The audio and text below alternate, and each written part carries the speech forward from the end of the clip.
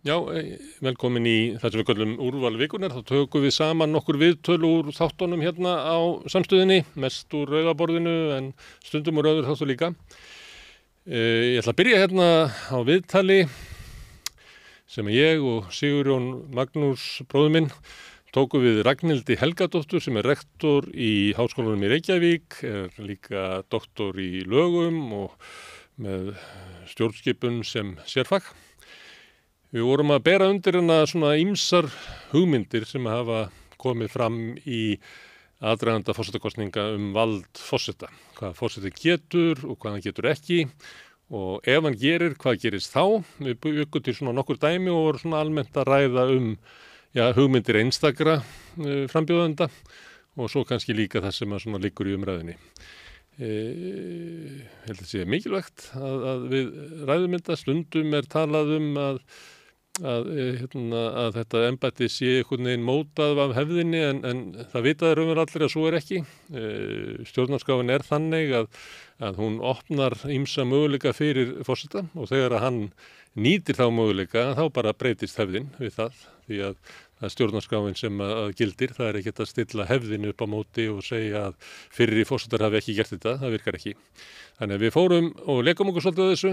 Hvað myndi gerast ef að forseti bara neitaði að skrifa undir nokkur lög? Hvað myndi gerast ef forseti boðaði til ríkisráðsfundar og tilkynnti ráðherrunum að hann væri að reka það út úr ríkisráði? Þessi mál og önnur dæmi tekið fyrir í viðtalinu við hana Ragnhildi sem er hér rétt og eftir. Gerist áskrifundur á Samstöðinni og taki þátt í að byggja upp öfluga og róttæka samfélagsumræðu. Við ætlum að halda áfram að tala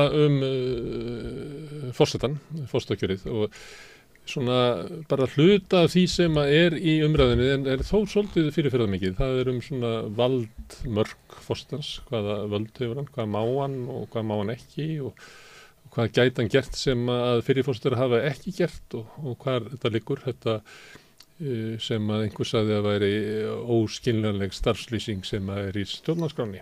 Til að ræða þetta er hingað komin Ragnhildur Helgadóttir sem er rektor í Háskólanum en prófessor og doktor í lögum og stjórnskipunarrétti. Þetta er þitt svið. Þetta er mitt svið. Þetta finnst mér allra skemmtilegast. Þið þá að finna skaman af kappræðunum og sérstaklega þegar allir 12 mæta. Já. Því að það er eiginlega frekar í svona þeim sem hafa minna fylgi þar sem að koma fram svona djarfari túlkanir á því hvað forsetinn má og hvaða völd hann hefur. Jú, mér finnst það óbúslega gaman þegar allir eru saman vegna þess að bæði eins og var á RÚV, bara maður þarf að heyra margar raddir og svo vorum við upp í Háskólanum í Reykjavík með fund þar sem að voru 300 nemendur í sal og það var bara að tala við það fólk af svo mikilli alvöru og einlægni og það kann maður svo óbúslega vel að meta. Ég hlusta á þetta á netinu, þetta var fítfundur. Sem að þú stjórnar. Jú. Þannig að það var, þannig að ég hef voða gaman að þessu. En að því sögðu þá auðvitað eru líka sagðir bara hlutir sem fara út fyrir það sem að stjórnarskráin leyfir. Þannig að mér finnst alveg ástæða til að fara pínlítið yfir hvað eru túlkunaratriði, hvað er á hreyfingu. En það að hlutir sé á hreyfingu og eins og þið vitið, það að sé hægt að túlka orð þýðir ekki að sé hægt að fara með þau alveg hver sem er. Þau eru samt og setja einhverja svona ytri grensur. Já, ef við ekki að reyna að finna hverju þar eru eða að þínum mati. Sá sem að mér finnst ganga lengst ef að svo má orða, held ég að sé Eiríkur Ingi sem að sagði hérna í viðtali við mig að ef hann er í kjörinn svona upp úr 1. ágúst þá myndi hann láta þingi vita það að hann sætti sig ekki við þessa ríkisstjórn sem að væri.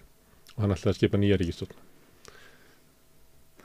Hann hefur gengið allangt og það hefur enda Viktor Traustason gert líka. Já, með þarna að skrifa ekki undir lög sem að nema hafi meiri. Hann hefur talað að ráðherrar siti í hans umboði sérstaklega. Hvað hafa þessi menn fyrir sér í þessu? Það sem þeir hafa fyrir sér í þessu er að það eru 19 eða eitthvað svoleiðis, greinar í stjórnarskrá, nú man ég ekki númerið, sem að leggja heimildir til forseta Íslands. Og svo eru 2 til 3 sem taka það hér bil allt tilbaka. Með því að segja að Ísland sé lýðveldi með þingbundinni stjórn, sem er líka stjórnskipunarvenja og í því felst að það er þingið sem ákveður hverju situr ríkisstjórn. Þingið verður að styðja eða þola ríkisstjórn hverju sinni. Þannig að það sé forseta bara að velja það einfaldlega ekki rétt. Og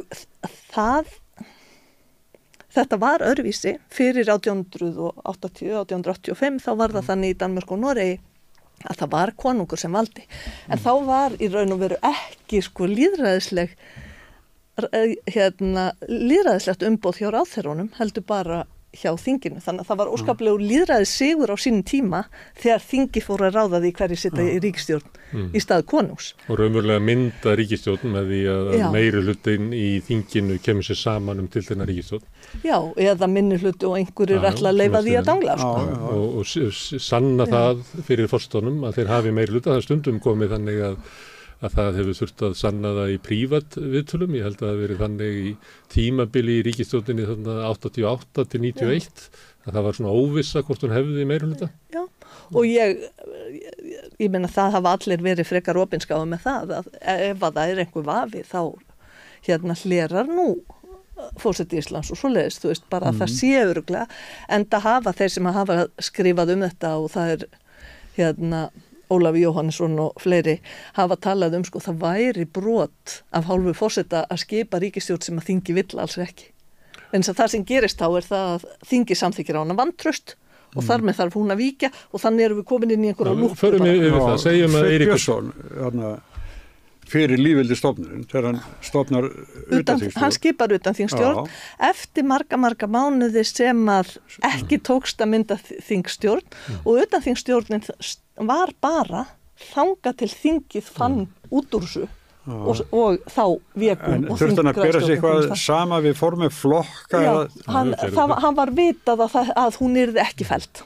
Og það er engin deilur það að þetta er það sem að forseti gæti þurft að gera, að ef að það bara myndast ekki ríkisstjórn með þingmeirihluta og þá kemur tvennt ekki greina að bara efna til nýra kosninga, eða þá að forseti myndi utanþingsstjórn og þá er það stjórn sem að þingið sætti sig við.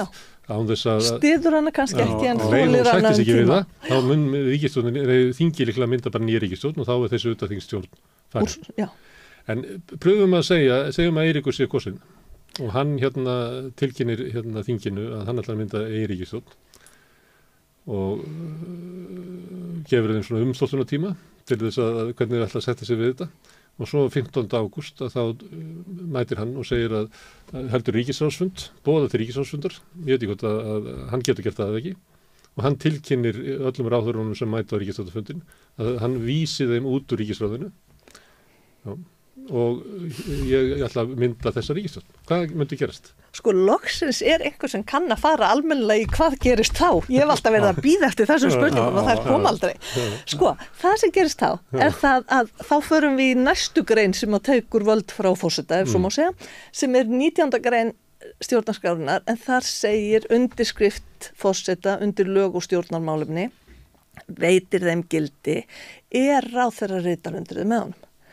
Þannig að stjórnin sem að Eiríkur ætlar að reka heim, og hann, þú veist, það er nú ljótt að tala svona með eitt frambjóðanda, ef einhver ætlar að gera þetta. Hann hefur farið lengst með þetta. Þá stjórnin sem hann ætlar að reka heim, ég ímynda mér að forsætisráðherra myndi ekki skrifa undir laust frá embætti með forseta og þar með tekur það ekki gildi. Og þá segir Eiríkur, það sem að þið farið ekki að því sem ég segi og ég tel mig hafa rétt til þess í stjórnarskránni, að þá mun ég ekki samþykkja nein lög sem að kemur frá ykkur. Og þangað til að þið trillist og samþykkja á mig vantraust og þá verða kosningar hér forseta og þá verður kosningin raunverulega það hvort að þjóðin velji my way eða ykkar. Eða þú highway. Það sem að, ég meina þetta er mekanismin sem en ef við horfum á, öll erum við fólk ef við horfum á reyndina, þá hefur fólk fólk iðulega, og ég að hugsa flugfræði verkfall á kvennafrídegi og ýmislegt, iðulega tósast fólk á og svo lendir það hlutunum annarkvort einhverju breytt eða fólk gefur sig eða hvoru megin sem það en ef við sjáum fyrir okkur að allir séu stáli, engin hlusti neitt og allir bara keyri þá getur þetta alveg verið, en tökum þá eftir því að stjórnarskráin með mekanisma til þess að leysa úr þessu. En sem val þjóðarinnar, hvort viltu fara leið forsetans eða þingsins? Fyrst þarf 3/4 hluta atkvæða í þinginu. Sem að ég myndi reikna með að vera auðvelt að fá. Já, og þá forsetavalið vikið úr embætti og þá þarf ekki kosningar eftir það. Ef ég man rétt, þá þarf bara kosningar ef að nú skulum við flettu. Já, ég held að Flettum. Þá engin forseti á Íslandi, hvað gerum við þá? Kjósum nýjan. Þá býður bara eins og einhver og Eiríkur kosin aftur. Þá erum við komin inn í sama og með hitt og með vantrausti, þá erum við komin inn í lúpu. Nei, það Sko, mér heyrist það sumum eins og Eiríki og jafnvel Arnari Þór að þau með það sem þeir leggja fram að þeir séu til í smá stjórnarkreppu.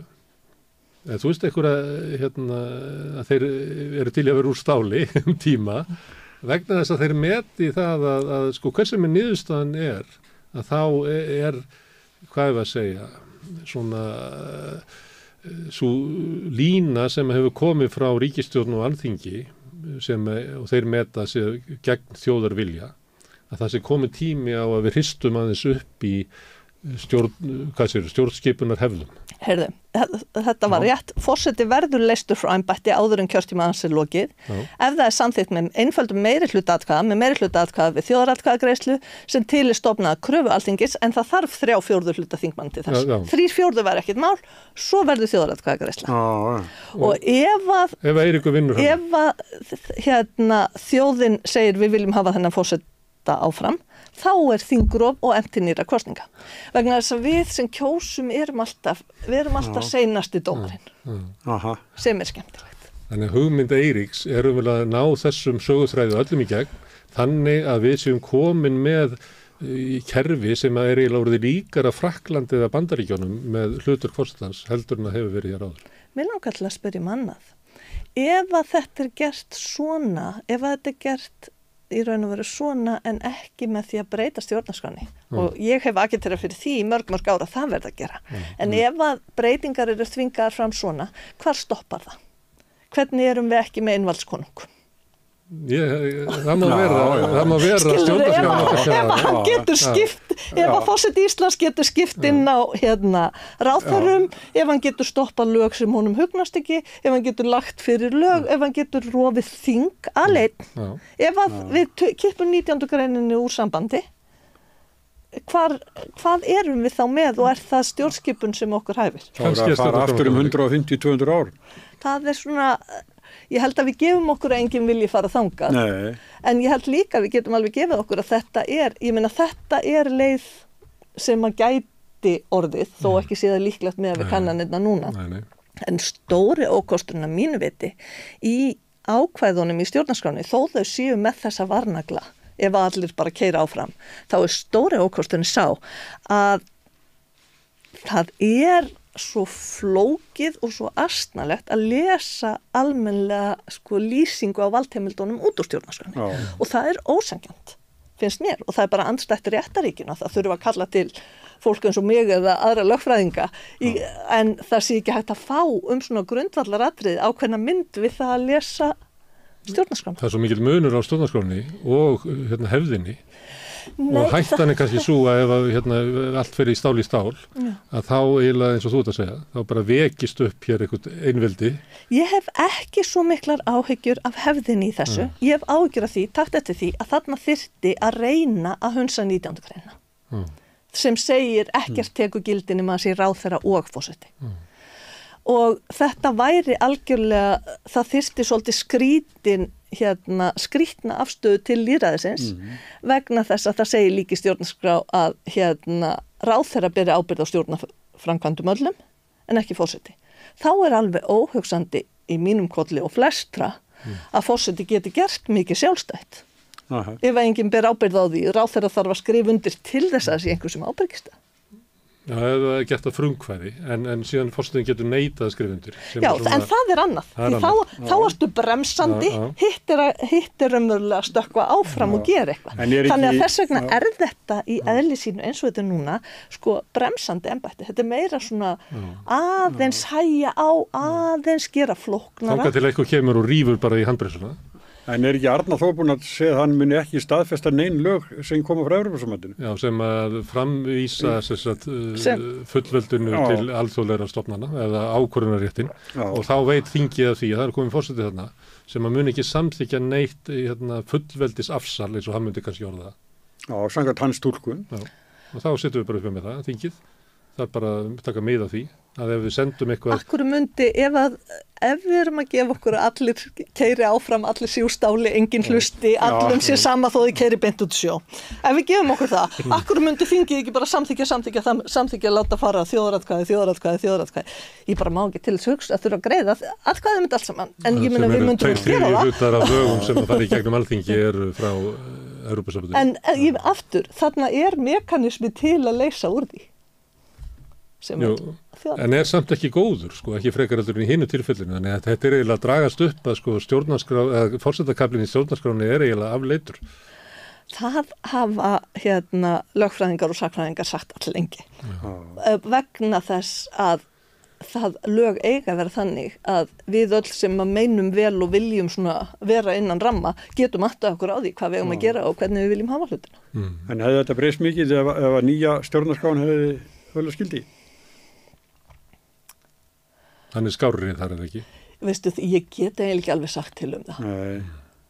Sko stóri vandinn þar eins og ég man var að þar var svo ofboðslega mikið af bremsandi mekanismum að það var bara raunverulega hætt á því að hlutir lentu alltaf sko inn í völundarhúsi og stoppuðu einhverstaðar. Og það var líka það sem að til dæmis Feneyjanefndin benda á. Bara það voru svo margar bremsur. Að það var svona ákveðin hætta á einhvers konar stoppi. Bíllinn komst ekki áfram. Já, en ég meina, margt fínt og ég spáði því ennþá að fullt eigi eftir að koma inn. Já. En deilan, það er deila hlutur kostans og ég meina Ólafur Ragnar fór í deilu við hefðar sinna. Er raunveruleg deila? Veistu það, ég er ekki viss um það. Vegna þess að af 12 frambjóðendum eru langflestir nokkuð skýrir og allir sem eru yfir ákveðnu og það eina sem að þeir tala að kannski nýta og það gildir líka Arnar Þór er synjunarvaldið sem við vitum að er hægt að beita. Þannig að það er ekki margir sem er að tala að leggja fram frumvörp eða segja ráðherrum upp störfum eða leysa embættismenn frá störfum. Nei, þeir eru afskaplega fáir. Þannig að ég er nú ekki viss að við eigum að segja að þetta sé raunveruleg deila. Ég held að við eigum frekar að segja að þarna er óskýr texti og það er synd vegna þess að þarna eru flotti frambjóðendur þetta gildur sem er óþarfi. Og ég meiri áhyggjur að því að hafi áhrif á sko fylgið þeirra að það gæti verið meira ef að þeir væri ekki að tala í kross heldur en hitt. Eitt sem að þeirra fólkið að frambjóðnari spurður í hvað tilfellu mynd þú grípa til málskotsréttarins eins og flestir nota það. Og þá hefur til dæmis einhver segja þegar að lög brjóti í bága við stjórnarskrá. Einmitt. Sem að maður myndi nú ætti kannski að vera eitthvað bara mekanismi bara í tengslu við þingið eða eitthvað, stundum er það að vísa lögum í eitthvað svona stjórnlaga dómstól í Þýskalandi og fleira svo ekki bara úrskurðum og segir við þingið bara sorry Stína þeir verið að laga þetta gengur ekki upp. En það er svo erfitt að sjá hvort það sé snjallt að forseti sig í þessu en ef við höfum engar svona stjórnlaga dómstóla en eitthvað þá er kannski allir að forseti sig í þessu. En þarna skera Norðurlöndi sig úr vegna þess að Ísland, Danmörk og Noregur eiga það sameiginlegt að þar dæma almenni dómstólar þetta. Þannig að almenni dómstólar við getum rifjað upp eitthvað verulega gamalt eins og öryrkjamálið. Við getum rifjað upp kvótamál, við getum rifjað upp alls konar mál. Það er alltaf mál þar sem að dómstólar segja hér eru lög sem ekki stenst stjórnarskrá að nota í þessu tilviki. Gallinn er svolítið að það verða engar afleiðingar eins og í öryrkjadómstólnum þá tókst stjórnvöldum einhvern veginn að sigla framhjá því sama með réttin til veiða þar sem að kom úrskurður frá Sameinuðu þjóðunum og íslensk stjórnvöld tóku að sér eitthvað svona tíma til þess að laga fiskveiðistjórnunarkerfið. Þeir hefur bara ekkert gert það sko. En ef að það dæmt hjá íslenskum dómstólum, þá lögum ekki beitt ef þau fara í bága við stjórnarskrá. Þannig að þess vegna þetta annað og þarna held ég að sé tvennt að blandast saman ef ég leggst nú í amatör sálgreining á frambjóðendum. Það annars vegar sko spurningin hvað myndi mér líða ofboðslega illa með og ég ekki samþykja bara og frekar hætti í vinnunni heldur en að samþykja þessu lög. Jón Gnarr hefur sagt þetta. Þannig líður mér með lög sem að heimiluðu pyntingar. Bara þá, þau vitið. En það þá ekki vegna þess að það sé ætlunin að endilega vísa því í þjóðaratkvæði. En það þjóðaratkvæði í þessu tilviki jafn marklaust.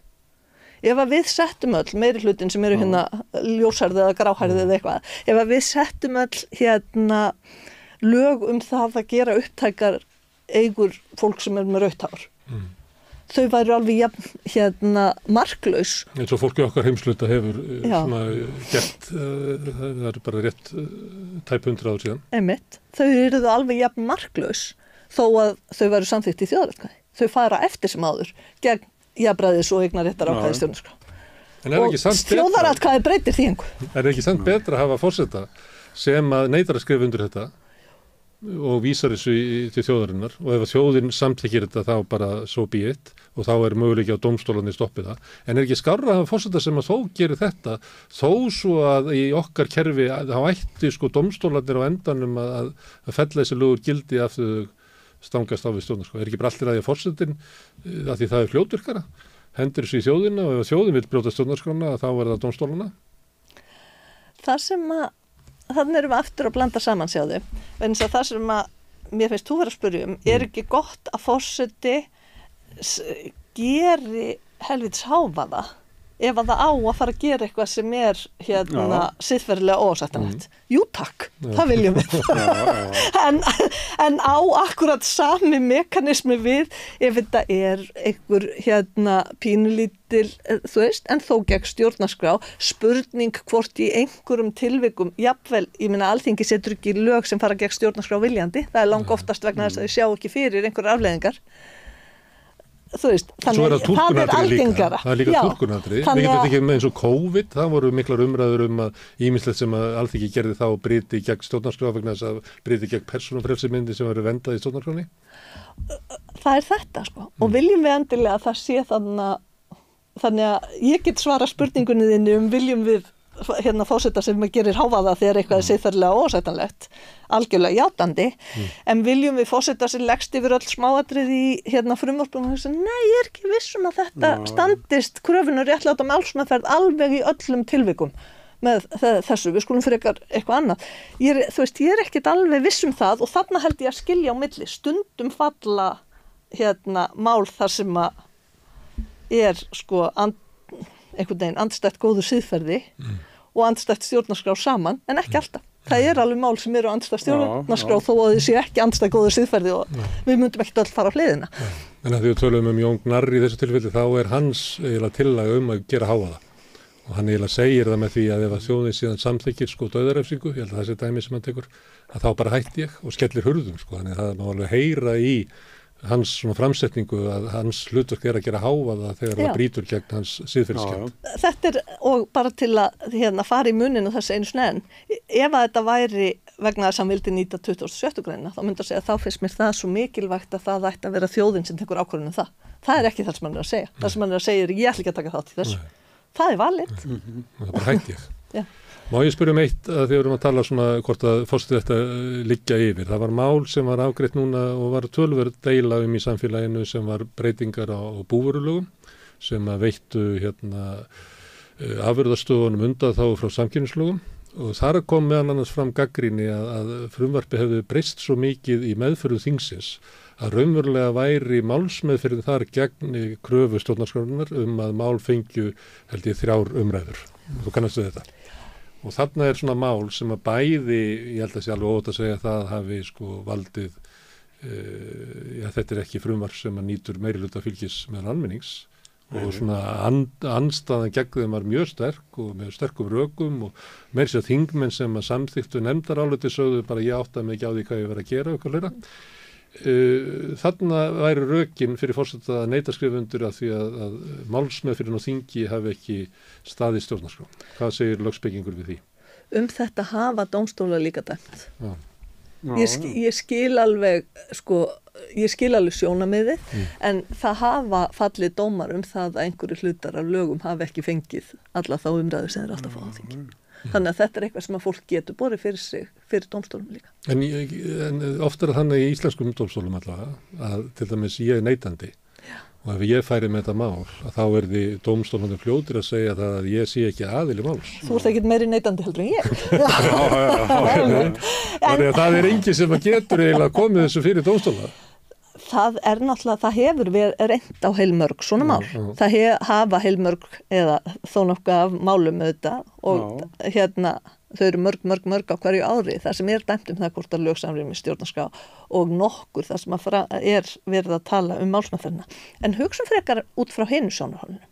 Hugsum líka, það segir í stjórnarskrá að það vera 3 umræður. Ef að fólk samþykkir það, sem sagt ef að kjósendur samþykja frumvarpið, það voru samt ekki 3 umræður, ef að þeir voru ekki. Þannig að þá eftir sem áður skilur hverju.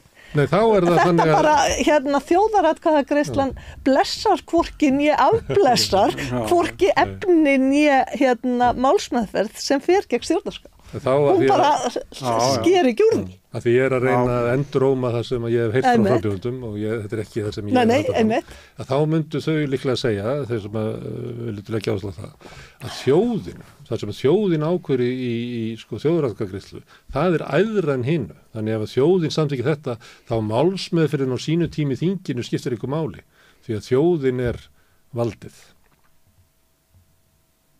Akkur gildir það þá ekki með efnisreglur. Það ekki efnisreglur 3 umferðir í þjóðaratkvæðagreiðslu.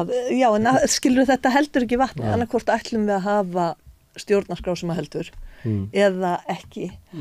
Og þarna erum við komin út fyrir það sem að hægt að komast. Og eins og ég segi, ég held að, og það kannski það sem að mér finnst svekkjandi í þessum framboði, í þessum baráttu núna, að mér langar svo til að heyra í öllu þessu góða fólki á þeim forsendum sem svona innan rammans sem þó og þarna held ég að við erum komin út fyrir hann, að við séum komin út fyrir hann, þarna erum við það. Í dómstólar gætu alltaf slegið slík lög út af borðinu þó að þau hefði verið staðfest. Steinunn Ólína var með svipaða yfirlýsingu en af öðrum svona frá öðru sjónarhorni heldur en Arna Þór. Hún var með það að hún myndi senda öll mál sem að snerust að framsali auðlinda og náttúrugæða óafturkræfra hluta í Þórðarkvæði. Af því hún telur og þá getur fólk bara valið það ef að meirihluti kýs hana þá þarf ekki sem meirihlutan að þá væri það ákvörðun það að forseti væri sérstakur gæslumaður íslenskrar náttúru og íslenskra auðlinda og myndi vísa öllum málum því að framsalsrétturinn á því væri á þjóðinni en ekki þinginu. Hvað segirðu við Steinunni? Þarna hef ég í raun og verið ekkert að segja vegna þess að þarna bara forsetaframbjóðandi að segja hér heimild sem ég hef. Ég hyggst beita henni svona.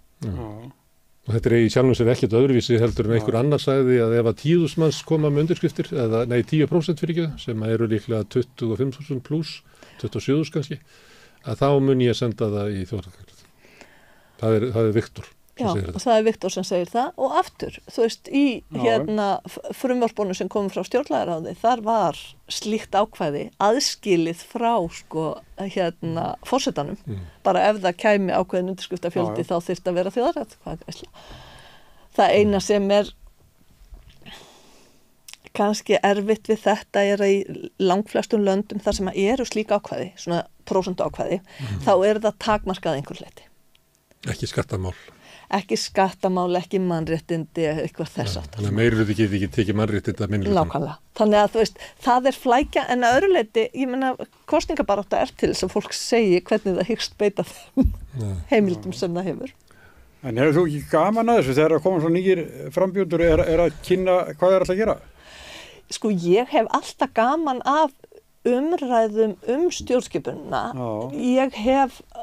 Það fer svona aðeins eftir í hvar þú hittir á mig með þetta. Þannig að ég hef líka sagt og stend við það að mér finnst valla sæmandi að kalla alla að kjörborðinu að kjósa eitthvað þar sem að sko sumir að kjósa þann sem að verður góður í einhverju einu, aðrir að kjósa þann sem að mun beita synjunarvaldi eins og þeim finnst eigi að gera það og svo framvegis. Þetta svo sundurlaust val sem hvert okkar gerir. En að það svona, við erum að tala, við sem kjósendur erum að svara svo mörgum mismunandi spurningum. Að það spurning hvað hægt að lesa það. Þegar kynna sko stefnuna sína, þá lítið úr stundum að segja, æ. Þegar fólk komið bara út af brautinni.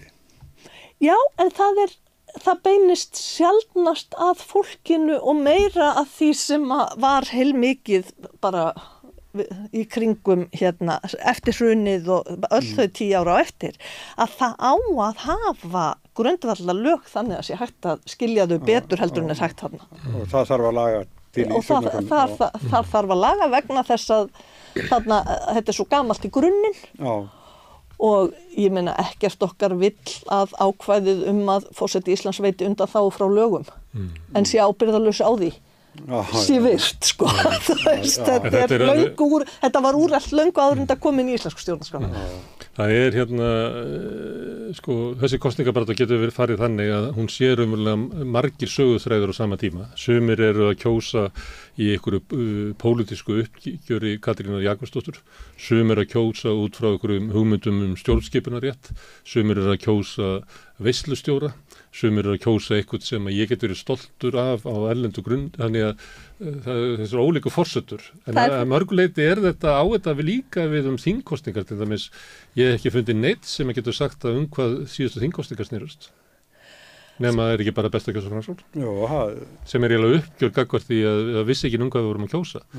Og þegar maður því að maður náttúrulega ólíku saman í afna, þegar maður að lesa kosningar í öðru löndum, þá það oft svona skýrt hver eru raunverulegu kosningamálin, það tekist á eitthvað tiltekið.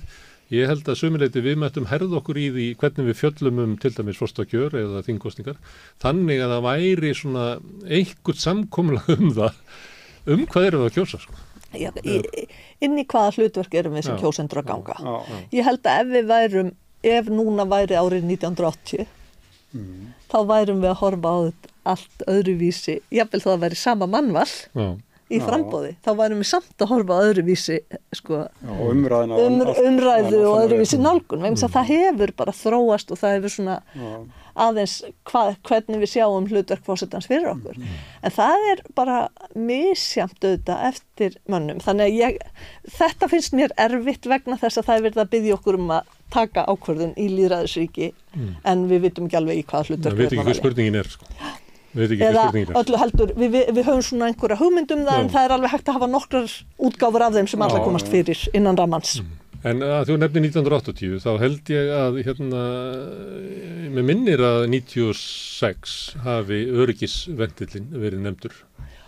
Og ég man ekki eftir því 1980. Ég bara man ekki. En síðan hefur það verið vaxandi umræða svona vald forsetans á móti þessu hugmynd að forsetinn sé hemill eða eitthvað mótvægi við þingið. Og ég velti fyrir mér hvað þetta mikið vaxandi og meira núna heldur nokkuð tímann áður.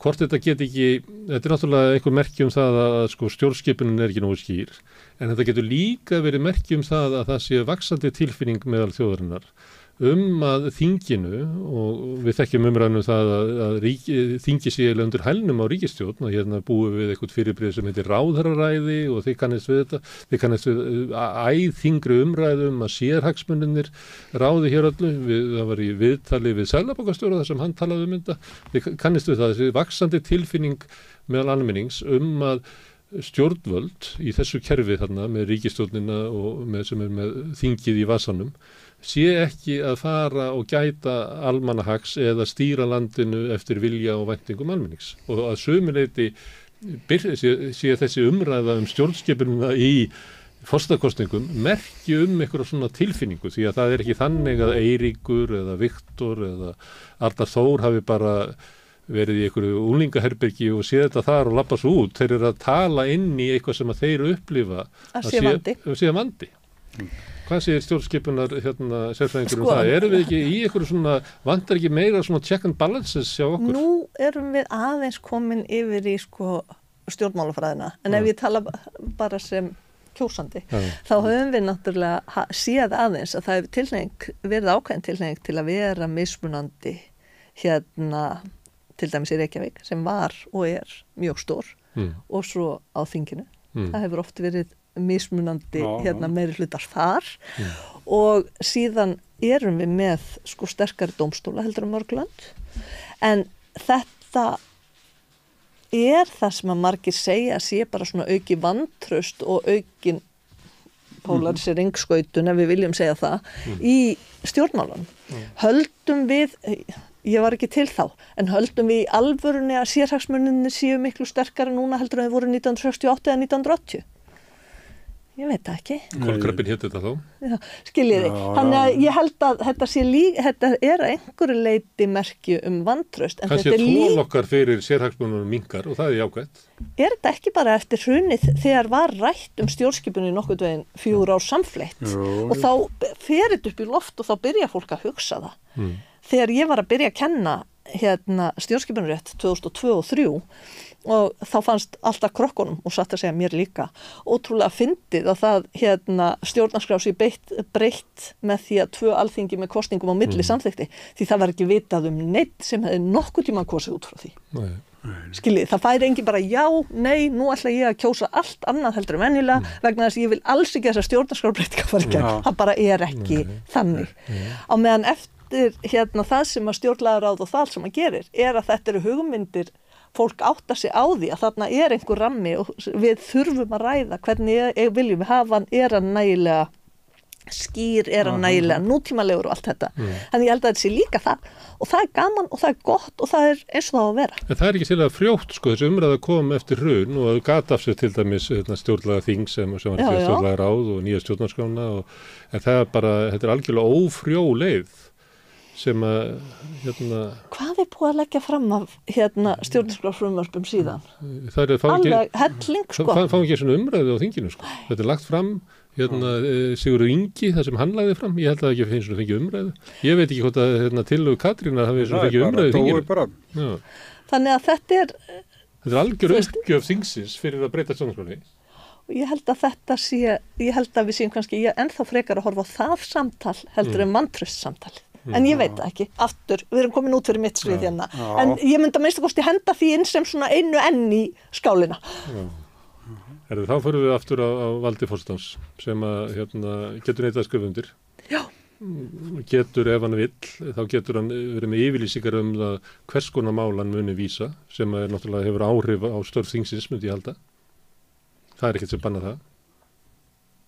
Hann segir, þú tókst með held ég að verið dæmi frá Steinunni og Lína. Já, þú finnir ekkert að því?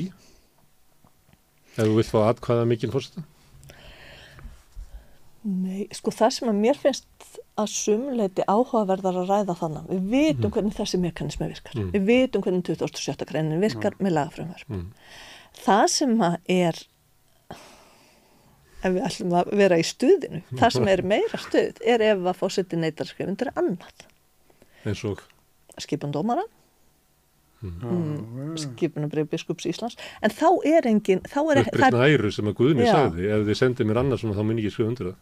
Þetta við erum með mekanisma til að taka á lögum og þá þjóðaratkvæði og meðan þarna forseti raunverulegur heimill, en munum ráðherra líka. Þannig að þarna þurfa báðir og báðir geta hummað og komið hlutunum í hark með því að segja. Nei, því að hlustaði á fundi sem að þú varst með í Háskólanum Reykjavík, þá held ég að einhver hafi nefnt einmitt skipunarbréf. Hafi nefnt að hvað gerir forsetið þegar Davíð Oddsson kemur með skipunarbréf á héraðsdómara, þar sem að sonur hans skipar í embætti. Þar sem að voru 2 aðrir voru dæmdir hæfari eða úrskurðar. Þetta var Steinunn Ólín ef ég man rétt. Og hvað ef að forsetinn bara skrifar, ég skrifið þetta ekki svona spillingapapír, farið bara með þetta, hvað gerist þá? Ekkert í bili. En sonurinn verður ekki dómari? Þetta alveg eins og með lausn ráðherra úr starfi, ef að forsetiðsmunniði sem við nefndum í tengslum Eirík áðan, það þarf 2. Ef annar hvort segir nei, þá ekkert að gerast. Þannig að ykkur forseti gæti virkja þetta, segjum að við, svo við séum ekki að halda því fram að ástæði sem núna, við gætum lent í spiltu stjórnvöldum og ég meina við höfum lifað þann tíma að það voru svona pólitíska ráðningar út á suður sem að veikja bara stofnanir okkar. Það voru afdankaði stjórnmálamenn settir yfir mjög mikilvægar stofnanir. Ég man eftir samtali við Jónas Kristjánsson einhvern tímann, ef ekki bara skrifum þetta eins og þetta sagði ég. Þú veist ekki bara hætta að vera með þessi látalæti að það er þarna verið að bara redda einhverju manni hærri eftirlaunum og verið að lama hér eina mikilvægstu stofnun samfélagsins. Og þá sagði hann eldri maður við mig að við skulum taka til þess að við erum blaðið að gefið út í þessu samfélagi sem við erum í, að því að það er svona verið að finna einhvers staðar hvernig þú getur verið gagnrýnandi, þú getur ekki stíð út úr tjaldinu, það voru hans ráðleggingar til mín þá, en við þekkjum þetta að í sömu leyti þá má alveg sjá fyrir sér að það er bara fullt tilefni til forseta bara neita að skrifa undir þetta. En þar reynir þá aftur á það sem við tölum áðan, að það er reynd einhvern veginn að jafna, það er reynd að laga eitthvað, það er reynd að setja þrýst. En þermúska á Bessastöðum að vera nei, ég sem ekki við ykkur eitt neitt, þetta er bara svona. Og hvað, við vill ekki staðfesta. Þá dettum við aftur inn í vantraustið og þjóðaratkvæðagreiðslum það er þá leiðin. En ég held að það sem við höfum hér á landi, að minnsta kosti, ofboðslega tilhneigingu til að vanmeta er mjúkt eða örlítið mýkra vald. Dagskrárvaldið er systematískt vanmetið, held ég. Já. Og valdið til að segja ef að við sjáum eitthvað svona fyrir okkur, er þetta raunverulega svona, kom ekki fram athugasemdir í þinginu, eru þau ekki að fara að lenda í vandræðum, þú veist, og svo framvegis, löngu áður en fólk er á forsíðum í þessum, skilur við. Mjúka stýringin hefur nú, við skulum ekki gleyma henni og ekki vanmetana, eins og við erum fólk í samfélagi en ekki úr stáli og keyrum bara. Þá finnst mér þú vera að draga upp valda mér í forseta heldur en að maður sé fyrir sér. Þá er þetta næstu í forseti sem ætti vikulegan fund með forsætisráðherra sem að væri svolítið inn í málum og sem að leti forsætisráðherra vita að ef þú ætlar að koma þessu í gegnum mig þá verður að vera betur gert. Það sem að... En þetta er ekki.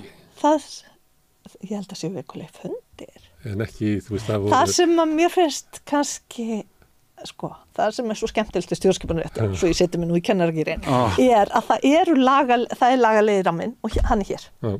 Og síðan er stjórnskipulegi ramminn. Stjórnmálulegi ramminn. Bara hvað er hægt að gera, hvað er líklegt að gerast. Margt af því sem við erum búin að vera að tala um, dauðarefsingar, leyfi til pyntinga og svo framins. Það er ekki að fara að gerast. 7.13 og Guðs í lof. Þannig að það er bara langt fyrir utan það sem er pólitískt mögulegt. Og það sem að svo gerist, það er það sem er sniðmengi, það sem er innan beggja. Þannig að það þarf að, í sumum tilvikum, þá setur pólitíski ramminn, það hvernig fólk hagar sér, víðari mörk. Og það er það sem ég er að tala um. Það er ekkit í stjórnarskrá sem segir að forseti eigi að beita sér fyrir tungumálinu eða í íslenskum viðskiptahagsmunum erlendis. Ekki náttúrunni. Nei, þau hafa samt gert það. Ekki eins og fyrir börnin, Nákvæmlega, en það hefur samt verið. Þannig að þá er það pólitískt mat sem að rúmast innan lagana en er ennþá meira. Þannig að þarna þarf þetta hvorttveggja. Og mjög oft í stjórnskipuninni reynir ekkert á reglurnar vegna þess að það sem pólitíkin gerir mögulegt er miklu minna. Miklu minni kassi langt innan þess. Þannig að þú telur að vera eðlilegt að forseti einhvern veginn láti þingið og ríkisstjórnina vita svona hvað hann sætti sig við og hann geti... Það er ég ekki að segja, ég er vegna þess að það sem þið bættu við var hvað hann sætti sig við. Mér finnst eitt að segja voru engin mótmæli við þessu. Er þetta ekkert að stefna í vandræði? Það er ekki, ég mun aldrei skrifa undir nema þú. Það er alltaf annað. En það er svona, og ég aftur er ekki sérfræðingur í því, en pössum okkur að vanmeta ekki mjúkustýringuna, við þekkjum það öll á vinnustöðum, í fjölskyldum, í félagasamtökum, að það er ekki endilega sá alltaf sem ræður, það er það hvernig hlutinni leggjast. Þannig að geta verið gildandi lög sem hafa tekið breytingum vegna skoðunar forseta á málnum. það er meðist hérna dæmið uppreist æru sem eins og ég skil þetta að Guðni var bara slegin yfir því að hafa skrifað undir þetta. Og ég held að hann hafi ekki fengið neitt slíkt bréf að óbreyttum lögum. Það var bara lögunum var breytt til þess að koma í veg fyrir að forseti myndi aftur skrifa undir eitthvað sem að honum var ókunnum. Ég var í útlandum og ég hreinlega mann ekki. Ég bara man ekki þetta mál. Hann með þess að fundaði svo með konunum sem að hafði vorið fyrir þessu. Og svo mýgri lendinga því að við erum með svona dæmi Stálin Stinn að það er fjölmiðlafrumvarpið var náttúrulega þannig að Ólafur Ragnar neitar skrifa undir og það mál bara gufað upp. Það var bara tekið, það var í raun og veru sett, tekið út af. Þá kannski kemur eitt yfirbót ef við erum að horfa á það. Já, það er að segja lögin fellt úr gildi. Já. Þá ákveður ríkisstjórnin að draga þetta bara tilbaka. En í æsif ekki. Og ég held að ríkisstjórnin Davíðs og Halldórs hafi ákveðið að draga þetta tilbaka því að þau sáu fyrir sér, að þetta var fyrsta skipti, þau sáu fyrir sér að þetta gæti enda með því að ef að þau myndu tapa þjóðaratkvæðagreiðslunni að þá væri ríkisstjórnin að leggja líf sitt að veði. Og þess vegna væri það eiginlega það væri pólitískt glabræði að setja þetta mál í þjóðaratkvæði. Þegar þetta kemur hins vegar inn í ríkisstjórn Jóhannu og Stengris eins og stundum við kalla að þá mat ríkisstjórnin þetta öðruvísi. Að hún geti bara lagt þetta fram mál sem var í sitt mál í þjóðaratkvæðagreiðslu, tapaði og bara haldið áfram. Cameron taldi sig ekki geta gert það í Brexit. Að ef að þjóðin er á móti því sem ég legg í þjóðaratkvæðagreiðslu þá verður ég náttúrulega að hætta því að þjóð er öður. Þannig það var líka svona pólitísk breyting sem að ég veit ekki hvort að stjórnlaga... En þarna náttúrulega erum við líka að tala bara annað umhverfi. Þarna var, vegna þess að við vorum að kalla eftir checks and balances áðan. Þarna í staði fyrir að sé einvaldur sem segir þetta á kjósum, þetta ekki, þá er það bara, þú veist, það hefur þá kannski bara minna að segja. Vegna þess að það hefur að segja viðkomandi mál en ekki annað. Ég er ekki að segja að það hafi verið rétt eða rangt, ég er bara að segja að þarna voru komin mörg ári viðbót sem að þetta var sem að 27. greinin hafi verið í umræðinni og rætt sem möguleiki og fólk var búið að velta henni miklu meira fyrir sér.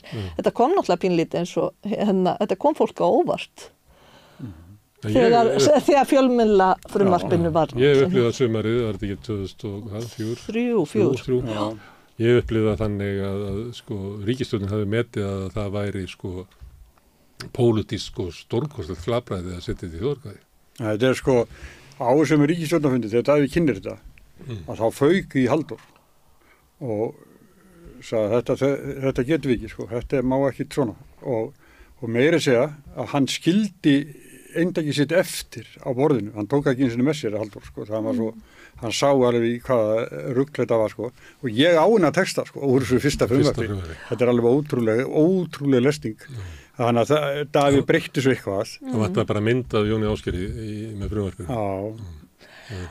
En það sem að mér finnst kannski að maður eigi að taka með sér úr þessu alls saman er að eitthvað getur alveg skipt máli og þarna getur við til dæmis nefnt landsdóm. Það ekki vinsælega fyrirbæri.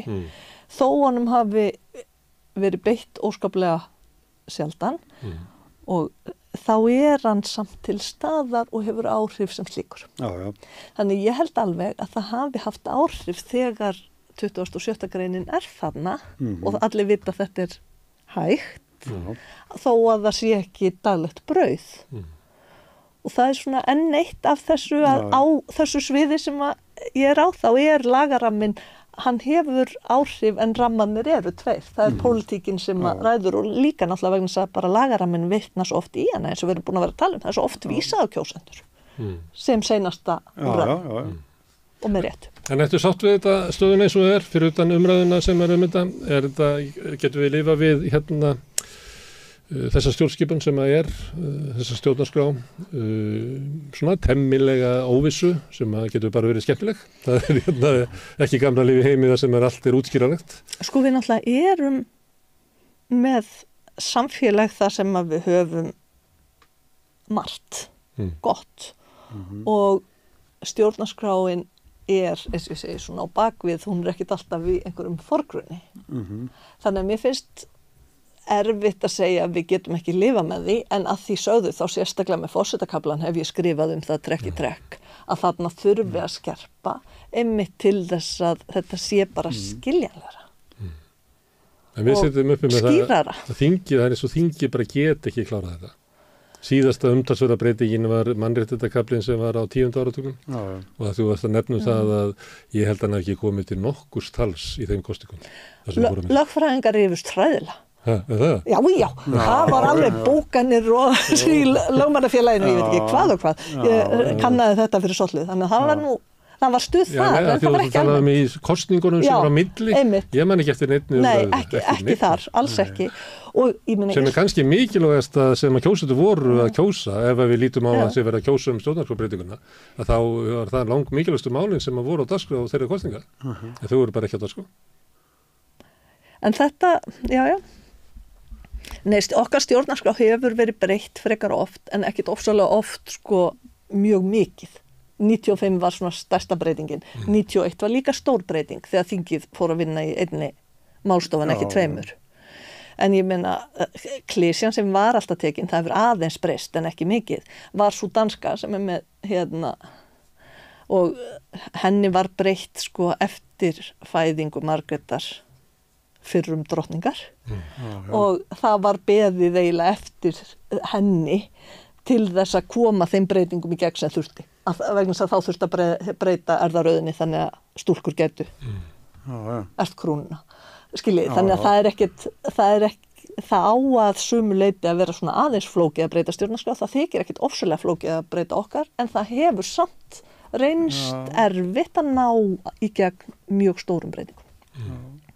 Af því verið svo ósamála, þingið af því verið svo íhaldsum. Við stættum það nú líka í hug, kannski bara viljum við hafa þetta svona, kannski finnst okkur bara alveg ásættanlegt að á 12 ára fresti þá tölum við öll svolítið út og síður forsetafundarbandi, bara til að frekar heldur en að fara eitthvað að hræri í þessu. Ég hef dottið þetta í. Eðalega góð umræður. Já, við gaman að gjamminu. Já, það er bara þannig. Herðu, Ragnhildur, kæra þakki fyrir að koma hingað og vonandi skýra út margt fyrir áhorfendum okkar Valdimar Kostars. Takk fyrir mig. Efling kynnir eldri borgarakaffi Eflingar. Sunnudaginn 27. maí verður kaffiboð fyrir Eflingarfélaga 70 ára og eldri. Boði verður upp á kaffi og veitingar auk þess sem hljómsveit leikur fyrir dansi klukkan 14:30 í Gullhamrum í Grafarholti. Hægt að ná í miða á skrifstofu Eflingar frá 13. til 21. maí. Þér velkomið að bjóða einum með. Efling stéttarfélag. Við rættum svolítið fórsta kostingarnar hérna við Rauðaborðið. Einn daginn þá fengum við svona gamla blaðamenn eins og sagtir með okkur. Ég er náttúrulega gamall blaðamaður og Björn Þorláks sem er hérna stundum við Rauðaborðið, hann er það líka og við fengum hann Sigurjón Magnús sem er náttúrulega enn eldri blaðamaður til að koma hérna líka og Þóru Kristínu Áskistóttir sem ég held að við höfum allir unni með og við vorum svolítið að ræða forstakostingarnar, kannski svolítið hvernig það birtast í fjölmiðlum og almenni umræðu, samfélagsmiðlum, hitan sem er í baráttunni og margt fleira. Við skulum heyra hvernig þessi hópur, gamalla blaðamanna, fór með forsetakostingarnar. Ertu á leið heim úr vinnu? Stiltu á FM 89,1. Já, heyrðu, það eru forsetakostingarnar, við erum að reyna að finna einhverja leið til þess að fjalla það hér við Rauðaborðið, gert ýmislegt, kalla til fjölskyldu til þess að ræða þessi mál og alls konar. Nú ætlum við að fá hérna, hvað heitir þetta, gamla blaðamenn, eða ekki? Sigurjón Magnús Egilsson, Þóra Kristín Áskistóttir, Björn Þorláks, verið velkomin. Takk fyrir það. Tala blaðamenn öðru sem þetta stundum er það á svona ritstjórnum getur orðið svona kaldhæðnislegt tal á ritstjórnum, svona bak við tjöldin. Já. Með það? Nei, við erum ekkit Nú erum við ekki á ritstjórnum. Ég held að vera að búa okkur á ritstjórnum, sko. en hérna, nei, kaldhæðnin er það nokkuð. Það er ekkit öðruvísi talað hlutina á ritstjórnum heldur en út í bæ? Nei. Ég held að það sé rétt að það hafi oft verið svona kaldari tónn meiri hæðni og menn hafi svona distanserað sig svolítið frá sirkus eins og forseta kosningum. Það er varnartaktík. Jú, mögulega. En ég held að margir og þar á meðal blaðamenn sjálfur séu ögn berskjaldaðri núna heldur en oft áður vegna þess að við vitum bara gert hvernig þessar kosningar munu fara. Og það mun ekki komið ljós bara að finna á kjördag. Sennilega ekki. Hugsa ég. Ég veit ekki. Fræðingarnir segja það. Það sé svo margir sem hafi ákveðið sér síðast bara í kjörklefunum. Að það sé ekki hægt að spá. Nei. En þetta eru spennandi kosningar og fjölmiðlar eru svolítið að standa sig. Það er mikil umfjöllun og mikil tala við alla frambjóðendur og það til dæmis að Halla Tómasdóttir sé að blanda sér núna í toppbaráttuna segir líka að það getur allt gerst og það er of snemmt að þagga niður í frambjóðendum á fyrstu stigum baráttunar. Þannig að það er margt mjög jákvætt við þessar forsetakosningar og það virkaði mjög neikvætt að það væri svona margir að koma fram en það hefur verið svolítið gaman. Mér finnst nefnilega og þetta er mikið af sterkum frambjóðendum. Almenningur heyrist mér er mjög ánægð með að hafa svona marga og finnst það skemmtilegir bara frambjóðendurnir. Á meðan að mér fannst fjölmiðlandi svolítið alltaf verið að reyna að þrengja þetta niður í að þetta verður nú fyrst og fremst kapplöp milli tveggja var alltaf að reyna að búa til eitthvað svona kappleik út úr þessu. En mér heyrist einmitt að almenningur vilji frekar hafa bara sem flesta. Já, þetta hefur verið skemmtilegt að því leytinu til en það sem hefur verið leiðilegt við þessar forsetakosningar það er þetta neteinelti sem hefur verið í rauninni mjög áberandi fyrir þessar kosningar og mér finnst það eyðileggja þessa umræðu. Mér finnst það eyðileggja í rauninni að við erum með marga sterka frambjóðendur, við erum með að almenningur hefur mikinn áhuga sem kosningum, fjölmiðlar að standa sig, en á meðan eru einhverja svona herteldir að einhverjum súrum köllum sem að ganga internetið bara eins og klósettið heima hjá sér og fara bara sem sagt ekki á þráðin hjá neinum nema bókstaflega til þess að bara drulla allt út í einhverjum leiðindum og óþverraskap. Ertu til að rökstiða aðeins betur hvað átt við? Nei, ég get ekki rökstiða hvernig það. Hvaða kallar eru þetta? Gegn hvaða frambjóðandum? Ég meina þetta umræðan hefur verið á þennan hátt. Þetta hefur beinst mjög mikið gegn Katrínu Jakobsdóttur en við höfum líka séð á tímabili fór þetta gegn Baldri og þá var þetta svona afmarkaður hópur, svona homofóbiskur hræddur hópur og við höfum séð að þetta hefur í rauninni að einhverju leyti snert flesta frambjóðendur en verst hefur þetta komið við Katrínu Jakobsdóttur og þar þykir þetta bara sjálfsagt mála af því að hún sé að koma úr stjórnmálum að þá megi fólk bara ef að hún eða hennar stuðningsmenn kveði sig hljóðs eitthvað staðar þá getur fólk bara sett upp í sig stólpípuna og látið bara vaða á samfélagsmiðla.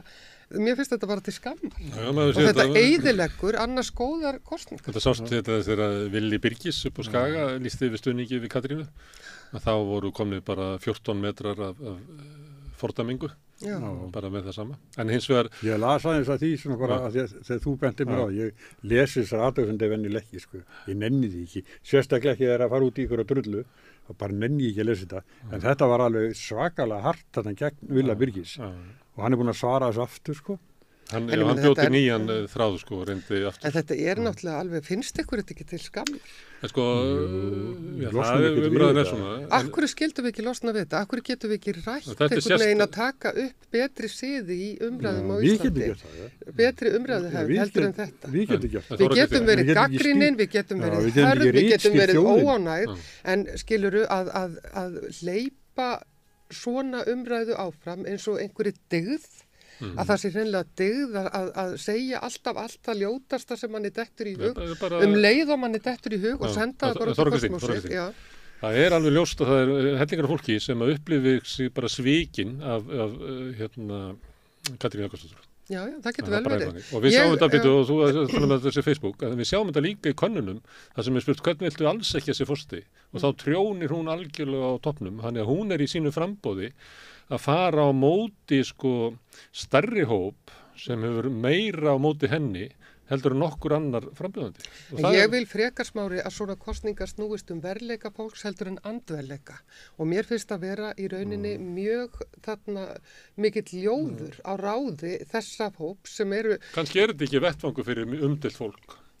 Ég held Smári, ég held að þessi umdeilanleiki, þetta eru mjög háværir kallahópar. Nei, ekki í svona könnunum Það verður 42% sem vilja alls ekki að hún verið fórsti. Já, það af því að umræðinu hefur verið stýrt í þann farveg að þetta séu einhvers konar andverleika kosningar. Ég man aldrei eftir meiri tilfinningu. Ég man aldrei eftir meiri tilfinningu hjá almenningi, gagnvart forsetakosningum og nú. Það eru rosalega miklar tilfinningar. Það eru ömurlegt ef allar þessar miklu tilfinningar skila sér í svona svívirðulegum árásum, neteinelti og öðru því sem við erum örugglega öll sammálum að við myndum kjósa að losna við. En ef maður reynir að skilja hérna íslensku þjóðarsál, þá eru þessar tilfinningar, þessar miklu tilfinningar, þær eru sannlega sprottnar af meðal annars því sem þú nefnir, að við erum með á milli 4 og 5 á hverjum 10 Íslendingum sem alls ekki geta hugsað sér að Katrín Jakobsdóttir verði forsætisráðherra. Við vitum hvað gerist eftir að Katrín forseti. Við vitum hvað gerist eftir hún tekur þessa ákvörðun að við fáum óvinsælasta stjórnmálamann Íslandssögunar sem forsætisráðherra. Sem eru 8 hverjum 10 vilja alls ekki að sem forsætisráðherra. Já, fólki blæðir vegna þeirra staðreyndar. Það langur vetur fram á haustið 2025. En fólk var svo reitt út í það að Katrín væri forsætisráðherra og hefði farið í þetta framboð og fólk er svo reitt út af því að hún hefði gert Bjarna forsætisráðherra. En ef að Katrín hefði ekki orðið forsætisráðherra, sem fólk virtist vera mjög reitt út af, að þá hefði Bjarni hugsanlega verið bara forsætisráðherra allt kjörtímabilið. Hann heldur ekki saman ríkisstjórn heilt kjörtímabil.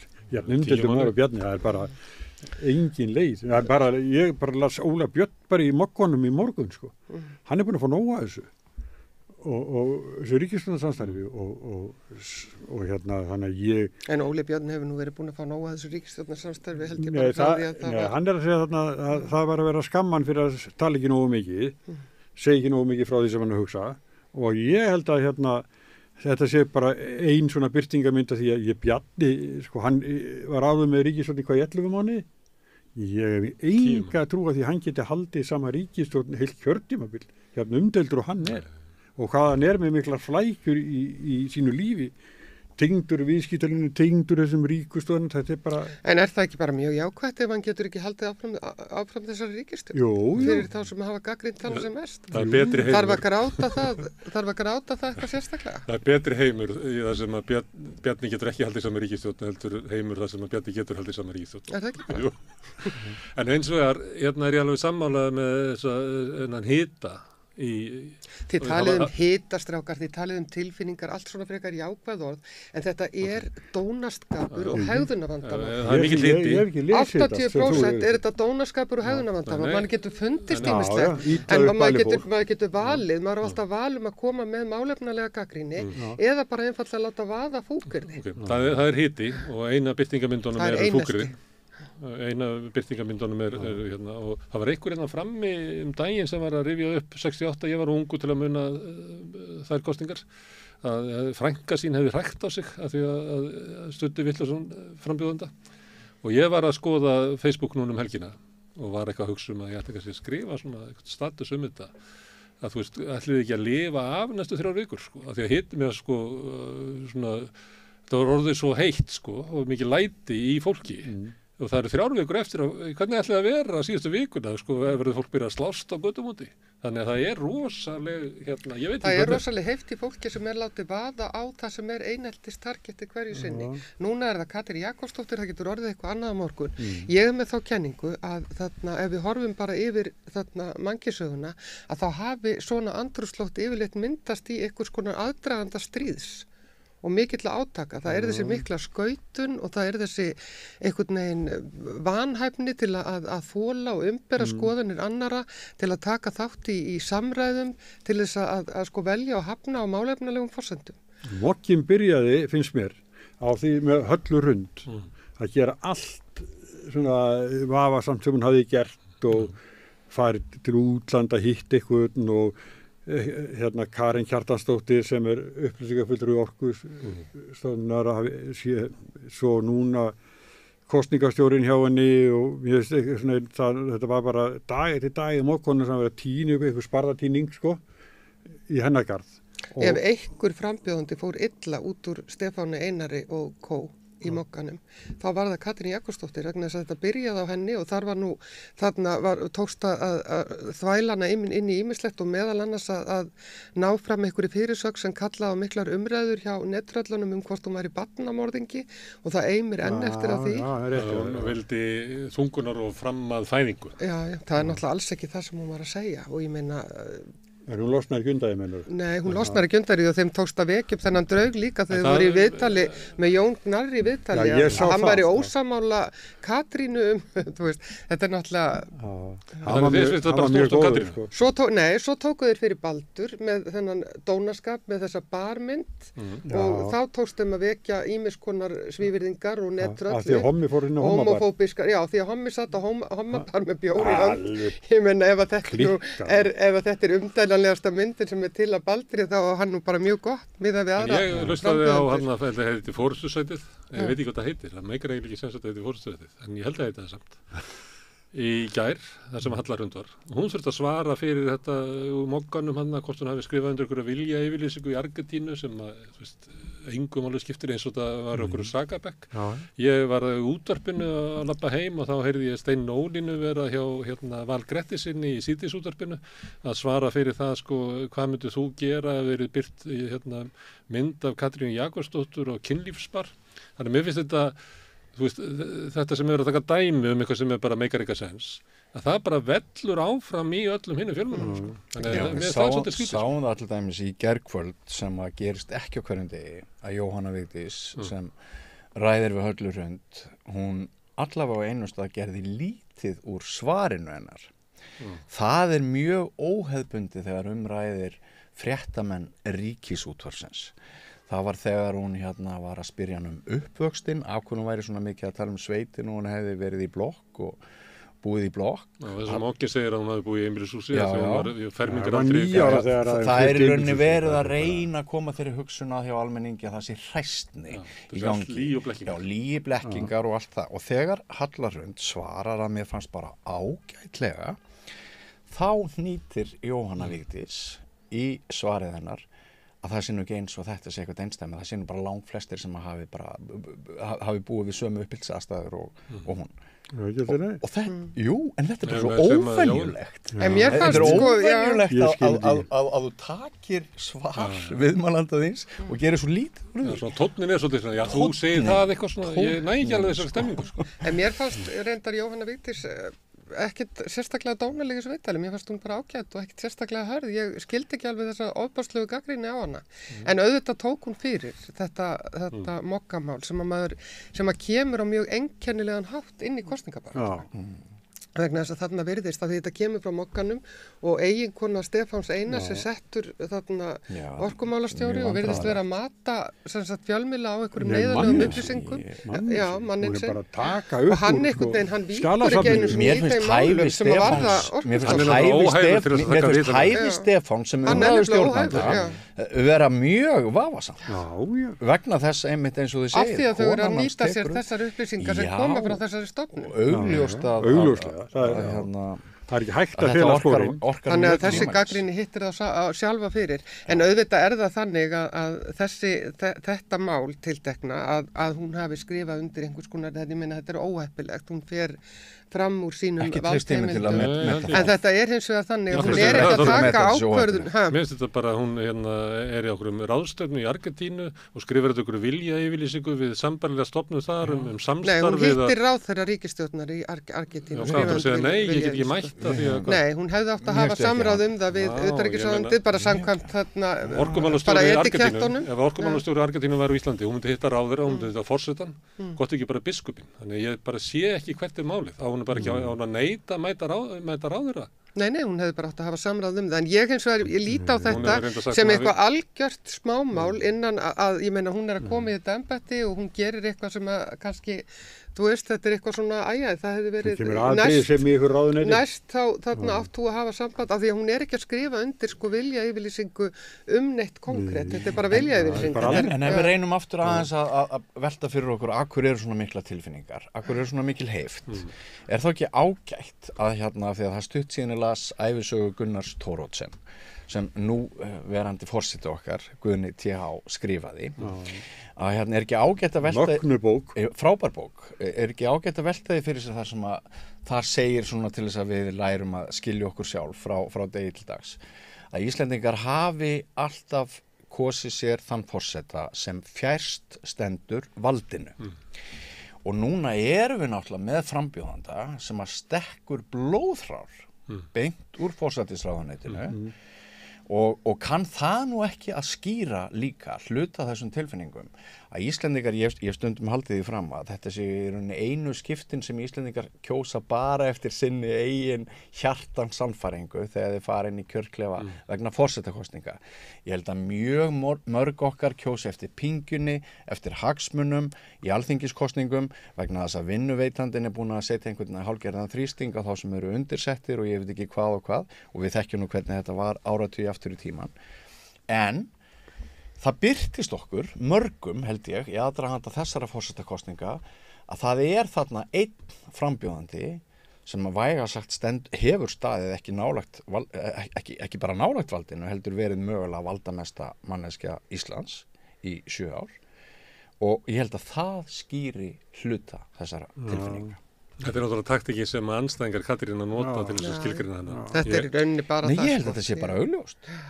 Af því að Íslendingar hafa aldrei kosið þann. Ég var á hérna framboðsfundi Katrínar norður á Akureyri síðustu helgi og fyrsti maðurinn sem ég sé er Kristján Þór Júlíusson. Já, satt alveg fremst. Sko. Og ég held að hann hafi verið út til að barmerkjum og eitthvað svoleiðis og næsti maður sem ég sá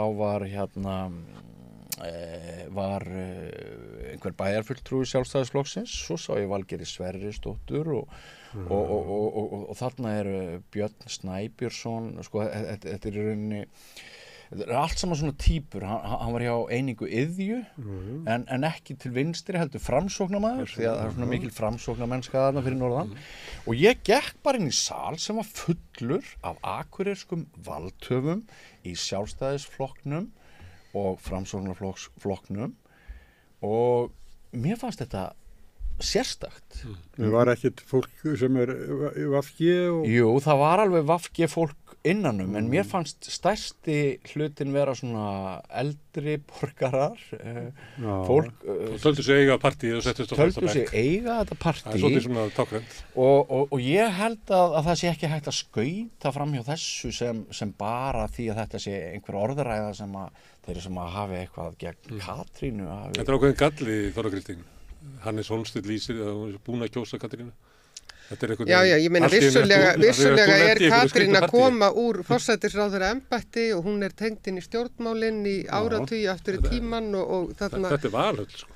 Já, en hún er tengd mörgu öðru, en málið er að það hefur alltaf verið þannig í forsetakosningum á Íslandi, hvað sem einhverju rómantík líður, að þá hafa verið þarna að það hefur alls konar fólk staðið að sem sagt þessum forsetaefnum og ég meina það hefur verið alls konar elita sem að noti nú þetta skiluru hugtak sem að núna er svo mikið nota að þetta sé einhvers konar elitismi að styðja Katrínu og þarna sé bara elitan og einhver svona ráðandi djúbríkið og ég veit ekki hvað og hvað.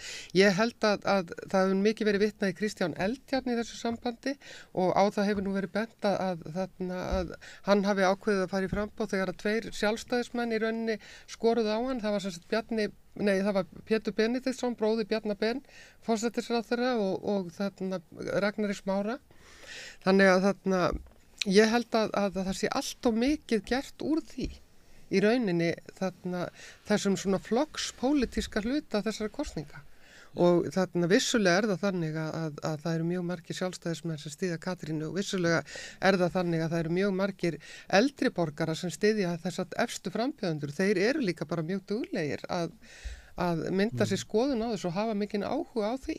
Og ég meina það er allt í lagi með það. Ég meina það eru eldra fólk sem styður bæði Katrínu og Höllurhund og það er alls konar fólk, ég meina Miðflokkurinn virðist raða sér á Höllurhund.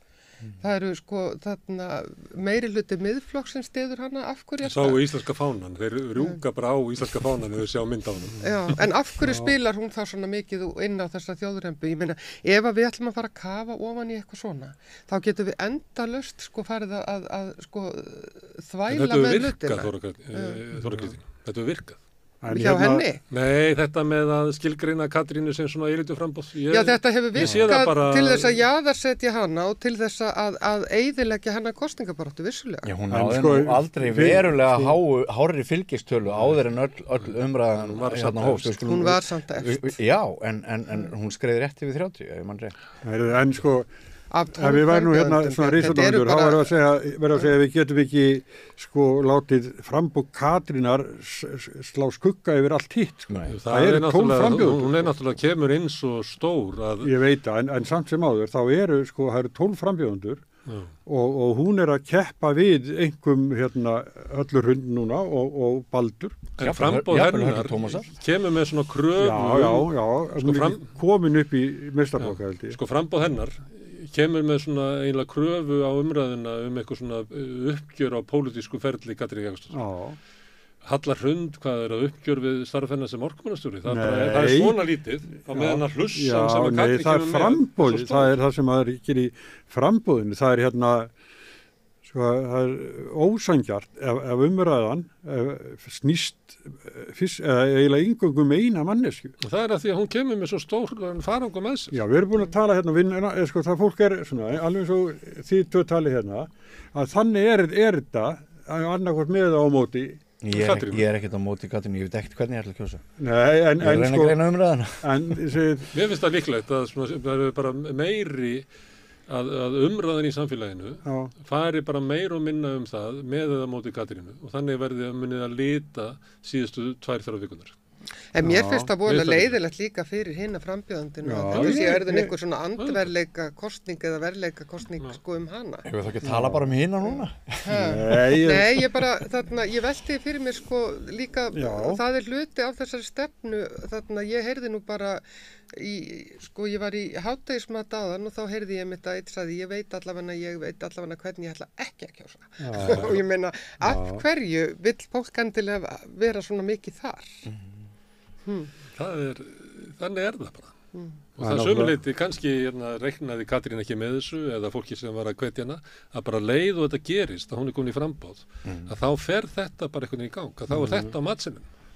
Flokkunni mælist sko undir 5% og hún er búin að tapa því sem hún hafði svona sem vinsælsti stjórnmálamaður þjóðarinnar og þetta lagareldi hjálpar ekki.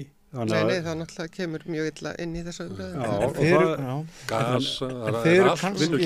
Þeir eru kannski ósammála mér, ég veit það ekki, en mér líður núna eins og 4 einstaklingar geti orðið forseti Íslands. Mér líður þannig.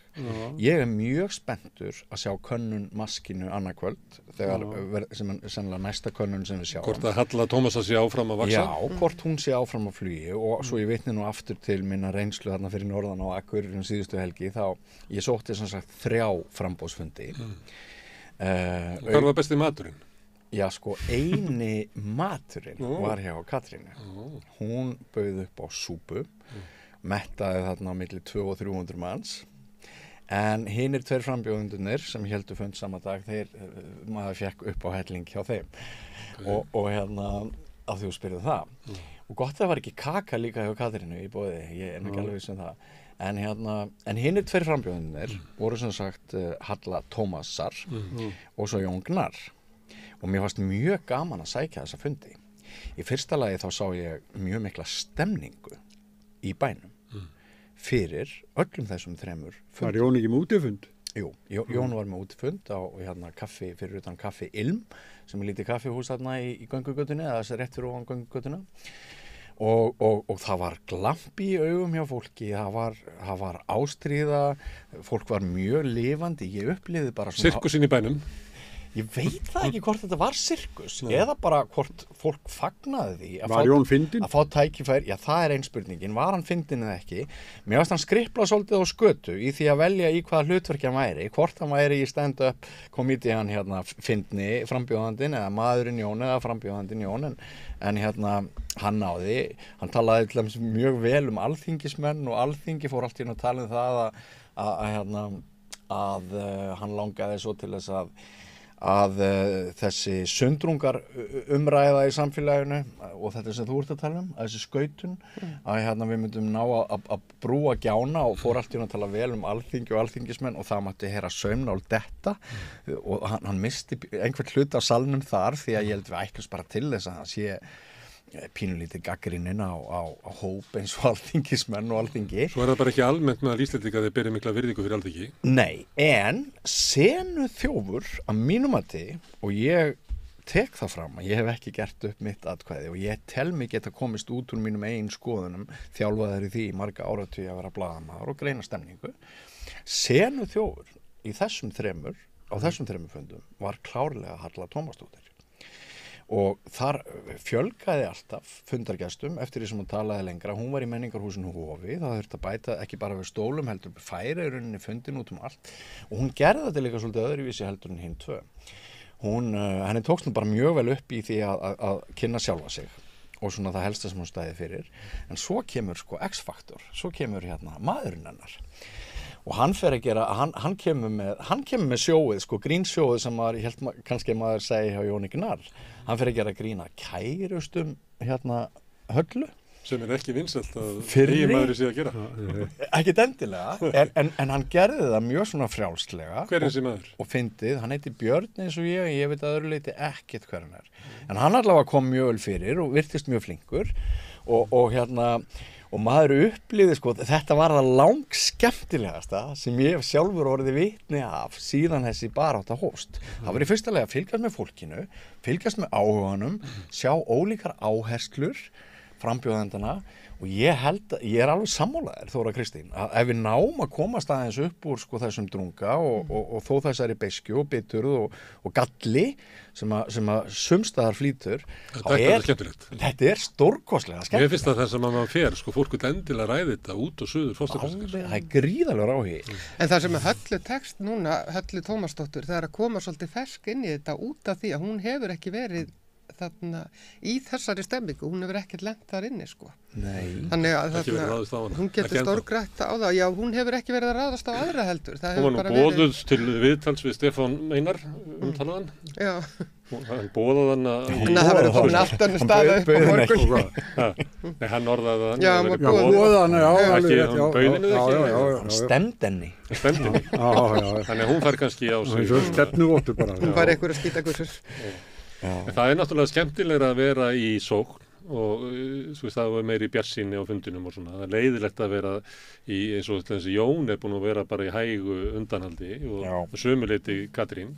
Þannig að það sem að skemmtilegra að mælast með einhvern byr en svo er líka fyrir okkur sem er að hlusta þá er skemmtilegra að hlusta á fólki sem er að sækja því að eiginlega leiðilegast er að hlusta á einhvern sem er með, telur sig vera með eitthvað fylgi og ætlar að verja það með því að segja ekki neitt það getur verið eins og að hlusta til dæmis á samfylkinguna núna undanferðið maður getur alveg sofnað bara við að reyna að halda athygli sko. Já. En svo líka, eins og Baldur Þórhallsson síðast í gærkvöld á fundi á Selfossi þá fær hann 250 manns til þess að standa upp og klappa fyrir sér þótt hann hafi nú ekki verið í mjög mikilli sókn fylgislega þegar hann fær á sig einhverja svona homofóbíska, ég veit ekki hvort það var homofóbísk spurning eða þá hvort hún var bara viðbragð við homofóbíunum sem þú varst að ræða áðan og þá bara segir hann, nei sko ég er ekki hommi í framboði, ég er bara maður í framboði til forseta Íslands og það standa allir á fætur, 250 manns og klappa fyrir honum stórkostlegt augnablik. Þannig að það eru margir augljóslega bara að skora og ná til þjóðarinnar með öðrum hætti heldur en þessi klassíski pólitíkus gera. Í gærkvöldi þá mætti ykkur frá Stöð 2 í morgungaffi á Jón Gnarr og það var klukkan 5 morgunin af því að hann er svo mikið að gera í öðru. Helst verið sér 4:30 sko. Já, 4:30 já. Að mér er sko, hann sá alveg, hann var þreyttur sko. Hann er að leika í einhverju sériu. Frá mótið til kvölds. Já, og að gera þetta sko, hann játaði því líka að væri þreyttur. Hann byrjar daginn á því að setja í einhver förðunarstól þar sem er verið að breyta hann í eldgamlan mann og svo leikur hann yfir daginn og svo kemur hann heim á kvöldin og steinsofnar. Hann má bara ekki vera að þessu sko. Nei, þessu utan hvað það lítur að vera bara erfitt að vera frambjóðandi. En Jón náttúrulega gerði stórkostlega hluti í borginni þegar hann kom einmitt inn í svona andrúmsloft, svona eineltis og leiðinda og þarna algjörar stöðnunar að þá tókst honum með bara sinni innlægni og svona framkomu og gríni einhvern veginn að breyta þessu. Það var eins og heilandi afl. Þannig að ég vona að Jón komi bara sterkari inn í umræðuna. Þegar það var 9 ára borgarstjóri, segir sagan að hann og Björn Blöndal fóru eitthvað kynningafundi á Orkuveitunni, það var allt í klessu og það svona voru eitthvað bend á eitthvað tölur fyrir okkur og þá sagði annar að fyrirgefið en eru 9-0 í milljarði. Aldrei, vel milljarði fyrir sér áður. Þetta er einlægnin, sko. Já, einlægnin og kímnin, sko, það er náttúrulega það sem er. Ég herði eitt var að rifja upp á sambærilega fundi af því að það sem þeir gerðu náttúrulega við Orkuveituna var fyrst og fremst að hækka gjöldin, láta bara borgarbúa borga sig út úr skuldafenninu, en svo þurfti líka að segja fólki. Og þá, hann átti að segja á því að það verður bara að gera það fyrir að segja fólki og þá segja hann bara ekki fólkið í appelsínu gulu galónum. Það er með það góð setning líka, alltaf fundi. Þannig að þessum að sko, brjóstvitið getur átt rétt fyrir sér sko. Þú þarft ekkert að koma með einhverja línuri til þess að sína fram á sko rétta afstöðu. En verðum við ekki líka bend á það að Glæni í könnun sem Prósent kynnti í dag sem mælir viðhorf Íslendinga til kappræðnanna á RÚV 3. maí síðastliðinn, hún sýnir að svolítið langflestir Íslendingar töldu Höllu Tómasdóttur hafa staðið sér best í kappræðanum. Það mátti nefna 3, það voru 53% sem nefndu Höllu. Já.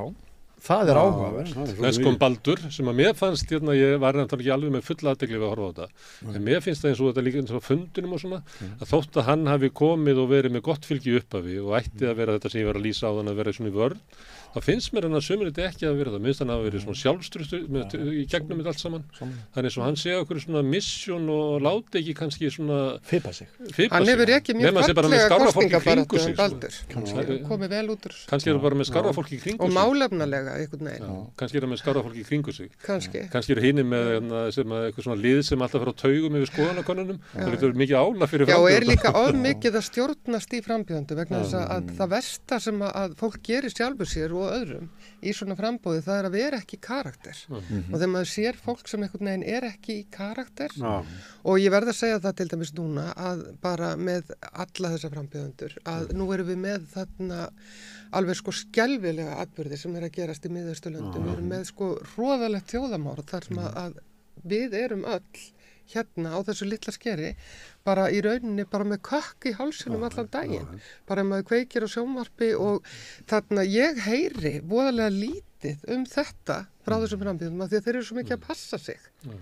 Þeir eru svo mikið að passa sig. Já, bara síðast í gær að þá var þarna Halla Hrund að einhvern veginn var hún ekki að segja að hún hefði ekki gert eins og Guðni að fara á þessa tónleika til stuðnings Palestínu og þarna sem að mér fannst bara einmitt alveg ofboðslega fallegt og sterkt af Guðna að gera alveg frábært og maður hugsar á sama tíma þá kemur þetta fólk upp og er einhvern veginn að klappa og rósa sjálfur sér fyrir að vera svo afskaplega kristin það hefur svo mikinn sko mikla sympatíu með óréttlæti sem átti sér stað sko fyrir 2000 árum í Miðausturlöndum og einhverjum hryllingi en það getur ekki horft á þetta með okkur þjóðinni sem það ætlar að sameina og mér finnst það að vera lélegt. En í sama tilsvari tók hún fram að hún hefði sniðgengið keppnina en hún verið fórsetið með því að horfa ekki á hana en hún hefði þó hort á hér sem að við þetta að vera sko ég velti fyrir mér að því að ég var að tala við hana Fítu sem er frá Palestínu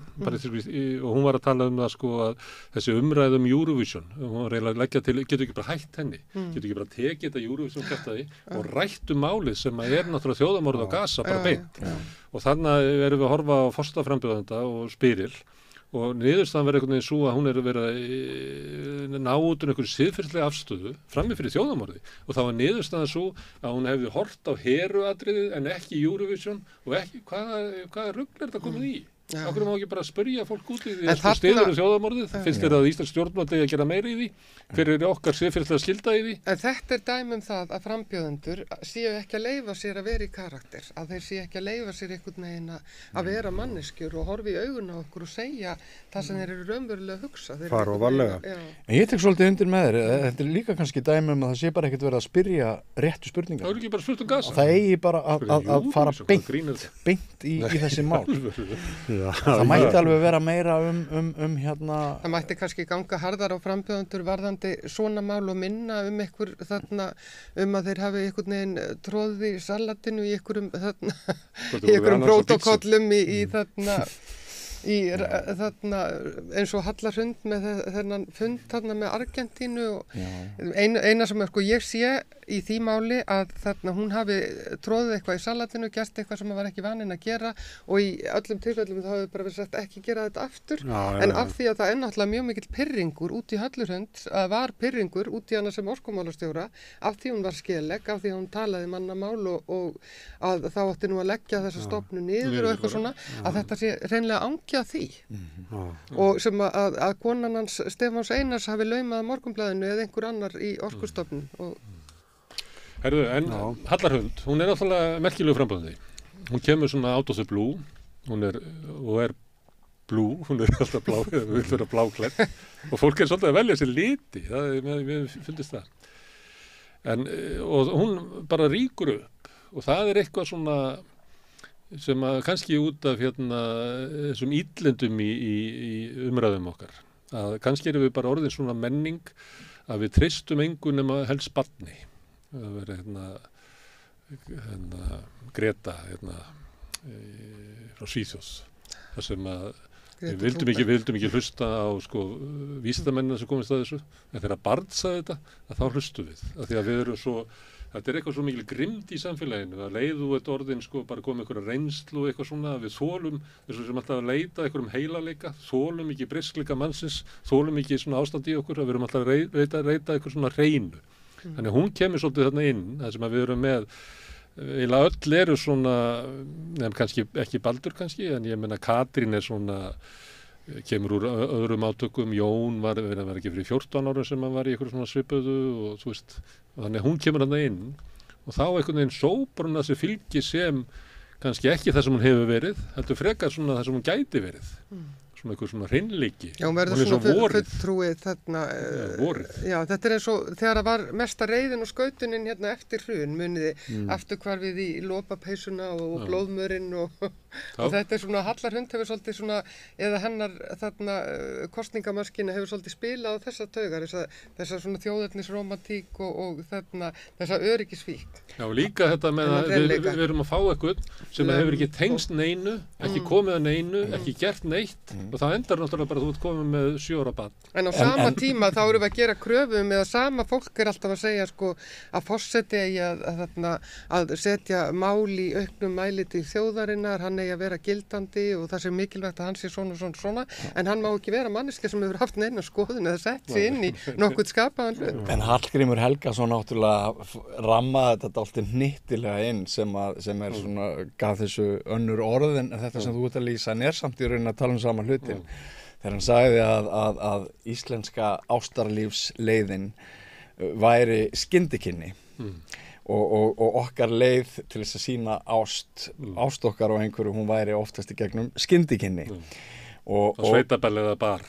Og hann vildi meina það að skyndikynni Íslendinga við Höllu Hrund, hvað þetta gerist hratt að fæst okkar vissu í rauninni mikið hana, hver hún var eða fyrir hvað hún stóð fyrir, en einmitt eins og hún nefnir bara allt í einu, búm, siglir hún með heiminskautum og Hallgrímur Helgason segir að þessi skyndikynni, þessi gamla menning í okkar sögu, að við séum bara hrifin af skyndikynnum. En kannski tengist það líka því að við trúum á kraftaverkið, við trúum á hið óvænta, við viljum eins og þú ert að tala sakleysi, hið barslega, þetta svona elskum ekki það sem er. En nú geysist Halla Tómasdóttir inn klukkan korter í 3. Já. Og hvað gerist þá? Hann bara gæti alveg gerst. Í skyndikinnum. Þetta getur verið að þetta er svona, elska ekki það sem heldur elska það sem gæti orðið. Þetta er náttúrulega, getur verið háskalegt að lifa eftir þessu, alltaf. Og það er líka sá sem í vandræðum, hann oft svona... Kusum við ekki Guðna? Hann hefur alltaf... Svolítið. Var það ekki? Kusum við ekki Guðna TH pínulítið út frá þessu? Við vissum svo sem ekkert neitt óbáslega mikið mann, en við kynntumst honum mjög hratt. Ég var búin að kynnast honum, ég var ekki nokkrum vafa, sko. Ég hafði unnið með honum og það er ekki spurning í mínum huga að ég hvað Guðna bara alveg sama hvað, sko. En maður hefur stundum talað við fólk sem í svona vandræðum kannski og þá hefur oft svo mikla trú á þessu sem nýbyrjaður, einhvern veginn allt í steik í fyrirtækinu, en hann að Jói sem að byrjaði fyrradag, ég hefur rosa trú á honum, það kannist ekki við þetta. Þetta er svona, veit ekki hvort það sé enginn á þjóðinni. Það er svo margt að þessum 12 sem við gætum öll bara trist til að vera forseti Íslands. Það eru margir hæfir umsækjendur hérna, þannig að það er ekki... Já, það er í rauninni mjög mikið mannval þarna. Þannig erum við með 2 frábæra listamenn, Steinu Ólínu og Jón Gnarr, og við erum með þarna Katrínu Jakobsdóttur með hennar sko dýrmætu reynslu og þarna og frábæra persónuleika. Við erum með Höllu Hrund sem að sýndi fyrir Orkustofnun að hún er með bein í nefinu og flott. Við erum með Höllu Tómasdóttur sem er núna einhvern veginn að rúlla öllum upp. Við erum með þarna mjög marga frambjóðendur sem eru þarna og Baldur sem er alveg þarna yndisleg persóna og ég meina við erum með, það er þess vegna sem þetta ætti að geta verið svona lýðræðisveisla sem við erum stolt af að vera með í en ekki svona níð og skítkast og eitthvað svona óaldalíf. Ferðu á fótboltaleiki? Nei, ég fer reyndar ekki á fótboltaleiki. Ef maður fer á fótboltaleiki þá er stundum meira hrópa sko út af með dómarann og eitthvað svona. Jú, en ég meina við vitum náttúrulega hvernig sko fótbolti hefur verið að þróast líka og er orðin svona er orðið þannig að venjulegt fólk víða þorir ekki lengur að fara á fótboltaleiki út af óerðum sem geta brotist út. Svo fleiri forvitnilegar og fallegar hliðasögur í þessu. Á tilviljun þá var ég staddur upp í húsi í Garðabæ í gærkvöld og þar er Viktor, hinn ungi. Og ég var nú ekki hlutverki blaðamannsins en hann sagði mig frá því þegar hún dettur í huga að gera þetta og keyrir hringinn í kringu landið og bjargar þessum undirskriftum sem þurfti. Og hérna hann sagði mig meðal annars að á Ísafirði tók fólk honum hvað best og hérna mér fannst náttúrulega bara alveg ótrúlega merkilegt þessi maður hafi bara svona fengið þessa hugmynd að gera þetta og hann hafi framkvæmt hana með að keyra hringinn í kringum landið og svo þegar Heimir Már sem er nú að fara að stýra kappræðunum annarkvöld veður beint á hann og tek hann einhver beina útsendingu í viðtal á Vísi og eitthvað svona og byrjar viðtalið, hver ert þú? Og hérna og hann svarar einhverju spurningum og svo þegar Heimir er hættur að spyrja þá spyr hann Heimir Már en hver ert þú? Því fólk á hans aldri er ekki að fylgjast með fréttatímum Stöðvar 2 þegar þú ert 35 ára eða hvað hann er þá bara veistu ekkert hver Heimir Már Pétursson en hver ert þú? En Viktor er svona að spila inn á sko gamalt minni sem er bara hans klaufi hann kemur þarna inn sko ríðandi á afna og ætlar bara að fá sem sagt hálft konungsríkið og þarna var með gest að passa frá Rúf hálsin í kaffeðanum sem var svolítið sætt það var gestur. Þetta er svo skemmtilegt. Það er svo margt skemmtilegt í þessu. Það er svo margt meira skemmtilegt heldur en þarna þessi súri kalla einelti sem hefur verið. Er það bara kallar? Þetta er mest kallar. Ég ætlaði ekki að reyða. Þetta eru mest kallar sem hafa staðið í þessu. Það er kannski svona 10% konur. En þetta eru mest kallar á ákveðnum aldri, rosalega súrir og reiðir og þarna maður getur vel skilið að þeir hafi orðið fyrir vonbrigðum með margt og maður deilir þarna sín í mörgu en ég meina þessi ólæti og þessi fjandskapur og þetta orðbragð og þessi leiðindi, þetta er bara hegðunarvanda. Tilgjörst að vera að lesa þetta, þetta er komið út fyrir einhver mörg þá nenni ég ekki að lesa þetta, ég bara nenni því ekki. En Sigurjón, þú ert elstur okkar. Já. Hvað segir nefið þitt þér? Hvernig fara þessar kosningar? Ég er búin að segja að ég verði Halla Tómasdóttir í baráttu við sennilega Katrínu eða nöfnu sína. Já. Það gæti verið að Katrín Jakobsdóttir dytti af eiginlega vagninum svona bara í næstu viku. Svo gæti vel verið að skoðanakannanir muni mæla Katrínu ekki efsta og jafnvel vanti svolítið upp á það, rétt fyrir kosningar, en samt verðum forseti. Á hverju byggi ég það? Gamlingjarnir fyrir norðan sem voru á framboðsfundinum, þeir voru að segja, þeir voru svona að gera grínaði og hún líka Katrín sko, hún var að segja ég verð að viðurkenna það að við erum svo sem engin unglömp hérna, sagði Katrín leitið við salin og svo fór hún eitthvað að tala um að hún væri að fara á TikTok til þess að reyna að yngja aðeins upp hérna liðið sem hún að reyna að sækja hérna fylgi við, en einn gamlingi sagði við annan og það var svolítið fallegt, við skilum okkur á kjörstað og maður veit ekkert hvort sko sá sem svarar, eða svo sem svarar hérna skoðanakönnun að hún hafi einhverja meiningu, maður veit ekkert að hvað miklu leyti fólk mun skila sér á kjörstað, en við vitum að gamlingarnir munu skila sér á kjörstað, þannig að kannski verður bara töluvert niðurstöðu. Það þarf að vera svolítið mikil sveifla í þessu, ég man einhvern tímann hafði ég fyrir því að þetta er alltaf satt píratana sko, og þegar maður svona aldursreiknar sko hérna mætingur á kjörstað, þá er þetta aldrei svo rosaleg sveifla sko. Mér finnst svona hérna oft ofmetin í umræðinni. Það sem ég held að sé eins og líklega að gerist er að fólk oft hérna heldur það að þeir sem er eftir að ákveða sig séu kannski líkari í sveiflunni, það er ekki alltaf sko. Stundum gerist það að þeir sem eftir að ákveða sig séu líkari bara síðustu kosningum. Þannig að séu svona eiginlega eru líklegri til þess að vera íhaldsamari þegar það hérna er. Þannig að það er ég myndi ekki vilja lesa í spáum hérna úrslitin. Ég held að bara aðeins að sko áttu strókleður, ég þarf að stróka yfir þetta sem ég sagði á það, þetta er ósnefnt að segja til sko hvað getur gerst. Mér finnst hellingur eftir í þessu sko, ég veit ekki hvað þessi saga er eiginlega sko. Þú veist það getur vel verið að verði bara síðustu vikuna verði einhverju tveir að keppa sem að ég bara er svo vont að segja. Mér finnst að allt og margir vera einhvern veginn að reyna að þröngva fram einhverju sögu í þessu hérna sem er ekki komin sko. Nei, ég er sammála. Mér finnst reyndar Baldur hérna hérna fyrirgefið Eiríkur sjómaðurinn stjórnmálafræðingurinn hérna Eiríkur Bergmann. Mér fannst hann tala svolítið óvarlega. Hann var einn af þeim fyrstu sem fór að tala um þetta 2 turnatal. Og nú þetta væri bara ljóst að lægi fyrir á milli Höllu og Katrínar. Mér fannst hann allt of fljótur á sér og mér fannst þessi umræða ekki okkur til framdráttar. Að fara að taka val á kjósendum svona snemma í ferlinu þegar svona mikið er eftir. Að fjölmiðlar ekki að taka þátt í því að halda því fram að þetta sé einhver 2 turnatal á þessum tíma. En hvað finnst ykkur á stöð 2 sem tekur bara 6 efstu? Ég held að það er bara ekki stærra herbyggi sko. Það er út allan bæ sko. Það er geta farið með kryddsyldin eitthvað út úr húsi. Línan er skorinn á milli Arnars Þórs og Steinunn Ólínu. Steinunn Ólín er úti en Arnar Þór fær að fara inn. Ég held að Ríkisútvarpið ætla að fara sömu leið í loka kappræðan. Þær hafi gert það áður. Jú. Ég man ekki hvernig það var. Og þetta er að tillögu ÖSE, sagði hérna sá sem er yfir kosningasjónvarpinu hjá. Skemmi lýðræðið ef að þú ert með. Allt og marga. Þannig að þau munu líka hólfa það í sundur. Eins og þetta er óheppilegt en það er kannski ekkert við þess að gera. En getur ekki verið er eitthvað reyfing þarna, getur Steinunn Ólín verið komið ekki fram? Jú, það getur verið. Nei, ég held að stöð 2 sé búin að segja hverju verða hjá sér. Þeir eru byrjað skoðanakönnun. Ég veit það, en þeir get ekki látið það ráða, þannig að þeir láta bera miða við prósent síðast eitthvað. Þau eru búin að birta myndir af þeim sem verða annað kvöld sko.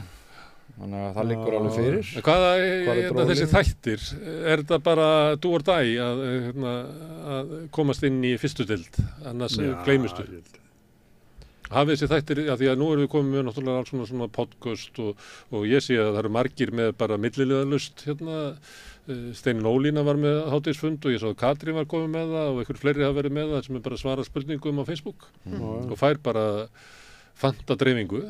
Því að Katrín er að gera þetta út frá sko, síðu sem er með 30.000 like og Steinunn er náttúrulega eitthvað fenómen á Facebook, ég held að þú sé með sko 20.000 vini sko, ja, þú veist með 5.000 vini og 17.000 sko sem er á biðlista, þannig að hún er með 22.000 manna hérna sal að ávarpa. Þannig að það alls konar hlutir aðrir heldur en þessi svona formlegu kappræður sem að ráða því hvernig fólk kýs, sko. Ég held að ég veit ekki alveg hvort það sé.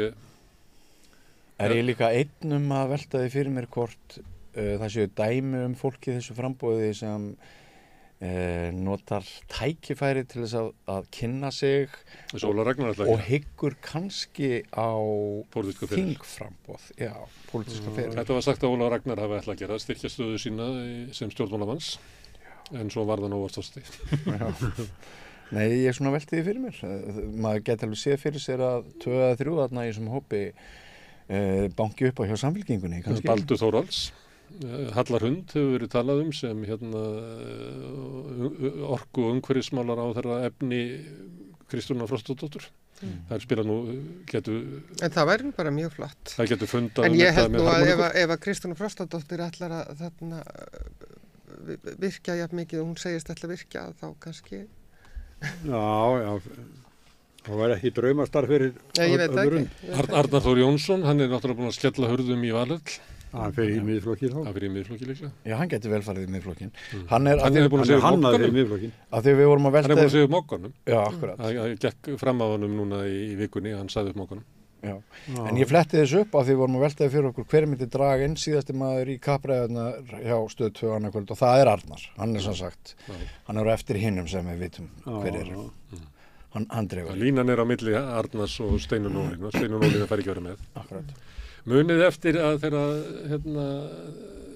var ekki Stöð 2 sem gerði þetta í kosningunum þar sem að var það ekki kosningar 2012 þegar Ari Trausti og Herdís Herdís Þorgers, Ari Trausti og var ekki Andrea ennþá í frambúið þá eða? Jú, og þegar þau gengu út.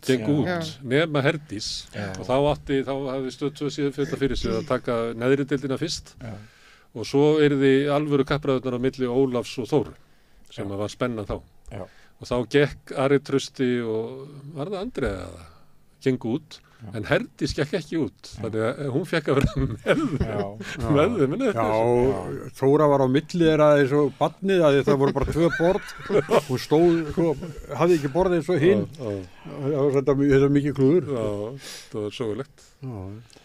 En mjög gott hjá hinnum að ganga bara út úr þessu, bara eigi þetta partí bara. En sko líkingamálið með Höglur Hund og barnið, að þegar maður stendur fyrir þessari umræðu þá verður maður náttúrulega líka að muna það að þetta er nú engin smá manneskja. Hún hefur, eins og hún segir sjálf, hún hefur starfað í 6 ríkjum, hún er með glæsilegan feril.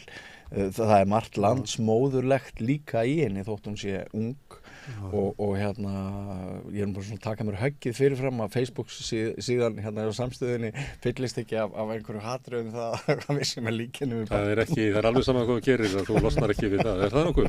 Maður getur ekkert hegða sig þannig að maður losni við reiðöldurnar. Nei, svo líka þú veist að tala henni blái liturinn hjá Höllur Hund. Hún sagði að þessi föt sem hún er í eru bara úr fataskápnum hennar. Hún var ekkert að gera sér bláa eitthvað, þetta er bara úr fataskápnum. Svo segja það, á þessu hef ég vit, krakka minn. Já, við erum öll í bláu, er það ekki? Jú, einhvern veginn, já. Djúbríkinn hefur ákveðið að hafa það klæðnaðinn hérna þannig. Hafið þið gaman að þessu? Já. Hvað er verið að kjósa, hvað eru kosningar? Hver eru fórseti Íslands? En oft eru í kosningum. Já, ég held þess að vera að kjósa nýja von. Við þurfum svo von. Bara stjórnmálin eru þannig, Bjarni Ben er forsætisráðherra, þetta eru mjög erfiði tímar og ég held að margir séu bara að kjósa einhverja von, þeir eru náttúrulega að reyna að kjósa sameiningatákn, eitthvað sem þeir trú á, eitthvað sem getur mögulega stuggað við spiltuðu þingvaldi ef til þess kemur, en ég held að það sé Þeir sem tala svona, það er Arnar Þór, Steinunn Ólína, það er ekki fólki sem er að raunverulega efst uppi, það talar ekki svona. Nei. Það var bara liðið með Arnar Þór. Finnst það? Nei, ég veit það ekki. Þau eru spurð mikið málsótsréttin, sko. Já. og öll svara einhverju að þau myndi nota hann ef að aðstæður væri þannig. Ég meni Jón Gnarr nefnir dauðarefsingu sko, hann nefnir eiginlega ekkert úr svona raunveruleikum. Hann búinn að taka, ég sá hann þegar hann svona bætti svo við dauðarefsingunni, það var að tala eitthvað, ég manni hvað, svo kom og dauðarefsingu sko. Nei, hann reyndar var að tala þarna ef að það væri ekki skorað á hann, hvenær hann myndi nota málskotsréttin og þá talaði hann ef að fóstureyðingar eru bannaðar og ef það eru teknar dauðarefsingar. En hann útilokaði ekkert að nota málskotsréttin ef það eru skorað á hann. Nei, hann sagði það, já. Tiltók einhverja tölum er þess að. Ég man nú ekki hversu tala var en þau kannski, ef að segja Baldur, Katrín, Jón hafa ekki verið mikið að tala svona þetta hlutverk Þorsteins. Ekki lagt inn stóra áherslu á málskotsréttin. Minnst ekki. Svona meðvitað af Katrínu að reyna að koma sér sem mest út úr pólitíkinni. Þetta svona almennt að þau eru að þingja og bara sjá þetta og forsetinn á að vera í öðru. Nei, þau hafa öll sagt held ég að þau myndu nota málskotsréttin í hvaða tilfellum? Ef að það eru skorað á ef það væri gjá milli þings og þjóðar. Ef það væri mikil óánægja í þjóðfélaginu, mikil hreyfing gegn ykkur ef að þingi hefði gengið einhvern veginn á fólk. Nefnum Arnar allar að synja öllum lögum sem koma frá Evrópusambandinu. Steinunn Ólín allar að synja öllum lögum sem varða náttúru Íslands. Já, þannig að það verði bara alltaf þegar að vera eitthvað framsala á auðlundum eða náttúru að þá kjósi þjóðinu það. En þessi sem eru þarna Halla Hrund, hún var nú næstu því að segja í gær að hún myndi skjóta lagareldisfrumvarpinu óbreyttu. Hún sagði bara eitthvað að ég menna þetta í þinglegri meðferð eitthvað svona og bara reikna með þetta verið bara lagað. Sem rétt hjá henni. En sem líklega rétt, já. Og búið að lýsa því yfir að það verði gert. Og þannig en í því felst að óbreyttu væri það svona dæmi frumvarp sem hún myndi vísa. En í þessari sögu velti maður líka fyrir sér, var Ólafur Ragnar Grímsson eitthvað svona bara mega frávik? Setti hann bara þarna línu sem að kemur aldrei aftur? Meinar við með málskots? Já, hafið aldrei veltið fyrir ykkur sko, bara hvort hann var bara eitthvað svona sérstakt frávik. Hann í rauninni virkjaði þennan farveg. Vigdís velti fyrir sér og komst á því að hún gæti þetta ekki. Þú þarft náttúrulega að setja þau upp á mót, það ekkert smáraði svo setur upp á móti þeir þurfa allt í að lappa fram úr herbygginu og segir ég ætla ekki að skrifa undir þetta. Þá náttúrulega rís bara upp ríkisstjórn og alþingi og allt á móti þeir. En það getur verið að henni var nú bara hótað með því að hún væri þá að slíta ríkisstjórnina það getur verið bara ég tók viðtalið með Ásta Bjarna einu sinni og hásaðan hann hótaði því að segja af sér hann myndi segja af sér ef ég man það rétt. Var það ekki verkfallið? Var það verkfallið? Já, það var verkfallið. Hún hugsaði ég var að flettis upp eitthvað sagði 6 daga og eitthvað sagði mánuð. Það EES-samningur. Nei, ég er nú reyndar að tala flugfreyju. Já, það EES-samningur. Það sem hún hugsaði. Var það EES? Já. Hitt var skrifandi bráðabirra. Já. Þann dag. Hún vildi ekki gera það þennan dag, sko. Hann gerði það samt, út af frekjuköllunum. En svo getur líka verið að forseti þurfi ekki að beita þessu úrræði því það sé nóg fyrir þingmennina að vita að það er virt. Þetta er ekki stærsta máli. Þeir þurfa að njóta aðhalds, hvort sem forseti þarf að beita því eða ekki og það finnst manni þó að hafa bætt lýðræðið. Svo ég lýsi minni eigin skoðan á því. Það er 6 forsetum, þá hefur einn gert þetta og í mjög sérstöku andrúmslofti við náttúrulega fjölmiðla lögin sem voru galin og ég veit að þegar Davíð kynnti þetta fyrst á ríkisstjórnarfundi að Halldór Ásgrímsson var reiður og hann tók ekki eins og pappirinn með sér, skildi bara eftir á borðinu og þess vegna þetta var svo mikið rugl þetta var bara þvæla, þetta var bara hefnd gegn einum manni. Þetta var samt á lögum í gegnum ríkisstjórnarþingi. Þetta var samt á lögum. Ekki þetta upphafið. Nei, en ég meina nógu skaðleg lög, hann Ólafur Ragnar skrifaði ekki undir þetta og þá kusu þeir að bara felli þetta úr gildi. Þannig að Alþingi samþykkti þetta Já. En svo æsi var þetta var náttúrulega alveg fáránlegt uppákoma.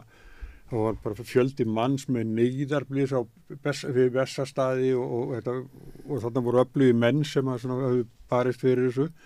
En þetta var stór mál og mjög erfiðum tímum áttu við að taka að okkur að borga æsi og þetta var mjög erfitt og Þannig að það sko, hvenær gerist svoleiðis aftur, sko? Og ég meina líka, sko, þegar Ólafur Ragnar skrifaði undir, hann skrifaði undir fyrstu samningin, fyrstu lögin, og með fyrirvörum sem að bara Bretar og Hollendingar sættu sig ekki við.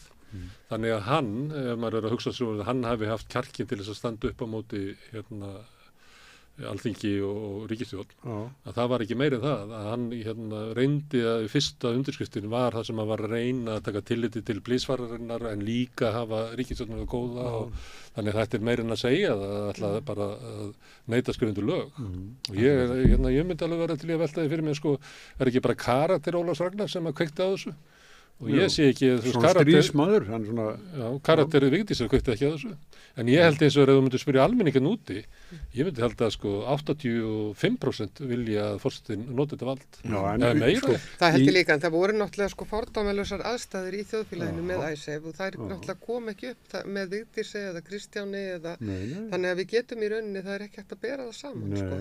En ég held að það sé eins og alveg rétt mat að Ólafur var talsvert svona og þetta var erfið ákvörðun því á móti, þó þú sett með blísförinu þarna og segir já, auðvitað var þannig að beygja sig undir þetta.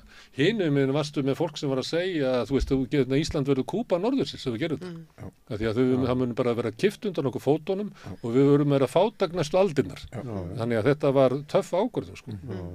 Að svona kom upp aftur er eitthvað svipað, er mjög ólíklegt og það getur verið eitthvað það er mikið minna mál en þannig að þegar það er umröðu þættir við forsetefnin og megin hluti tímans fer í málskotturéttin það er bara ekki sko, þetta er svo sjálfgeft undantekning og þannig að það sko, mér er gert of mikið úr þessu en öll myndum við hvert og eitt hérna ef við værum forseti og kæmi upp eitthvað sem okkur þætti bara óskapnaður og þjóðin bara væri hörð á móti þá ef þú komin á hennar stað þá verður að hafa kjark til að Jú, en það gerist aldrei þannig að það sé alveg ljóst hver ákvörðun á að vera það sem ég er að segja. Það var ekki þannig í Icesave og það var ekki þannig í fjölmiðlafrumvarpinu. Þannig að þú ert hérna með einhverja kröfu úr samfélaginu en hinum minn ertu líka með kröfu að ef þú gerir þetta ekki að þá bara verður sprengjum við ríkisstjórnina svo við Vigdísi. Þannig að hérna megin er raunverulegt sko þrýstiafl sem er raunverulega það afl í íslensku samfélagi sem að stjórnar Íslandi sem að veldur því að við erum með inn í þinginu frumvörp sem að við erum að stinga upp á því að bara gefa firðina okkar einhverjum norskum auðkjöfingum og svona. Þetta afl sem er hérna megin er raunverulegt. Já, og ég held að það sé ekki þagnað sko, þannig að ég held að það sé bara skiptir miklu máli að við höfum forseta sem að gera sér grein fyrir því að það er allt sem kemur út úr þinginu og svona er ekki einhver lýðræðisleg niðurstaða. Við erum með gerðspill þing og gerðspill ríkisstjórn. Nei, það er búið að marka veginn. Ólafur Ragnar gerði það og ef það kemur upp eitthvað mál sem veldur sko, svona mikill andu í samfélaginu, kannski ekki svona mikill, veldur mikill andu í samfélaginu, þá þarf forsetinn að gera upp hugsin. Þú veist, hef ég kjarkað ekki, þá er að hlýða bara eigin samvisku. Það fylgir starfin sem sóttur myndastarf og þetta fylgir því, eða kostnaðarstafur, þá verður þú. Við lifum í samfélagi. Fólki tala núna og ég myndi gera það. Þetta er bara sko, við kjósum 63 þingmenn sem eiga að hlýða bara eigin samvisku.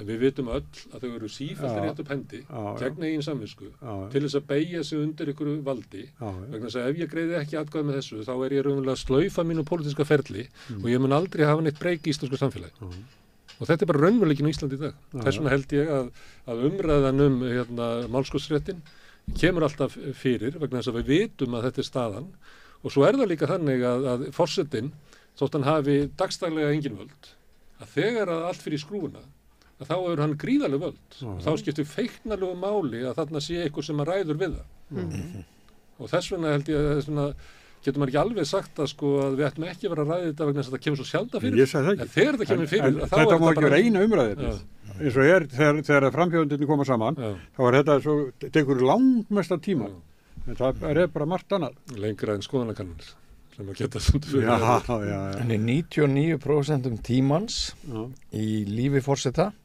skiptir sennilega tvennt mestumáli að þú sért flink í að tala ekki neitt og að þú sért flink í að tala eitthvað Já, jú. Þetta ekki 90% af jobbinu? Nei, og svo líka bara hvernig, sko, ert í fasi, þú hittir fólk og svona, þetta skiptir máli. Og mjög Guðni hafa, sko, frá, munnun og honum Ólafur Ragnar svolítið mikið til þessu. Guðni mikið frjálslegri maður og Guðni var þessi alþýðlegi forseti sem þarna, og það náttúrulega Guðni að þakka að allir í þjóðinni fannst að hún geti orðið forseti þegar hann hætti, af því hann bjóð til þannig embætti að okkur fannst einhvern veginn að hver sem geti geti. Okkur fannst líka hlýlegt að hann hefur á köflum verið svona socially awkward eða félagslega vandræðalegur, það ekki alltaf sem hann sko hittir alveg beint í mark, en það svo mannlegt, maður tengir það svo við sjálfan sig og okkur flest, að það alltaf einhver svona mannlegur hlýleiki sem að maður finnur til Guðna vegna þess að hann ekki fullkominn. Það eitt einkenni af forsetakosningunum að þegar við erum ekki með aðra umferð að þá eru forsetakosnir með minni hluta atkvæða nema Kristján Eldjárn, en síðan bara leiðu við búið að kjósa það og þá almenningur yfirleitt bara rífandi ánægður með forsetan og þannig var það allt þar til að í hruninu að fólk misti áhugann á Ólafur Ragnari og hann náði ekki að byggja þau aftur, en vanalega er það þannig að þó svo að fáir séu kannski 33% sem Guðs og Vigdísi sem að, ég meina, hún hefði ekki náð kjöri eða verið önnur atkvæðagreiðsla, en svo þegar það er búið að kjósa að þá almenningur góð við sinn forseta, sko, góður við sinn forseta, gefur honum svona rými og sáttur við hann, sko. Þannig að öllum tekist það. Þannig að líka sko almenningur, það ekki bara að Guðni hafi verið góður, hann fekk hver 44%, en svo bara kortir í seinna þá voru við 90% ánægð með hann. En það var líka þannig Vigdísi og þannig Kristján og þannig Ásgeir og veit ekki Svein, það var ekki búið að finna skoðan hvernig þá. Herðu, gaman að fá okkur hérna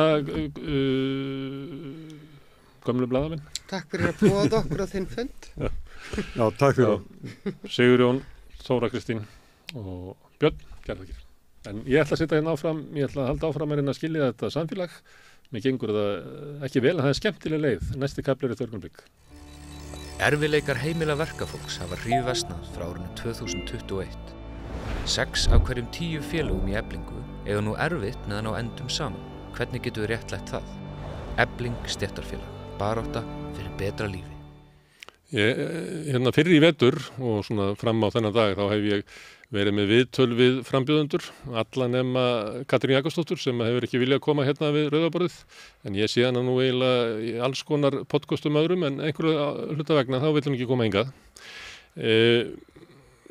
En nú er fyrir að líða kosningum, þannig að mér datt í hug að taka svolítið svona annars konar viðtöl við forsetaframbjóðendunar og ræða við þá eitthvað svona atriði sem að þau eru að leggja áherslu á í sinni baráttu. Ég held að við séum komin fram yfir það að spyrja hvað þeir vilja nota á pítsuna sína og afstöðu svona hvað þeir myndu gera sem forsetar í hinn og þessu tilfelli. En kosningabaráttan er náttúrulega degla samfélagsumræðunar og frambjóðendurnir eru svona með ólíkar áherslur og ólík mál sem er leggja áherslu á og ég ætla að búa til nokkuð svona viðtöl hérna á næstu dögum. En ég var með eitt í vikunni, þá kom hann Arnar Þór Jónsson, frambjóðandi, hingað og hann hefur svolítið lagt áherslu á það að forsetinn sé varðmaður fólksins gegn elítu valdi þá þings og ríkisstjórnar og þetta hefur nú verið hjá fleirum frambjóðandum og verið svolítið svona hangandi í umræðunni í þessum forsetakosningum en ég vildi fá Arnar Þór til að ræða þetta, hvort að þetta sé vandamál í íslensku samfélagi að við höfum mist þingið og ríkisstjórnina frá okkur, að það séu gæslumenn sérhagsmuna og kannski sé síðasta víð eftir forsetinn, það sem að við getum kosið varðmann gegn völdum, við myndum kalla það hérna auðvalds og elítu. Sjáum hvernig Arnar Þór skilgreinir svona sína sýn á forsetaembættið að þessu leyti. Allir þættir samstæðvarinnar eru fáanlegir á öllum helstu hlaðvarpsveitum. Já, það eru forsetakosningar og við höfum nú rætt við svolítið alla frambjóðendur í svona, við getum kallað svona kynningar viðtöl, það sem að markmið viðtalsins var að þið fengið að kynnast frambjóðendunum. En nú er bara kosningabarátta komin á fullt og við ætlum að kannski setja svona aðeins annan tón í umfjöllunina. Þetta er komin Arnar Þór Jónsson, þú ert í frambúði. Jú, ég er það. Og nú er kosningabarátta komin á full swing. Já. Nú áttu bara 1,5, 2 vikur til þess að breyka eins og þetta. Einmitt. Hefur þú trú á því? Já, ég hef trú á því. Ég er að auðvitað keppa við frægustu Íslendinga samtímans, má segja. Úr öllum geirum? Já, það má segja það. Leikara og stjórnmála fóringja sem Katrín og Forsetaframbjóðendur í 7. skipti? Já, vissulega. Kynbombur? Já, algjörlega. Þannig að menn úr frægustu björgunarafrekum Íslandssögunnar? Segðu. Og ég var bara núna í morgun að tala við unga mann sem að viðurkenndi það fyrir mér. Hann hefði bara ekki hugmynd hver ég var, sko. Þá til þessar kappræði byrjuð á RÚV, þannig að ég á mikinn, sko, akkur þarna óplæðan. En hefur þú náðið tíma? Já, það er spurning, sko. 2 vikur, ég verð að nýta þetta eins og ég get, sko. Ég verð að þeytast yfir akkurinn eins og ég get. Er fólk til í að hlusta á þig? Já, mér finnst það. Af hverju? Af því að fólk hefur, ég held að fólk vilji mynda sér frjálsa skoðun. Fólk vil ekki láta fjölmiðla segja sér hverja það á að kjósa eða milli hverra það eigi að kjósa og fólki er misboðið, heyri ég, þegar að tiltekni fjölmiðlar reyna að stýra skoðana myndun fólks og reyna að þrengja mengið. Ég held að séu eiginlega flestir í þessu, það er Mokkinir í þessu, Rúfir í þessu, Stöð 2 í þessu. Já.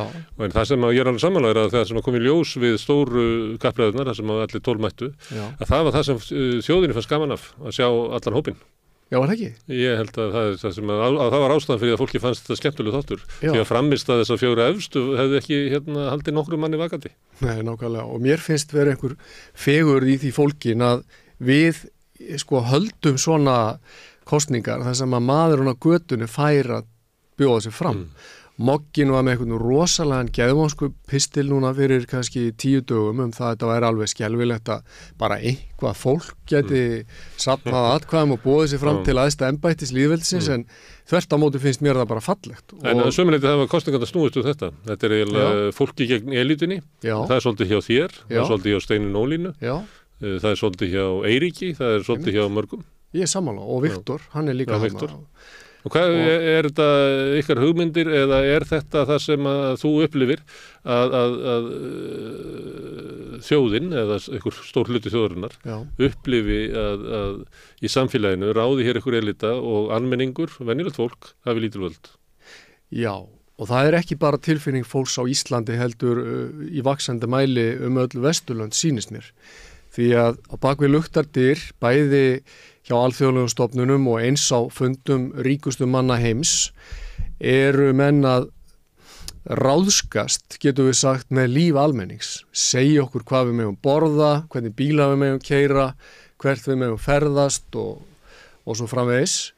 Og almenningur skynjar það að það er verið að ef ekkert verður að gert, þá mun svona netið þrengjast í kringum okkur og við sjáum að það eru merki andóf og viðspyrnu víða lönd og ég tel að það gæti gerst hér í þessum forsetakosningum að almenningur í rauninni hafni þessari valda elítu sem að vil sitja í kringum, allt í kringum kallana og segi við viljum okkar mann og ég hef líkt þessu við það að forsetin sé í reynd eins og trúnaðamaður starfsmann á vinnustað sem að gætir að hagsmunum starfsfólksins og er rödd þeirra gagnvart yfirstjórn og eigendur fyrirtækisins.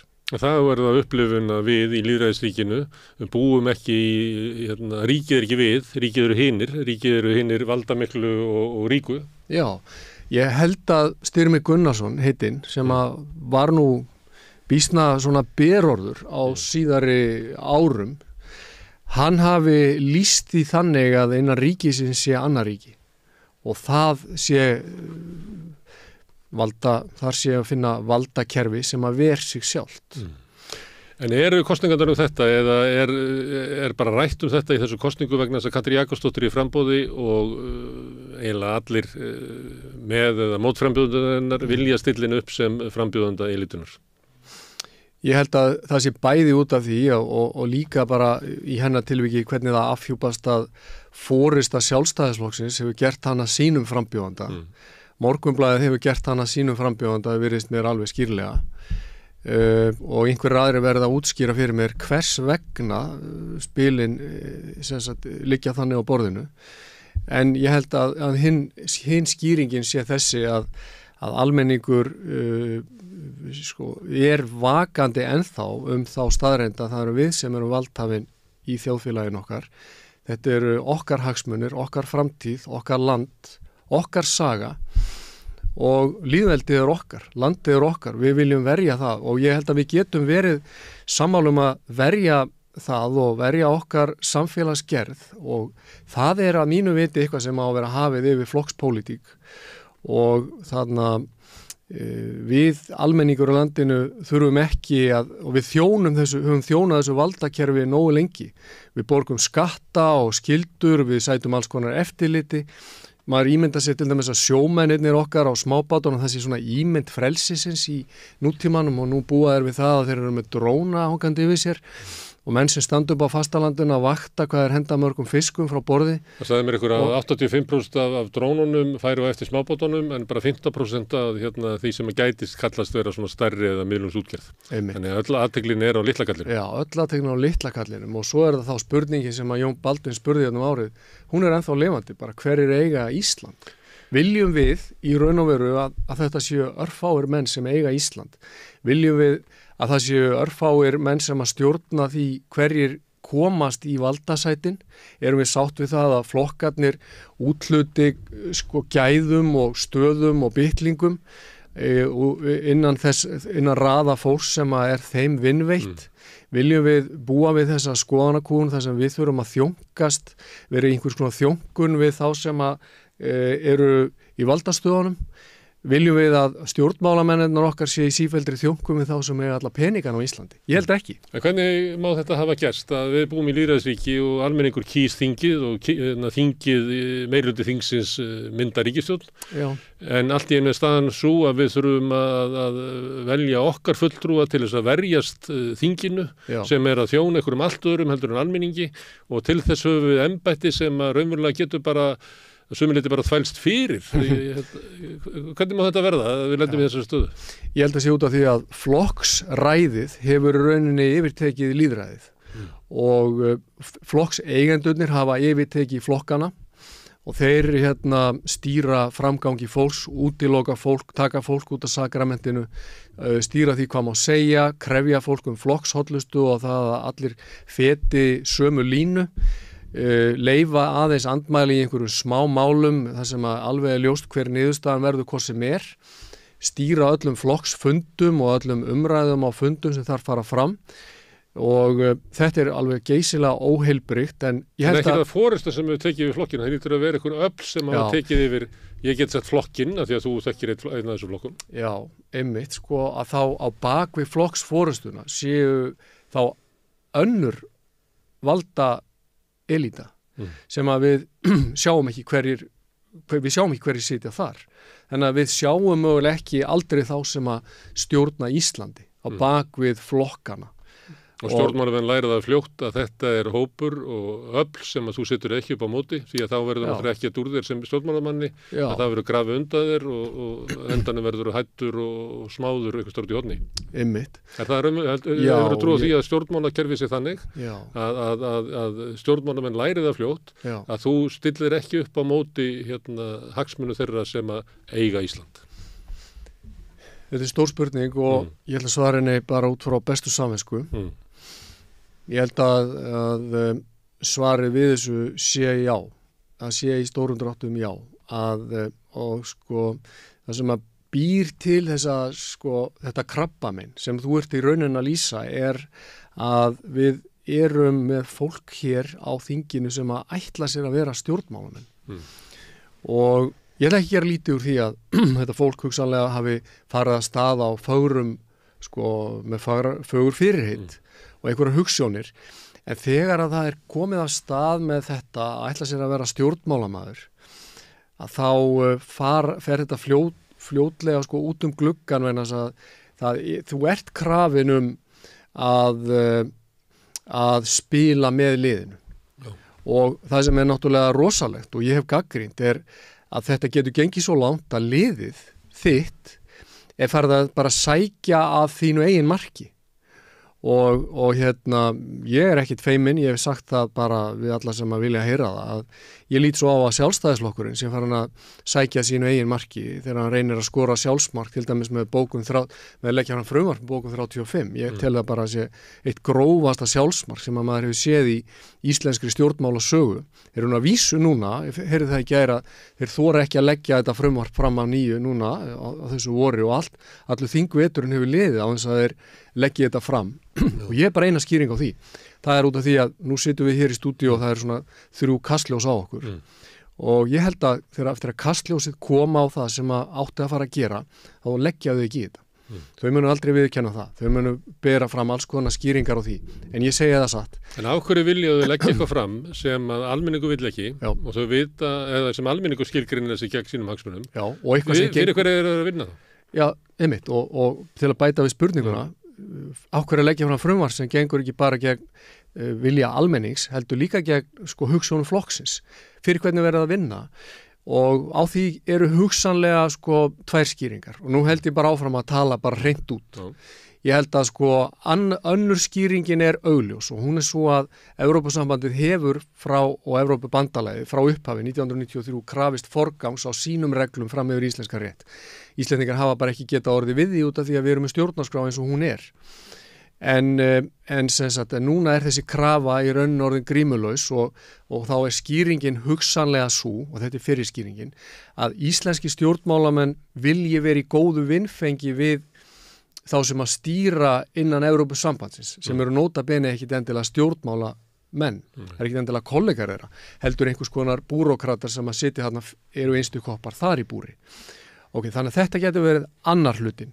Hinn hlutin gæti hugsanlega verið sá að þeir sem og nú ég bara í rauninni að tala út frá því sem ég held að gæti verið skýring. Þú reyna að leysa þessa miklu ráðgátu. Þessa ráðgátu, að það séu stórar hagsmuna aðilar, stór fyrirtæki á Íslandi sem að í rauninni telja að það valdi þeim hugsanlega einhverjum svona vandkvæðum og flæki eitthvað þeirra tilvist að regluverkið á Íslandi sé ekki 100% fullkomlega samræmt við það sem að gerist og gengur á meginlandi Evrópu og vilji þessuna til að þjóna sínum hagsmunum að þetta farin loksins í gegn. En það ekki gefið að þó stærstu fyrirtæki á Íslandi kunni hafa slíkar, eða einhver af stærstu fyrirtækjum á Íslandi kunni hafa þá hagsmuni, að það samræmist hagsmunum Íslendinga. Og það ekki heldur gefið að þó að svo krafa komi hugsanlega innan raða þeirra skuggaafla sem vilja stjórna hér öllu að það þjóni hagsmunum annara stóra fyrirtæki á Íslandi. Þannig að þetta átti í raunin að framkvæma þetta með svona einhvers konar blitzkrieg, svona einhvers svona leiftur sókn vorið sem þess að 23, svo sóknar stöðvuð, málið hefur við legið í fristi allan vetur og við sjáum hverju framvindur en kastljósið dýrmætt, aðhald og eftirlit almennings dýrmætt og ég tel að fjölmiðlar hafi brugðist í þessu, ég þakkláttur fyrir litla fjölmiðla eins og samstöðuna og podcastun öll og allt það sko. En ég ætla ekki að draga þetta út í umræðu flokkapólitík, en þú segir að Sjálfstæðisflokkurinn vinni raunverulega gegn svona sinni stefnu, en nefnir það að stærstu fyrirtækin á Íslandi vilji tiltekna niðurstöðu og flokkurinn að þjóna því. En hefur það ekki alltaf verið stefna Sjálfstæðisflokksins að hagsmunir stórra fyrirtækja séu jafnframt hagsmunir almennings? Er það ekki bara eðli flokksins? Ég hef í huga mínum svo þá mynd af Sjálfstæðisflokknum að hann hafi eftir stofnun 1929 og vonandi sem lengst verið flokkur líka litlu atvinnureikandana, verkstæðiskallana, rakaranna, hárgreiðslukvennana, fólksins sem var í einkaframtaki og raka einsmannsfyrirtæki, af því að þeir gáðu sig út fyrir að vera standa vörðum atvinnufrelsið, einkaframtakið, tjáningafrelsið. Ég held að þessi hópur hafi ekki upplifað Sjálfstæðisflokkinn sem sín flokk allavega ekki síðustu 20 árin. Það kann vel að vera, Gunnar Smári. Þú er og ungur til þess að halda þessu fram. Ég geti trúið að kynslóð föðuðis hefði gert þetta. Já, vissulega. Ég er að tala um þann tíma. Ég er að tala um þann tíma, þegar ég segi hérna áður fyrr, þá meina ég mögulega fyrir 20 árum og eitthvað hafi breyst í í því hvernig hann starfræktur. Ég hef gagnrýnt hann fyrir að vera honum ríkisflokkur. Ég hef gagnrýnt það að þessi flokkur sérstaklega hafi látið það henda sig að fara að éta úr lófa ríkisvaldsins. Ég hef átalið flokkin fyrir það að þar með hafi verið höggvið á þessa lífæð sem grasrótarstarf. Og ég held að ekkert lýðræði geti lifað án grasrótarstarfs án þáttöku almennings. Þess vegna vá fyrir dyrum hjá meðal þessara stjórnmálaflokka og ekki bara þegar flokkarnir eru komnir í þessar öndunavel, þá vá fyrir dyrum sem snýr bara beint að almenningi í þessu landi. Þannig að ég hef sagt það að við þurfum að endurnýja bara flokkakerfið. Ég held að það væri bara öllum holdt að ég raun henda þessum flokkum út í hafsauga og margir sjálfstæðismenn eru ofsalega reiðir við mig fyrir að segja þetta, en ég segi það bara aftur. Þegar flokkurinn farin að í rauninni ljá máls á því að skerða til dæmis tjáningafrelsi eins og mér virðist að menn hafa verið að svona dekstra við gagnvart Katrínu og þetta hatursorðræðu frumvarp, þegar flokkurinn orðin ríkisflokkur, þegar flokkurinn farin að þjóna hagsmunum, sérhagsmunum og stórfyrirtækjum en ekki almannahagsmunum og smá innrekendum, að þá eitthvað bara rosalega mikið að þegar að hinn almenni maður og rödd hans heyrist ekki á flokksfundum og þetta orðið allt svona stýrt, leikstýrt, að þá eitthvað að og ég meina það verður að ávarpa vandan. Ef annars erum við alvarlega meðvirk og það getur ekki verið neinum manni sæmandi að taka þátt í leikriti sem hann í raun og veru taldi fyrir þann tíma að væri hans eigið líf og hans eigið tilvera. Þegar ef að fara að breyta því leikrit þá segjum við bara eins og góðu leikstjóri, bara stopp, bara cut. En hluti af vandanum sá að pólitíska umræðan meðal annars að þú erum först inn í þessum flokkum sem þú ert að lýsa sem eru veikir og eru búin að kannski breytum eðli, þjóna sér hagsmunum frekar annað og svo það líka sem að ég var að segja áðan að stjórnmálamenn læra fljótt að þeir geti ekki farið upp á móti þessu mikla afli og við getum ekki tekið dæmi á til dæmis að þú bendir á að svo virðið sem að Morgunblaðið og þau öfl sem að þar standa á baki, það í eigu stórútgerðarinnar sem eru líklega öflugast penningavaldið á Íslandi, það þannig. Styður Katrínu Jakobsdóttur. En ef maður berða allir saman hvernig meðferð Morgunblaðsins og þeirra afla á Katrínu sama við til dæmis meðferð þeirra á Jóhönnu Sigurðardóttur, þá eiginlega ekki hægt að líka því saman því að Jóhanna Sigurðardóttir var eiginlega bara að gengi frá henni sem stjórnmálamanni meðan hún var forsætisráðherra og hún hefur valla tjáð sig á eftir því að hún var bara eftir sig eftir þá meðferð sem hún hafi fengið á meðan að Katrínu hampað. Já. Þetta kannski sýnir munin á því, hver munurinn á því að fara upp á móti valdinu eða fara með því. Já, akkurat.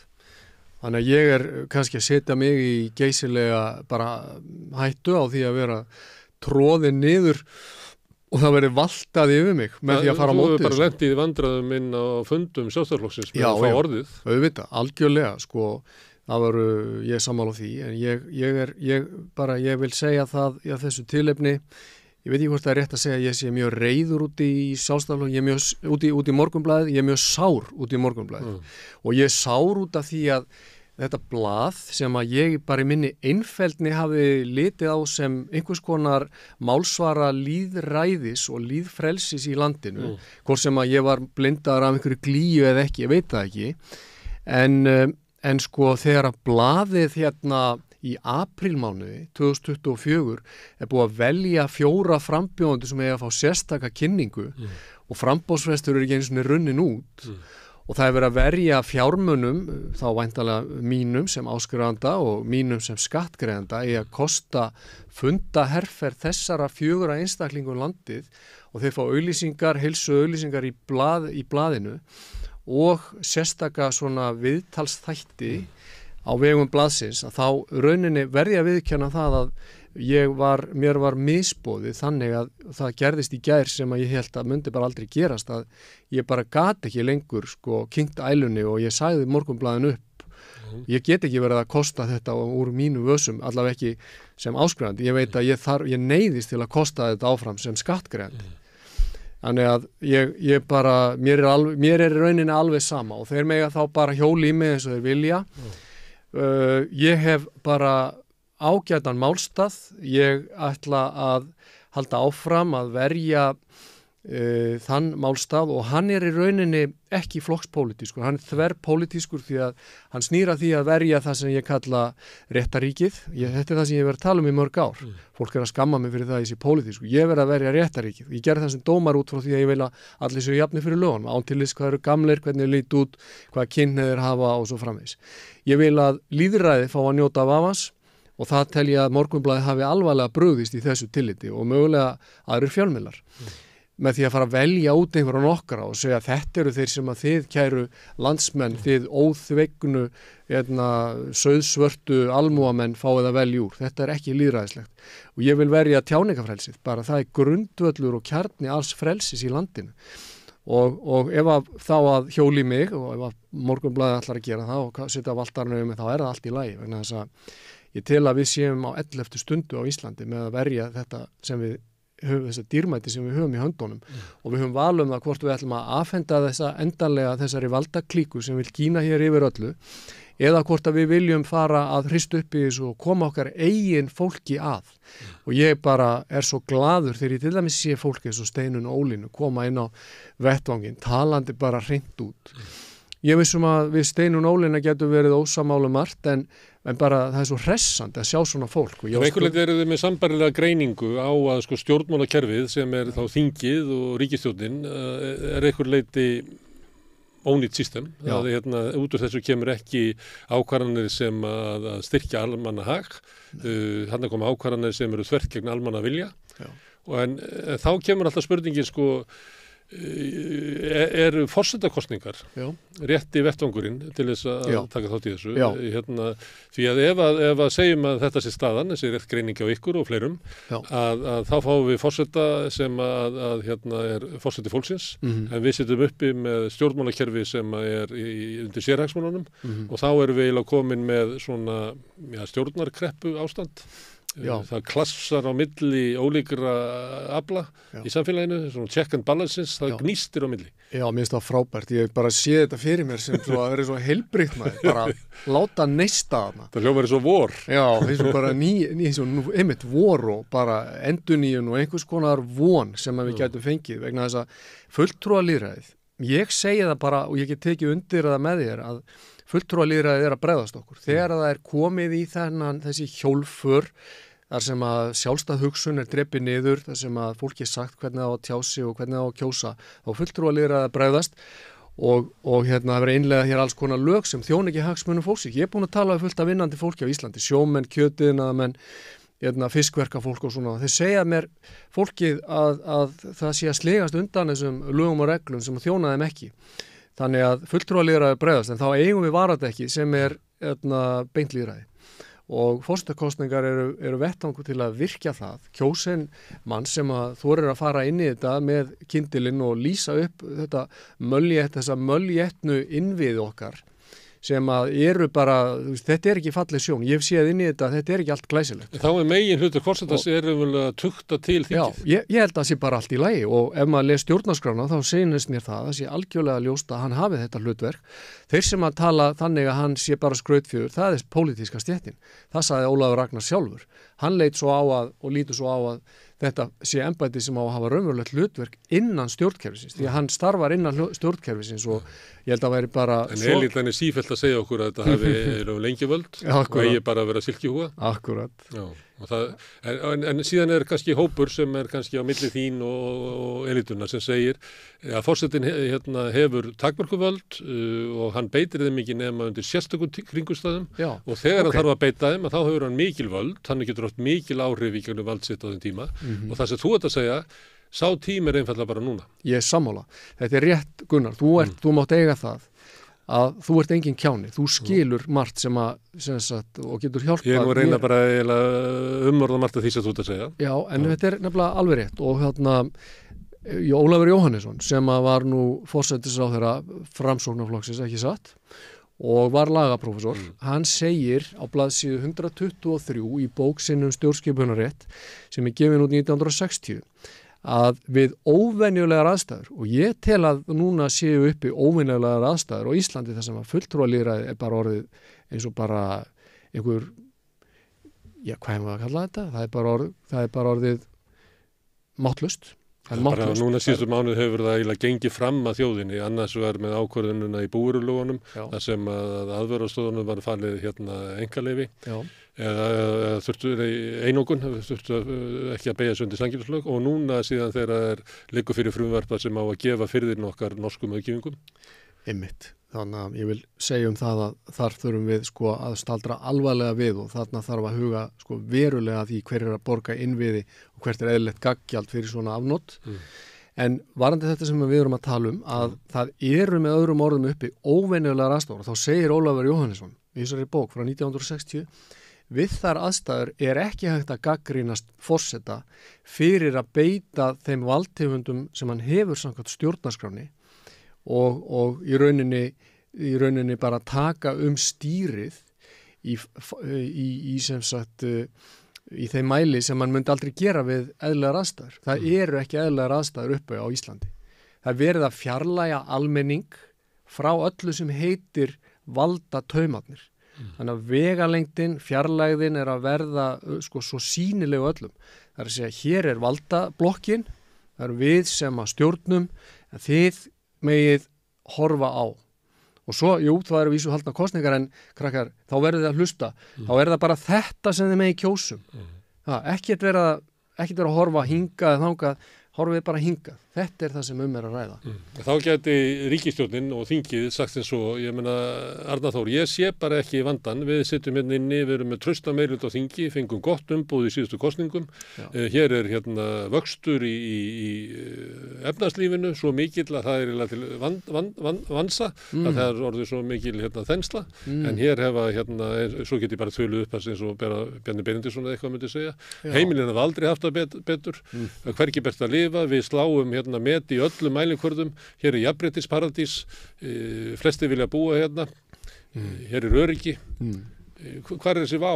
Já, það við horfum á hagtölurnar og það náttúrulega, eins og einhver sagði, það auðvelt að ljúga, það oft ennþá auðveldar að ljúga með tölfræði. Og tölfræðin kann að líta þannig út að allt sé á blúsandi uppleið á Íslandi. Það er lígi, haugalígi og tölfræðileg lígi. Já, að það sé þannig að þessi velmegun, þessi auðsöfnun og þessi efnaðslegi uppgangur, hann kannski til staðar, en hann bara ekki til staðar fyrir venjulegt fólk. Almenningur á Íslandi nýtur ekki ávakstana af þessu.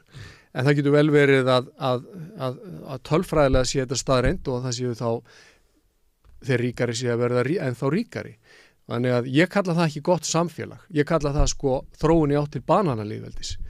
Þannig að ég ætla ekki að láta slá ríki í augun á mig hvað þetta varðar, og það blasir við að lýðræðið á fallandafæti, það blasir við að það er verið að svifta almenning ekki bara völdum, heldur í rauninni líka eignum. Verðbólgu bálið er búið að loga hér mánuðum og misserum saman. Eignir landsmanna að brenna upp á þessu. Grafa undan lífskjörum þeirra sem að síst mega við því. Já, ég meina það er þrengt víða að litla manninum, eins og bara smábátasjómennirni segja mér, ég meina endalaus gjöld og regluverk, og bændur tala þetta líka, þeir þurfa eða meiri tíma fyrir að með tölvuna heldur en út í fjósi, og þetta er óheilbrigt, en þróun öll í þá átt, því miður að það er að vera stærri og færri fyrirtæki sem sjáum að framleiða fyrir okkur matinn, sjáum að rækta landið, sjáum að veiða fiskin úr sjónum, sjáum að velja fyrir okkur upplýsingar í formi fjölmiðlunar. Þetta er óheilbrigð og óheilla þróun sem að við verðum að hafa augun opin fyrir og láta ekki blekkja okkur með einhverju yfirborðskenndri tölfræði. Þess vegna bara ég treysti almenningi til þess að beita sinni góðu dómgreind. Ég held að pældi allt þetta fólk sem þú hittir hér í þessum stúdíói og hittir út á landi. Þetta er bara fólk sem er ekkit endilega langskólagengi, en það skilur hvað er að gerast. Þú talar svona ögurstund. Merkir það að annarkvort verður þú forseti eða allt fætti fjandars, eða er þetta barátta sem að mun halda áfram? Ég veit að það er ekki gott að spyrja frambjóðanda að horfa fram yfir kosningarnar, en ég er samt að því. Þetta er tilgangur með frambúðu þínu ef þú nærði ekki kjöri. Vonandi tekst mér að sá einhverjum fræjum í hug og hjörtu landsmanna, vekja einhverja, því fólk það er ákveðin sofandaháttur og þeir sem að kannski horfa mest til dæmis á Ríkisútvarpið og liggja mest yfir netmiðlunum eru kannski mest sofandi fyrir því sem er rauninni að gerast. Þannig að ég vona að mér takist það og ég held að það sé alþjóðleg vakning erlendis sem og svo bylgja mun halda áfram. Fólk sem hefur verið til sjós segir að það sé merkjanleg undiralda sko. Hún er kannski ekki sýnileg þegar hún kemur sko fyrst upp á yfirborðið en hún verður mjög hörð þegar hún skellur yfir og hugsanlega erum við að sjá hana raungerast hvort hún næra skella á fullu afli á pólitíska valdastruktúrnum 1. júní eða ekki, verður að koma í ljós. En kerfið sem við búum við í dag, það getur ekki haldið til lengdar. Nei, það getur ekki. Það er sko því haldið upp á... Þeir sem óttast breytingar, þeir þurfa bara að venjast í að ef við ætlum að búa til gott samfélag þá verðum við að hafa kjartir þess að gangi gegnum einhverja breytingar á allra næstu misserum. Já, og þá mun að gerast þannig og við munum sjá það þegar að stjórnmálamennirnir okkar hætta að reyna slá ryk í augun á okkur og fara allt í einu að tala að hinn almenni maður þurfi að eiga betri tækifæri eða það þurfi að hlusta á hann innan flokkana eða þau fara loksins að tala að þurfa að verja hér þessa samfélagsgerð þar sem allir eiga tækifæri og eitthvað svona þá vitum við að umsnúningurinn er að verða því að þú veist það að þegar að sótt að ríki, þegar innrásar herri jafnvel sækir það er nefnilega besta dæmi kannski þegar Napóleon kom til Frakklands í seinna skiptið. Þá var það sko skrimsli frá Korsíku stíð á land. Það sögðu fjölmiðlarnir og svo óvætturinn nálgast París og svo Napóleon er 3 daga frá París og svo var það bara frelsis hetja Frakklands mun ríðin í borgin eftir 2 daga. Þannig að þá munu menn byrja að sjá það að ef þeir ætla að lifa af og eiga sér pólitíska framtíð þá þurfa að fara að snúast allt í einu snúa sér við. Með breytingunni. Það verður það sem við verðum fyrsta merkið. Þannig að þeir sem að vilja knýja á breytingar í íslensku samfélagi verði ekki hættir í staksteinunum. Þetta verður neyðið smokkið til þess að fjalla þá eins og framlag þeirra til umræðina sé eitthvað svirði. Já, sammála því. Og þú upplifir að við búum við það stöðu að þú hefur ekki sömu möguleika að koma þínu sjónarmiðum á framfæri. Það sé tekið öðruvísi á móti þér til dæmis á RÚV, þú ert á leiðin í forystusæti, býst við? Já, ég held að mig segja það sko. Ég horfði á Árstór Magnússon í gær, þar var gengið á hann eiginlega á hverju hann var í frambóði, á hverju hann var ekki bara í þingframbóði. Hann náði eiginlega aldrei að koma sínu sjónarmiðum á framfæri því að hann var eiginlega bara að verja stöðu sína yfir að hvað var hann var eiginlega að vilja að vera í frambóði. Já. Sko maður er alltaf að reka sig á sjálfan sig í lífinu og eitt af því sem að ég hef rekið mig á núna kannski síðustu daga er að eins og ég hef verið lítið hrifinn af Ríkisútvarpinu, ég skal bara viðurkenna það hér. Ég hef talið að fréttaflutningur Ríkisútvarpsins sé mjög svona einhliða og að fréttastofan, ég er ekki hrifinn af henni, ég skal bara viðurkenna það.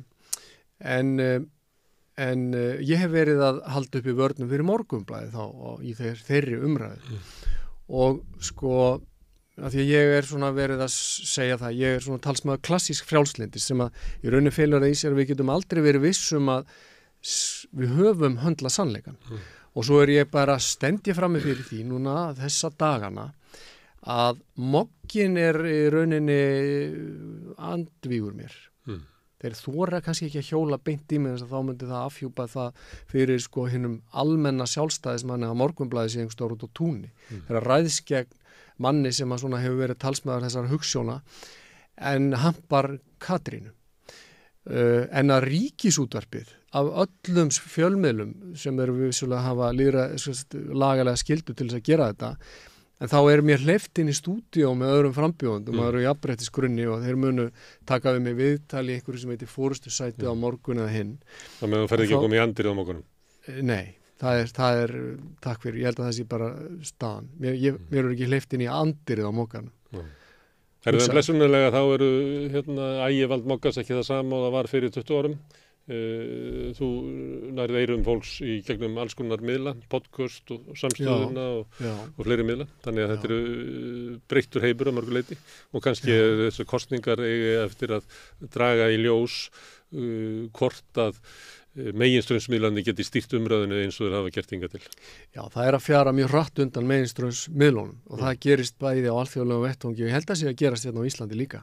Fólk átt sig á því að því ég raunin ekki hægt að treysta því sko fyrirvaralaust sem að kemur þarna fram. Þannig að þeir munu hafa harða lífsbaráttu núna á næstu misserum og árum og ef að þau ætla að lifa það af þá þurfa þau að fara að breyta sko taktík og hætta að reyna að segja fólki hvaða skoðanir þeir eiga að hafa.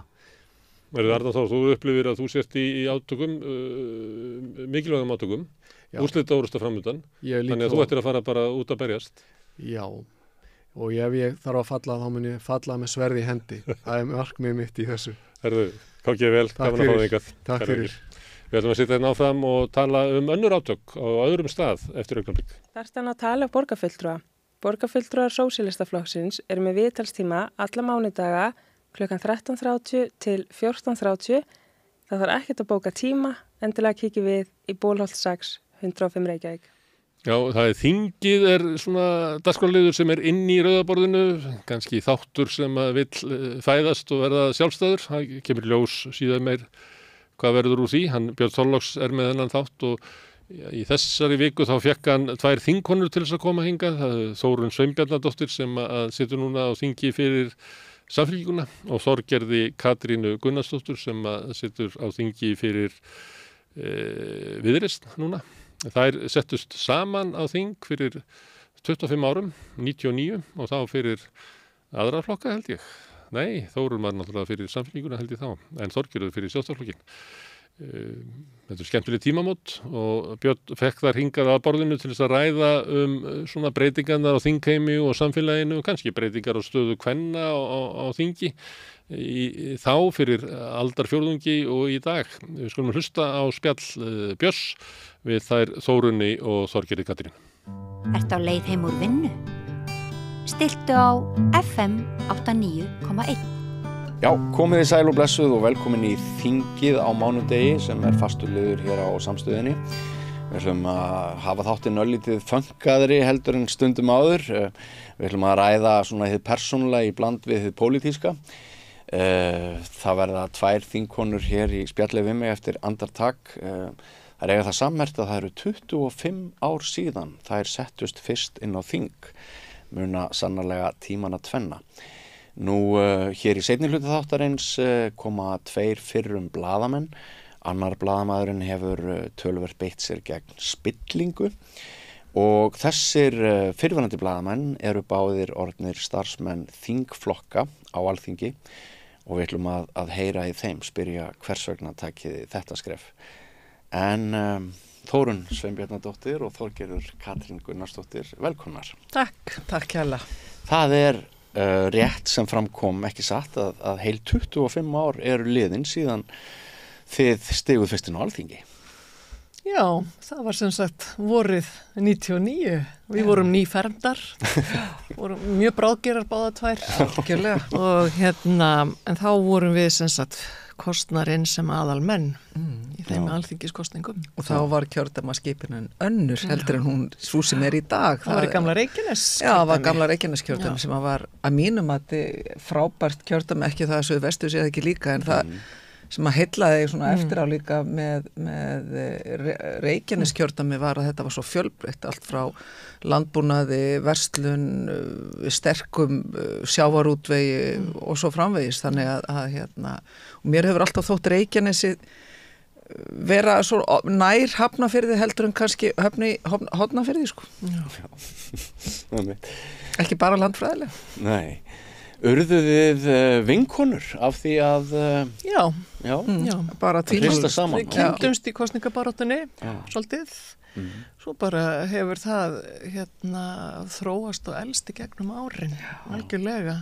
Marga á fjörun og sopi saman, algjörlega. En lifa það af. Já, lifa það af. Nei, það er nú eitt af því sem er það dásamlega við pólitíka, maður eignast góða vini líka þvert á flokka og Þórunn er tvímælast eina mínu betri vinkonum og manneski sem að maður hefur blessunarlega náða að kynnast í gegnum stjórnmálin og það er Þórunn og svo ég kannski önnum manneski sem að við söknum báðar, það er Gunna Ögmunds sem að ég þekkti aðeins áður í fórun á Þing 99, hún kom líka inn á Þing 99 ég þekkti hann í gegnum bara í rauninni tengdamamma hennar og mamma voru saman í saumaklúbb og hafði af og til hitt hana og ótrúlega heitlandi manneski eins og náum við að kynnast svona vel og verða mikla vinkonur líka sem að einhvern veginn gerði allt, bæði stjórnmálalífið og bara svona félagslífið miklu betra. Þetta svona þessi stórbrottin karakter sem að hún var. Já, blessu sér minningu. Hún var náttúrulega algjörlega einstöku eins og allir vita sem að henni kynntust og mínar rætur í kvennalistanum, þar kynnist ég Gunnu og þetta frábærum konum, þar sem að margar hverjar voru með í að stofna samfélkinguna og eru í henni og ég segi eins og Þorgerður, mér finnst skipta mjög miklu máli að fólk geti tala saman þvert og flokka, það verður ekki alltaf vinátta, þarf ekki að vera þannig, en það er svo ofsalega mikilvægt að við höldum í virðinguna fyrir hvert öðru og hlustum hvert á annað. Ég meina, ég get verið alveg svakalega ósámála einhverjum þingmönnum úr öðrum flokkum og stundum þessi í mínum eigin flokki en það þarf að ræða sig í gegnum það og það er nú listin við það að vera í pólitík að geta tala saman, komist að niðurstöðu, miðla málum þegar að það þarf og vera, ég meina, vináttan er bónus, hún er alltaf, hún er yndisleg, en það er svona, þessi svona vilji til þess að vinna saman og ná niðurstöðu sem að skiptir mestu máli finnst mér. Já, og þetta segir þú sko núna á tímum mikillar sundrungar og ósáttar og vantrausts, bæði í raun gagnvart opinberum stofnunum og stofnunum eins og Alþingi, en ekkert síður er vantraust gagnvart einkaframtakinu. Ég heyrði Jón Gnarr á framboðsfundi á Akureyri á laugardaginn síðasta, núna í fyrradag. Þá heyrði ég hann sko taka svolítið óvæntan snúning að áheyrendum hans á fundunum fannst. Hann fór að hæla Alþingi og hann fór að tala um að honum fyndist bara mjög margt gott við Alþingi og alþingismenn. Og ég heyrði bara hvernig sko það mátti heyra saumnál detta eftir hann sagði það. Og það var augljóst að það voru ekki allir sammála þessu og mörgum fannst þetta svona áhugaverð vending því að hann hafði líka rétt á undan rætt ofmettun embættismanna og talaði um að þeir réðu og miklu hér og væri ekki nógu skapandi og frjóir og allt það. En af því að ég nefndi þetta með vantraustið og það allt saman sko, finnst ykkur eitthvað núna í tíðarandanum vera öðruvísi en verið hefur frá því að þið stigu fyrst inn á þing? Hvar á við byrja? Ýmislegt. Það er margt mjög mikið breyst og fyrir það fyrsta vil ég nú bara taka undir með Jóni. Ég hef verið að hlusta svolítið það sem hann hefur að segja og mér finnst hann og kannski ekki að koma á óvart því að hann, mér finnst hann oft nálgast hlutina öðruvísi opáslega ekki bara klár heldur, mér finnst hann vera oft með þessa innsýn og snerstingu inn í íslensk samfélag en líka íslenska pólitík sem að það er ekki allir sem að sjá það sem að hann er að sjá, þú veist, og ég náttúrulega fyrir auðvitað það að hafa ótrúlega gaman að því að hlusta á henni, þá finnst mér að líka vera sína svolítið bara úr hverju hann er gerður, hann huga er að snerta líka þessi málefni sem er ekki endilega vinsæl hverju sinni, það er miklu vinsælla að segja bara, þetta er ekki Alþingi að tala illa þingmenn og ég held að það sé einn mesta meinsemdin fyrir okkur, ekki bara fyrir okkur sem fyrir í pólitík, þú veist, eitt af því sem að lærir í gegnum öll þessi ári í pólitík er að taka ekki hlutina eins mikið inn á sig, en það sem það gerir og við erum að sjá það víða heim er það hvernig það er að verða alltaf því svona íþrótt að tala niður lýðræðislega stofnanir og lýðræðislega stofnun hér er náttúrulega Alþingi. En hver lýðræðislega stofnun er Alþingi í dag? Hver lýðræðislega er hún? Að hver miklu leyti er hún í höndum atvinnurekendavaldsins og þess vegna kemur einmitt að því sem ég ætla að segja, það sem að mér finnst vera mesta áskorun í dag alveg svo var á svona tíma en jafnvel enn meiri er að þora að standa með eigin sannfæringu, vera frjáls í pólitík og það finnst mér kannski það besta í dag í mínu pólitíska lífi er að bara segja hlutin maður fyrir utan það að vera orðin nokkuð gömul í þessu og að vera óhrædd við að taka ákveðnum málum og það sem að mér finnst vanta eftir öll þessi ár að ákveðnum svona kerfum sé breytt, svona grundvallar strúktúr, ég get alveg nefnt bara allt frá jómfrúræða mín á þingi, fjallaði einn maður eitt atkvæði, það var bara stutt ræða, 2 minna ræða. Hún fjallaði fyrsta máli sem að við samþykktum á þingi og það var breyting á stjórnarskránni og það var verið að minnka vægi atkvæða en það var ekki að ganga við vorum ekki að ganga alla leiðina. Þetta dæmi það sem að ég hefði viljað sjá á þessum 25 árum, bara eitt dæmi, svona grundvalla prinsipmál, einn maður, eitt atkvæði, yfir í alls konar, þú talar um atvinnurekanda, ég náttúrulega, það skiptir okkur öllu máli að hér sér burðugt atvinnulíf, að við búum hér við samkeppnishæf lífskjör, það gerum við ekki án atvinnulífs, en atvinnulífið eins og við öll þarf auðvitað að búa við skýrar og gegnsæjar reglur. Og okkur hefur pínluti mistekist þar en við Þórunn hefur náttúrulega líka rætt það hvað hefur breyst og í gegnum áður og svona hvað það mesta sem við tökum eftir og það er svo margt í því sko, bara þú nefnir Jón Gnarr og ég tek undir með Þorgerði að hann hefur þennan einstaka hæfileika til að greina samfélagið og segja hluti með þeim hætti að fólk segir svona, já, auðvitað, þú veist, þetta er auðvitað svona. Nákvæmlega. Og, frekikallinn, ég meina, hann skilgreindi frekakallinn, við þekkjum hann allar, en hann bara einhvern veginn, já, einmitt. Nokkuð vel. Meira sem nokkuð vel, við oft hitt hann. Sennilega sá pistill sem er bara mest lesinn nánast frá upphæði í sögu fjölmiðlunum á Íslandi. En þar líka bara hitt hann bara beint í mark.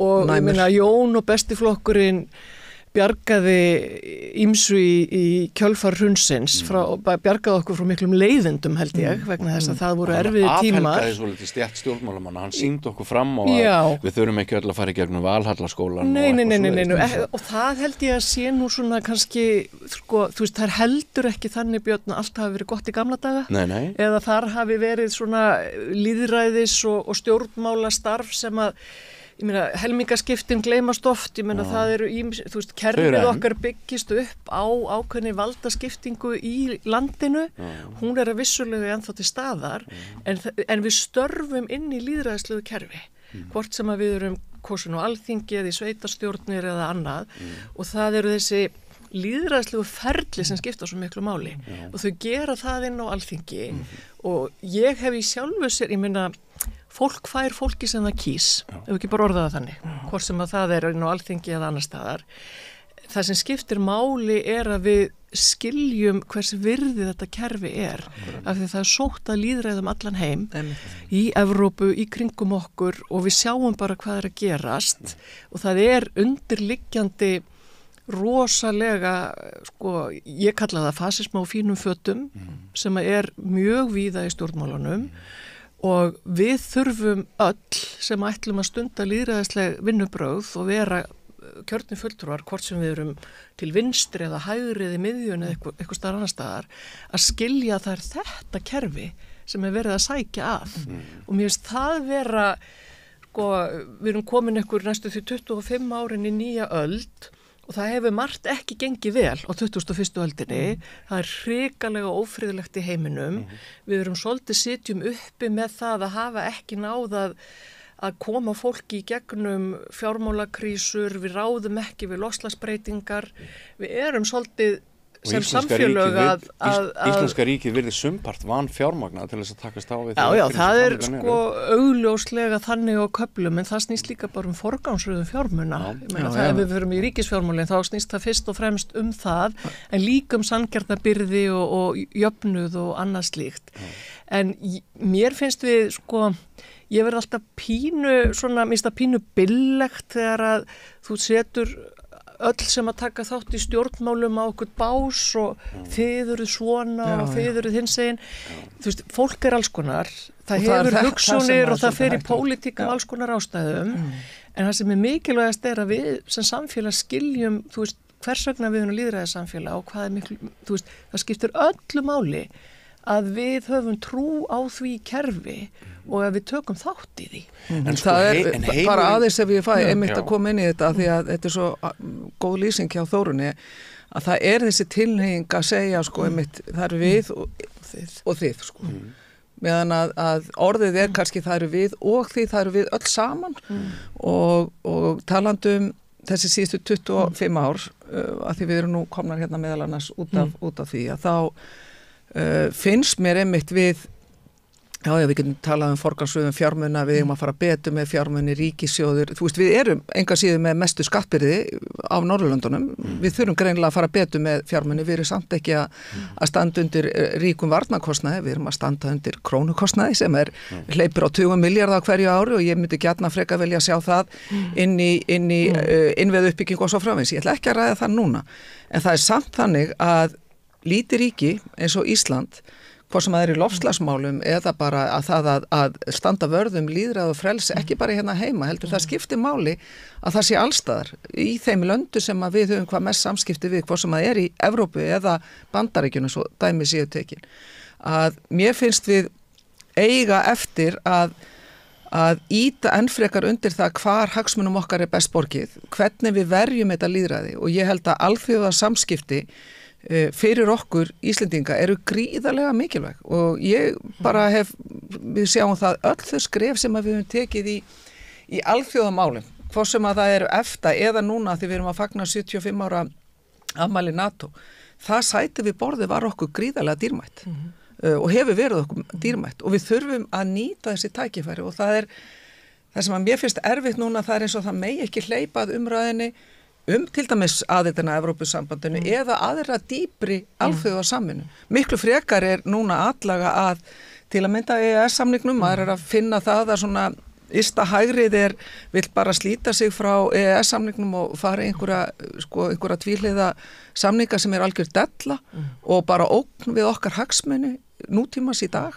Hvað sem við berum niður, hvað sem við erum að tala lýðræði, frelsi, mannréttindi og svo framvegis. Þannig að þessar stóru spurningar finnst mér við erum ekki búin að þróa okkur á þessum 25 árum lengra sko. En þessi þróun hver lítið við ræðum með ESB núna það ekki sumpart sko, eru þið ekki sumpart pínlítið ábyrg fyrir því þið takið ESB svolítið út á dagskrá hjá Samfylkingunni og þið eruð að leita að aukinni sátt og ekki vera með þessi átakamál og ætlið fyrst að einhvern veginn plæja jarðveginn en það ekki bara svolítið eins og stinga höfðinu í sandinn? Já, ég nú ekki sammála því að það sé þannig, en það þetta þannig að Kristrún Frostadóttir, nýr formaður Samfylkingarinnar, hún búin að vera það í 1,5 ár, leggur ákveðnar áherslur og það eitthvað sem flokkurinn að vinna við og við erum öll saman í því að fara í grunngildi, grunnmál sem varða heilbrigðisþjónustu, velferð, atvinnu, samgöngur, kjör, húsnæði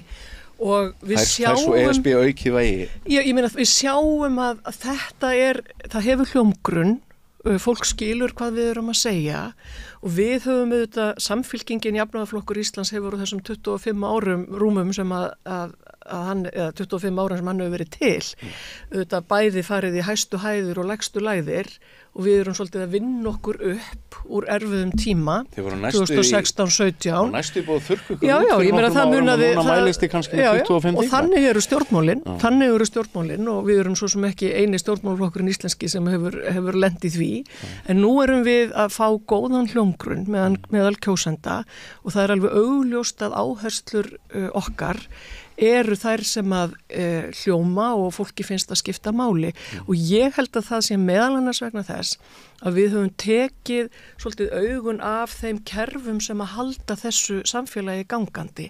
Velferðarkerfinu, hvort sem við erum að tala félags- eða heilbrigðisþjónustu, velferðarkerfi verður að vera sterkt líka fyrir atvinnulífið. Og það það sem að þessir grundvöllur hefur kannski ekki mikið verið til umræðu. Við erum Evrópusinnar og ég held hafi nú svona í gegnum árin talað alveg ágætlega fyrir því og ég staðráðin í því og fullviss það að Ísland á heima í Evrópusambandinu. Og pláss fyrir aukna áherslu á það hjá ykkur þegar þið hafið afgreitt önnur mál? Það pláss fyrir það hvort þið hins vegar það kannski það sem kemur út kannski ekki það sem endilega til umræðu alla daga inn í flokknum en ég held að það það svona það þýðir ekki að við séum búin að setja eitthvað alveg til hliðar. Við höfum hins vegar öll horfst í augu við það. En það væri þá búin að setja tilvistar einn af hornsteinum. Já, ég meina við fórum fremst hér fyrir aldamótin síðustu. Við vorum með allsherjar atkvæðagreiðslu í Samfylkingunni Evrópustefnuna, að við vorum að sameina ólíka flokka og niðurstaða hennar var alveg skýr og þannig gátum við urðu við Evrópuflokkur bara mjög góðum grundvelli. En ég held hins vegar að við, og ég er vissum að Þorgerður mótmælir því ekki, að ef við færum núna og segðum við fólk, heyrðu, á morgun ætlum við að gangi í Evrópusambandið, það þyrfti miklu lengri aðdraganda. En það svo sem enginn að tala um það. Nei, það er enginn að tala um það.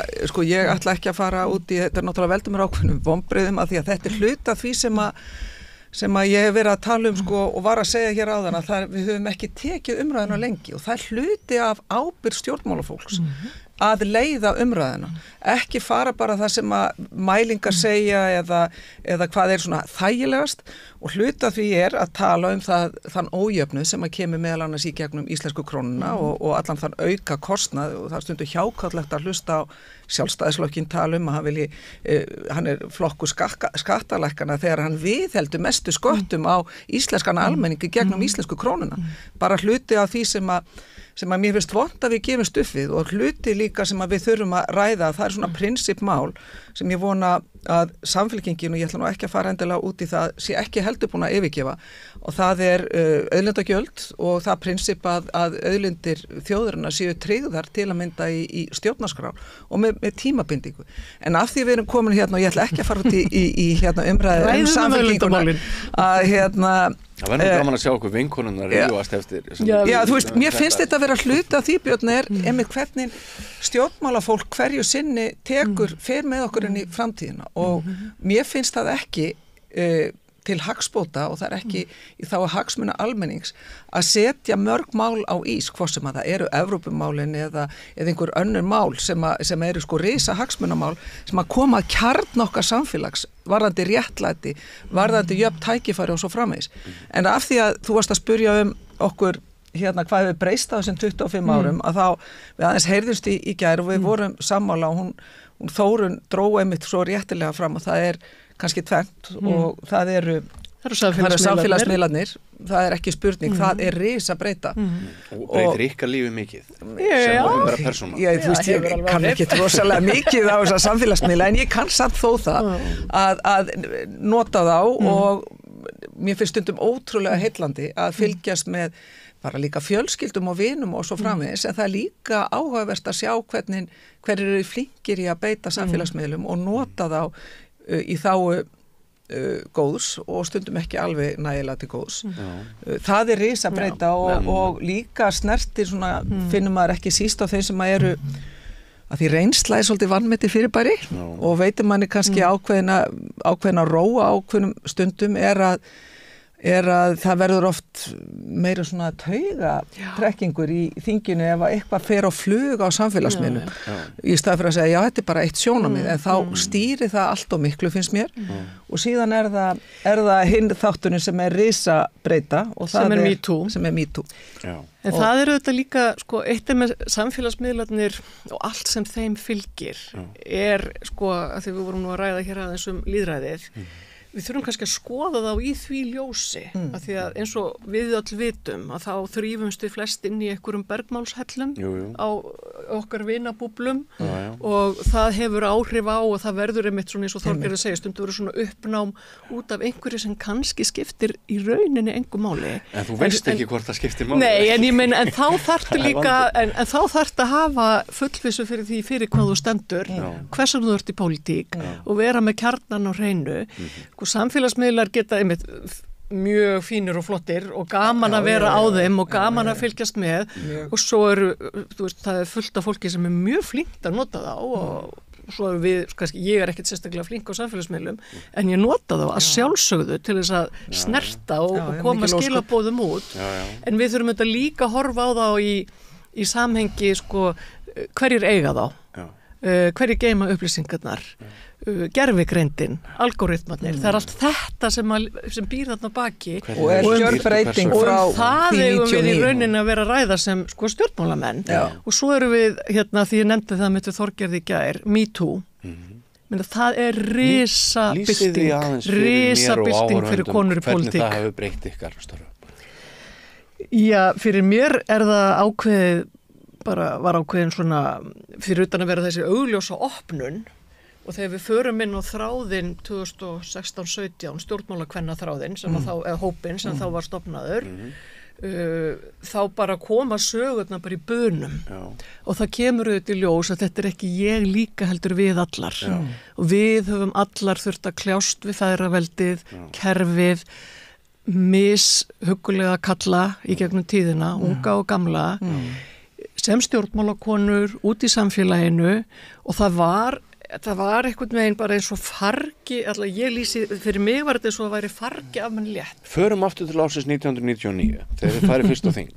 Þá talað til ykkar niður og eins og þið séu skólastelpur og þið séu bara ekki verðugar og eigið að þakka köllunum fyrir að þeir ráði ykkar framgangi.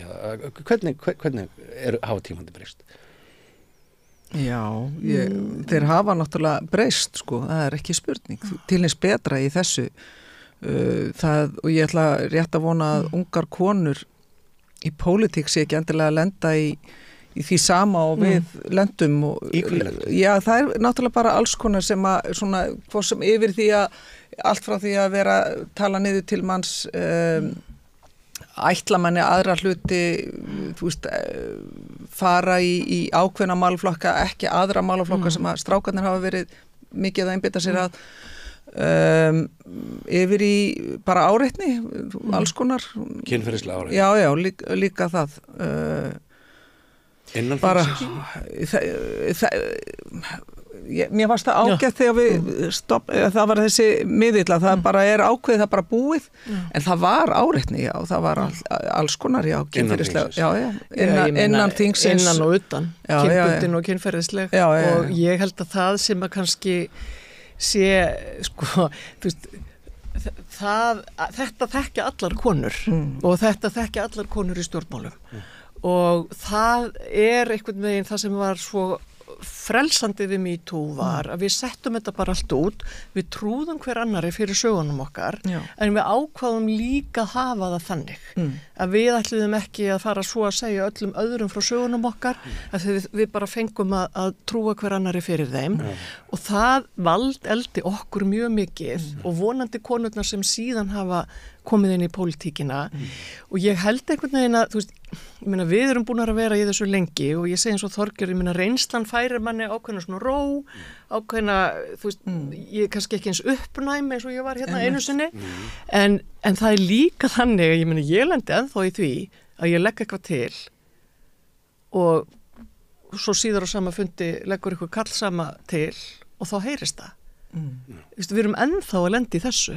Við erum ennþá að lendi í því að karlar hlusta og kalla og það alveg, hefur ekkert með stjórnmálaflokk að gera eða neitt annað. Það bara eitthvað sem þarna út í samfélaginu. Já, fólkið út í hagsmuna og atvinnulífinu en náttúrulega þar eru kallar meira ráðandi. Já, og ég meina og ég held bara með að við svona það sem að ég hef heyrt og þá held ég að sko fyrir að lífið getur bara verið mjög töff fyrir ungar konur á framabraut í atvinnulífinu. Ég held að það sé ekkert einfalt heldur. Já, ég held að það sé alveg hárrétt en ég vil þó draga fram að ég dáist að ungu konunum í dag hvernig þær að nálgast hlutina og mér finnst þær vera hugrakkar, mér finnst þær vera miklu skýrari að setja mörk og þora að setja mörkin og mér finnst það svona aðdánavert að fylgjast með þeim hvort sem maður í pólitíka út í atvinnulífinu en hvað með góðum, maður sér alveg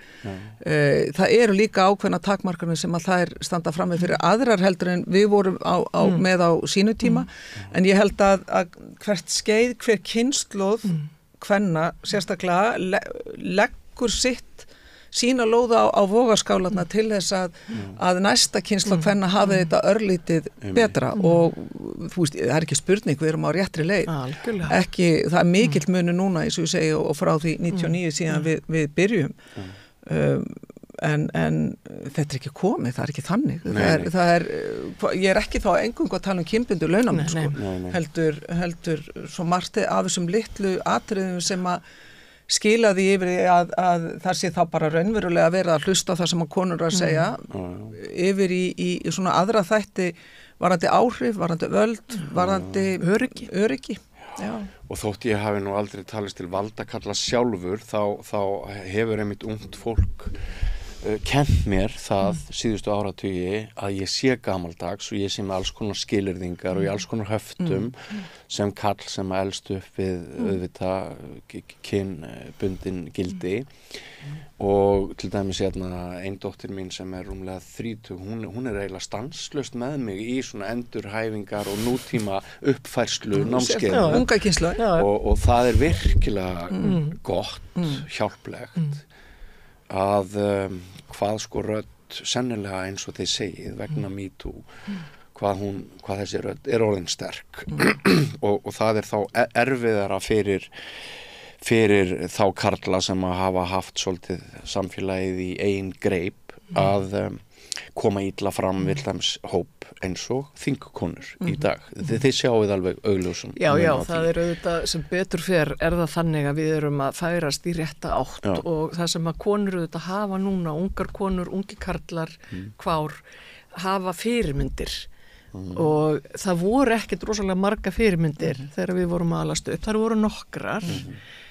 Fyrir mig var það kvennalistinn sem var svona hugljómunin í rauninni Vigdís að sjálfsögðu og nú eru svo margar góðar fyrirmyndir held ég og það eru þetta mikilvægt að vera góð fyrirmynd en unga fólki líka að kenna okkur alla daga af því að við þurfum einhvern veginn að skilja þau bara eru pródúkt af allt annars konar samfélagi heldur en við þrjú ólumst upp í en við erum öll fædd árið 1965 held ég, það ekki rétt? Jú, það passar en það varðandi fyrirmyndir að bæði hérna heima, ekki spurning Vigdís svo sem að náttúrulega svona brýtur blaði í ekki bara okkar sögu heldur bara alþjóðlega og talandi alþjóðlega þá skiptir máli að við erum búin að sjá til að mynda fórseta framkvæmdastjórnarinnar Ursula von der Leyen, hún búin að vera nokkuð lengi og staðið sig vel, við erum að sjá sterkakonu hér í fortíðinni líka sem að höfðu áhrif á Norrlöndu, hvað sem að Gro Harlem Brundtland eða síðar með í Noregi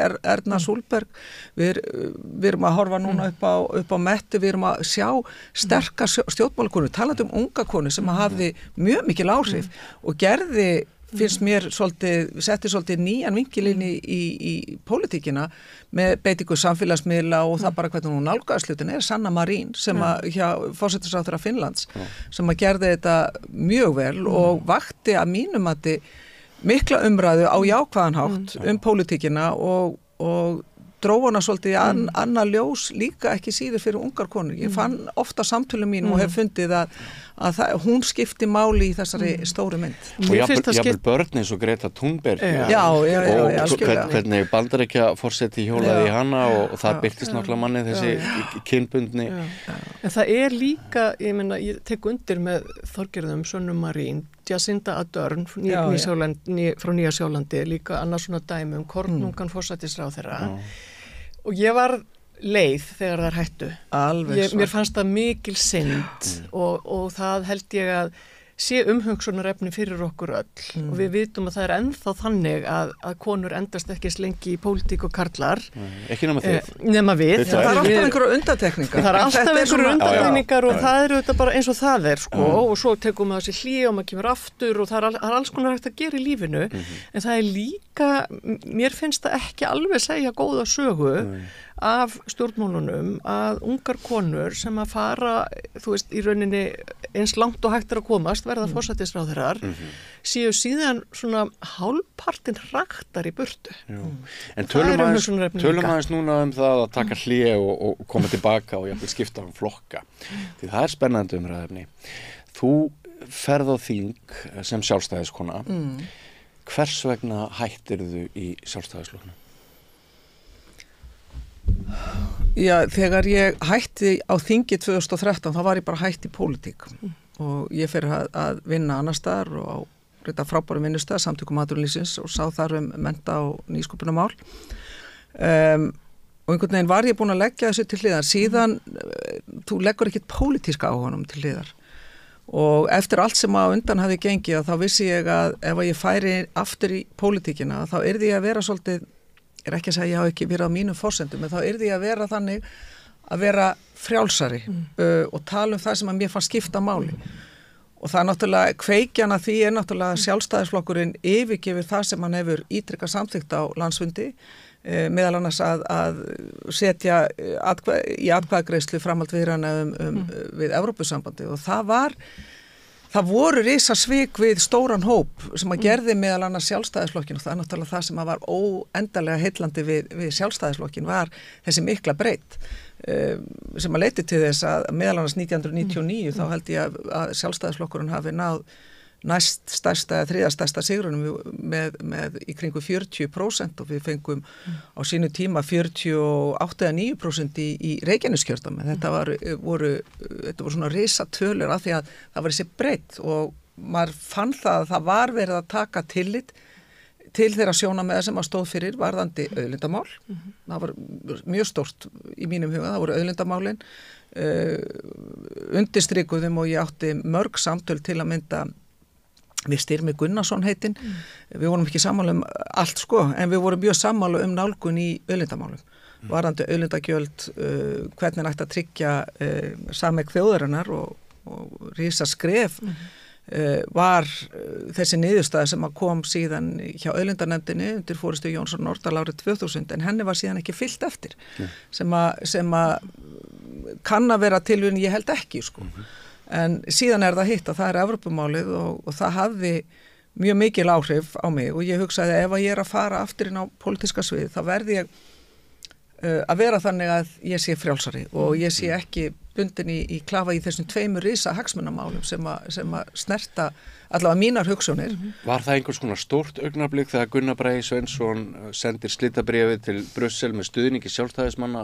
Var það alveg svartu dagur? Þetta var eitt af mörgum atriðum sem að setti bjóð til þess að kláraði púslið við það að fara úr sjálfstæðisflokknum en að því sögðu að þetta voru sérstakir tímar, þetta var líka góður tíma sem að ég átti í sjálfstæðisflokknum og talandi vini það er ekki spurning að því ég eignaðist marga vini þvert á aðra flokka að konurnar eins og Ásta Möller, Drífa, Sólveig, Sigríður Anna, Arnbjörg Sveinsdóttir, þetta allt manneskju sem að ég átti gríðarlega góðu samstarfi við og sakna vissuleyti líka en pólitíkin annað, ef þú ferð aftur eftir allt sem á undan gengju, ég vissi það að ég myndi þurfa að fara í gegnum mörg svipugöngin meðal annars út af bæði út af fremur drottin svik.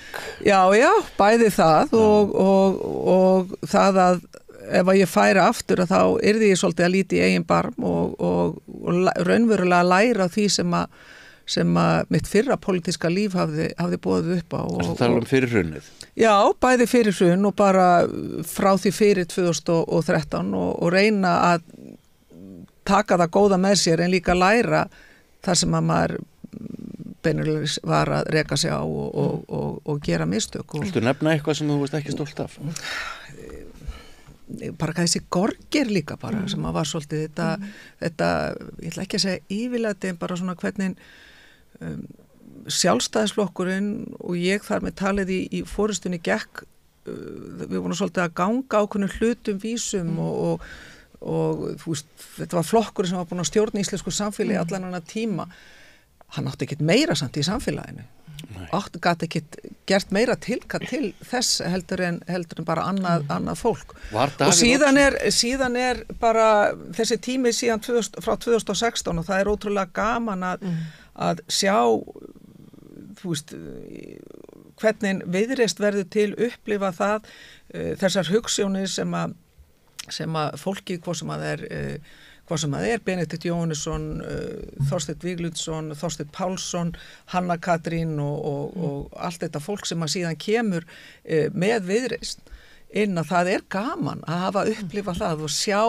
okkur þróast, við höfum ekki okkur á síðan þá, já, við höfum gert það, við erum alltaf að læra og það er það sem er svo dásamlegt við lífið, ekki bara almennt, þetta er líka í pólitík, að þú gerir mistök, þá verður þau líka bara svolítið að viðurkenna þau og reyna að læra af þeim og halda áfram og þess vegna það er margir að segja við okkur núna í Viðreisn, já, ætlaði ekki bara að leggja Evrópumálinu, nei, af því það er grunnurinn á svo mörgu að við tökum samtalið hvar við eigum að staðsetja okkur í alþjóðamálum, í varnar- og öryggismálum og efnahagssamvinna og öryggissamvinna eru tvær hliðar á sama pening og við verðum að fara að tala meira þessa stóru hagsmuni okkar Íslendinga í víðara samhengi og ekki láta gömlu flokkana stjórna því hvað við tölum í dag af því að í því felst ákveðin uppgjöf og ég ætla ekki að taka þátt í því. Nei, mér langar aðeins að ræða við Davíð Oddsson, manstu þegar þið hittust fyrst og svona hvernig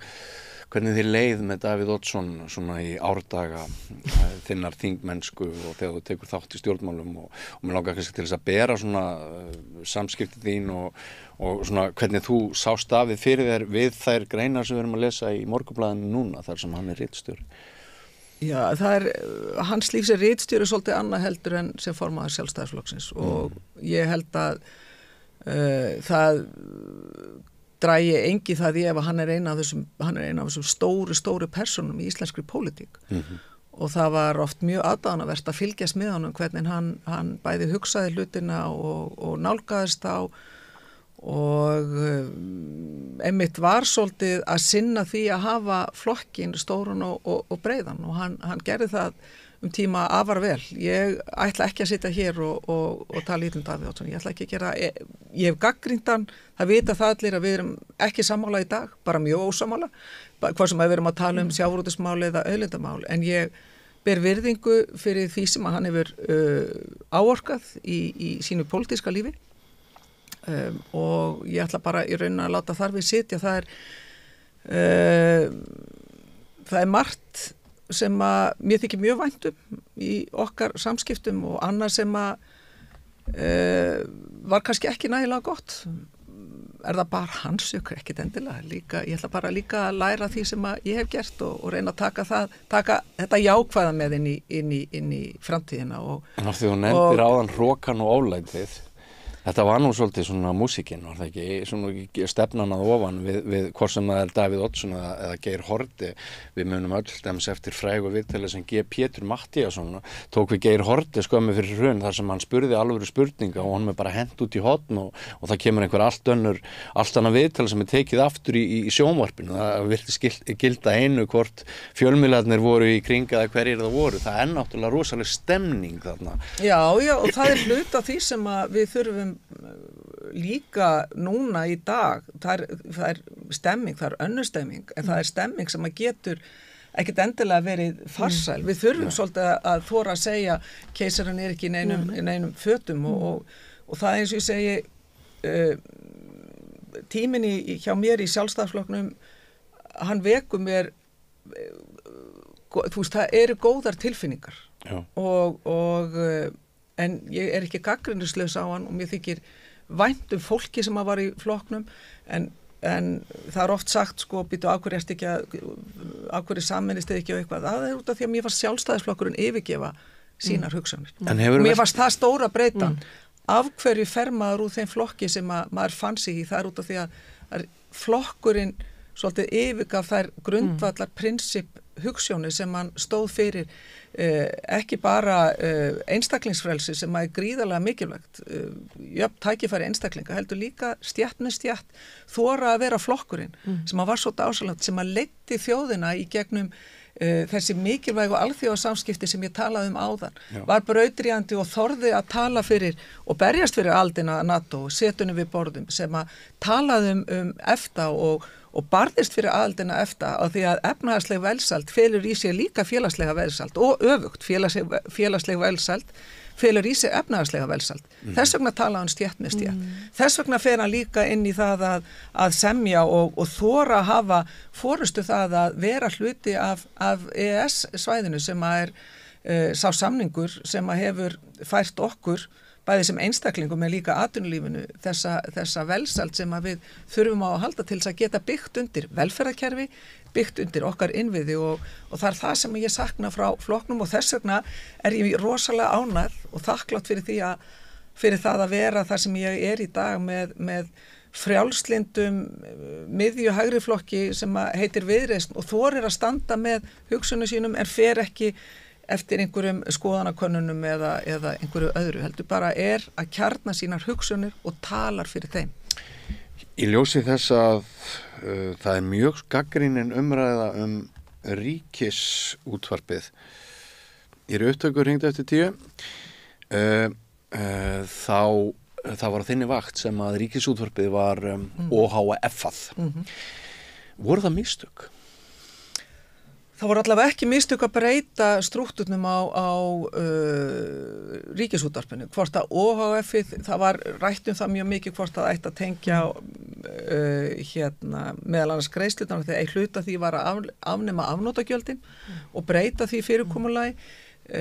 Það var eitt af þessum skrefum, ég held að það hafi verið tvímælalaust mikilvægt fyrir ríkisútvarpið að fara í ákveðna uppstokkun og það var gert. Páll Magnússon síðan tók við sem útvarpsstjóri og fór inn í svolítið nýja og breytta veröld með ríkisútvarpið að mínum að gerða hana afar vel enda með reynslu bæði frá rekstri fjölmiðla og því að hafa starfa sem ritstjóri. Hvernig finnst þér að standa í dag? Ríkisútvarpið, búið mig góðu, það má gera betur eins og allir miðlar en talandum að taka ekki þátt í ákveðnu hluti, ég ætla ekki að fara í það að þessa möndru sem svolítið kyrju núna af ákveðnum hópum að tala ríkisútvarpið niður. Ég held að sé hluta því að sem að skiptur okkur máli að veita því málefnalegt aðhald. Ríkisútvarpið verður líka að skoða inn á við en við megum ekki við veikburða ríkisútvarpi því að það þýðir minni lýðræðislegu umræða að mínum mati. Það þýðir... Já, ég meina það er heldur ekki hægt að sko það sem að því að það nú erum við búin að tala mjög mikið Sjálfstæðisflokkin og vissulega skiptir hann máli en hann er ekki það stórveldi sem hann var og mjög langt í frá og ber þess merki. Við erum núna í júní að fara að halda upp á það eru 30 ár síðan Reykjavíkurlistinn vann sinn fyrsta sigur í borginni. Sjálfstæðisflokkurinn í Reykjavíkurborg hefur ekki borið sitt barr síðan. Það eru 30 ár. Það voru algjör umskipti pólun í pólitíkinni hér í höfuborginni og í rauninni undan fari samfylkingarinnar. Ef við erum að tala RÚV og ríkisútvarpið þá finnst mér alltaf mjög merkilegt að sko vegna þess að ég bara veit það og við vitum það að innan þeirrar ágætu stofnunar hefur fólk úr öllum stjórnmálaflokkum starfað og verið merkt eða ómerkt þar inni og þar hefur Sjálfstæðisflokkurinn sannarlega ekki átt færra fólk en aðrir flokkar en það mér líkar ekki hvernig Sjálfstæðisflokkurinn alveg sérstaklega og einstakir þingmenn þar að fara að nota ræðustól Alþingis til þess að gaggrina umfjöllun fjölmiðla og þá sérstaklega ríkissjónvarpsins og það ólýðræðisleg nálgun á fjölmiðlafrelsi í landinu. Það ákveðið kúnarelement í því svona skilapoti fjölmiðlafólks passaði nú við erum að fylgjast með þér. Þar þurfum við að standa mjög bara sterk gegn slíkri skoðanakúun eða slíku svona atferðli og ég segi eins og Þorgerður RÚV eins og það ágætur fjölmiðill hægt að bæta hann í ýmsu en aðalmálið að við verðum að horfast í augu við það að fjölmiðlar í Íslandi standa mjög veikt. Flóran fábrotin og þeir standa veikt og það lýðræðislegt vandamál sem þarf að ávarpa. Og ég held að það sé eitthvað sem við ættum kannski að tala svolítið meira í þinginu og hafa skýrari sýn á af því að ef við erum ekki með sterka fjölmiðla þá erum við ekki með sterkt lýðræðissamfélag. Og þið ræðið mikilvægi reynslunar sem þingmenn sem hafa komið inn fyrir 25 árum. Sannarlega búið að úthýsa mjög mikil reynslu úr fjölmiðlamönnum og kallar eins og ég og Gunnar Smári og fleiri sem eru þó enn í bransanum. Við erum á lista geirfuglsins í Eyjum sko. Já, ég meina það hluta því sem við erum að tala og ég hef starfað sem formaður Bandalags háskólamanna og eitt af því sem við höfum séð að það verið að giggvæða allt milli himins og jarðar. Það engin fastráðin lengur. Það eru allir verktakar. Þetta hefur auðvitað bein áhrif á það hvort þú ert með fólk í vinnu hjá þér sem með reynslu og þekkingu og hefur rétt á betri kjörum yfirleitt þess vegna, heldur hvort að þú giggar því í gegnum það og ert alltaf með einhverja sem að byrjuði í fyrradag. En þetta bara fjölmiðlaheimurinn hérna heima líka bara birtingamynd af þessari ógn sem að steðjar að lýðræðinu. Hér heima með fábreytni í fjölmiðlum, það algjörlega þannig og að mínum að þetta ekki leiðin eins og sjálfstæðisflokkurinn vill að grafa undan ríkisútvarpinu. Það miklu frekar að reyna að styrkja það með þeim hætti að það geti sinnt enn betur því hlutverki sínu að kryfja mál, vera með fréttir, vera með fréttaskýringar og svo framvegis. Þetta því og það hluta því sem að til og með Evrópusambandið hefur beitt sér að það að koma í veg fyrir þessa upplýsingaóreiðu sem að víða heim, sem að við erum að sjá þetta í Bandaríkjunum mjög augljóslega, sem að leiðir til þessa ójafnvægis í hverju lýðræði samfélagi og það leiðir síðan til þessara ógnar í þessu innra samfélagi okkar sem að getur ógnað velferðarsamfélaginu, getur ógnað mannréttindum, alls konar fólki sem að við viljum að fá að njóta sín á þeirra eigin forsendum og þetta það sem að ég hvað mest hrættum í svona bæði íslensku samfélagi og í alþjóðasamfélaginu að það eru sterk öfl, jafnvel þjóðir, þú veist hvað sem það eru Rússar sem að beita sér að þessu, en líka stórar fyrirtækjasamsteypur sem að eru að stjórna allt og miklu og þá getur ekki lítið land, eitt og sér, farið í einhverja slægi hvað sem að það við Facebook eða Google eða Apple eða hvað það Við þurfum að standa betur saman í þessu og þess vegna enn og aftur kem ég að því alþjóða samskipti markvissari skipta okkur gríðarlega miklu máli út frá þessu sjónarhorni. Sætið við borðið. Sætið við borðið, enn og aftur.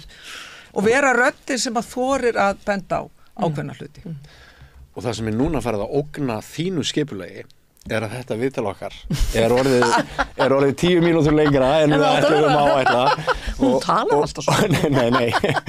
Hún en ég til þá rétt til þess að þú komist á næsta fund og til að þið haldið ykkar dagskrá að þakka ykkur bara kærlega fyrir komuna. Það búið að vera mjög áhugavert fyrir mig að kynnast ykkur svona aðeins með öðrum hætti núna þennan daginn í ljósi þess að þið búið yfir mikilli sögu og þú er það ekki sá þingmaður sem býr yfir mestri þingreynslu sem stendur 22 ár cirka? Jú, ég hérna aldursforseti okkar. Ég að reyna að segja fólki að ég starfsaldursforseti. Það mikill mér, ég ekki aldursforseti á þingi en ég starfsaldursforseti. Það eru þarna nokkra einstaklingar sem aðeins eldri við Þórunn. Miklu. Og þið það ekkert að fara hægt. En gerum ekki lítið úr reynslunni, við erum rétt að byrja. Þið fram báðar, ekki satt? Jú, mikil ósköp. Við höfum sagt að við erum rétt að byrja og ég fagnaði mjög að starfa áfram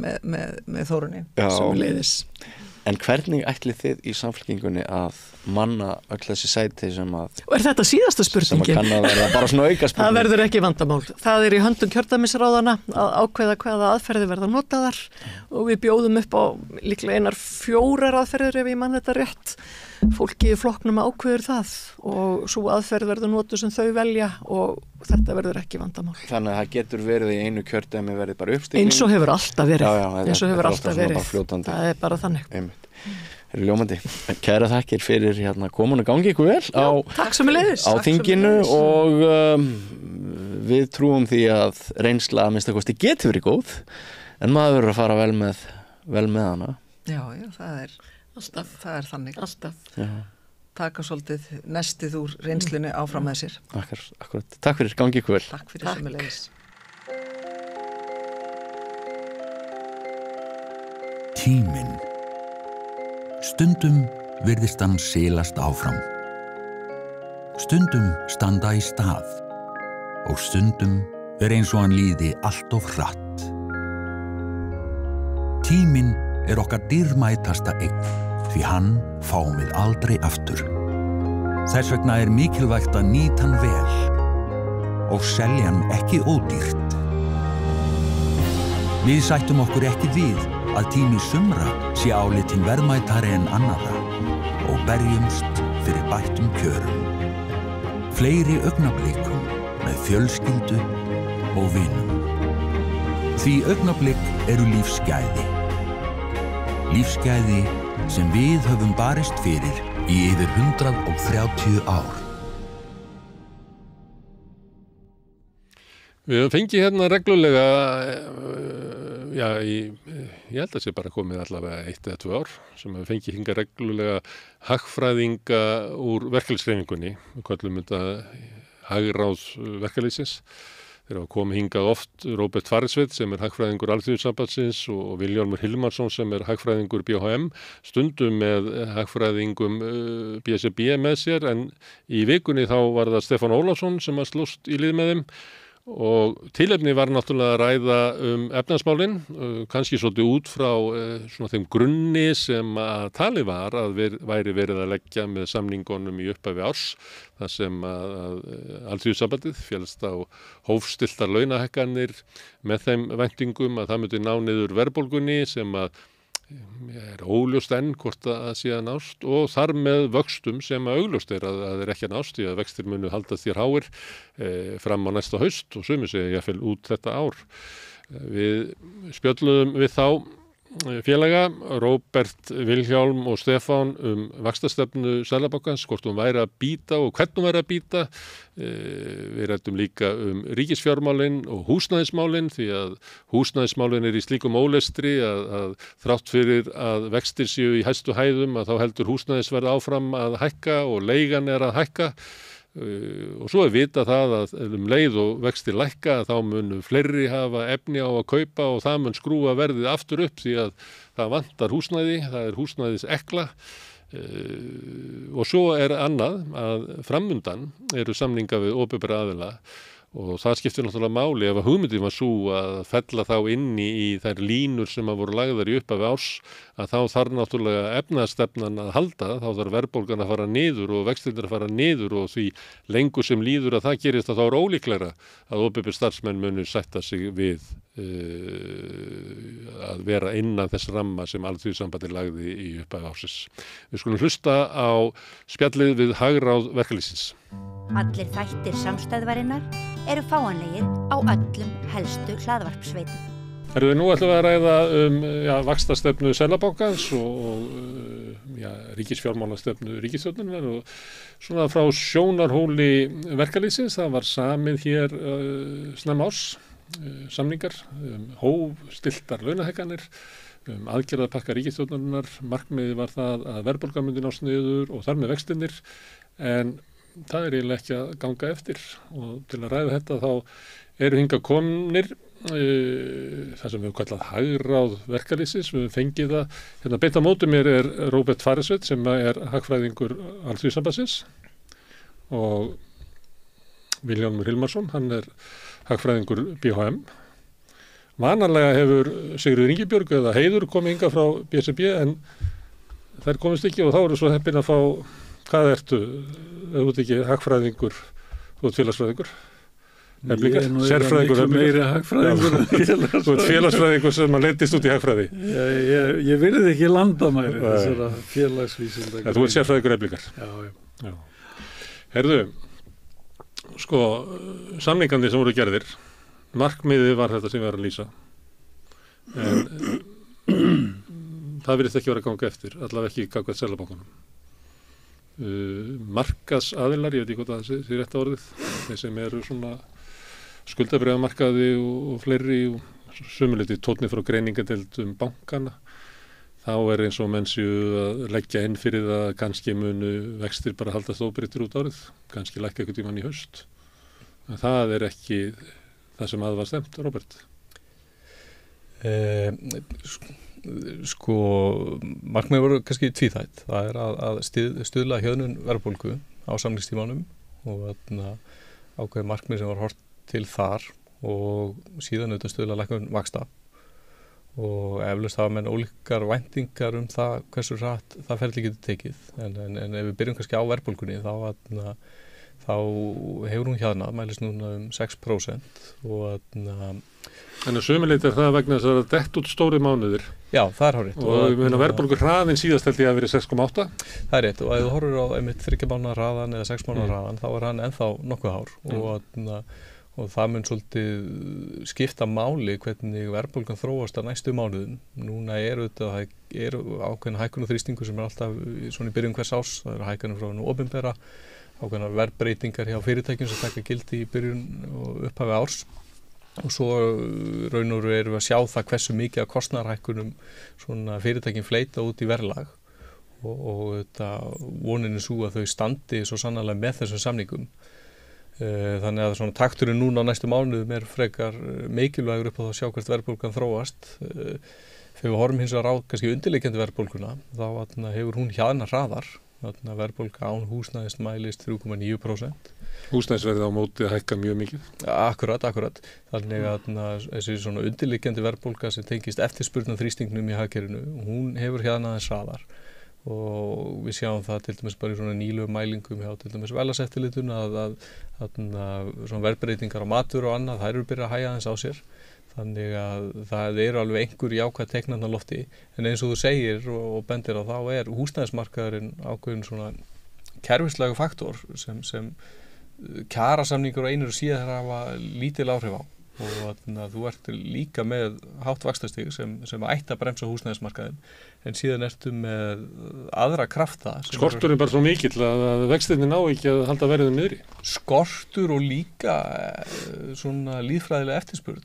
Mannfjölgun og aðstöðunar í Grindavík og annað. Þannig að það er þetta þættir sem kjarasamninga mun ekkert bremsa niður og hafa í raun og veru lítil áhrif á. Þannig að þetta er svona hvernig mun undirliggjandi verðbólgan þróast á næstu misserum. Það eru alveg góða líkur og hún haldi áfram að hjaðna á næstu misserum. En það getur verið að það haldist upp í viðbúta þrýstingur út frá húsnæðismarkaði. Hvernig Seðlabanki bregst við þessu, menna hann hefur talað það að hann sé meira að reyna að bregðast við undirliggjandi verðbólgu. Hann hefur má lesið það og lesið hann í þessa yfirlýsingu sem kom með síðustu vaxtaákvörðun. Þá gefur hann undir fótinn að það verði vaxtalækkun í haust og ég gerir ráð fyrir að hann hafi svolítið verið að horfa á þessi síðustu 3 mánuði þegar hann ákvaða vextina síðast. Hann hafi ekki alveg þórað að taka skrefið. Ef maður lesi orð Seðlabankastjóra þá svolítið sagði hann að hann vildi frekar taka stærri skref síðar heldur en að eins og hann orðaði sjálfur að taka aumingilega lækkun til að byrja með. Sem átúlka það að þróunin síðustu 3 mánuði hafi verið svo lítil lækkun að það hefði ekki verið innistæði fyrir nema 0,25 lækkun og það eiginlega tækið ekki.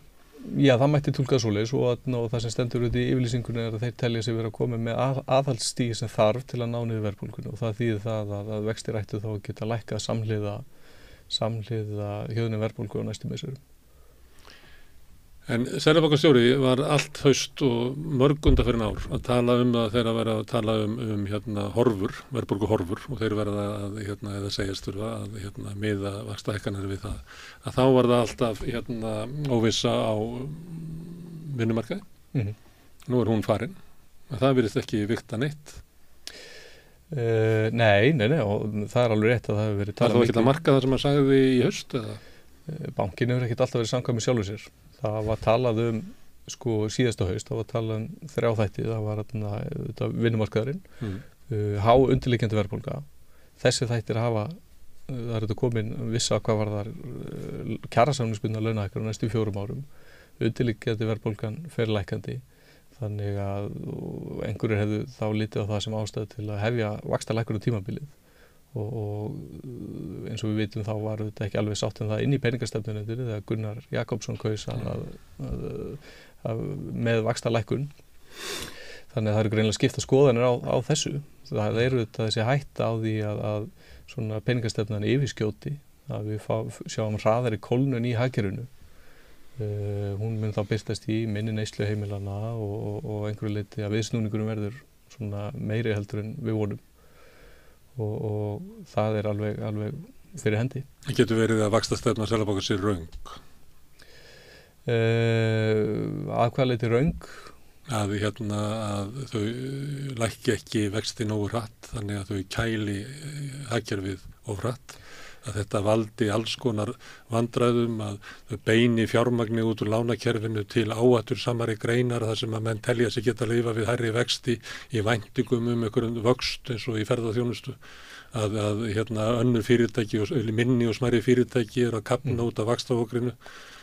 Að þetta hafi bara skaðlega áhrif. Já, ég meina, og það að keyra 3% raun ávöxtun á stýrivexti náttúrulega sérstök stefna.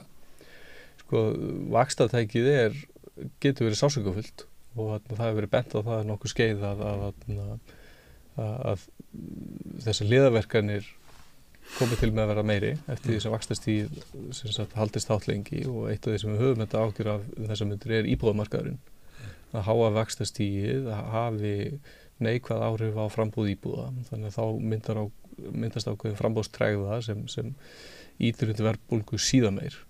Og við sjáum það líka að þeir sem að kaupa húsnæði í dag, nýja húsnæði, eru mestmegnis bara fyrirtæki og þeir sem eiga íbúði fyrir, þannig að það að verða svona tilfærsla frá að venjulegt fólk kaupi húsnæði yfir því að það séu bara hinir sterkarnu sem kaupa. Já, og það eru þetta, eins og aðstæðunar eru núna á húsnæðismarkaði, þá þetta fer maður að hafa ákveðna áhyggjur af spákaupmennsku, að fjármagnsleiði einmitt eins og þú lýsir. Þau braskarna. Já. Það eru þeir sem eru líklegastir til að taka lán á háa vöxtum. Já, þetta, í þeirra tilfelli þetta tiltölulega örugg ávöxtun og ákveðs fjárfesting. Og það eru hvatar á Íslandi sem ýta undir svona fjárfestingu. Má ég stökkva, af því að mér langar að stökkva þessi yfir opinbera geirann, af því að ekki ákveðin hætta á því að sjúkdómurinn kannski, Seðlabankurinn vinnur drepur sjúkdóminn, en sjúklingin í leiðinni. Jú, ég held einmitt að því að þú spurðið svona hvort að þessi möguleiki að vaxtastefnan sé röng, og ég held að það sé nú bara talsvert sterk rök fyrir því, og að byrja alveg frá því að COVID skall á þegar að Seðlabanki lækkaði vextina þetta gríðarlega mikið, sem að allt bendir til í dag að hafi verið allt og mikið lækkun sem að hafi neikvæðar afleiðingar. Það tæmdist úr hillunum á íbúðamarkaðinu til dæmis, allt og hratt, og núna þá hafa þeir haldið þessu háa vaxtastig allt og lengi, og þegar við verðum komin fram á haust, þegar þeir fara að hittast aftur í peningastefnunefndinni, að þá verður þetta orðið ennþá dimmara. Og af því að við erum með þetta tvískipta eðli verðbólgunar núna, að undirliggjandi verðbólgan án húsnæðis, hún komin niður í 3,9 og sennilega bara á leiðinni ennþá neðara, því innflutta verðbólgan mjög minkandi, en húsnæðis verðbólgan að vinna gegn þessu og heldur verðbólgunni í kringum 6%. Og það einmitt þar sem að vaxtastefna Seðlabankans að gera tjón. Að hún að halda uppi þessu misvægi sem kemur úr húsnæðismarkaðanum með því að halda aftur að framboði á nýbyggingum. Þannig að ég held að það séu bara sterk rök fyrir þessu, og við skoðum líka Stefán, að því að maður gæti séð fyrir sér aðgerði gegn þessu. Það væri til dæmis að það væri bara herra veðhlutfall eða lægra veðhlutfall ef þú átt aðræk fyrir, eða ef að fyrirtæki ætla að kaupa íbúðarhúsnæði þá verður bara borgað upp í topp. Til þess að auka framboð til af íbúðum til venjulegra kaupenda. Já, ég meina það að gera margt, og það ekki Seðlabanki sem líklegur til að gera það. Hann getur að vísu hann mætti hreyfa við lántöku skiluðum eins og hann hefur svo sem gert. Hann gerir þetta gagvart nýjum kaupendum. Já, en þú getur líka, ríkisvaldi gæti sett hvata inn í byggingariðnaðinn, þeir var nú hvati endurgreiðsla á virðisaukaskatti vegna byggingaframkvæmda. Margir sólpallar smíðaðir í Garðabænum í krafti þess? Já, einmitt. Það þetta beita svona hvötum í réttar áttir líka, ekki bara í rangar áttir í átta Garðabæ. En svo annað sem að stjórnvöld gætu gripið til, bæði ríkisvald og sveitafélög, að loka á það að það sé verið að breyta íbúðum, og þar með talið nýbyggðum íbúðum sem áttu að fara inn á almennan íbúðamarkað, að sé verið að breyta þeim í hóteli gegnum Airbnb. við erum hérna í miðri húsnæðiskreppu og það eru 2500 til 3000 Airbnb íbúðir í útleigu, skamtíma útleigu til ferðamanna á höfuðborgarsvæðinu. Ef að tekið svolítið fast á þessu og bara lokað á þetta, þannig að ferðamenn þurfi bara að gista á hótelum eða utan höfuðborgarsvæðisins, þá hægt að það þið hraðasta lækningin á þessu misvægis ástandi sem á húsnæðismarkaði. Það ekki verið að gera það. Það verið að ræða herða reglunar í framtíðinni. Það ekki verið að herða... Frumvarpina Lilju fór í gegn varðandi Airbnb. Það hefur ekki áhrif á stöðun eins og heldur bara... Það á þá nýjar íbúður sem komin á markað, það alveg rétt. Og það meira auðvitað þarf aðgerðir stjórnvald að þurfa að tala saman við markmið peningastefnunar og vaxtastig og óbreyttu hærra út af því að aðrir þættir hafa áhrif. Ég myndi bæta við þetta líka að skattlagning og söluhagna íbúðarhúsnæðis, það þarf að endurskoða hana. Það eru svolítið rúmar heimildir að þú getur keypt þér íbúð, þarf bara að eiga hann í 2 ár og það þá bara skattfrjáls söluhagnar af því að þau gefnu þau eigir undir 1200 rúmmetra af húsnæði sem frekar rúmt. Flest lönd reyna að hafa regluverkið og skattlagningur með þeim hætti hún styðji við svona primary home ownership við fyrstu eign en ekki að búa til hvata sem ítundir brask og spákaupni þannig að það eru ýmsar aðgerðir sem þetta ráðast í sem gætu hjálpa til. Og ég spurði meitt í sambandi við húsnæði að því að það heldur áfram að hækka húsnæðisverð þrátt fyrir vextina sem að bendi til þess að það sé mikil vöntun á húsnæði, lítið frambóð. En ekki ljóst að þegar að vextinni lækka að í svona ástandi að þá eiginlega innistæða fyrir enn frekari hækkun húsnæðis. Segjum að myndu lækka vextinni núna og fleiri hefðu möguleika á að koma inn, að þá gætu við séð eins og við séð áður þegar að vextir lækka eins og í COVID og eitthvað fleira, þá sjáum við húsnæðisverður rjúka upp vegna þess að með lækkandi vöxtum eða rýmri lántökuskilyrðum að þá eru fleiri sem að komast inn á markaðinn og þannig að í kerfin eins og þeir núna sé svona, ég veit ekki hvað það skal kalla þetta snjóhengju eða það sé ljóst að það sé langt í það að verði jafnvægi húsnæðismarkaði. Er það ekki ljóst? Það hætt á því að það verði einhvers konar leiðrétting til staðar. En það verður eftir svo sem hvaða lánsfjárskilyrðum og annað beitt til þess að reyna að mæta því. Vilhelmur, þú ert fulltrúi þeirra sem ekki búin að semja. Já. Seðlabanki lítur að horfa á það þegar hann að meta verðbólgu horfur. Hvaða líkur á því að þau félög og samtök sem eftir að semja muni halda sig innan þessara marka? Já, vissulega þau hljóta að faktora þær væntingar inn. En við munum bara sjá núna í haust og næstu mánuðu hvernig það fer. En aðeins varðandi verðbólguna. Megin vandinn að verðbólgan hefur núna verið yfir markmiði í 4 ár og því að spáð að hún mun ekki ná markmiði fyrir en seint á árinu 2026. Það eru þó komnir yfir 70 til 80 mánuðir af verðbólgu yfir markmiði sem eitt af lengsta síðustu 3 áratugi. Og það sem við þurfum kannski líka að fara að tala um bara hversu mikið stefna Seðlabankans að býta á eftirspurn á Íslandi. Því að það eru orðnar strúktúrbreytingar í hagkerfinu síðustu 10 ár með ferðaþjónustunni sem að vaxtastigið ekkert að býta á. Það er að segja þessi gríðarlega eftirspurnaþrýstingur sem myndast á markaði vegna ferðaþjónustunnar og líka þessi mikli innflutningur á vinnuafli. Ef við horfum bara til þessa tímabil sem núverandi ríkisstjórn hefur setið 17 og horfum allt til 25 þá fólksfjöldi á Íslandi að aukast 20%. Það það mesta í sögunum við sambærileg tímabil. Þannig ég held að áhrifamáttur peningastefnunar sé bara að minnka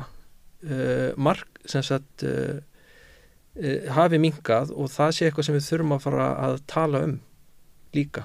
Og þannig að maður velti fyrir sér hversu mikil áhrif mun vaxtastefna Seðlabankans hafa á framvinduna áfram. Ég skil ekki alveg áttu við að vaxtastefnan, hún dregur ekki úr hingakomu erlendra ferðamanna og þar alveg heldur ekki hingakomu fólksins sem að sinni ferðamannunum. En þykist hún eitthvað að gera það? Nei, hún hefur bara ekkert svo mikið kælinga áhrif á eftirspurnina á markaði.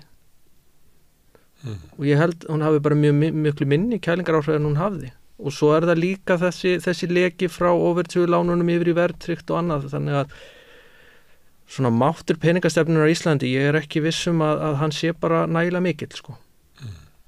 Þannig þá erum við með svona, þetta eru fórnarathafnir, við erum að fórna skuldugu fólki af því að í nafni þess að við sem að berjast við verðbólguna, vitandi það að reynliklega hefur þetta engin áhrif. Já, þetta hefur augljóslega ekki nógu mikil áhrif sem að bendir svolítið til þess. Þetta hefur gríðarlega þjáningu fyrir mér. Já, fyrir skuldu. Það verið að hengja bakara fyrir smið, sko. Þannig að ef þú beitir þessu þá verður þú sannarlega ná okkur árangri því að þú getur ekki búið til svona mikið sársauka ef það skilar engu. Já, ég meina þetta er sko, ég held að sé allir sammála það að þungin sem að fylgir þessum vaxtahækkunum og hávaxtastíginu, hann er miklu meiri og sársökafyllri fyrir lægri tekjuhópana, en eru það þeir sem eru að skapa eftirspurnavandann? Ég held að það sé meira betur setti efri helmingurinn af íbúunum sem ber meiri ábyrgð á þessari þenslu og eftirspurn það það sem er aðalega verið að hugsa sem helstu orsök verðbólgunar sem náttúrulega ekki tæmandi en það vantar alveg úrræðin sem að taka eitthvað á þessu eftirspurnarflæði sem kemur frá þeim betur settu og tekjuhærri og eigna meiri og og að því leyti til Seðlabankinn að beita meðulum sem eru bara alls ekki bestu meðulinn og eru bara alls ekki að skila nærri nógu góðum árangri. Sko Seðlabankinn segir að og peningastefnu nefnda það sem hefur áhrif á peningastefnuna þrennt. Þeir tyggja þetta alltaf upp í hver einustu yfirlýsingu. Það í fyrsta lagi þróun verðbólgunar, í öðru lagi staða efnahagsmálana og í þriðja lagi verðbólguvæntingar. Og nú segir Seðlabankastjóri að varðandi fyrstu 2 atriðin, þá bankinn að ná ágætum árangri.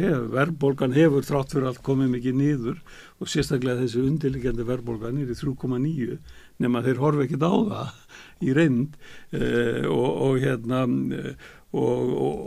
hún var upp í 10 sko, í fyrra, mitt ár eða fyrirluta og en sko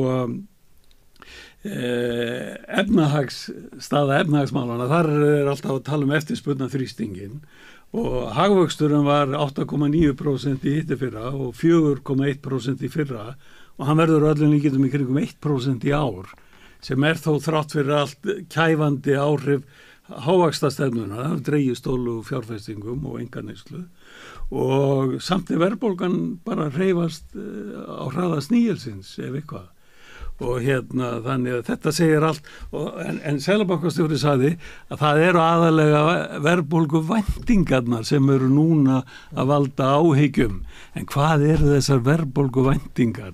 Sko ég hef langa fortíð í gerð skoðanakannana og þessi gögn sem að menn eru að vinna með verðbólguvæntingar koma úr skoðanakönnunum. Það talað við 25-30 aðila á fjármálamarkaði og þeir eru spurðir hvað heldur að verðbólgan verði eftir 2 ár, eftir 5 ár. Svo talað við stjórnendur fyrirtækja. En þetta ekki liðið sem að hækkar verðið? Þannig að það skiptir máli hvað ekki þeir á markaðunum held ég svo sem þetta eru starfsmenn á fjármálamarkaði, þeir fylgja hjarða áhrifum bara, þeir segja það sem allir eru að segja þar og þeir eru náttúrulega alltaf að ýta öllu upp.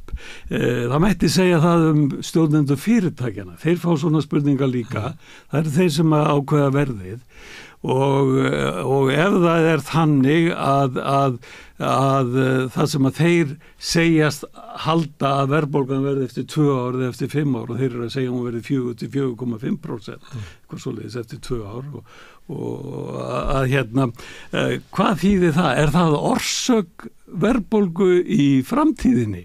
Og hvernig getur það virkað sem orsök? Sko, þá myndi ég vilja sjá, ef þú tala þetta svona, þá vil ég sjá bara línu sem að sýni verðbólguvæntingar í samkvæmt þessum könnunum og svo hver verðbólgan var. Ekkert samhengi þar á milli það?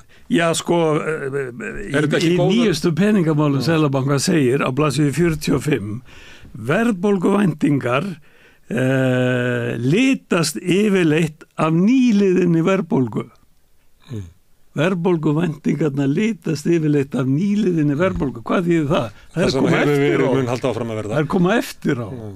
Er það ekki þá afleiðing frekar en orsök? Og og mér finnst þetta svo bara veikur grunnur, gögnin sem er verið að nota í þessu er svo veikt. Þetta er svona, það ringir einhver í þið frá Gallup og þú segir, já, hvað allir verðbólga verði ekki 4-5% eftir 10 ár, 5 ár. Hvað er? Þetta er bara einskísvirði. Ég kalla þetta vúdú hagfræði peningamála. Það verður eðlilegast að bara bera þetta sama við reynsluna. Kannski er þetta aðferðina sem skrýtnar að þessi horfa í innibli á kjúkling, en ef það virkar þá bara höldum við áfram. Eins og Seðlabanki segir, þetta kemur eftir á, þannig að þetta kemur þegar verðbólgan fer að fara upp seinni hluta 21 og 22 svo, að þá að fara að hækka væntingarnar eftir á. Þetta er ekki öflug orsaka breyta sem að þannig verða að vinna með sko. Eða mælingarnar á henni í öllu falli sko. Þannig mér finnst rök Seðlabankans almennt mjög veik og þegar maður fer að kafa ofan í þetta kom mér á óvart hvað þetta er veikt. Og það graf undan trausti okkar á peningastefnu Seðlabankans. Já, og það segir okkur líka hitt að það þarf miklu meira input frá ríkisvaldinu í að taka á verðbólgunni. Þetta heyrir einfallega ekki allt undir vaxtastefnu Seðlabankans eða peningastefnuna almennt. Áður við förum í ríkisfjármálin, þetta með hvað eru háir raunvextir stýrivaxta á Íslandi, 3% og það var því það að fólk er líklega að kaupa húsnæði á 5-6% raunvöxtum. Fólk er að borga yfirdrátti sinna á 10-11%. Þetta er algjör svífur hvað þetta er hátt. Það er enginn sem stendur undir þessu. Það er þetta að vera svona. Akkur er þetta svona í okkur en ekki annars þar? Sko eins og aðna... Er þetta bara kostnari við að vera Íslendingur? Ekki beint en aðna... Að búa í heimi sem er sniðin handa þeim sem eiga en ekki þeim sem skulda.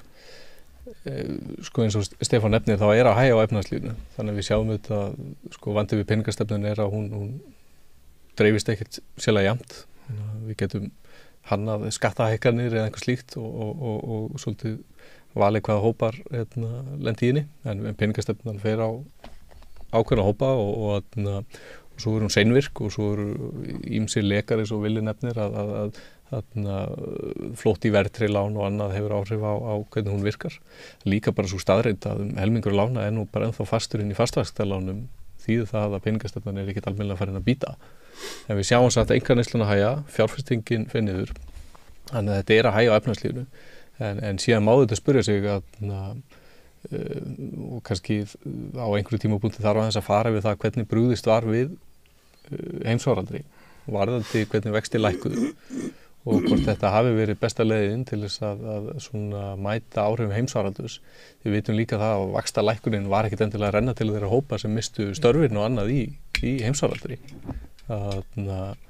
Hefði verið skynsamlegra að fara betur í gegnum atvinnuleysistryggingar eða eitthvað slíkt í svona fjármálans opinbera að mæta áhrifum faraldursins af því að lækkun vaxta var veruleg, hún var meiri heldur en öðrum ríkjum þar sem vexti voru búin að vera við núllið og hver voru áhrifin? Jú, það voru gríðarlega áhrif á eignaverð, hvað sem er fasteignaverð eða hlutabréfaverð, það voru gríðarlega áhrif á fjármagnstekjur, þannig að ójöfnuð jókst. Þannig að það er svona held ég ýmislegt sem held ég á einhverjum tímapunkti þarf að rýna þess hvað þetta varðar.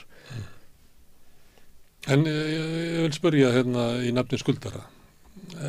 Er það virkilega þannig að ég nægi ekki endur saman og keyri launareikningi minn á yfirdrætti? Er það eðlilegt að ég borgi 11% vexti fyrir það? Hverjum er boðið upp á það í heiminum? Öðrum en okkur? Já, ég hef ekki svar. Ég meina, er þetta ekki vandamál? Að þeir sem eru svo óhefnir eða þeir sem er þrýsti yfir því að vera fátækir vegna þess að þeir eru í vinnu sem að borga lítið laun, eru í húsnæði sem er rándýrt, mikla leigu, að þessu er rakin í því að borga í ofan á fátæktina sína 11% raunvexti. Það er ekki hægt að lifa við þetta. Einhvern tíman á fyrri áratugum hefði þetta verið bannað sem okurvextir. Ég er svo gamall að ég skrifaði fréttir menn sem voru að lána þessu kjörum og þau voru settir í fangelsi. Einmitt. Það var talað um þetta, ég man eftir þessu líka. Og það er annað líka, sko, að það er ekki bara heimilin, það er líka fyrirtæki minni og milli fyrirtæki, en það er líka því opinbera.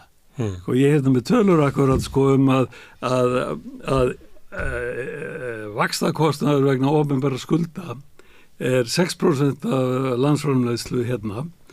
Þau lönd sem koma næst á eftir okkur eru með 4% og það er Bretland og Ítalía sem hvoru tveggja skulda miklu meira við. Við skuldum ekki sérstaklega mikið, við erum bestafalli nálægt meðalagi. Sko. Við erum með meiri vaxtabyrði heldur en Grikkir. Við erum með bara langt mestu vaxtabyrðina af þeim þjóðum sem að Alþjóðagjaldeyrissjóðurinn tekur þessi gögn saman og þetta er eina af afleiðingum, ég meina hluti að sem opinberu skuldum er innanlands náttúrulega og er á þessum allt á háu vöxtum og allt á háum vöxtum á skuldabrifum og allir þessu. Að afleiðingarnir við erum náttúrulega bara fenómen hvað snertir þetta háa raunvaxtastig sem að hér er og núna umtalsvert hækkandi akkurat þegar að því að verðbólgu er niður en vextinir ekki. Já, vextinir haldast áfram í þessu 10-11% á húsnæðislánunum og verðtryggðu en meiri sé að var nú Arion banki að hækka verðtryggðu vextina líka fyrir skömmu og þetta er bara ákveðin freisting fyrir bæði banka og lífeyrissjóði að gera þetta. En eitt af því sem átt að gerast við samningana núna í ársbyrjun var meðal annars það að vextinir átt að fara niður og þar leiðandi átti vaxtabyrði ríkis og sveitarfélaga að lækka sem átti að stóruleiti að fjármagna aðgerðirnar til hækkunar barnabóta og vaxtabóta og annað slíkt. Þannig ef að vextinir fari ekki niður að þá verður ríkið og sveitarfélagin að finna aðra leiðir til þess að stoppa í gatið og það verður þá líklega gert bara með niðurskurði því að þetta er ekki ríkisstjórn sem er að fara að hækka skatta. Það er mikil þrýstingur á niðurskurðið mitt. Já, það er ekki, það er okkur hætt á því að ef að vextinni fari ekki niður að þá mun ríkið þurfa að fjármagna aukinn kostnað vegna kjarasamningana og vilji hennar er að líklega skera niður sem að aftur mun þá líklega skerða enn lífskjör þeirra sem að kannski standa vest. Jú, sko, ég held að hefði talið að vera skynsamlegast frá byrjun að hafa þessar tillögur eða semst að aðgerði full fjármagnar og nóga leiðin til að gera það og fyrst og fremst til þess að gera hlutlaus eftirspurnar áhrifin af tillögum. Þannig að það sé ekki eftirspurnar aukandi aðgerði vegna kjarasamninga. Og þetta var eitt af þess sem var lagt tölvöld mat á inn í karphúsi og aðilar reynda að rýna sem best. Hitt er annað mála inn í ríkisfjármálastefnu eru þetta ótvarðar afkomubætandi ráðstafanir eins og það kallast. Þannig til þess að áætlunin náist og áætlunin felur þó í sér að það verði jákvæður heildarjöfnuður á árið 2028. Til þess að það náist þá eru óútfærðar ráðstafanir sem geta verið þá annarkvæmt skattahækkanir eða niðurskurður og reynsla sýnir að stjórnvöld kjósa oft frekar að fara niðurskurðarleiðina frekar en að fjármagna á tekjuliðinni. Og það eru líka reyndar óútfærðar eignasölur sem þurfa að detta inn til þess að markmið áætluna náist. Þannig að það er rétt hjá þér að óbreyttu getur þetta kallað á niðurskurð og það er einhverju leyti getur grafið undan bara markmiðum með aðgerðunum sem voru þetta það sem aðilar stóðu frammi fyrir það voru háar launakröfur, mikil óvissa og markmið samningarnir eru þetta auka kaupmátt og stjórnvöld aðkoma þeirra var mjög mikilvæga því hún gerði aðilum kleift að tryggja kaupmátt ákveðna hópa húsnæðismarkaði, barnafjölskyldna og svo framvegis og þá var þetta semja lægri nafnlaunahækkanir og það myndi alveg grafa gegn markmiðunum eða væri ráðist í viðkvæma niðurskurð á ákveðnum sviðum. Það myndi vera mjög óheppilegt en reynslan hefur sýnt að það hefur áður verið gert. Má ég fara með þetta til opinberra starfsmanna að niðurskurður þýðir bara fækkun opinberra starfsmanna, það ekki það sem að BSRB eða BHM fagna. En það líka í hugmyndin á bak við samningana í ársbyrjun var svolítið svo að fólk sem að væri með rúmlega miðlungstekjur að kjarabótin kæmi að miklu leyti í gegnum lækkun vaxtana af því það fólk sem er líklega til að skulda meira, inn í fátæku fá ekki eins og skulda, en nú komast ekki í gegnum greiðslumat. Þannig að ávinningurinn að sætta sig við það að fá launahækkanir sem að valla bæta verðbólguna á samningstímanum, hvað þá verðbólguna sem hafi verið og skert kaupmáttin á leiðinni, að það bara verða ólíklegra að opinberir starfsmenn og BHM, ég veit að það fólk í svona millitekjur og jafnvel tæpla það inn í, en það miklu fleiri með hærri tekju þar heldur en inn í ASI til dæmis. Veit ekki, með sjómennir og svona. Ekki bara að verða alltaf ólíklegra að BHM, kennarasambandið, geti bara sætt sér við setupið sem að ASI lagði upp í áspilinu? Í fyrsta lagi varandi niðurskurðin, þá að mér minnir fjórðungur af útgjöldum ríkisins til dæmis í laun, þannig að það nú ekki öll tækifærin sem við finnum þar í niðurskurði. Og eftir því sem ég best sé þá stig frumgjalda hjá ríki og sveitarfélögum á hvern íbúa ekkert sérstaklega hátt í sögulegu samhengi. Það eru ekkert augljós tækifæri til þess að skera niður í útgjöldum þótt að setja forgangsraða betur inn að þeirra. Þannig að ríki og sveitarfélög í ákveðinni spennutreyju með það er ekki augljós tækifæri til niðurskurðar og þau vilja ekki styrkja undirliggjandi afkomu. Það er búið að kerfisbundi veikja undirliggjandi afkomu sérstaklega ríkisins frá 2019. Með þá ófjármögnuðum skattalækkunum ef það mætti orða það þannig. Já. Og það er engin stemning til þess að hækka skatt á launafólk og ég tala hérna bara fyrir BHM þegar 70% af skattbyrjunni á 3 östu tekjutíundunum þá er augljóst að þú mynd auka skatta þar, það bara kemur ekki til greina allan að hálfu BHM og ég held bara millistéttarinn heild, þannig að þú þarft að sækja inn í svona kannski skynsamlega skattahækkanir sem ekkit endilega að raska samkeppnisstöðu atvinnugreinanna. Það eru aukin auðvitað á sjávarútveg, staðbundin gjaldtaka á ferðamannastöðum, hækkun virðisaukaskatts á ferðaþjónustu, bæði ASI og BHM og ég held BSRB líka hafa nefnt þetta með að fólk að skrá launatekjur sem fjármagnstekjur. Það eru að loka EOF-gatinu eins og það hefur orðað. Já, það eru augljós tækifæri á tekjuhliðinni sem ekki hefur vilji til að útfæra. Og ég ekki að sjá að það séu mörg tækifæri til niðurskurðar þó svo við, BHM fögnum alveg bættri forgangsröðun en þessi fjármálaáætlun ríkisstjórnarinnar svona ber þess merki að það ekkert að svara sérstaklega mörgum spurningum en það hún umboðslaus frá með 26.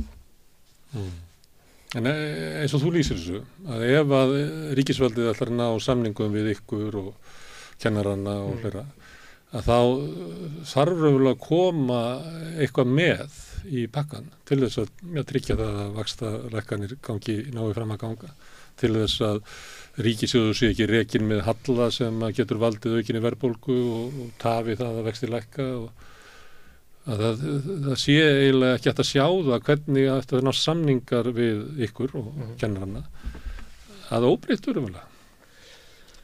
En náttúrulega þessi uník vandi sem að háskólafélögin horfa fram á ég meina bara ef við horfum langt tilbaka þá kaupmáttur meðal ráðstöfunartekna hjá fólki með meistaragráðu svo var það svo sami árið 2021 og var árið 2001 það öld án kaupmáttaraukningar og þetta hefur að gera með hvernig hagkerfið þróaðist, pólitískar ákvarðanir í kjarasamningum, meira launaskrið í sumum greinum og svo framvegis. Ég vil ekki tella það hér upp. En það ólga og það tregða fyrir mörgu sér félög, ekki bara í BHM, heldur KÍ líka, að skuldbunda sig inn í 4 ára samning. Og hafandi ekki fengið sérstaklega mikið út úr aðgerðarpakka stjórnvalda. Við höfum nefnt sérstaklega að það þurfi að létta á greiðslubyrði námslána sem svona sértæk aðgerð fyrir háskólamennta ekki endilega verðbólguvaldandi. En sko samningsumboðun alltaf liggur ekki hjá heildarsamtökunum, þannig ég ætla ekki að fullera fyrir hönd stéttarfélagana, en þetta verður mjög flókið. Ég held ég bara kjarasamningar á opinbera markanum. Og það líka mikilvægt fyrir ykkur ASÍ að þeir náist, því ef þeir nást ekki og það sem var lagt upp með í ársbyrjun gengur ekki eftir, að þá bara fer verðbólgan ekki niður og vextið fari ekki niður og þið verður komin að samningsborðinu eftir hvað 2 ár, tæplega 2 ár, haustið. Næsta haust, annað haust. 25, kosningárunu. Það ríkisstjórnin mun leggja mikið á sig til þess að losna við það. En að sömuleyti þetta staðan sem það ekki búið að landa þessu samningum, svona, við getum orðað þannig. Nei, það hárrétt. Algjörlega, það var allir hagað því að það náist breið samstaða þessi markmið. Og á þess að fara sérstaklega út í kröfur BHM, en ramminn náði svona mjög breiðri samstöðun að ASÍ, hópar á öllum tekjubilum og markmiðin alveg skýr, og ég held að þótt að verðbólgumælingin í síðasta mánuðum undan því hafi verið þokkalega háð, þá verkefnið alveg það sama, og ef undirliggjandi verðbólgan fer áfram niður, þá eru forsendur fyrir vaxtalækkun og einhverju leyti forsendur fyrir vaxtalækkun nú þegar. Svo það verkefni stjórnvalda aðeins að koma með aðgerðir á húsnæðismarkaði, sem kannski það voru einhvað inn í aðgerðapakkanum, en það vantaði heilmikið upp á. Það bara það stórt og erfitt viðfangsefni að 1-2 aðgerðir leysa ekki neitt þar, og það verkefni fer ekkert frá neinum þótt að það sé búið skrifandi kjarasamninga. Ég deili þessu sem Vilhjálmur segir varðandi tekjuliðin í ríkisfjármálum, að þetta mjög mikilvægt að það sé farið mjög vel með almannafé í ríkisrekstri, en það rétt að það ekkert einhver augljós tækifæri til þess að skera niður stóra fjárhæðir. Það bara, og við höfum svo sem talað það einhvern tímann áður, að langtímaáætlun fjármálaráðuneytisins sem að horfa á þessa breiðu þætti sem hreyfa við ríkisfjármálunum, horfa á vaxandi aldur þjóða og annað. Þetta draga upp frekar stórar áskoranir, bara núna þegar þessi stóru árgangar að fara á eftirlaun, að því þungin af kostnaði við heilbrigðiskerfi bara efstu 2 áratugunum, þar kostnaðurinn við heilbrigðiskerfið. Og hvernig á að fjármagna þetta, því að næstu 10 árum þá verður veruleg fjölgun á einstaklingum sem yfir 67 ára. Áætlunin sagði þetta að spara staðins á menntaliðinu og annað, en löndin í kringum okkur hafa þurft að ræða þessi mál frekar lengi, svona þessar stóru áskoranir. Við höfum eins og svolítið notið þess sem er vandamál fyrir í samtalinu, að það mikill straumur fólks til landsins. Hér vantar fólk í störf, hér vantar ekki störf. Þannig að við erum að fá fólk á vinnualdri sem að senkar þessari vá sem að önnur lönd eins og Suður Kórea eða Þýskaland horfa á. Já, það rétt, en við erum í þessum svolítið vertíðar hugsunargangi. Það ferðamönnum að fjölga, en við erum ekkert of mikið að plana það hver íbúðaþörfin fyrir þennan hóp. Hver menntunarþörfin fyrir börn þeirra sem koma einhvern til starfa. Allir sem flytja þessi 40.000 mann sem þú nefndir frá 2017, þeir þurfa að búa einhvers staðar, þeir þurfa að nota læknisþjónustu og það sem kannski verra er að þessi stefna virðist nú bara verið rekin af Isavia í Keflavík, sem alltaf sjálfstætt að fjölga ferðamönnum nokkra milljónir á næsta árum, stækka flugstöðuna á þess að neitt stjórnmálamaður sérstaklega velti þessu fyrir sér. Ég held að við þurfum að vera mun skýrari hvers konar atvinnuuppbyggingu við viljum og aðeins að reyna að átta okkur á því hver áhrifin verða. En má ég aðeins bæta við þetta með sem nú eiginlega svona síbylja, það sé þörf á niðurskurði og opinberu útgjöldin séu allt of mikil og fjármálaráð í síðustu ályktun sinni með ansi djarfar yfirlýsingar sem að ég skynja nú þannig að þær eru á ótraustum grunni byggðar og endurspegla meira hugmyndafræði heldur en veruleika. Þeir fullira til dæmis að það sé minna aðhald í ríkisrekstri hér en í samanburðarlöndunum og svo er þið með annað, útgjaldavöxtur síðustu ára er ósjálfbær, setja þeir í eina milli fyrirsögn. Sko, útgjöld hins opinbera 2023 eru jafn mikil sem prósent af landsframleiðslu og þau voru árið 2000 fyrir 23 árum síðan. Og þau eru lægri núna heldur en þau voru að meðaltali á öllu þessu 23 ára tímabili. Þannig að það er ekki útgjöldin ósjálfbæri vegna þess að það er ekki afla tekna á móti? Jú, sko, það er það sem er galli, að það er það að þegar að voru þessu auknu útgjöld vegna COVID, að þá er það meðvituð ákvörðun ríkisstjórnarinnar að fjármagna þau ekki, þannig að tekjurnar hækkuðu ekki. Og þess vegna kemur þessi halli sem er ennþá og sjálfstæðismenn hafa notað hann sem svona sterk rök fyrir þörfinni á niðurskurði og þetta er bara ideológía.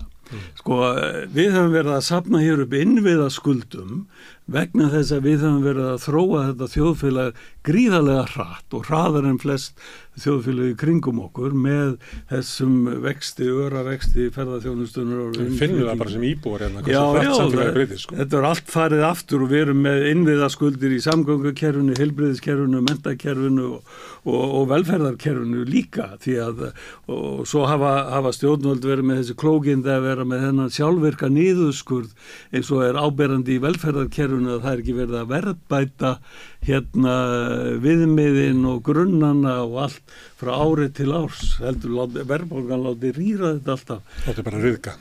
Láta það ryðga og þetta er bara sjálfvirkur niðurskurður þannig að hér er ekkert svigrum fyrir niðurskurð, það er mikil þörf fyrir stórt átak í uppbyggingu innviða, eflingu velferðarmála, heilbrigðis og húsnæðis og menntamála og öllu og það sem að vantar er viljan til að fjármagna þetta, að laga þessar skekkjur í skattkerfinu sem að felast í því sem að Vilhjálmur nefndi áðan eins og fríðindi varðandi auðlindanýtingu og götin í skattkerfinu og svo þurfum við náttúrulega líka að hækka skattbyrði hérna á fjármagnstekjur þannig að það sé einhverju samræmi við skattbyrði þeirra sem að afla sér lífsviðurværis með því að vinna eða á lífeyri.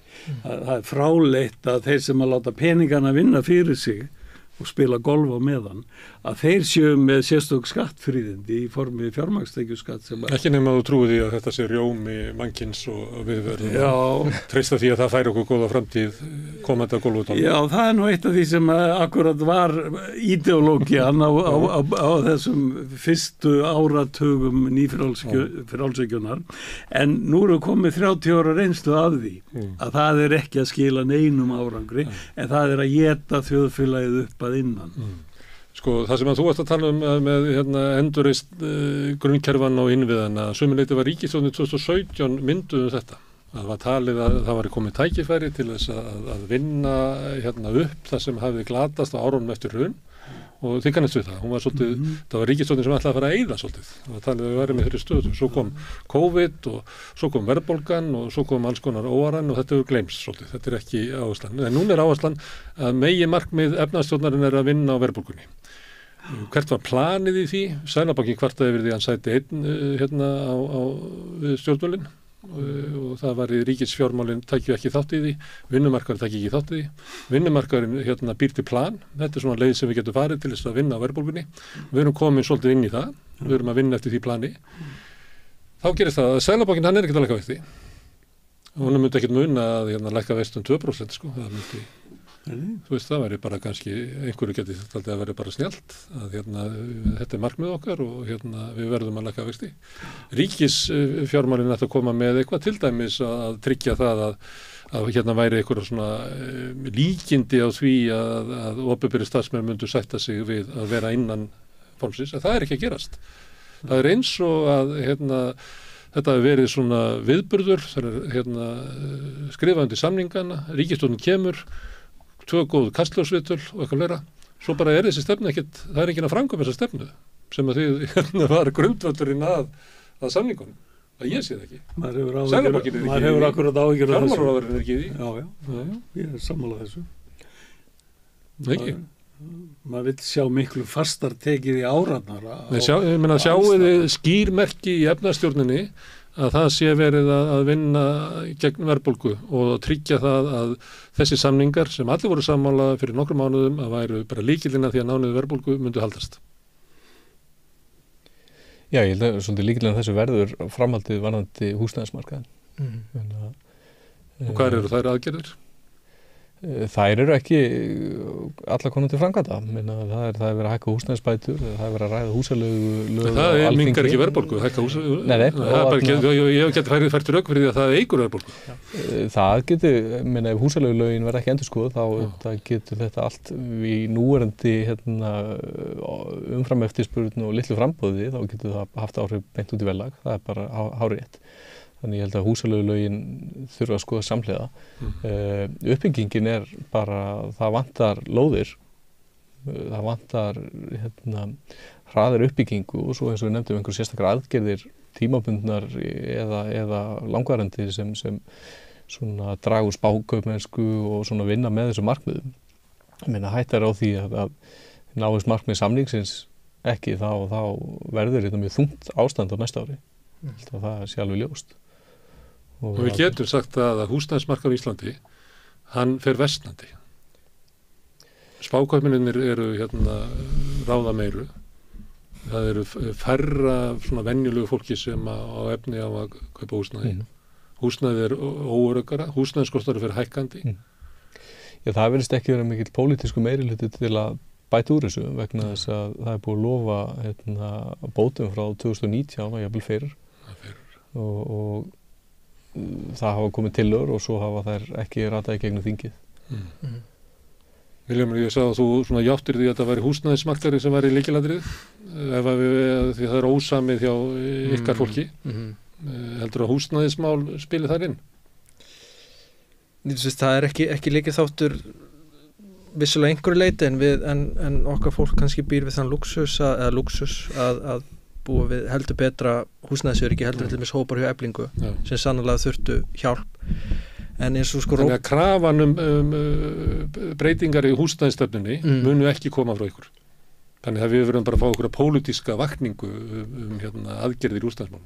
Ég meina stóri vandinn kannski í þessu öllu og það er talað sameiginleg markmið er að kröfurnar svona sögulega séð hafa alltaf byggt á því sem að almenni markaðurinn segir og það er samið fyrst í almenna markaðinn og það er talað sátt og þeim grundvelli og svo framvegis.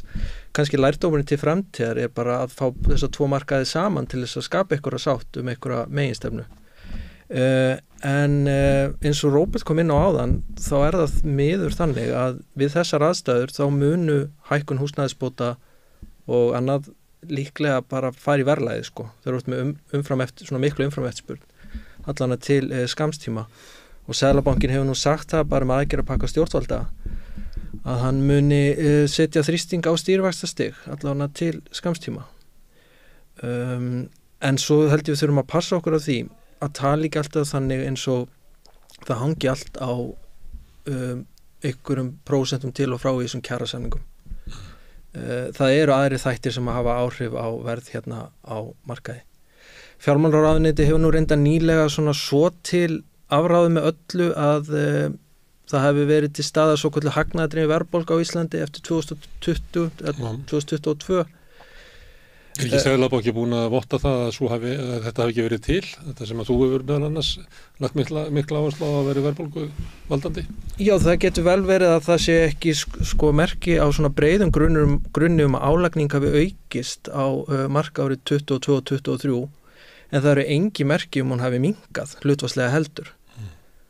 Og í gegnum hagnaður hefur allavega aukist mikið. Hagnaður hefur aukist, krónutölu þá framlegð allavega hefur verið að aukast í mörgum greinum og það var jafnvel svigrúm til þess að lækka hlutfallslega álagningu í gegnum þennan 9% hagvöxtur voru árið 2022 og ég held að bara lærdómurum fyrir flesta og hvað sem er verkalýðshreyfingin eða annað er að hætta að leita alltaf að sökudólgum en vera kannski aðeins balanseraðri umræðinni. Það er bara ekki rétt sem Seðlabankinn segir eða Fjármálaráðuneytið að það séu engar vísbendingar að svona verðhefðum fyrirtæki hafi haft áhrif á verðbólguna og hún gerir það. Ok, þetta kannski mál sem ætti að vera að ræða og maður myndi búast við því að kæmi frá ríkisstjórninni, nýmyndaður í ríkisstjórn Bjarna Benediktssonar. En mér finnst nú áherslunar ekki vera alveg þarna, það sem að vera að ræða. Það verið að bjóða okkur upp á útlendingamál og orkuskort og fleira. Þannig að sömuleyti hefur svona eins og hafi slitnað í umræðinu efnahagsmál. Ég nú bara að tala svona almennt að mann finnst ekki vera þungi í þessu. Og umræðurinn á þingi til dæmis að þar kemur fram lítil gagnrýni á raunverulega peningastefnu Seðlabankans sem að mér þætti nú, að því að ég held að það sé það sem almenningur upplifir sem bara hvort þessi dottinn í eitthvað fáránleika að á ég að þurfa að bera allar þessar byrðar í einhverju sem að til þess þú efast að skilja árangri. Já, algjörlega. Og ég bara hef þungar ágjör að það er engin merki úr stjórnmálunum að það sé einhver áform eða vilji til að grípa inni á vettvangi ríkisvalds og sveitafélaga til þess að breyta þessari þróun. Við sjáum alveg hvernig þetta liggur og eins og þú nefndir áðan að það eru yfirgnæfandi líkur á því eða mikla líkur á því í öllu falli að staðan á húsnæðismálunum sé versnandi. Og það er bara það sem er þá aðalatriði meiri sé. Með þess að húsnæðis- og mannvirkjastofnun er byrjað að viðurkenna. Já, vegna þess að það er stærsti drifkraftur verðbólgunar eins og er núna og þetta verða menn að skoða í samhengi við alvöru inngrip, þetta er alvöru kreppa og það er líka hættan á því að kjarasamninga tilraunin að hún mun ekki heppnast, þá mun það hafa mjög vondar afleiðingar og ég bara þegar ég er að horfa á sjónvarpið og sé þessar aumu auglýsingar frá samtökum atvinnulífsins það að stöðuleikin komi ekki af sjálfum sér og þetta er eins og sé verið að lesa eitthvað sólarlagsljóð svona og verkefnið er ekki búið og svo er ekkert meira í því. Maður sér hvergi merkjum það að samtök atvinnulífsins séu að beina einhverjum þrýstingi á sína meðlimi að tosa niður álagninguna eða leita meiri framleiðni aukningar í stað þess að sækja aukin hagnað í meiri umsvif í kringum veltuna og álagninguna sem er alltaf freisting fyrir stjórnendur fyrirtækja. Og mér finnst vanta allan alvöru vilja til að taka þetta sem alvöru prógram eins og þetta var lagt upp sem eins konar svona þjóðaráttak gegn verðbólgu og það bara vantar, það er bara stórar eyður í stjórnmálunum og líka hjá atvinnurekendum. Verkalýðshreyfingin er búin að skila sínu og bara það verða vondar afleiðingar ef þetta hefnast ekki. Kannski er þetta svona mál sem að það var talað að Katrín Jakobsdóttir hafi svolítið lagt áherslu að ná þessu í gegnum ríkisstjórn. Nú er hún hætt, þannig þetta er kannski bara munaðleysingin í ríkisstjórninni. Já, hún synti þessu vel, við urðum varir við það sem að vorum í þessum viðræðum við ríkisvaldið að ég tel að við hefum ekki náð þessum árangur frá ríkisvaldinu án hennar. Það er bara sanngjarnt að segja. Árangurinn kemst ekki höfn kannski vegna þess að hún er farin. Það getur líka meira verið. Til þess að ræða það þá verður ég að kalla á aðra fræðingar sem eru stjórnmálafræðingar. Gerir það kannski. Þakka ekki hérlega fyrir komuna. Það hefur búið að vera mjög áhugavert. Stefán, Viljálmur og Róbert. Takk fyrir. Takk sömuleiðis. Og við ætlum að sitja hérna áfram að skilja samfélagið sem við lifum í. Næsti kafli er eftir augnablik. Fjárhagserfiðleikar eru afgerandi meiri hjá eflingarfólki en öðrum á vinnumarkaðnum. Hvernig getum við réttlætt það? Efling stéttarfélag. Barátta fyrir betra lífi. Það er eitt mál sem við höfum verið að fjalla svolítið svona undanfarið, annars lagið, það er dánaraðstoð, það gerðist í vetur, að það datt inn þingsályktun inn á þing sem var það að við farum að heimila hér eða lögleyfa eða hvernig sem við viljum orða dánaraðstoð. Þetta er náttúrulega gríðarlega stórt samfélagslegt mál, eðlilegt að samfélagið ræði þetta lengi og ítarlega og bara hvert og eitt okkar taki svona afstöðu af því að þetta er ekki bara samfélagsmál, þetta er líka einkalegt mál, þetta snýst mörk á milli lífs og dauða, þetta snýst það með hvaða rétti ég myndi deyða einhvern og hvað við getum gert við það, hvernig við erum að halda að þessu. Það eru ýmsar þjóðir sem hafa verið að þreifa sig áfram og það hefur komið reynsla af því og við höfum svona reynt að fjalla um þetta vegna þess að það náttúrulega gengur ekki að það detti inn tillaga inn á þing svona veigamikið mál á þess að það fari fram einhver rík samfélagsumræða í aðdragandanum.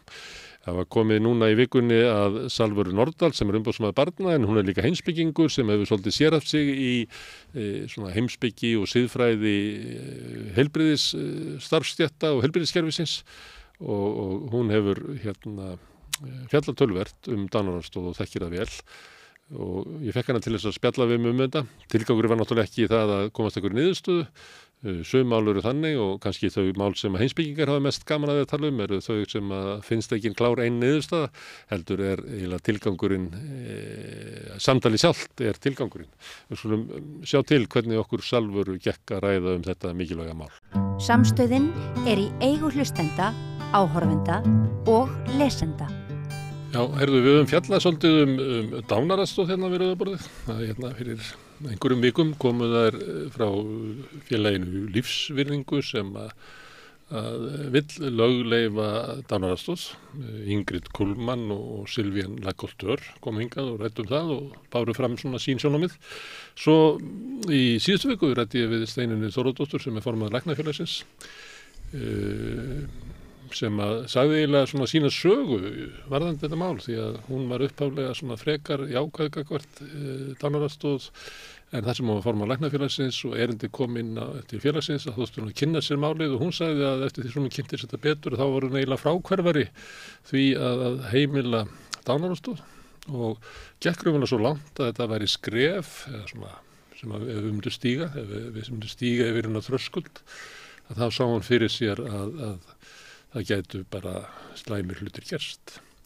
En þetta hefur verið viðfangsefni heimspekinnar, af því þetta nú svona spurningar líf og dauða og ábyrgð og rétt okkar og annað slíkt einhver tíma og meðal annars var Salvör Nordal að skoða þetta áður en að þú hvarfst inn í starf umboðsmanns barna. Það rétt. Sem þú hvarfst og svo sem ekkert inn. Frá þessu verkefni. Já, ég hef nú reynd að verða að kenna svolítið við háskólan meðfram mínu starfi, haldið aðeins áfram því og meðal hans verða að kenna heilbrigðis- og lífsviðfræði. Þannig að ég hef það er svona sérstakt áhugasvið innan heimspekinnar.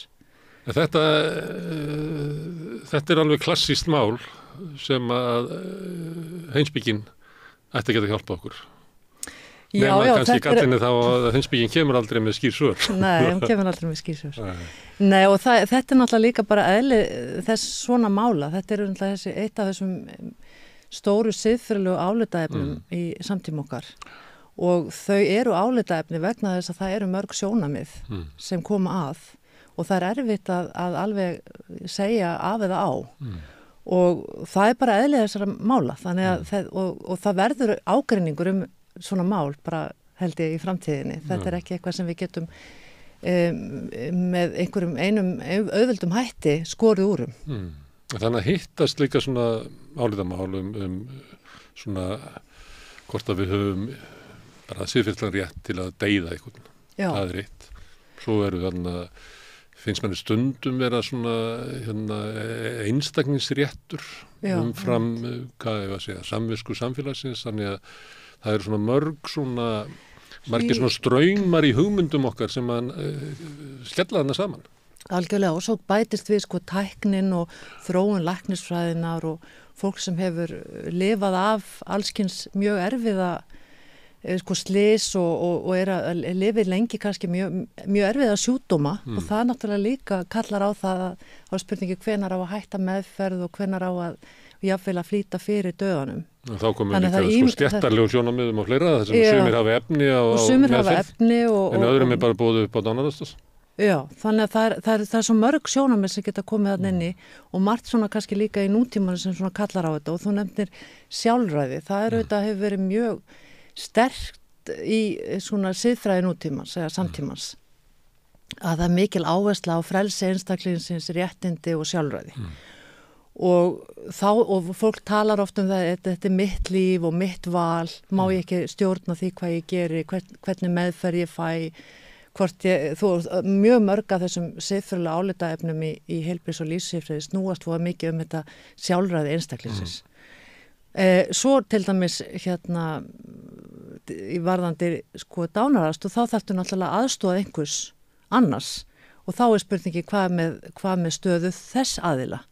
Í sumum tilvikum auðvitað ef við erum að tala bara heilbrigðis- og lífssýrfræði almennt, ég meina þungunarrof kannski meira svona einstaklingur, það verður ekki til annar einstaklingur, það hefur verið að ljúka meðgöngu en leið og við verum að fara að tala tæknifrjókanir, þá erum við að tala einstakling sem verður til og hann kemur til með að hafa réttindi og sjálfræði líka, þannig að þá þurfum við að fara að hugsa aðra hluti. Þannig, og svo þurfum við alltaf í heilbrigðisþjónustuna að hugsa það hvað hægt að bjóða heilbrigðis starfsfólki.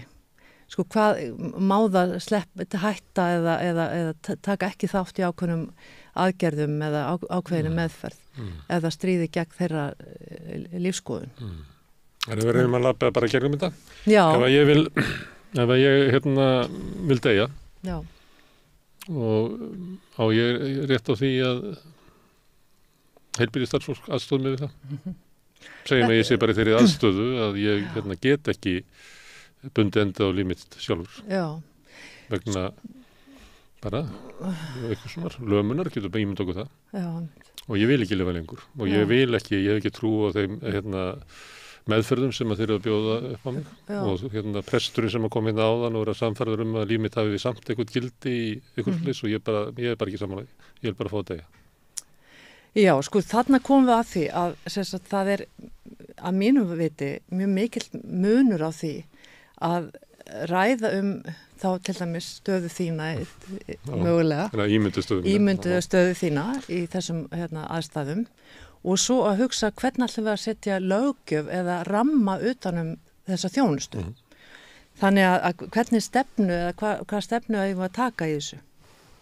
Og í þessu máli finnst mér vera mjög langt bil þarna á milli.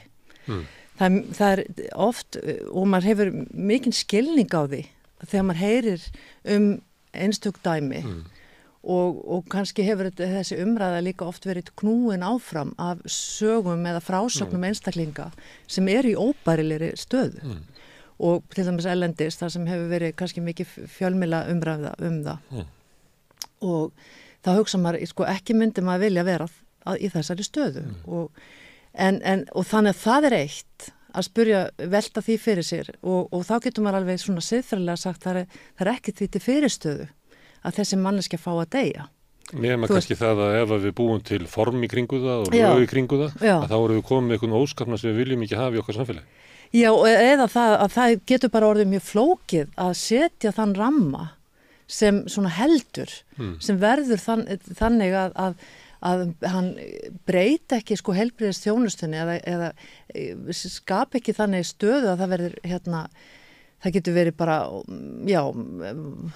skapa í nýjan vanda og fyrir fólk sem í þeirri stöðu að vera deyjandi eða vera langt gengin með alvarlega sjúkdóma. Samfélag hafa reynt þetta, Kanada, Sviss, Holland er náttúrulega það kannski það land sem flesti líta til vegna þess að þeir hafa náttúrulega verið mjög lengi með þessa þjónustu og hún hefur þróast mjög lengi þannig að hún hefur líka eitthvað svona náð ákveðni fótfestu og hinn löndin til dæmis Kanada bara fyrir nokkrum árum og Belgia líka hefur og var svona kannski svolítið snöggar ákvarðanir sem eða svona skyndilegar eða þannig sem leyfðu þetta. En þetta er eitthvað sem þarf að ræða mjög mikið og velta fyrir sér og svona líka tengist þetta enn öðru og það er auðvitað ýmislegt gert við alvarlegum sjúkdómum og við lok lífs. Það eru grásvæði þannig á milli. Já og það eru auðvitað alls konar meðferðir sem eru leyfðar og eru viðurkenndar. Ég meina það er náttúrulega viðurkennt núna, það var ekki lengi vel og að því vorum líka að tala þessa tækni og það að hætta meðferð, að taka tæki úr sambandi og segja bara nú það er ekki meira, þessi meðferð sem við erum að gera er ekki lengur að þjóna nefnum læknisfræðilegum tilgangi Lífsloka meðferð með aðgerðaleysi. Og já, síðan sko, það er beinlinis að hætta meðferð, það er síðan að hefja lífsloka meðferð. Og lífsloka meðferð reyndar eða sem sagt það er líknarmeðferð, og nú orðið líka mjög mikil þróun í líknarmeðferð, hún byrjar oft mjög snemma í, sko, fólk getur farið fljótt að líknaði meðferð og síðan þessi lífsloka meðferð þegar fólk það er augljóst að það er skammt eftir. En munurinn sá að það er gert eitthvað til þess að enda lífið. Þannig í hinu tilfellinu er eitthvað sem er ekki gert til þess að framlengja það.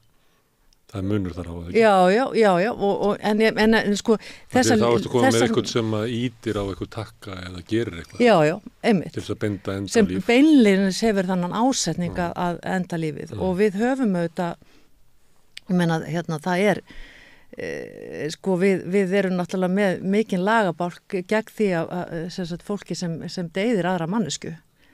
Þannig að það er, þú veist, við þurfum að vera og ekki ástæðlausu. Já, og við þurfum að finna leið sko sem réttlæti þennan ásetning umfram annan ásetning. Og svo er þetta náttúrulega líka þannig að þetta er dauðinn sem er að ræða og hann er endanlegur. Það er ekkert úps.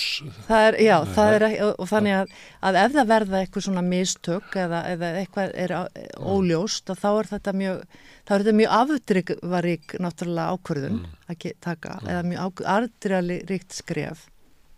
Þannig að, og við höfum náttúrulega, við sjáum það líka, það hafa auðvitað verið mál þar sem kannski fólk er að velta fyrir sig hvort það hafi verið ótímabært fólk sett á lífsloka meðferð eða skilur þetta getur náttúrulega verið mjög sásökufullt.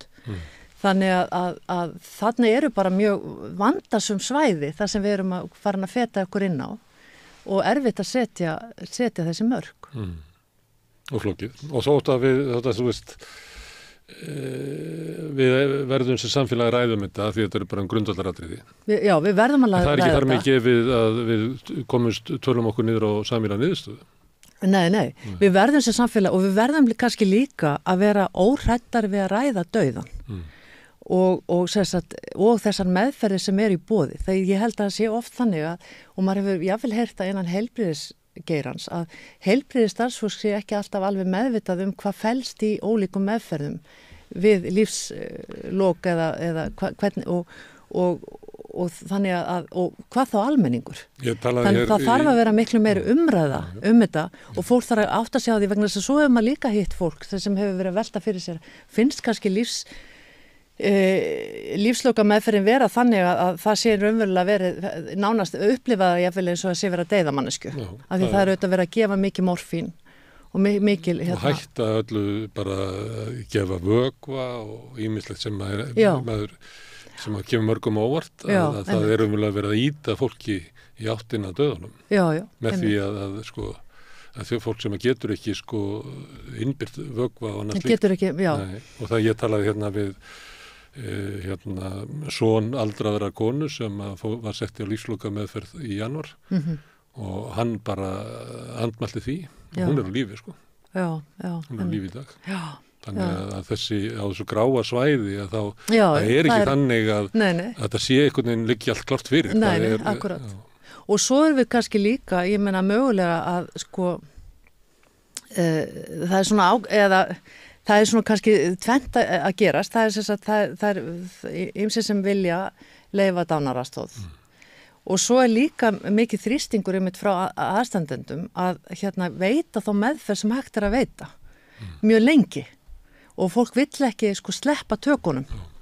Þannig að það er verið að gefa til dæmis eldru fólki jafnvel sýklalyfja meðferð. En ég meina, þú veist, við þurfum líka svona svolítið að hugsa það með dauðan, það kemur að honum. Og lúnabólga var nú stundu talað sem svona besti vinur gamla fólksins.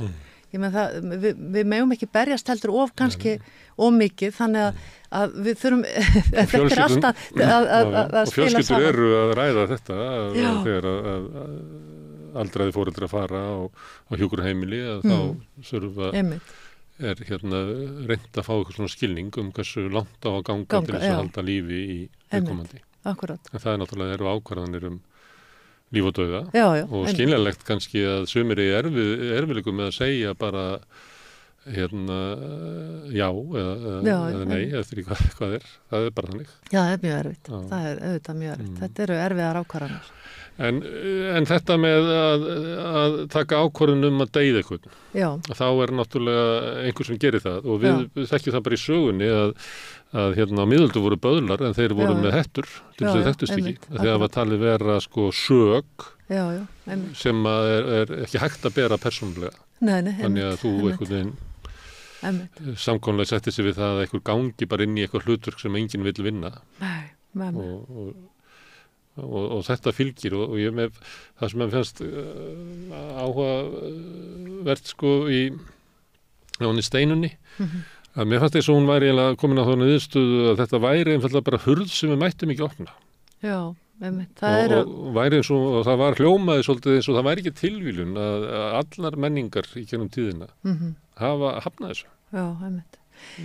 Það var ekki að því að fólk væri svona vitlaust í gamla daga og þú veist og það er kannski það sem við erum með í höndunum er ákvarðanir sem að hefur bara fyllt manninum frá örófi þannig að gömul menning er ekkit lakari í að taka þessu ákvarðan heldur við.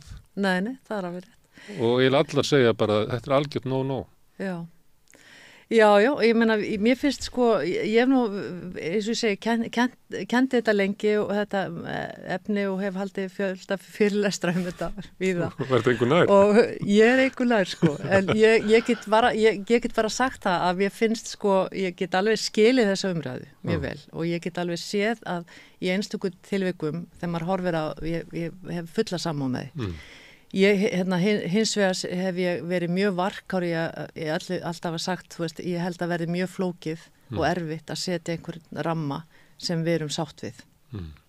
Og það er bara, ég held að þetta er, og það er náttúrulega ekki hægt að gera þetta nema í mjög góðri samtali við lækna sem í flestum tilvikum eru þeir sem vinna þetta verkefni eða veita þessa þjónustu. Þú endar alltaf með samt með því að það eru sömulæknar sem mundu setja sig við þetta, það er ekki og hvað þarf að gera í því? Já, ég veit að til og með að það allavega var mikil átök með að lækna í Kanada þegar þetta var leyft þar og þá er spurningin og það er mikil umræða í sumum löndum það hvaða læknar eiga þá að gera þetta. Er það fólk sem eru það sérgreinalæknarnir sem eru annast daufan og fólk með líknameðferð eða eru það heimilislæknar eða ef það kemur sjúklingu til þín og vill fá þessa meðferð og þú vilt ekki veita hana átt að vísa okkur sem þú veist að veitir þessi þjónustu og svo framvegis. Það er alls konar svona spurningar sem eru með að lækna og þannig að það þarf auðvitað að gera það. Síðan er náttúrulega það að það eru margar kannski einn höfundur sem ég oft vitnaði, einn heimspekingur sem hefur verið að fjalla um þetta. Hann hefur velt þessu fyrir sér að hvaða þýðir að bjóða upp eða bæta þessum meðfrakosti inn í heilbrigðisþjónustuna. Hvað þýðir það að þetta sé orðin einn valkostur? Mun það ekki hafa það í för með sér að það verða allir að taka afstöðu til hans með einum öðrum hætti. Þú ert komin á ákveðin stað að þá þarftu að velja það að lifa áfram. Ekki bara að þú ert að taka afstöðu til og segja nei ég vil ekki vil ekki þessa þessa meðferð sem eru í boði. Ég vil bara fá að halda áfram. Þannig og þá kemur kannski, jáfnvel þá þarftu kannski að fara að réttlæta það. Að þú vilt ekki dánaraðstoð. Þannig að og þá er þetta svona, kemur ekki til með að breyta svona viðhorfi til dauðans eða þeirra sem eru dauðvona. Það er ein rök sem við getum. Áttu við að það væri svona Salvar auðvitað getum við farið í þessa meðferð sem er í boði en hún er bara ansi dýr og það mun ganga mjög nærri fjölskyldunar. En hinn kosturinn er náttúrulega dánaraðstoð sem er billeg. Og ég meina, við getum ekki lofað þér að verði einhvern aukin lífsgæði hjá þér í hinni meðferðinni en þú verður náttúrulega á lífi og það er náttúrulega ómögulegt að lífið er náttúrulega þannig líka að þú veist, það er ekki 20% líf Þetta er lífið alltaf bara ein eining. Eining, já, nákvæmlega. Þannig að það séu hættunar að þetta sé eins og valkostur Heru sem fór í Eurovision, að það sé varpað yfir á einstaklingin. Já, að hann þurfa að taka þessu ákvarðanir megin líf. Já, hann kemur til með að þurfa að gera það. Og hvort að mitt líf sé þess virði. Og aðrir sjá náttúrulega þennan mannesku til og með sem kannski er honum mjög veik, að hún hafi þennan valkost og maður velti fyrir sig, akkur tekur hún ekki? Skilur, það er alls konar svona sjónamið sem geta komið inn og breytt eða haft áhrif á það hvaða, þú veist, það er ekki bara þá lengur þannig að maður bara lifið þannig að deyr, heldur maður þarf að taka afstöðu á einhverjum tímapunkti, allar maður að lifa áfram eða vill maður fá hvort lífið sé þess virði. Já. Þannig að maður tekur því ekki eins og þessi gjöf sem að mér ber að fara með. Heldur ég bara, þetta er linnulaus markasvara þetta líf. Það er ég þarf að taka bara ákvarðanum það. Og svo náttúrulega hefur auðvitað verið bent á það að heilbrigðisþjónusta er mismunandi líka eftir löndum og hún er mismunandi dýr og þungbæri, þú nefndir kannski fyrir fjölskyldu ef fólk er á dýri líknameðferð eða að þá er þetta líka spurning hvernig kemur þetta til með að hafa áhrif á hópa, mismunandi hópa, fólk sem hefur efnaminna fólk eða fólk sem hefur ekki stóra fjölskyldustuðning eða það getur alls konar svona komið inni og auðvitað vitum við það eða manni svona sýnist það að yfirleitt sé það þannig að þeir sem eru veikastir fyrir í samfélaginu þegar verður að bjóða upp einhverja hluti að þá bitnar alltaf mest á þeim. Þannig að eða líklegast að það kannski skaði þá meira heldur en aðra. Ef þú hefur engan annan kost heldur en að þjást eða líkna meðferð, þá ertu líklegri, líklegri að velja hana. En svo er þetta búið að vera mjög mikið, en svo er þetta búið að vera mjög mikið þróun í líkna meðferð og hún er miklum gæðum víða. Þannig að það er líka spurning, þú veist, maður getur líka velti fyrir sér, af hverju er þessi krafa svona mikil og vaksandi, ekki bara hér á landi að annars það líka. Hvað er það sem kallar á hana? Er það vegna þess að við erum við erum að lifa lengur með þunga sjúkdóma, erum við ekki að sinna nógu vel fólki sem er mjög veikt? Er það, þú veist... Við erum kannski að líka renna fyrir okkur upp sem samfélag og maður heyri það bara í umræðu stjórnmálafólks að það er að renna upp fyrir fólki að við getum ekki sinnt öllum endalaust. Nei, og þetta er eiginlega bara ómar í umræðinu, ekki með þessum orðalagi, en það er undirliggjandi, öldru þjóðarinnar leiði það að byrði gamla fólki er byrði, heilbrigðisbyrði þess að verða svo mikil. Já, það kemur fram eiginlega bara í hverju viku að það er verið að tala um að við erum orðin svo gömul eða þjóðina verða elda svo mikið og þetta verður svo þungt.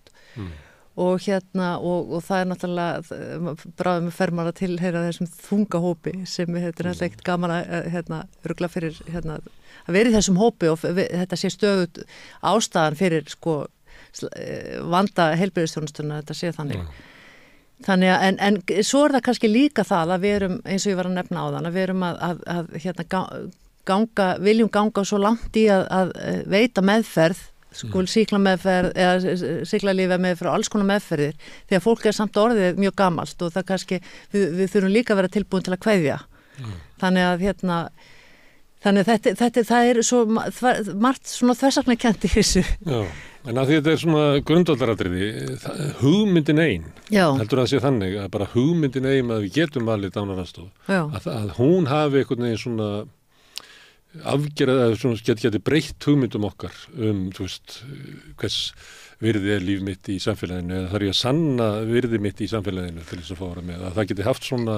Já, ég held að þetta geti haft áhrif á sérstaklega svona innan heilbrigðisþjónustunnar, þetta geti haft áhrif og það er stundu verið að tala um það að þetta geti mögulega stýrt ákvörðun fólks að þú veist, ef þú bara með minni þjónustu og þá er meira ákall á þessari meðferð vegna þess að fólk náttúrulega það er mikilvægt að geta fengið verkjastillandi meðferð og þeir líði það sér fólki sér gert kleift að líða þess vel og hægt er og fá góða þjónustu og ef gamalt fólk eða mjög veikt fólk finnur það að það er bæði orðið byrði, það er byrði á samfélaginu, það er byrði á aðstandendum, þá er náttúrulega, og sem sagt, það fær ekki nógu mikla verkastillingu og það er ekki að hugsa nógu vel það, ég meina þá er þetta náttúrulega kannski auðveldari leið að þykja þessa þjónustu. Þegar þú dregur upp svona dæmi að þá er svona gert ráð fyrir því að það sé allt í boði, en það þarf að tvo til þess að hinn gamli sé byrði, að það er þá minni vilji til þess að sinna honum og það er búið að koma nú einhvers þar fyrir og það er kostnaður við það og þannig þetta spilar alltaf saman. Þetta getur spilað alveg saman sko, þannig að svo er eitt sem Þannig ímyndu dæmin kannski hjálpa okkur ekki endilega sko. Að því að leið og ákvörðinu komin að þá breytast forsendur. Já, það er nefnilega það sem geti gerst sko. Og og síðan er það sko, svo til dæmis að því að vera nefna með sko ramman, hvaða ramma á að setja. Að til dæmis hvað er það, hvernig var skilgreina sem sagt í lögum að hvað þarf til að manneski geti fengið þessa meðferð. Í einhverjum lögum er það sko, annars staðar er það semst til dæmis í Hollandi sko það sé óbærilegu sársauki. Í Belgíu er sagt sko orðað á ensku allavega medically hopeless situation. Þú veist það sé ekki hægt að gera neitt fyrir viðkomandi. Í Oregon er það sko að dauðvona innan 6 mánaða. Þú veist þetta er vandasamt að ákveða. Og í Oregon reyndar, þú veist, er það þannig að það er ekki beint, eða sérst, það er leyft sko dánar aðstóð eða líknadráp eins og það var nú alltaf kallað. Sérst, þá er það svo leið sem var farin þar er líknar sjálfsvíg með aðstóð læknis. Þannig að þá gefur læknirinn bara lyf og leiðbenningar en viðkomandi fer heim og gerir þetta sjálfur. Þannig að það er ekki, læknirinn er ekki viðstaddur þegar þetta er gert. En þú veist, það hefur líka komið fram í sko könnunum sem hafa verið gerðar allavega í nokkrum rannsóknum sem ég hef séð að þetta er þungbært fyrir lækna. Að þú veist, jáfnvel þó að þeir séu sko hlindir þessu og hafi tekið þetta að sér að þá er þetta þungbært og það var við vorum með, þegar ég var í Norrænu lífsifræðinefndinni, þá vorum við með ráðstefnu þetta efni fyrir nokkrum árum síðan og þá kom hingað krabbameinslæknir frá Bandaríkjunum og hann lýsti þessu að þú veist, hann er hefur aðstofa sína sjúklinga einhverja með svona líknar sjálfsvígi. En hann sagði að mér finnst það alltaf jafn erfitt þegar viðkomandi, sko að því hann biður þau alltaf að láta sig vita hvenær það ætla að gera þetta, kannski degi fyrir eða eitthvað og þegar hann fær þetta símtal, hann finnst það alltaf jafn erfitt. Þannig að það er einhver lína eins og þú ert búin að vera að segja, sko, það er í hugum okkar og það er spurningi eigum að þora að taka skrefið yfir hana. En akkur er þessi lína hana? Hún er náttúrulega út af ykkur í svona reynslu hvernig við höfum samfélag. Hún er einhvern veginn reynsla af einstaklingnum sem að vill deyja og sem oftast svara samfélagið bara við getum ekki aðstoða við það því að þá deyju við sem samfélag og það er einhver samfélagslega skaði. Það er einhver, og það er og það er líka þessi, sko. Eða er þetta bara hindurvitni sem er höstum okkur? Hvernig ætlar að skilgreina þetta? Ég þetta er ásetningur að deyða mannesku sem við alla jafna höfum sagt algjört nei við að það sé ekki leyfilegt. Þannig að það þarf að vera og þá þarf þetta skilgreina, þú veist hvað þarf til, ég meina eins og þetta, ertu dauðan innan 6 mánaða eða svo getur það náttúrulega verið mjög vandasamt mat hvað fólk á langt eftir og óbærilegu sársauki, ég meina það er, þú veist, er hægt að meðhöndla sársaukan, er sársaukin eitthvað sem er tímabundin og mögulega hverfur, þú veist, ég meina við getum lent í slysum, það er óbærilegu sársauki, en það er ekki endil, en við getum lifað af og með einhver tímanum gróa sárin, sko. En þá sem kemur fram með óskina, það er hægt að gefa sér að hann lifir við óbærilega sársauka. Annars kemur hann ekki fram með óskina að fá að vilja deyja. Já, og svo náttúrulega þessi, sko, munurinn á andlegum sársauka og líkamlegum sársauka. og til dæmis eins og þetta leyfilegt núna til dæmis fyrir fólk með geðrannasjúkdóma, til dæmis í Belgíu og á þessari sömu ráðstefnu komið mitt geðlæknir frá Belgíu og var að lýsa þessu að ég meina þar til dæmis þá vandinn sá að þegar fólk með geðsjúkdóma kemur til geðlæknis og vil stytta sér líf að þá eru þetta alltaf verið hugmyndin, ég meina við reynum að telja hann ofan að því og reynum að hjálpa honum til að sjá að þetta ekki lausnin en núna er þá mögulegt fyrir geðlæknir að segja já, einmitt, viltu það, á ég að hjálpa þér og þá var hann einmitt að ræða það að þetta er algjör umpólun á þeir afstöðu sem læknirinn hefur til sjúklingsins og hann var að nefna einmitt að það væri svo mikilvægt þá að taka góðan tíma, jafnvel marga mánuði til að ræða við sjúklingin þetta og það oft skýrði hugsunina fyrir báðum og sérstaklega fyrir sjúklingnum að kannski væri þetta ekki það sem hann á endanum vildi. En þá líka þarf læknirinn að ræða dauðan kannski aðeins á öðrum forsendum. Heldur hann að segja nei, þú mátt ekki deyja og segja byrju, hvað það sem þú ert að hugsa þú veist og reyna að meta sjálfur hvort það sé réttlætanlegt að hjálpa honum. Já.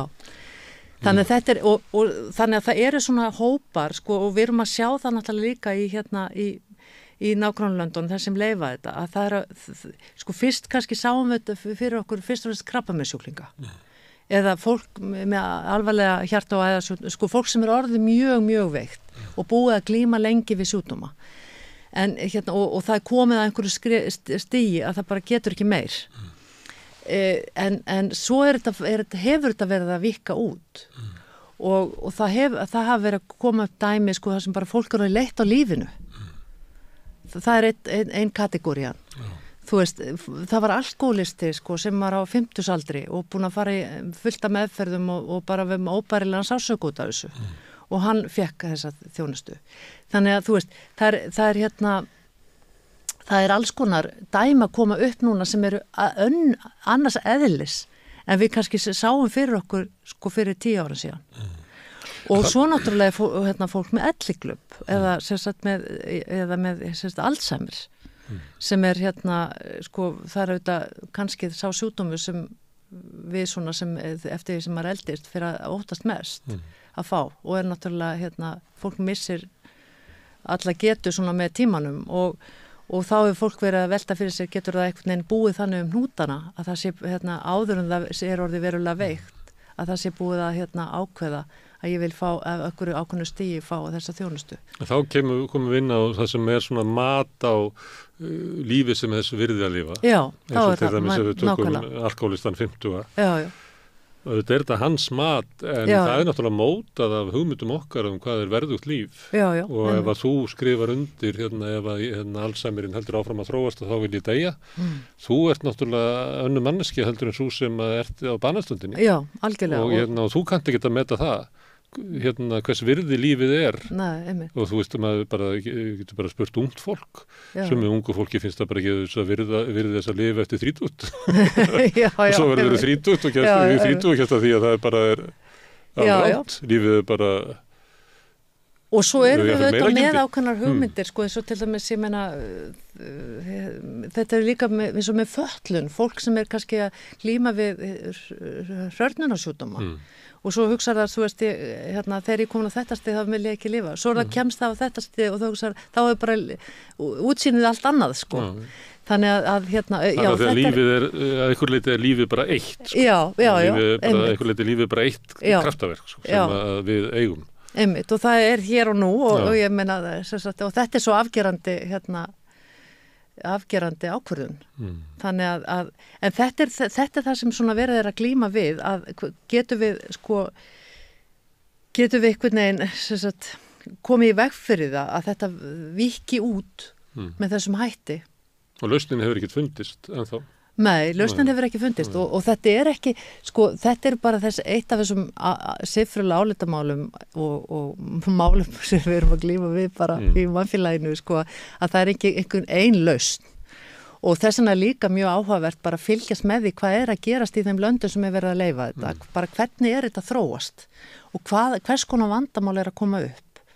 Hvernig gengur til dæmis að hafa eftirlit með þessu? Þú veist, það eru svona mismunandi kannski, hvernig það hefur gengið. Þannig að þú veist, það er svo margt sem þarf að huga að. Við erum samfélag og við erum svona lítið samfélag. Væri það bóðuleg afstaða að við tækjum, við þurfum að hugsa þetta og ræði þetta svona í allavega næstu 10 árin. En ef að þú vilt deyja, þá getur náttúrulega bara farið til Sviss eða Hollands. Já, ég náttúrulega... Það var afstaða yfirstéttarinnar gagnvart þungunarofi miðja síðsöld. Að við erum á móti því, en ef að þú ert í, þá getur við farið til Danmarkur. Já. Ég er bara að velta því að þetta er svona, stundum erum við með eitthvað mál sem að bara þurfa mikla deglu og borga sig ekki að vera að reyna að íta okkur að niðurstöðu eins og ömurlegt og það getur verið fyrir þann sem að vill það. Já. Ég meina, við erum auðvitað með svoleiðis mál, ég meina eins og til dæmis með staðgöngumæðrun, sko. Að ég menna það búið að vera í talsverður umræði á Íslandi og það var gert frumvarp, mjög ítalegt og vanda frumvarp raunverulega það mál fyrir einhverjum árum síðan og síðan ákvað þingið að setja það í salt, sko. En það breyti því ekki, það er fólk að fara til útlanda og kaupa sér þessa þjónustu. Þannig að og við lifum auðvitað líka í þannig heimi í dag að það er hægt að fara og svona vesla þetta eða sagt shop around, sko. Það sem er eina aðferðin við að lifa við eitthvað sem er bara ólík sjónarmið og það er ekki komin niðurstaða. En þetta en allavega ég held að þessi umræða dánaraðstöðu eða líknardráp hér á Íslandi er mjög skammt á veg komin. Og ég held að hún er... Ég var hissa að sjá þetta inn í þinginu, sko. Þegar mér finnst það bara eiginlega engin umræða. Nei, það hefur ekki verið, þannig að það þarf virkilega. Þetta er ekki svona hálfbakað, sko. Og svo finnst manni líka, sko, að þú veist, við þurfum líka veltaði fyrir okkur, við erum að ræða mikið vanda heilbrigðisþjónustunnar og hún get ekki sinnt þessu og hinnu og svo framvegis. Og höfum við, sko, er tími og eigum að setja tíma og fjármagn til að reyna að innleiða þennan valkost. Er þetta brýnast í sko, stöðun í dag? Þannig að við þurfum svona líka svona að hugsa hvað þolir heilbrigðisþjónustan í akkurat núna, en ég held að við þurfum virkilega að ræða þetta og við þurfum að ræða þetta frá svo mörgu sjónarhorni eins og við höfum svona aðeins reynd að koma inn á. En maður heyrir ofta sko rökin út frá svona persónulegum reynslu og dæmum. Já. En þarna til þess með aukinn kostnað sem við höfum nefnt á fyrir sjáanlegt, greinur það í umræðu bara út í heimi að það sé þrýstingur sem að kemur að við verðum eiginlega að hafa dánaraðstoð vegna þess að við getum ekki, við höfum bara ekki efnað að hafa hann ekki, af því að kostnaðurinn við umönnun okkar kynslóðar verður svo mikil. Nei, ég hef nú kannski ekki merkt það, en ég bara man eftir ég lasið það á sínum tíma þegar Oregon var að ræða þetta, að þá var þeir sem voru á mótfallnir þessari leið þá, að þeir lögðu mikið upp úr því að líknar meðferðiði aukin og bætt í ríkinu á móti og það yrði að vera en ég veit ekki hvernig svo umræða kannski hefur þróast, en þetta eru tiltölulega lítið prósent af dauðsföllum sem eru í þeim löndum sem er til leyft. Þá er þetta tiltölulega fámennur hópur sem velur þannan kost, allavega enn sem komið er.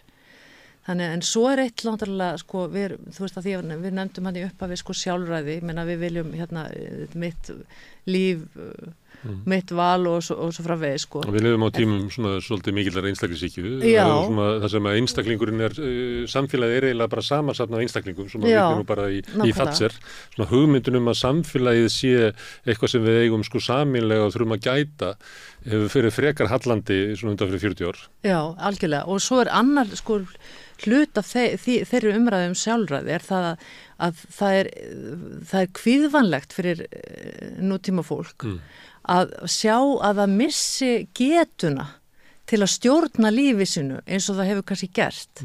Þú veist að það er að vera sjúklingur, vera öðrum háður, missa einhverju leiti stjórn á svona sínu daglegu lífi, það er ógnvænlegt fyrir fólk. við höfum sko, við lítum líka á það, þá erum við einhvern veginn byrði og þá getum við ekki það sem við sjáum fyrir okkur, við getum ekki það sem við gerum og við þurfum kannski líka svolítið að ræða það. Þú veist bara, þá erum við einhvern veginn bara komin á einhvern berangur og við erum bara einhvern veginn hjálpar þurfi. Og en sko það er einhvern veginn svona hugmyndir að við það sé svona ef við erum hjálpa þurfi þá höfum við ekki virðingu til dæmis. Þú veist að því, til dæmis er svo lögin í Oregon heita sko Death with Dignity Act. Þannig að þetta er mjög oft tengt því að deyja með virðing, eða það er einhver virðing í þessu. Meiri virðing að deyja sko með því að maður stjórni því og maður fái sprautu, heldur að maður bara deyja eins og bara hörn og vissna eins og haustlöfin. Já. Þannig að við flest munum líklega að deyja sko. Já, nákvæmlega og það er þessi og full virðingi því svo sem. Ég myndi halda það sko og þannig hefur fólk dáið sko í gegnum aldirnar og það er ekkert minni virðing heldur en það er eitthvað svona við höfum svona einhverja hugmyndir það að við þurfum einhvern veginn að hafa stjórn og ef við missum ekki stjórnina og sjálfræðið okkar alveg eins og við höfum það í dag þá missi lífið einhvern veginn virði og við höfum ekki og við missum sjálfsvirðingu, við missum virðingu í hugum annara og svo framvegis.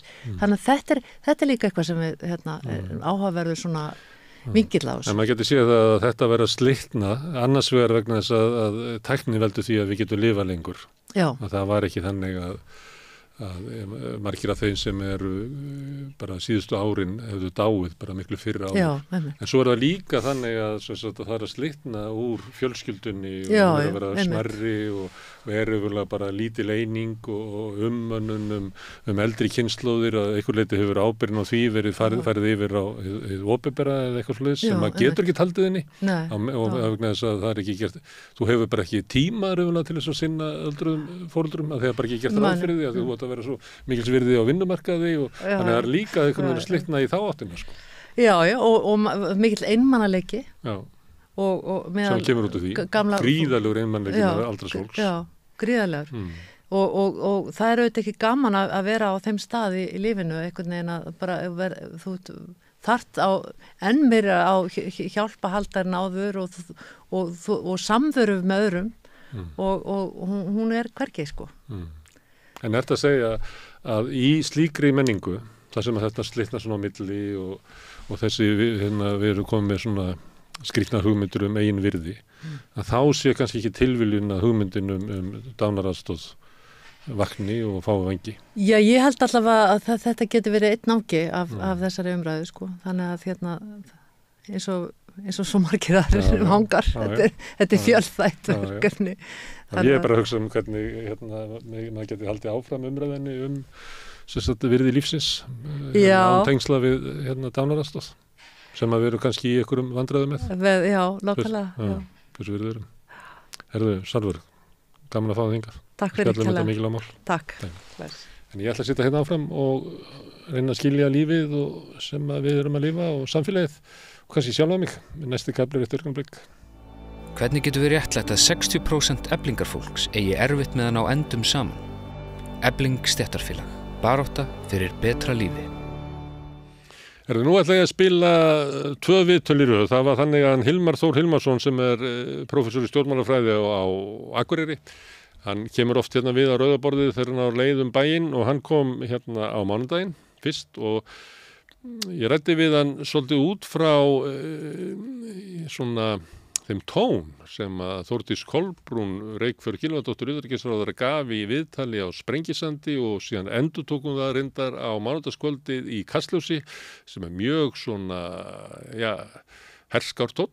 Hún lýsir því að höfuð öryggisógn Íslands sé innrás Rússa inn í Úkraínu og þetta sé svo mikil ógn að við eigum að stórauka útgjöld okkar til hermála, við eigum að kaupa vopn og senda á vettvang, menn eru jafnvel að fara að gæla við það að kannski ættu við að stofna her.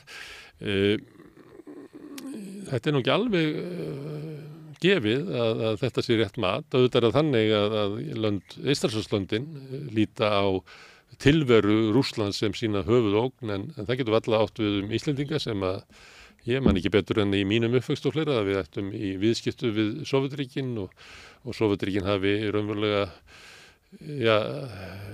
bara staðið ágætlega að þeim málum öllum. En þetta svona einhver hugmynd að við að taka upp utanríkisstefnu Íslandslandana. Nú Þórdís Kolbrún komin til Georgíu með utanríkisráður þeirra landa og mér fannst það að vera mjög mikilvægt að fá Hilmar Þór Hilmarsson til þess að svona ræða við mig svona út frá þessu. Það sem að væri hægt að reyna að meta þetta, hvaða vit eiginlega í þessum málflutningi. Og við byrjuðum á mánudagskvöldið og ræddum þetta vel og vandlega og ég byrjaði á því að spila þann hluta. Allir þættir samstæðvarinnar eru fáanlegir á öllum helstu hlaðvarpsveitum.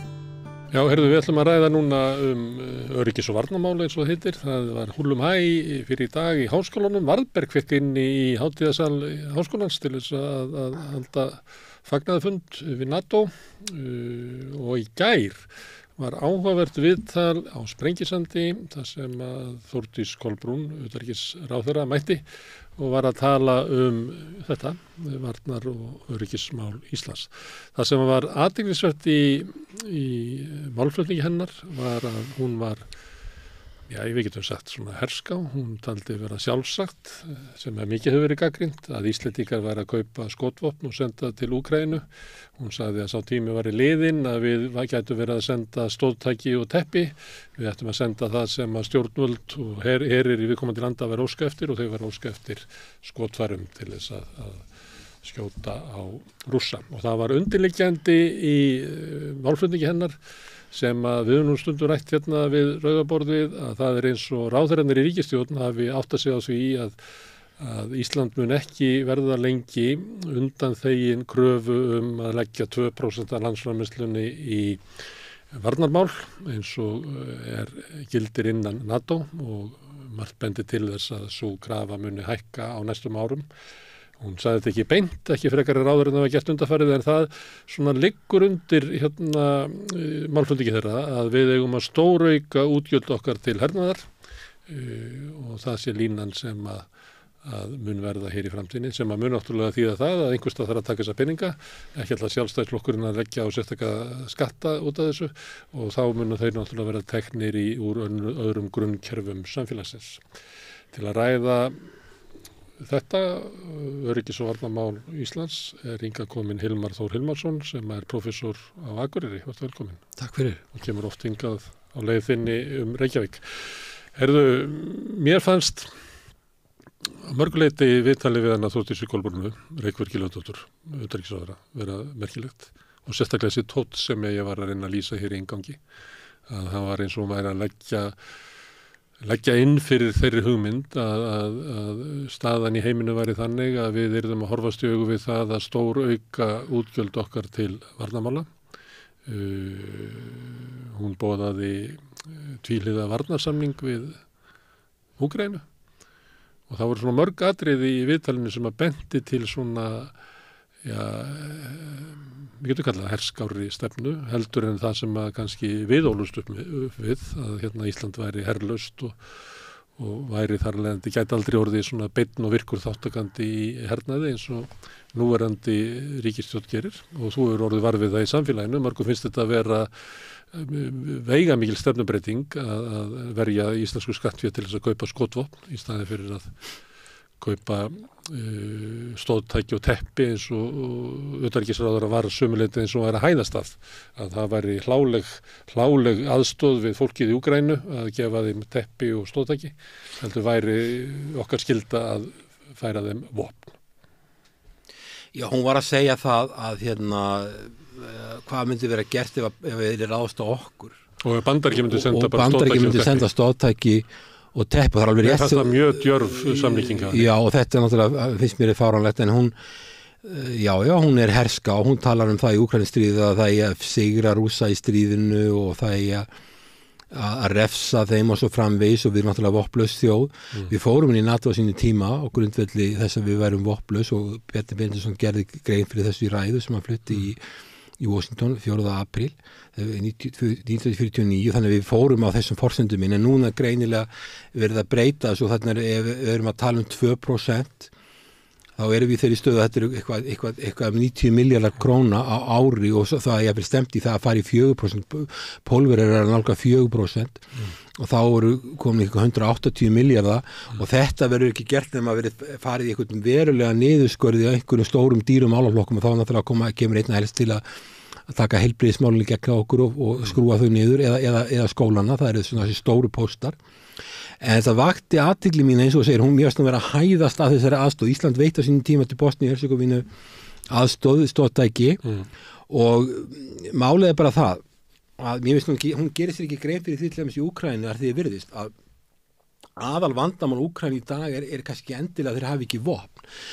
Þeir vantar vopn, það sem þeir vantar einna helst er að þeir vantar fólk, vantar hermenn.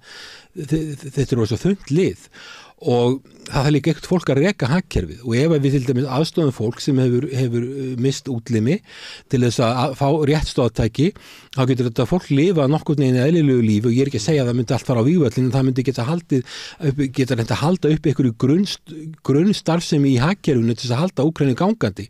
Þannig að framlagið er mjög mikilvægt og það er algjör miskilingur að halda það eina sem vanti til Úkraínu er bara að láta nóg mikið af vopnum. Eitt sem hefur komið í ljós í þessu stríði sem kannski lærdóm fyrir NATO er að NATO er að framleiða NATO er ekki framleiða mikið að dýrum fullkomnum vopnum sem er flókin í notkun sem að Úkraínuminn hafi ekki fólk mannafla til að vinna í og hafi heldur ekki tækning til ekki langa tíma að læra á þetta og á meðan að Rússar eru með ódýrari vopn í miklu magni og hafa líka verið að fá frá Norður-Kóreu og ódýri vopn og það er magnið sem er að skipta núna miklu meira máli heldur en gæðin og þess vegna virðist vera að framlýslu geta Rússa á vopnum sem er ekki sama gæð, kannski ekki fullkomin, er bara miklu meira magn og leyniþjónustur Vesturlanda virðist ekki hafa vita af þessu að framlýslu geta verið svona mikil og að væri svona mikið til að vopna í Rússlandi og þetta er það sem er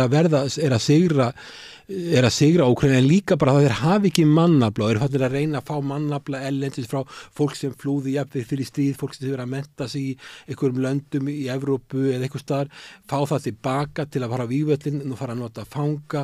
Þetta er orðið mjög þunnt allt saman en mér fannst að Ísland, að því við erum herlaust land og við framleiðum engin vopn, auðvitað ef við værum land eins og Svíþjóð til dæmis sem erum með töluvert öflugan her og framleiðum vopn, þá væri þetta meira spurning en við erum herlaust land, við framleiðum engin vopn, en ég held að mig ekki gera lítið úr framlagi sem er þannig að við verðum að hjálpa til með að gera fólk sem hefur verið mikið ungt fólk, gera það vinnufært aftur og reyna að stuðla því að það geti farið að lifa eðlilegu lífi því það vakna spurningin líka þegar að stríðinu verður lokið, hver á að byggja upp þetta land og svarið við því er alls ekki augljóst.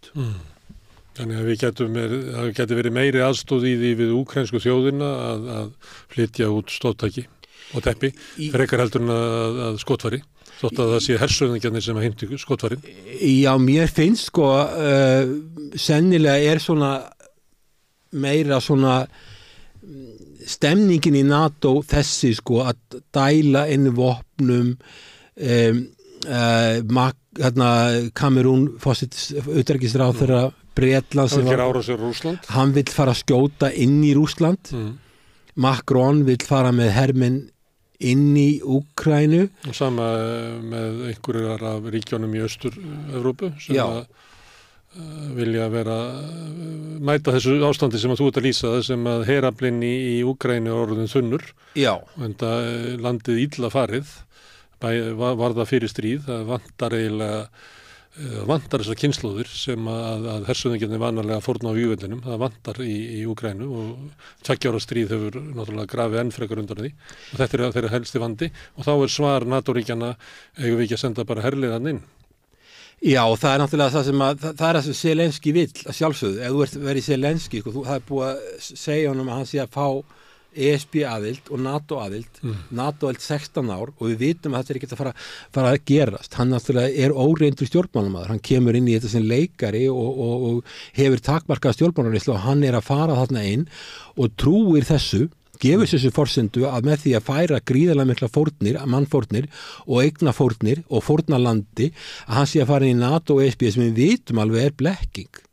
Sko ESB hefur ekkert efna á ESB er á hnjánum. Viðskiptaþvinganirnar sem voru gerðar gegn Rússlandi. Rússlandi er IMF spá, alþjóðagjaldeyrissjóðurinn spáir því að hagvöxtur í Rússlandi verði á þessu ári 3,2% en 0,2% í Þýskalandi. Og Þýskaland er mótorinn í Evrópu. Efnaðslega. Þannig að viðskiptaþvinganirnar koma harðast niður á Þýskalandi. Já, með þess að tölur frá alþjóðagjaldeyrissjóðurinn, ég er ekki að vísa í tölur frá Moskvu, ég er að til alþjóðagjaldeyrissjóðurinn, 3,2% hagvöxtur í Rússlandi, 0,2% í Þýskalandi.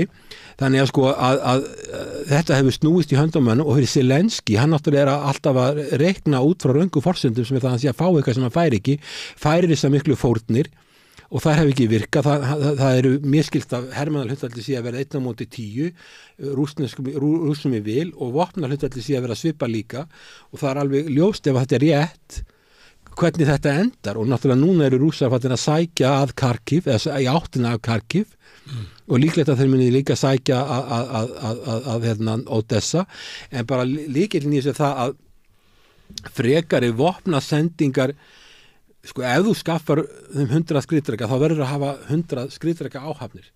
Þú þarft að hafa vopn, þú verður að hafa mannafla og það er það sem er orðið vandamál og Úkraína með kvarta mikið undan sem hefur síðan leitt til þessar löndi svo Frakkland og Eystrasaltsríkin og jafnvel Pólland tala að fara að senda hermenn þarna inn sem náttúrulega því það þá ertu búin að virka artikul 5 og þá ertu komið stórveldastríð. Það sem í þessu viðtali því að það var líka merkilegt fyrir það að Þórdís Kolbrún fór í skammastundin í fjármálaráðuneytið og mér fannst svona í þessu viðtali skína svolítið út og hún var aftur komin heim af því að þetta sé svona svona málefni sem að hún hefur lagt mikið upp úr undanferðið. Félagarnir í Sjálfstæðisflokkinu hafa kallað hana utanríkisráðherra Úkraínu svona af hæðni af því að hún hefur lagt svo mikla áherslu á þetta mál. Og þarna var hún að tala og meðal annars það að við þyrftum að sætta okkur við það að auka útgjöld til hermála og við ættum að fara að kaupa vopn til þess að senda á vígvöllin. Hún talaði svolítið eins og að Úkrænustríðið væri megin verkefni okkar í framtíðinni. Þetta væri svona, við þurftum að leggja mikið á okkur. Því að ef að Pútín er ekki sigraður á vígvellinum að þá væri hætta við að Rússar myndu bara leggja undir sig Evrópu. Það mátti heyra það og hluta af vitaninu. Já, þið taka bara París á morgun og svo hinn daginn þakkaði Berlín og svo fara þeir í London. Þessum er ég að spyrja þessu. Já. Það var þannig að utanríkisráður Íslands talaði þannig í gær eins og að það væri raunverulega hætt á því að rússneski herinn væri að fara að flæða yfir Evrópu. Já. Og þetta væri mikilvægasta verkefni okkar að hindra það og það væri, við ættum bara að horfast í augu við það að ég veit ekki hvort hún sé með viðmiðunina 2% sem var þá 90 miljardar sem að við ættum að draga út úr ríkisrekstrinum og kaupa vopn fyrir og senda þarna því annars myndi rússarnir kannski stoppa bara við Ermarsundið eða ég veit ekki hvað. Er þetta raunhæf heimsmynd? Er þetta raunhæft mat á ógninni sem að steðjar að Íslandi? Pútín er búin að vera forseti síðan árið 2000 og hann var ekki með neina slíka út þessu stefnu. Það sem hefur verið að stækka það sem hefur verið að stækka er NATO og ESB. Þetta hefur verið að stækka. Það ógnar okkur ekki. NATO er komið úr 12 löndum í 32. ESB er komið í 27, þannig að Rússland hefur ekkert verið að stækka. Hvað getur þú nefnt mér eitthvað svæði sem er eitthvað álíka sem hafa verið að stækka sem að Rússar hafa verið að leggja undir sig? Þeir hafa ráðist inn í mörg lönd, þeir hafa ráðist inn í Úkraínu, þeir hafa ráðist inn í Georgíu og þeir hafa ráðist inn í... Já, árásin í Georgíu, Rússar voru búin að tala það og nú er ég ekki að réttlæta þessar ólöglegu árásir.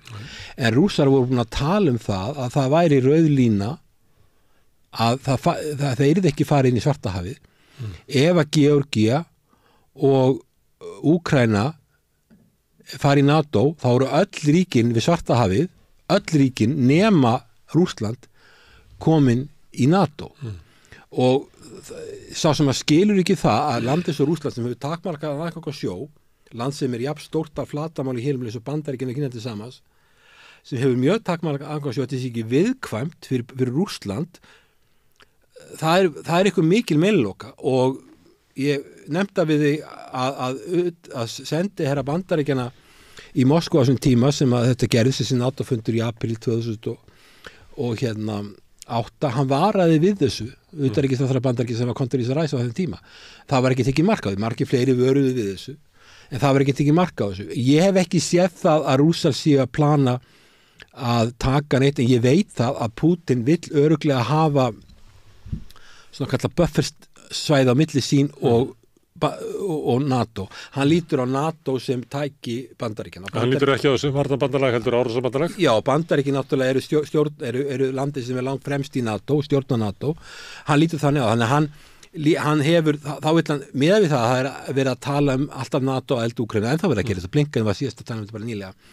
Þá vil hann núna, af því hann telur sig að hafa yfirhendina og er að sækja fram af nálgast Kharkiv og þá líki áttina að Kiev, þó hann sé ekkert komið þanga og ég er ekkert að segja að myndi fara þanga, þá er hann að sækja fram og hann vil stækka þetta svæði sem mest, af því það er alltaf verið að tala um NATO, ok, þá teki eins mikið eins og ég get, það er bara eðlilegt fyrir þann sem er forseti Rússlands.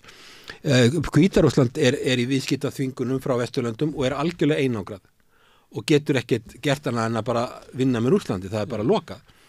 Eystrasaltsríkin eru náttúrulega í þeirri stöðu að austurleiti þeirra er að mesturleiti fólk að rússnesku bergi brotið, þannig að ég hef enga trú á því að við munum sjá Putin með her í París eða Berlín eða London, en ég gæti alveg séð fyrir mér að hann myndi vilja, ef hann sér að NATO er að tapa stríðinu í Úkraínu, að hann myndi vilja skaða Eystrasaltsríkin með því að til dæmis að gera einhvern usla í austur hér Eistlands og Lettlands, til dæmis í Narva, Íslandi og svo í Resekni og Daugavpils þessum borgum í austur Lettlandi og segja svo ok, þetta Article 5 garantí að þetta ríki verði hvort annars sé ónýtt. Hann gæti gert það því að til dæmis bara fyrirverandi fórseti fulltrúadeildar Bandaríkjaþings Newt Gingrich lýsti því yfir bara í viðtali við stóran fjölmiðil að Bandaríkin myndi ekkit fara í eitt kjarnorkustríð við Rússa út af þessum löndum og hann sagði bara Íslandi bara hluti bara útkverfi í Sankt Pétursborg og við fyrir ekkit að gera út af því. Þannig að, og ég sjálfur hef ekki trú á því að Rússar muni fari í að taka þessi lönd, en hann gæti tróðið þeim með tæri, eins gæti hann þjarmaða Finnlandi. Já, en Þórdís Kolbrún var að segja það að þetta væri bara meginatriði í öryggisstefnu Íslands að stoppa vestursókn rússneska hersins. Er þetta, ég meina ef að það, ég meina eins og þú talar, að þetta sé erfitt að fá stóð í raunveruleikunum fyrir þessu. En þá sittum við samt uppi með það að þetta er grundvöldurinn í utanríkis og öryggisstefnu Íslands. Já, en það er bara þessi greining á því hvað geti gerst í Evrópu, að það er að rússneski herinn, bara rauði herinn, ryðjist yfir, taki hvert landafættur öðru í einhverju svona dóminó.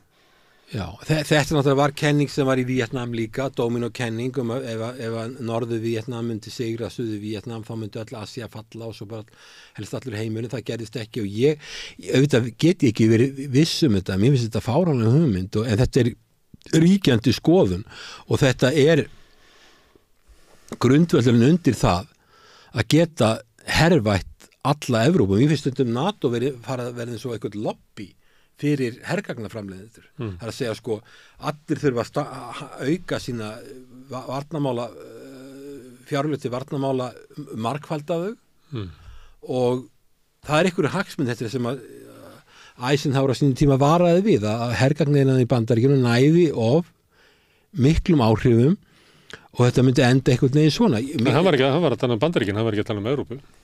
Nei, en sko Evrópa er bara leppur Bandaríkjana, þetta er svo jeppakera sem hangir eftir hann í jeppa sem heitir Bandaríkin. Þetta er ekkert sko, Evrópa er ekki neinum sko. Það er ekki stýri í þessari kerru. Nei, þetta er bara, þetta er ónýtt. Ég meina, Evrópa er efnahagslegt veldi, þetta er ríkt svæði. Ég meina, hagkerfi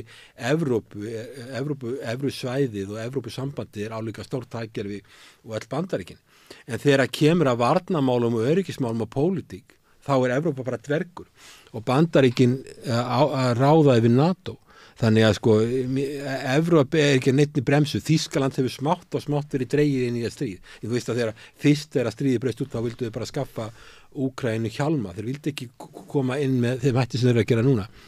En núna hefur þetta bara, þetta stigmagnast, hefur verið að stigmagnast og það ekkert annað í gangi heldur en ennþá meiri stigmagnun. Ég meina, Kamerún, maðurinn sem kom Bretlandi út úr Evrópusambandinu og sagði svo af sér að því hann var svo hissa á útkominni.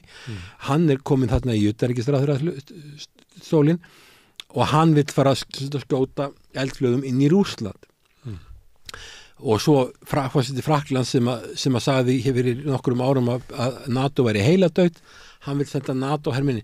Þetta allt í það átt stigmögnun og allt í það átt að þetta verið beint stórveldastríð og sem gæti endað til dæmis með því að Rússar myndi sprengja kjarnorkusprengju í Vestur-Úkraínu til dæmis, sem að þýddi það að þá myndi sennilega þessu stríði ljúka mjög flótt, vegna þess að Vesturlönd, ég vona allavega að leiðtogar Vesturlönd að gera sér grein fyrir því að ef að Rússar sprengja sem kallað tactical nuclear weapon og ég veit til dæmis ég var að tala við aðila í Slóvakíu, Ungverjalandi til dæmis, lönd sem eiga landamæri í Úkraínu og hefur miklar áhyggjur af þessu. Ef að hann gerir það og hann er með æfingar í gangi, þá yrðu Vesturlönd að skrúa þetta stríð niður á hvaða skjörnum sem strax. Þannig að ef að því svara með kjarnorkuvopnum, þá ertu komið með kjarnorkustyrjöld milli stórvelda og það kemur ekki til greina. Ég hef Bandaríkjann og Evrópa hlýtur ekki að greina fyrir því að ef Pútín sprengir kjarnorkusprengju í Vestur-Úkraínu, þá er þetta búið. Eins og Þórdís Kolbrún útskýrði sína afstöðu í gær að þá leiðin til þess að koma í veg fyrir þetta að auka stuðning við úkraínska herinn þannig að honum takist að vinna Rússa á vígvöllum. Er það ekki? Jú, það hefur verið... Er þetta raunhæft plan? Nei, þú getur ekki... Ef ég tala við Ungverja og ég meina aðila þar og þeir náttúrulega hafa reynda verið mjög gagnrýndir, Orbán hefur verið mjög gagnrýndir og ég er ósammála Ungverjum í mjög mörgum málum, til dæmis þeirra viðþorvarandi gasasvæði, algjörlega ósammála þeim, en í þessu máli þá þú getur ekki sigrað stórveldi í stríði, þú getur ekki, sko, áður en að þeir tapa, áður en að þeim verður eitt, þá beita kjarnorkuvopnum. Það kemur að því að þeir gera það. Þeir eru ekki komnir að því núna hafa þeir yfirhöndina og eru að taka meira land og það virðist eins og þeir eru að prófa svæðið. Þeir fara inn í Kharkiv, taka ykkur þorp og fara áfram og það getur tvennt sem þeir eru að gera, annars vegar þeir eru að taka meira land, þeir eru að finna hversu sterkur úkraínski herinn og þeir finna það að það eiginlega engin fyrirstaða núna og svo hitt að þeir eru að fá Úkraínum til að draga hermenn frá suðausturhlutanum norður til að geta hert sóknina þar.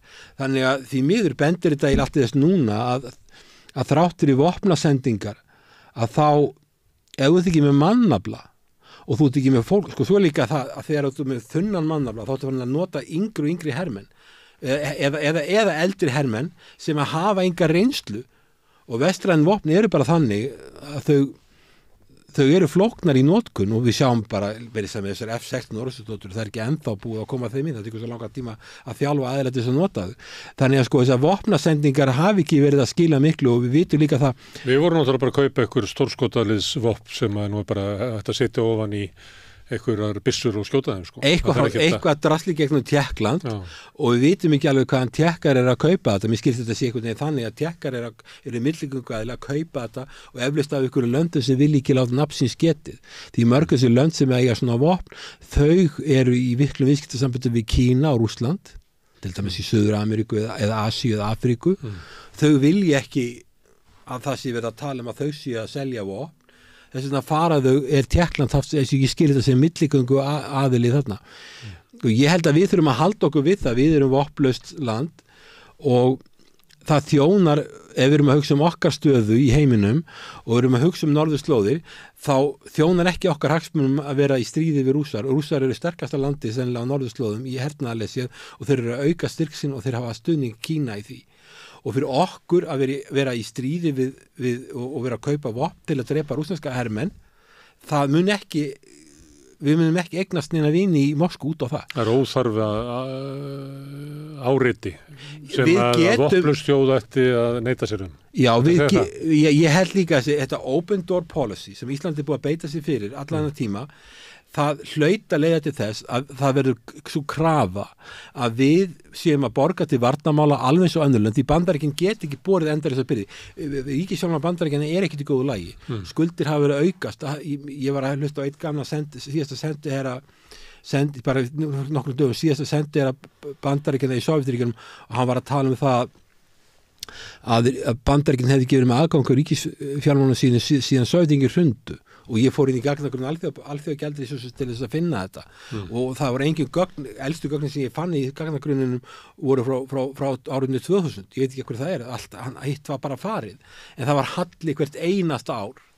Þannig að sko Bandaríkin geta bara ekkert borið þetta upp og þau eru komin í starfrættarsamkeppni við Kína sem er stöðugt að vaksa og svo er náttúrulega ástandið fyrir botni Miðjarðarhafs eins og það er. Það sem að Kínverjar og Rússar eru komið sterk tengsl við Íran og Sádi-Arabíu sem eru sitt stærstu löndin þarna í Miðausturlöndum. Staða Bandaríkjanna er bara ekki það góð að hún hafi efna að halda uppi Evrópu áfram og þess vegna verða öll löndin, þar var Ísland að fara að leggja meira og þess vegna verið okkar hagsmunir, sérstaklega okkar hagsmunir, væri þær að skrúa þetta niður þessi átök því að annars þurfum við að fara að borga risa upphæðir og náttúrulega átökjum stigmagnast þá eru þrýstingurinn meiri og meiri og það er verið að tala um ekki bara 2% sem verið 90 milljarðar í okkur, heldur að fara í 4% sem verið 180 milljarðar og þá getum við farið að loka sko dálítið mikið að skólum á Íslandi og sjúkrahúsum ef við ætlum að standa undir því. Þannig að sko mér finnst þessu sko open door policy fyrir Ísland, það þjónaði ekki okkar hagsmunum til lengdar. Af því þetta eru bara útgjaldaaukning sem verður að enda á þessum líkjum, Bandaríkin get ekki borið þetta. Mér finnst sko Þórdís Kolbrún vera eiginlega réttlæta aukin útgjöld með því að þetta væri bara það mikilvægasta sem við getum gert. Því ef að þú stoppar ekki vestursókn rússneska hersins, þá er til lítils að halda út í skólum og þá erum við að missa lýðræðið og frelsið og munum verða undir járnhæl einræðisherrans í Kreml. Þetta var eiginlega tónninn undir þessu. Þetta var sko málið er bara það var eins og við verum komin bara inn í sko ég veit ekki hvar í kaldastríðið. Nei, en sko ef við skoðum bara þessu rule-based international order, við sáum til dæmis árás Ísrael á sendiráð í Damaskus. Það er algjörlega gegn öllum alþjóðasamningum og alþjóðareglum að sér á þessu sendiráð.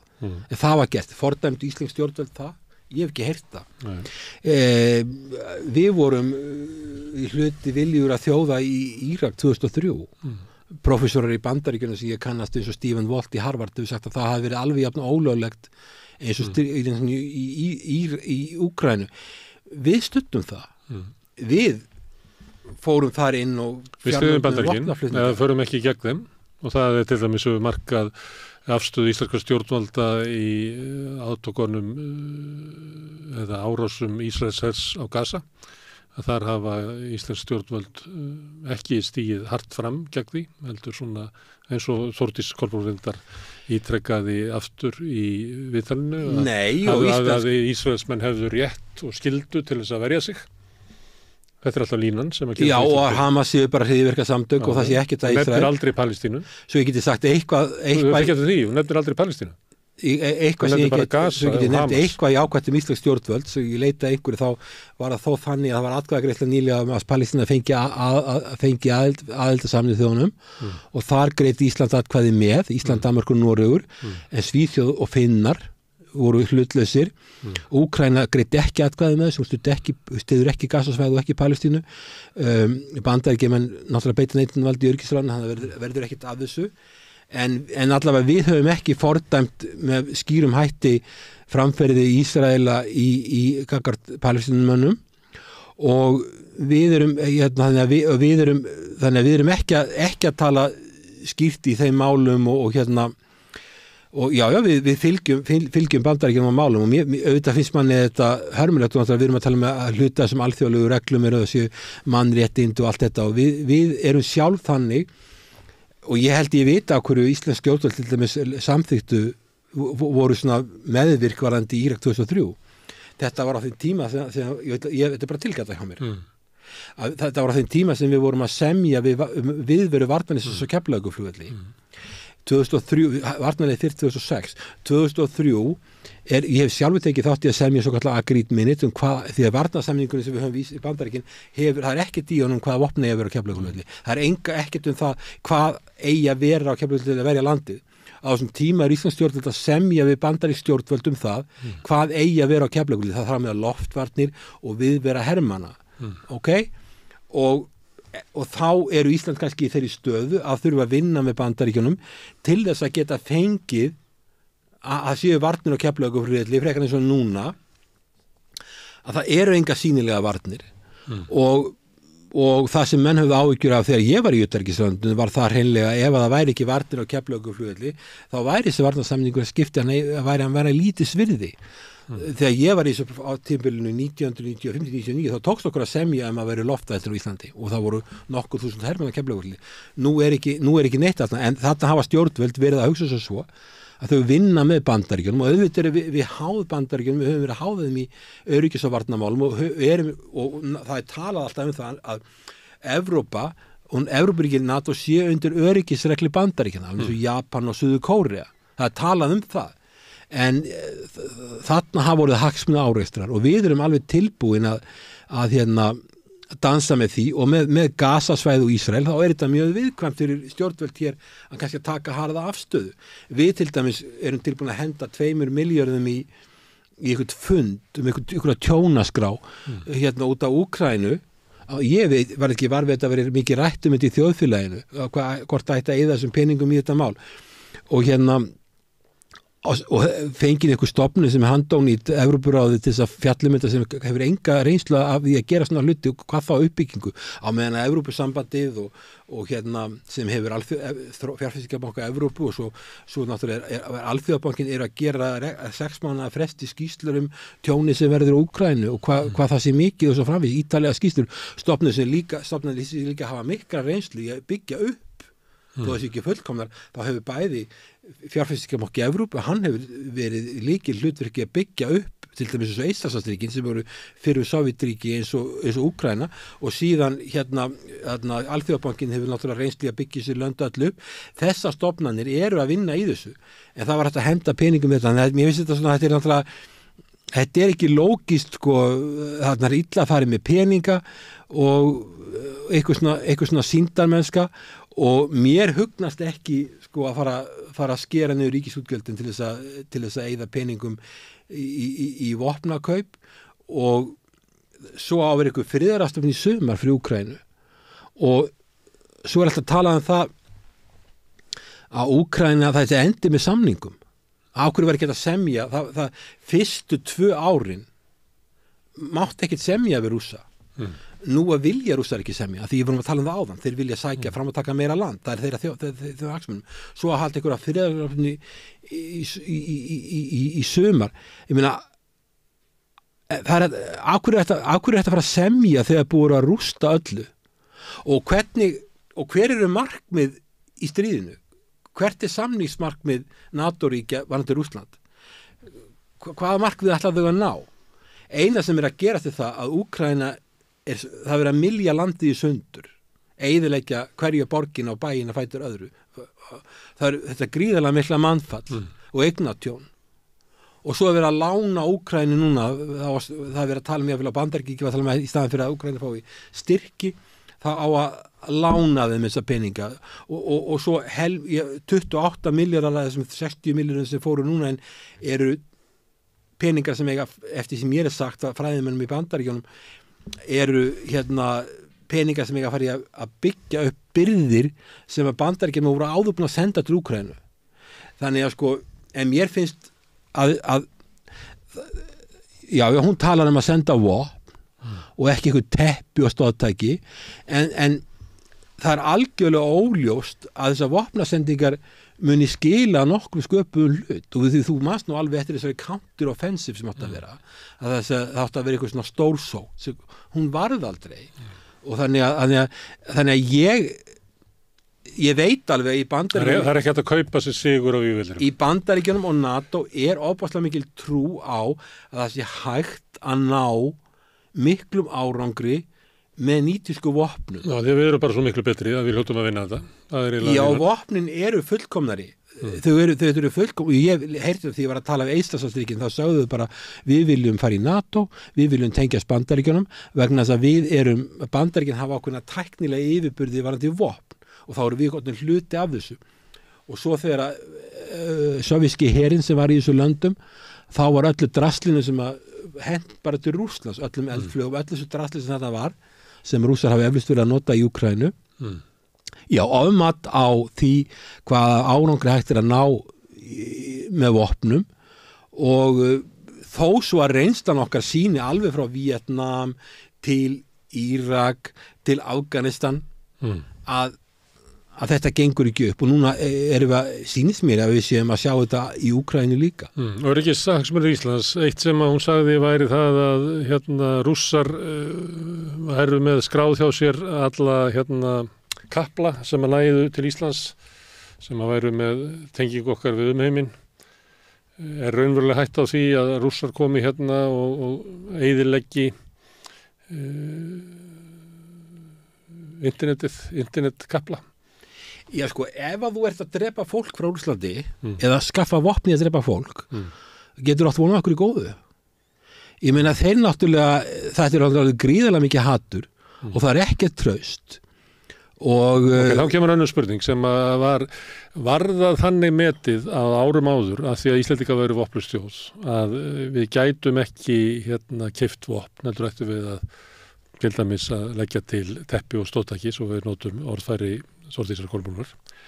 Var það metið út frá því að ef þú ert að drepa fólk út í heimi að þá getur þú búist við viðbröðum og þar sem þú ert vopnlaus að þá ættir þú ekki að taka þátt í beinum morðum á fólki því að það gæti verið bakslag og þú ert ekki stöðu til þess. Þannig að það að við séum vopnlaus og herlaus að það sé eiginlega af þeim sökum að þá ættum við aldrei að leggja til vopn í hernað.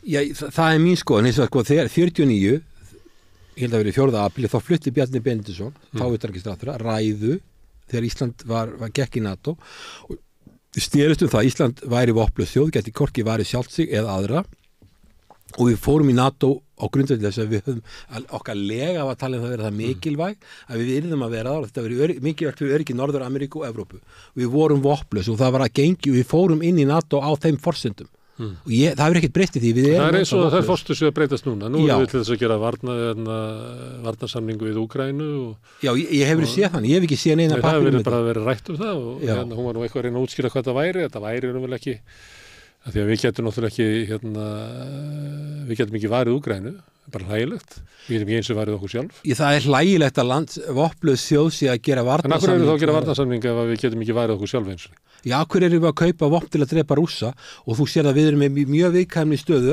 allir þessi strengir sem þú ert að tala okkar landhelgi sem tók 74 ára að verja landhelgin okkar, hún er 1000 stærri heldur en Þýskaland þetta er risastór efnahagslega við þurfum að verja þetta og og við erum með Rússa og við erum að kaupa vopn á með við gátum ef við hefðum aðstoða Úkraínumenn við að koma ykkur fótónum undir kannski 100.000 manns eða eitthvað sem getur ekki starfað á vinnumarki, getur ekki hjálpað til að halda Úkraínu uppi standandi við viljum ekki gera það, við viljum heldur kaupa vopn, þó að sé ekki stóru uppæð þá er þetta samt til þess að drepa fólk og við erum bara í það viðkvæmni stöðu líka vegna þess að skuldbinding Bandaríkjanna að verja Ísland er algjörlega óviss. Það er ekkert á Keflavíkurflugvelli til þess að verja Ísland.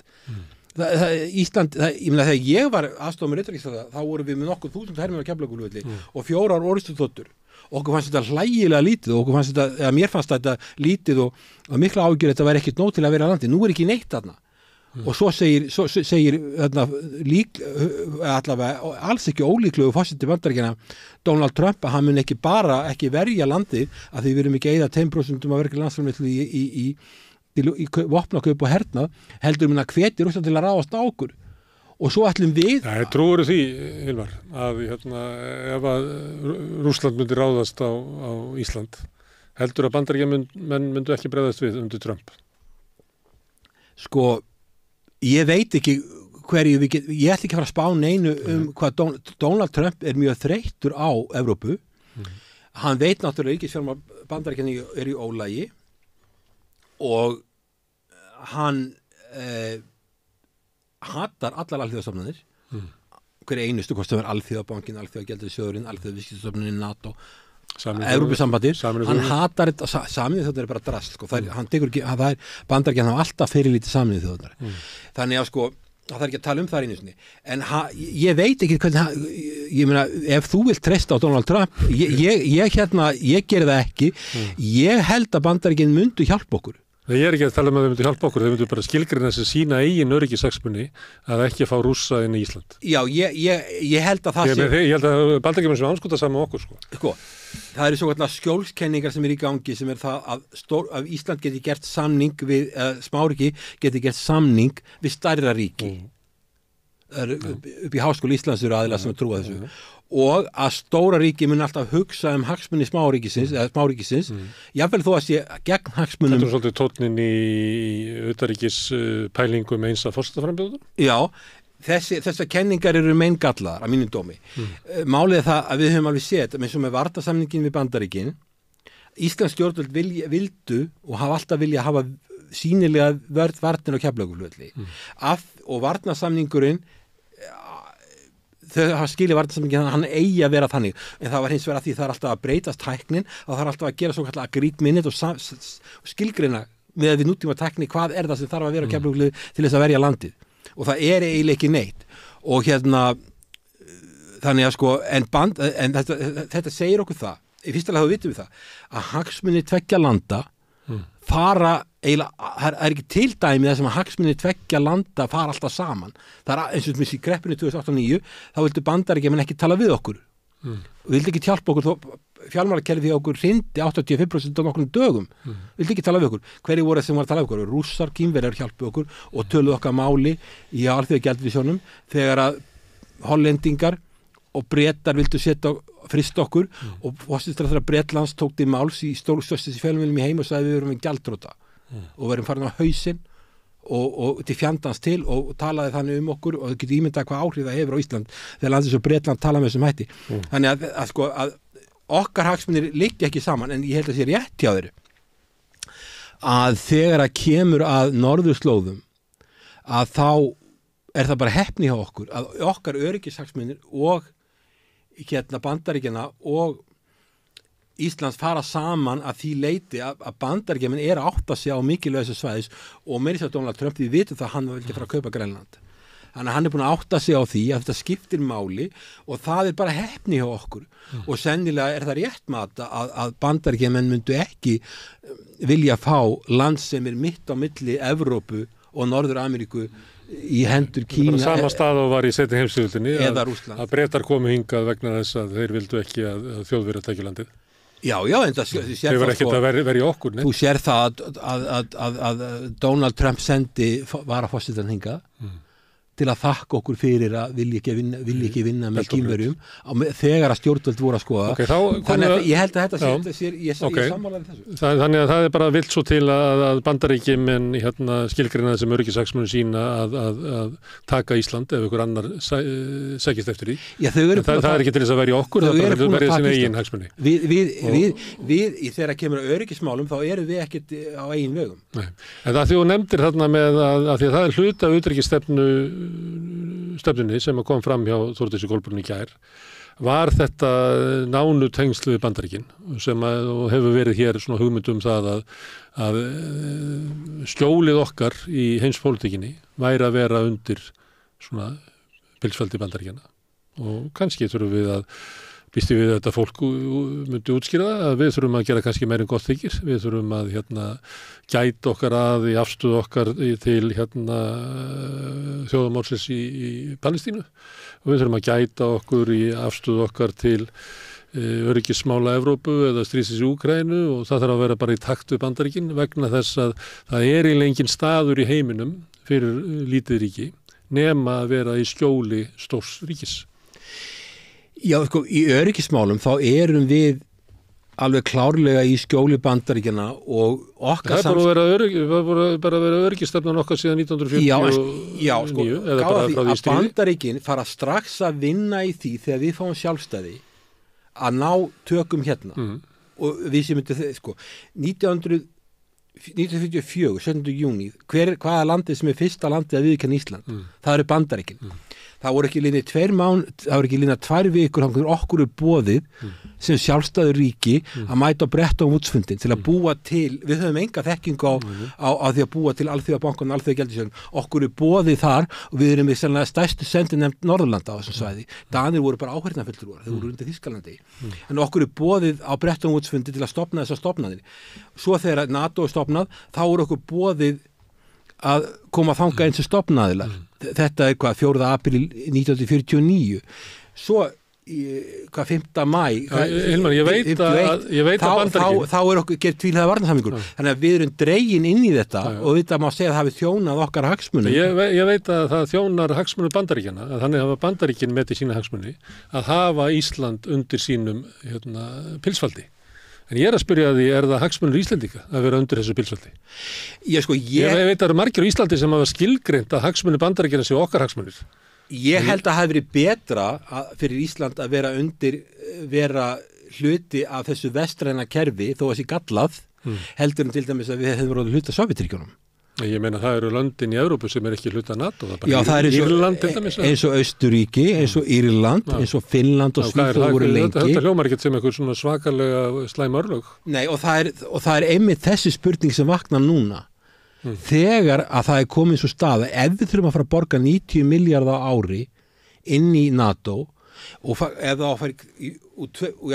stemt í 180 milljarða ári þó það væri bara 1% sko, þó það væri 45 milljarðar ári að þá væri það eiginlega meginverkefni íslenska ríkisins á næstu árum að kaupa vopn og flytja til Úkraínu. Já, og þess vegna þá er þetta breytingu sko. Núna finnst mér þessi spurning vera orðin relevant. Já. Því að ég hef ekki séð stjórnvöld segja það berum orðum hvar þau ætla að setja 90 milljarða á ári. Eina sem ég sé, sem ég skal viti fyrir Ísland er það að því við erum með stóra efnahagslögsögu, við myndum stór efla eftirlit með henni og varnarget okkar. Við erum með 1 varðskip sem er með fallbyssu og hitt er vopnlaust held ég. Við getum ekki snitt, ef við þurfum að taka skip sem er að gera eitthvað í okkar landhelgi eða efnahagslögsögu sem við teljum ólöglegt, þá getum við valla gert nokkuð í því. Við getum elt þennan þátt, en það er engin 90 milljarðar á ári. En, sko, og þess vegna hefur ég að velta fyrir mér með þessi 300 milljónir sem fóru í því að kaupa skotfærin, að mér finnst það vera augljóst að ríkisstjórnin, sérstaklega utanríkisráðherra og nú er þetta forsætisráðherra, vita að við erum á leið, að við munum okkur verður ekki vært inn í NATO nema að auka útgjöld til varnar og hernaðar. Og það ákvörðunum að kaupa hérna núna áramótin, vopn í fyrsta skipti, svert gegn, þú bara heyrði viðbröðin í samfélaginu og það er þetta bara stöðar marga Íslendinga, finnst þetta að vera stefnubreiting sem er óásættanlegt, fólk kvartar yfir því að þetta hafi ekki fengist rætt í samfélaginu. Ég held að þessi ákvörðun tekin út af þessu sem þú ert að segja núna, því að ef við ætlum að eyða 1%, 45 milljörðum eða 2% sem er 90 milljörðum, við getum ekki bara eld landhelgisgæsluna fyrir alla peningin sko, eða keypt stóðtæki og teppi, þess að ef við ætlum að fylla upp í hennar pening sem að krafan á okkur er að eyða í varnar og hernaðarmál, þá verðum við bara að kaupa skotvopn og hernaðartæki, því að við getum ekki deytt þessu í einhverja svona gerfi varnarmál. Nei, en þá er þetta orðin spurning og þess vegna skiptir svo miklu máli fyrir Ísland og þessi Evrópuríki. Ég ímynda hvort að Eystrasaltsríki sem er ekki með neinn velferðarkerfi eru raunverulega ennþá fátæk lönd að þau voru, ég hef skrifað bók það sko, hvernig þessi lönd fóru eftir fall Sovétríkjanna. Þau voru reynda með velferðarkerfi sko undir Sovét sko. Það var bara slökkt á þeim sko. Já, það var slökkt að við tókum bara Chicago hagfræði. Heldur að þessi lönd hafi efna á því sem þau eru að gera núna? Að eyða svona miklu, þau eru komin yfir 2%. Þetta eru fátæk lönd. Þau munu missa fólk, ég meina það er margt fólk, ungt fólk í þessu löndum, í þessu lönd eru ennþá langt á eftir ríkara löndum Evrópusambandsins í meðaltekjum og þegar öll velferði skorin niður, allt sem fjölskylduvænt, allt heilbrigðismál, skóla og allt skorin niður, þá blæðir þessum löndum bara út. Þannig að sko, þau eru ennþá verið stödd en við, en þau eru með Austurlandamæri eins og Eistland og Lettland við Rússland og þau eru með 25% af sínu fólki sem eru rússar og þau veit ekkert hvar þeir standa, þessi rússar standa, hvort að þeir munu, ef það er gerð innrás í landi, hvort að þeir munu vinna með Putin eða hvað þau munu gera. Þessi löndir í sakalegri, svo eru þau miklu fátækar en við.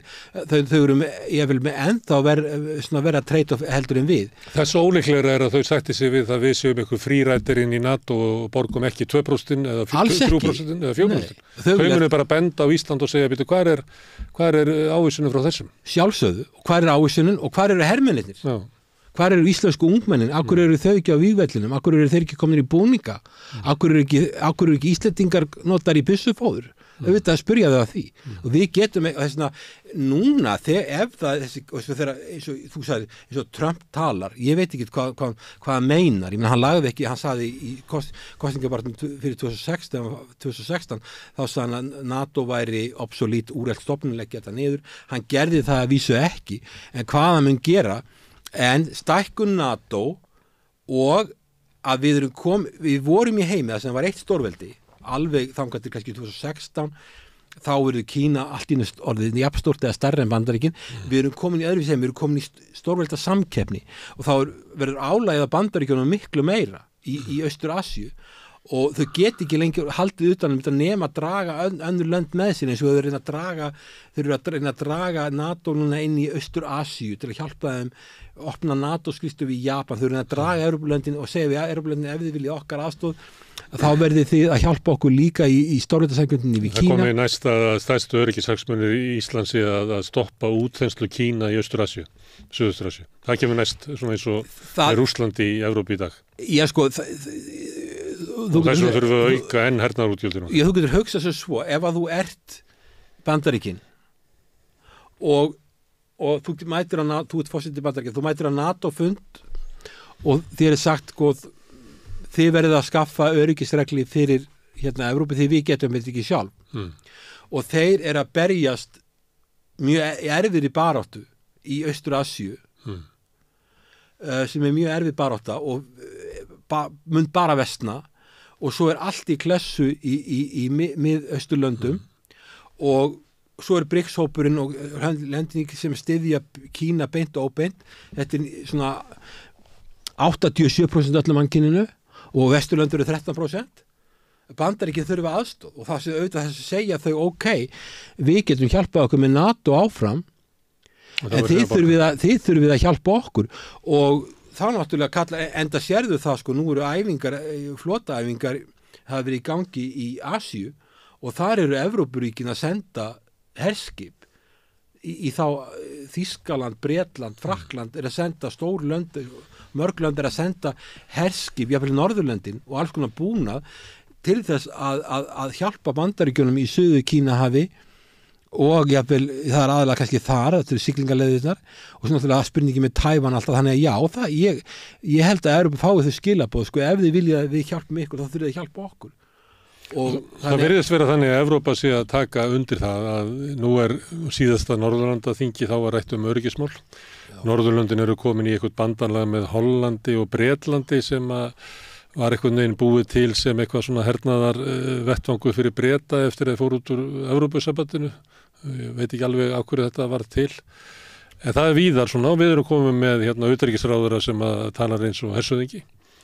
Og þannig að við erum að sogast svona inn í og ég meina stundum það þannig að það er breytingar í heiminum og straumurinn liggur þangað og við fljótum með. Eða er einhver valkostu fyrir okkur að segja, heyrðu þessi þróun mála, þar sem að við höfum raunverulega, við erum herlaus þjóð og við höfum enga möguleika að getu til þess að taka þátt í þessu. Við getum ekki skilgreint að orrustunum Kharkiv séu megin atriði íslenskar öryggistefnu og enn síður að þið ætla að fara að draga okkur inn í einhverja söguþráð í Tævan eða guð má vita hvar. Þetta bara er ekki okkar hagsmunir og við ætlum að finna einhverja aðra leið. Er sú leið til? Já að mínum dómi ætti Ísland. Auðvitað, Ísland hefur voðalega lítið að segja þegar það kemur að stórvelda átökum. Það er sem halda það sé að virkja bestastaði að gera eitthvað varandi að Ísland geti fara að fund með Pútín eða eitthvað. Við höfum eiginlega ekkert að segja þegar kemur að stórvelda átökum. Við höfum ekkert að segja. En við getum náttúrulega að tala við Norðurlöndin og við getum með okkar litla lóði og okkar hagsmunir eru svo sterkt að því við erum að því, ég var að lýsa því að sko við erum inn í Norðurlandaráði að tala varnarmál sem að var aldrei talað áður. Þannig að við erum að fara með okkar lóð á þessa vogaskólar, hernaðar uppbyggingar. Já, okkar lóð ætti að vera að skrúa niður þessa spennu og minnka, nota peningana í önnur mál, hvort það eru loftslagsmál, minnka fátækt í heiminum, auka velferð og gera hluti sem að skipta mannkynni máli. En það er alveg rétt sem hún segir, þetta er komið í alveg þegar átt það sem hefur verið að skrúa upp útgjöld til varnarmála og auka spennuna og stigmagnana og ég held að þetta muni bara versna. Þetta sé ekki að fara að lagast. Við erum komin inn í þann feril. Þetta mun bara versna, en auðvitað myndi að þjóna hagsmunum Íslands sem herlaus þjóð að það væri friður í heiminum og það væri ekki verið að sóa þetta miklu fjármunum til varnarmála. En við sjáum það eins og þetta benda á að Norðurlöndin eru komin eins og Stoltenberg og allt það lið í NATO og svo Norðurlöndin í kringum hann. Þessi lönd eru Noregur, Ríkland Norge, þau eru að eyða gríðarlegum fjármunum í til varnarmála. Danir að tvöfalda sitt framlag. Normenn eru með norðurlandamæri við Rússland og eru mjög hrættir. Finnarnir með 1300 km landamæri við Rússland, þetta er allt saman gríðarlega. Það rauneft að rússneski herinn ryðjist inn í Norður-Noreg? Mér finnst þetta voðalega skrítið sko, ég meina ég held að Rússar, þú sér það, þeir eru búin að taka eitthvað 20% rúmlega á Úkraínu eða 20% á rúmlega 2 árum og að ráðast inn í Noreg, hvað væri þar í norður Noregi sem að væri áhugavert fyrir Rússa þegar þeir vita það Rússar eru búin að kaupa F-35 orðstóttur, þeir eru búin að undirbúa sig, það er mjög dýrt landsvæði sem þeir vera að taka og þeir eru sjálfur með landsvæði sem þeir geta valla haldið saman. Þeir ráðast ekki inn vegna varnar hersis sem þar. Þess vegna verða normenn að eyða svo miklu peningum til varnarmála til þess að halda að því að það sem ég að velta fyrir mér sleppum hernaðaruppbyggingunni, segjum að Noregur myndi bara meta það að líkurnar á því að rússneski herinn ryðjist inn í norður Noreg og taki Finnmörku. Finnst þetta að vera raunhæft? Sko? Nei, þetta í kaldastríðinu var þetta ekki einu sinni raunhæft. Þetta var eiginlega bara byggt upp eitthvað svona hugmyndum þetta, en hún var aldrei, ég held að bara þessi engi sem haldiði fram að sko sovéski herinn hafi verið að ráðgera að taka Norðurlöndin. Nei, Jens Stoltenberg hefur sagt það sjálfur að því normaður og framkvæmdastjóri NATO að þegar í kaldastríðinu var eiginlega engin viðvera, það var ekkit hugsa það einu svona að Rússar myndi gera innrás í norður Noreg. Það var ekki einu alvöru hernaði við vera normann þar. Þannig að sko mér finnst þetta að halda það að Rússar muni ráðast á Norðurlöndin, muni ráðast á taka Þýskaland og Frakkland og Bretland og mér finnst það bara fáránlegar hugmyndir. En þetta hefur samt þetta er svona mainstream, þetta er hugmyndir sem gengur í dag. Og hún kallar náttúrulega sem getur sko stýrt í hvernig við ráðstöfum fyrir ríkissjóðs. Já, ef að svo leið verið farin að stjórnvöld ákveða það, við komumst ekki lengur hjá því að borga 2% í hernað og við verðum að gera það til þess að vera í NATO og þá vaknar spurningin, borga sig fyrir okkur að vera í NATO með þessar aðstæður og það er eitthvað sem ég hef ekki síðan greiningu á því og ég hef ekki síðan greiningu á því hvernig alla stjórnvöld að gera þetta, en það er búið að gera eitthvað þingsáleitnartillaga langtíma aðstoð við Úkraínu og voðalega skrítið, það er skrítnast að öllu þessi hernaðaraðstoð og mér finnst að við erum einhvern veginn að dragast inn í eitthvað og það er ekki búið að taka umræðum í þjóðfélaginu. Það er einmitt það sem ég hugsaði með að vera hlustótt að vita líka Þarna raunverulega verið að boða sko grundvallarbreytingar í varnarstefnu Íslands og þá ég bara að meina hvernig metir hver hætta sem stafar að Íslandi. Þetta bara grundvallarbreyting. Það búið að vera grundvallarbreyting í því hvernig við öktum með því að kaupa vopn sem við höfum ekki gert hingað til. Það alls konar grundvallarbreytingar sem að verða og það verið að boða stór aukin útgjöld til varnar og hernaðarmála. En hvar umræðan? Það eins og þessi stefna hafi bara komið á faxi eða ég sé ekki neina umræðu í þinginu eða í fjölmiðlum þetta. Hvað raunhæft við það sem fyrir utan hjá okkur, það sem að utanríkisráðherrann að segja? Það raunhæft að Rússar sé að fara að taka yfir Evrópu? Ég meina, ég sé ekki umræðu þetta. Mér finnst þetta bara að vera að þvæla. Sko, málið það að, til dæmis, tökum eins og Sovétríkin. Við áttum alltaf góð samskipti við Sovétríkin. Sovétríkin voru að mestu hluti loka hagkerfi, ólíkt Kína sem galopið hagkerfi. Við áttum alltaf góð samskipti. Við vorum í vöruskiptum, hagstæðum vöruskiptum við Sovétríkin alla tíð. Þegar við færðum út okkar landhelgi, Sovétríkin voru ekki trefin á þessu en þau lít okkur og þau virt okkar landhelgi sem Bretar gerðu ekki. Til dæmis NATO-ríki sem fór bara inn með herskip. Rússar fóru með sína stóru verksmiðutogara út úr landhelginni. Já, þeir fóru ekkit glaðir, fóru ekkit ánægð með þetta en þeir lítu. Ég nefndi það í kreppinu 2008-2009 þá stóðu Rússar með okkur. Þeir eru með fastafullur í alþjóðagjaldeyrissjóðnum. Þeir eru stóru löndin með eitt fastafulltrúa að meðan Norðurlönd og Baltísku Eystrasaltsríkin eru með eitt saman. Að við okkar samskipti við Rússa og Sovétríkin voru alltaf á frekar vinsamlegum nótum. Við vorum aldrei í einum deilum við þá. Þannig að Rússa, ég veit aldrei þess að Rússar eða Sovétríkin hafi ráðist sérstaklega á okkur. Ég man ekki eftir því. Þannig að þessi árásagirni gagnvart okkur hefur ekki verið. Þannig að sko að Rússar hafi einhvern áhuga á því að fara að klippa strengi og fara inn í okkar landhelgi. Ég sé það ekki. Þannig að þetta er svona þetta einhver tilbúningur en samt sem áður náttúrulega Evrópa komin alltaf annar stað. Við erum náttúrulega búin að vera núna í stríði í 2 ár við Rússa. Við erum búin að vera að senda vopn stanslaust. Og það stigmögnun og það getur leitt til þess að verði settir inn hermenn og það getur leitt til þess að verður skotið á skotmörkin í Rússlandi. Það getur leitt til þess að verði átök inn í löndum þar sem stór minnihluti Rússa. Þannig að þetta getur stigmagnast þar, en ég sé bara ekki að þetta ekki beint í okkar bakgarði, sko. Nei, í mínum dómi eigum við að standa utan við þetta og það er náttúrulega eitt sem að gerist það þegar Sovétríkin falla, þá gerist það að þá allt í einu margar milljónir, tugir milljóna Rússa sem allt í einu komin inn í allt annað land og hafa mjög takmarkaðan rétt. Og ég sá þetta í Eystrasaltsríkjunum. Mér fannst þetta óréttlátt gagnvart sumum Rússum þó að ég hefði skilið sögu þessara Eystrasaltsríkjana og hvað þau þurftu að ganga gegnum. Ég skoðaði pyntingabúðirnar sem voru á Sovéttímanum og allt þetta sem gekk á og þessu fólki var banna að tala sín tungumál og allt þetta. En þegar að kemur af því að Sovétríkin falla þá lendir fólk utan landamærana og það ennþá þannig sem hefur takmarkaðan rétt, fekk ekki alltaf kosningarétt, fekk ekki vegabréf, fekk ekki ríkisborgararétt og svo framvegis.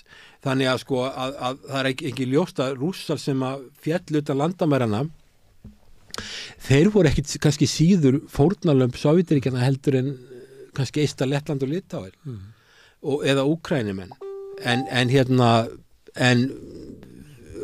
og þetta hefur valdið spennu milli Rússlands og þessara landa og mér finnst til dæmis eins og Eystrasaltsríkin þau vera með allt og harða stefnu í utanríkismálum og tala það að það þurfi að vilja eyða Rússlandi og ganga til bols og höfus á Rússum og bara endanlega og ég sé ekki hvernig þú getur með neinu skynsamlegu móti framkvæmt þetta. Þetta eru 145 milljónir manna þegar ég 6.000 kjarnorkuvopn og hvernig ætlar að fara að þessu?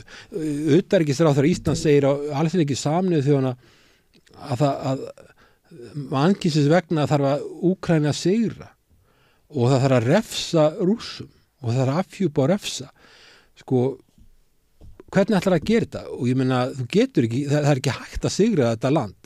við verðum að finna leið til að vinna með þeim og til dæmis ég var að horfa bara á ræðu Richard Nixon, viðtalið Richard Nixon sem var hósti Bandaríkjanna sem það vann með Kissinger. Þú veist að þeir tóku það ákvörðu á sínum tíma, ólíkt Bandaríkjanna núna sem eru í stríði við Kína og svo líka Rússland sem eiginlega ósigrandi, þetta er því það eiginlega í stað fyrir að Bandaríkja séu nummer 1 þá er Kína og Rússland nummer 1 að hann, Richard Nixon á sem Kissinger ákvað það að bara semja við Kínverjana sko, og ekki að vera í stríði við baráttu við Sovétríkin og Kína að hann var að tala um það sko að það væri svo mikilvægt að hjálpa Rússlandi eftir Sovétríki féllu þannig að lýðræðisvæðingin og mannréttindavæðingin og allt þetta sem átti að gera til Rússlandi að það myndi takast vel. Það var engin áhersla lögð á það. Það var engin áhersla lögð á það að koma eignum almennings í hendurnar á fáum vegna þess að það átti nýja auðstétt átti að bjarga því að Rússland ætti sæmilega hagsmuni með auðstétt vesturveldana. Það átti ekki að hjálpa Rússlandi og það átti ekki að hleypa Rússlandi inn í neina stofnanir.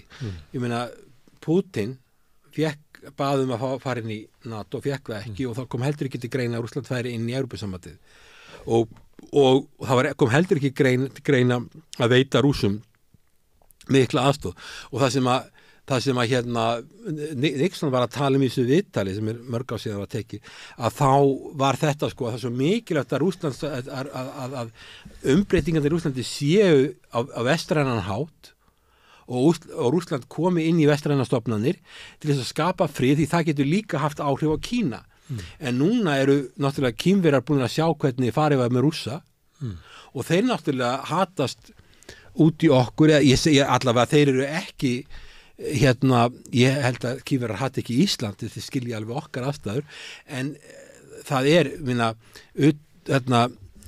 forseti fullorðið Bandaríkja þings kallar Kína núna bara nýlega Axis of Evil þannig að það er slæmt samband á milli þannig að sko að ég held að hafi verið gerð mistök að reyna ekki að integrera að taka Rússland inn í sameiginlegt öryggiskerfi Vesturlanda og að hagkerfi geti komið þarna inn þeim eru skildir eftir fyrir utan og það hefur bara leitt til ófarnar. Hilmar, ég ætla að setja komu hérna núna, við erum búin að tala mest um öryggis- og varnarmál Íslands, heimsmálin svona út frá okkar bæjardyrum, en ég myndi gjarna vilja ræða við þið áfram bara um útlitið í heimsmálunum, stórvelda átökin sem eru víða í Suðaustur-Asíu, í Miðausturlöndum, í minniðir Evrópu og víðar. Þannig að þú væri til í að koma hingað bara á morgun, þannig að við getum haldið áfram samtalinu. Já, sjálfsagt gerum við það. Með því að ganga í leigjendasamtökin styður þú baráttu leigjenda. Leigjendasamtökin eru fyrir öll þau sem vilja vinna að réttlæti og öryggi á húsnæðismarkaði. Leigjendasamtökin.is Eins og heyrðu þarna þá setti ég svona komu en enga punkt í þetta viðtal og við heldum áfram, ég og Hilmar Þór, að tala um sama mál, reyndum að tala svona aðeins út frá öðru sjónarhorni en heldum áfram daginn eftir og ástæðan er náttúrulega það að þetta er náttúrulega ótrúlega mikilvægt mál að ef það er virkilega þannig að ráðherrarnir við ríkisstjórnarborðið og í heimsóknum sínum til NATO og ráðafólks í Austur-Evrópu er að breyta í grundvallaratriðum svona utanríkisstefnu okkar og er búin að setja svona herskáan tón að þá er það breyting sem að mun hafa miklar afleiðingar hér. Það er náttúrulega getur leitt til þess að við þurfum að taka stórfé úr velferðarkerfunum okkar og setja yfir í hernað og kaupa vopnaframleiðendum og senda á vígvöllin og við erum náttúrulega komin í mögulega beint stríð við kjarnorkuveldi og fleira slíkt og það náttúrulega gengur ekki að þetta fólk sé í einhverjum bakaribíkjum að taka svona ákvarðanir en getur ekki staðið í opinni umræðu út í samfélaginu og þegar það fer út í samfélagið og þá er það ekki með umræðu heldur tilkynir þetta bara eins og þetta sé Guð almáttugur sem er að tala að þetta sé einhver raunveruleiki sem verðum að horfast í augu við sem ég tel vera fráleitt og eins og þið kannski heyrðuð áðan og muni heyra enn frekar hjá Hilmari Þór að þá er hann svolítið á því að þessi stefnubreyting sé illa grunduð og hún sé miklu líklegra að hún leiði til hörmunga heldur en til friðs. Við skulum hlusta á seinni hlutan á viðtalinu við Hilmar Þór. Allir þættir samstæðvarinnar eru fáanlegir á öllum helstu hlaðvarpsveitum. Já, í gær þá ræddi ég við Hilmar Þór Hilmarsson, prófessor á Akureyri sem átti leið bæinn og við vorum að ræða fyrst og fremst öryggis- og varnarmál á Íslandi. Sumleiti að því að það virðist vera að það sé svona ákveðin stefnubreiting í gangi sem að Þórdís Kolbrún Reykfjörð Gylfadóttir hefur svona ágætlega farið yfir bæði á Sprengisand á sunnudaginn og í Silfrinu í gærkvöldi sem að reynda var tekið upp eftir að ég ræddi við Hilmar Þór en í samtali mínu við hann í gær þá held ég að við snert eiginlega flestar sem að þar kom fram. Það er augljóslega stefna stjórnvald á Íslandi að auka mjög framlög til hermála á Íslandi. Það er stefnubreiting að við erum byrjuð að senda vopn á vígvöllin sem eru notuð til þess að myrða fólk eins og gert er við vopn og margt fleira sem að bendi til þess að stjórnvöld vilji venja okkur við þá tilhugsun að við þurfum að stórauka framlög til varnar og hermála. Það sé voveigjanlegir hlutir að gerast að stríðið í Úkraínu séu ógn við okkur og þar fram til götunum. En eins og ég sagði í lok samtalsins í gær að þá ætlaði ég að fá Hilmar Þór til að koma aftur og hann er hingað kominn, Hilmar Þór. Já. Það sem að mér datt í hug þarna í gær að því að sömuleyti vorum við að ræða út frá svona breyttu mati íslenska stjórnvalda á okkar hagsmunum í heimi sem er að breytast fyrst og fremst út af stríðinu í Úkraínu. En það er í stærra samhengi því að svona heimsmálin hafa verið að breytast á undanförnum árum að við erum að fara út úr tímabili, skammvinnu tímabili þar sem að Bandaríkin voru eiginlega eina stórveldið sem að var að spila stórveldaskákina sína en síðan hafa kannski svona eftir hrun og sumir vilja kannski segja svona frá ég veit ekki, 2008 segja sumir 2016 eitthvað að þá erum við komin inn í heim sem er allt öðruvísi þar sem að Bandaríkin hafi ekki ein þessa drottnandi stöðu kerfið sem að þau byggðu í kringu sig til þess að viðhalda völdu sínum og eftirstríðsárunum að það er kannski ekki að virka Kína er orðið stórveldi sumir vilja skilgreina Rússland að Rússland sé aftur komið með stórveldastöðu þótt þau hafi ekki sama efnahagslega styrk kannski eins og Kína og Bandaríkin það má sjá að suðrið er að svona sýnir merki þess að vilja ekki lengur beygja sig undir það reglur sem að Bandaríkin og Vesturveldin setja þannig að það er rót í heimsmyndin okkar og kannski eðlilegt að við reynum þá að reyna að skilja hver stað okkar er í því samhengi og það sem að mér langaði til þess að ræða við þið núna er kannski þessi nýja stórvelda pólitík sem að mikla líkur eru á að muni svolítið lita framtíð okkar að litla sem við höfum eftir að framtíð Ylvar Það er margir sem að stundum er það eins og bandarísk stjórnvöld séu einfallega að tala sig upp í stríðsátök við Kína. Sko náttúrulega, ef við förum aðeins lengra aftur í tíma, þá voru Sovjetríkin til, alveg fram til 91, á meðan kalda stríðið stóð, og til 91, þá voru tvö stórveldi, þá var hans vegar Bandaríkin, sem var alltaf öflugast, og þeirra bandamenn Bandaríkina, og náttúrulega NATO, og síðan varstu með Varsjárbandalagið og Sovjetríkin. Þá voru við með tvö kerfi, tvö stórveldi, tvö kerfi og tvö hópa sem voru með misjætt stofnanakerfi og mismjöndi reglur. Síðan hrynja Sovjetríkin 91 og þá er bara eitt stórveldi og það má deila það hvenar það breytist. Árið 2016 verður það að Kína á jafnvirðisgengi er orðið stærra hagkerfi heldur en jafnstórt Bandaríkjunum og árið eftir stærra hagkerfi komið fram úr Bandaríkjunum í verki landsframleiðslu manna á jafnvirðisgengi. Já, miðað við verðlag í löndunum. Já, og Kínverjar geta gert meira innan sinna landamæra í kínversku hagkerfi heldur en Bandaríkjamenninni sínu. Já, og þá er líka hugmyndin svo að land sem verður svona öflugt efnahagslega, það fer fljótlega að hugsa sínt öryggi og þá fer það að byggja upp her eins og Kínverjar náttúrulega er að gera á áberandi átt og fannir að íta svolítið við nágrönnum og hafa miklar ágjur af siglingaleiðum eins og í Suður Kína hafi og aðganga varðandi sjóleiðir fram hjá Tævan og eru komin í samstarfi rússa, þannig að sko þá erum við fórum úr tvípólaheimi sem var Sovétríkin, Bandaríkin yfir í einpólaheim sem frá 1991, svona kannski 2016-17 og eru núna komin í hvort sem við kallum það tvípóla aftur, það Kína og Bandaríkin, sumir vilja, og ég hallast að því að Rússland sé að mörguleiti stórveldi að því að Rússar ráða yfir svæði sem álíka stórt og Kína og Bandaríkin til samans, þeir hafa eiga gríðarlega miklar auðlindir, þeir eru kjarnorkuveldi og þannig að þeir eru herveldi, við erum að sjá það því miður í Úkraínu, hvernig það er að þeir eru sterkari heldur en margir heldur væru og þannig að það sem gerist náttúrulega þegar við vorum á þessum tímabili þegar Bandaríkin voru dómendir þá að ráða þeir hvað reglur gilda og hugmyndin svo sko hér Vesturlöndum við erum fremst, við erum best, okkar gildi eru fremri öðrum gildum og við erum lýðræðisleg og við virðum mannréttindi þó við vitum alveg og við getum alveg bara gasasvæðið eitthvað, við förum ekki alltaf eftir reglum Guantanamo Bay og innrásin í Írak en alltaf við erum sko þetta er svona svipað eins og þetta er svona trúarbrögð að því leiti að Guð skapaði mannin í sinni mynd og Vesturlönd þurfa að skapa heiminn í sinni mynd. Við þurfum að útbreiða lýðræði, mannréttindum, við þurfum að gera þjóðir háðar hver annari og það þurfa allir að fara inn í sömu stofnanirnar. Með góðu eða illu, það má beita hervaldi til þess að skapa Írak í okkar mynd eins og var reynt.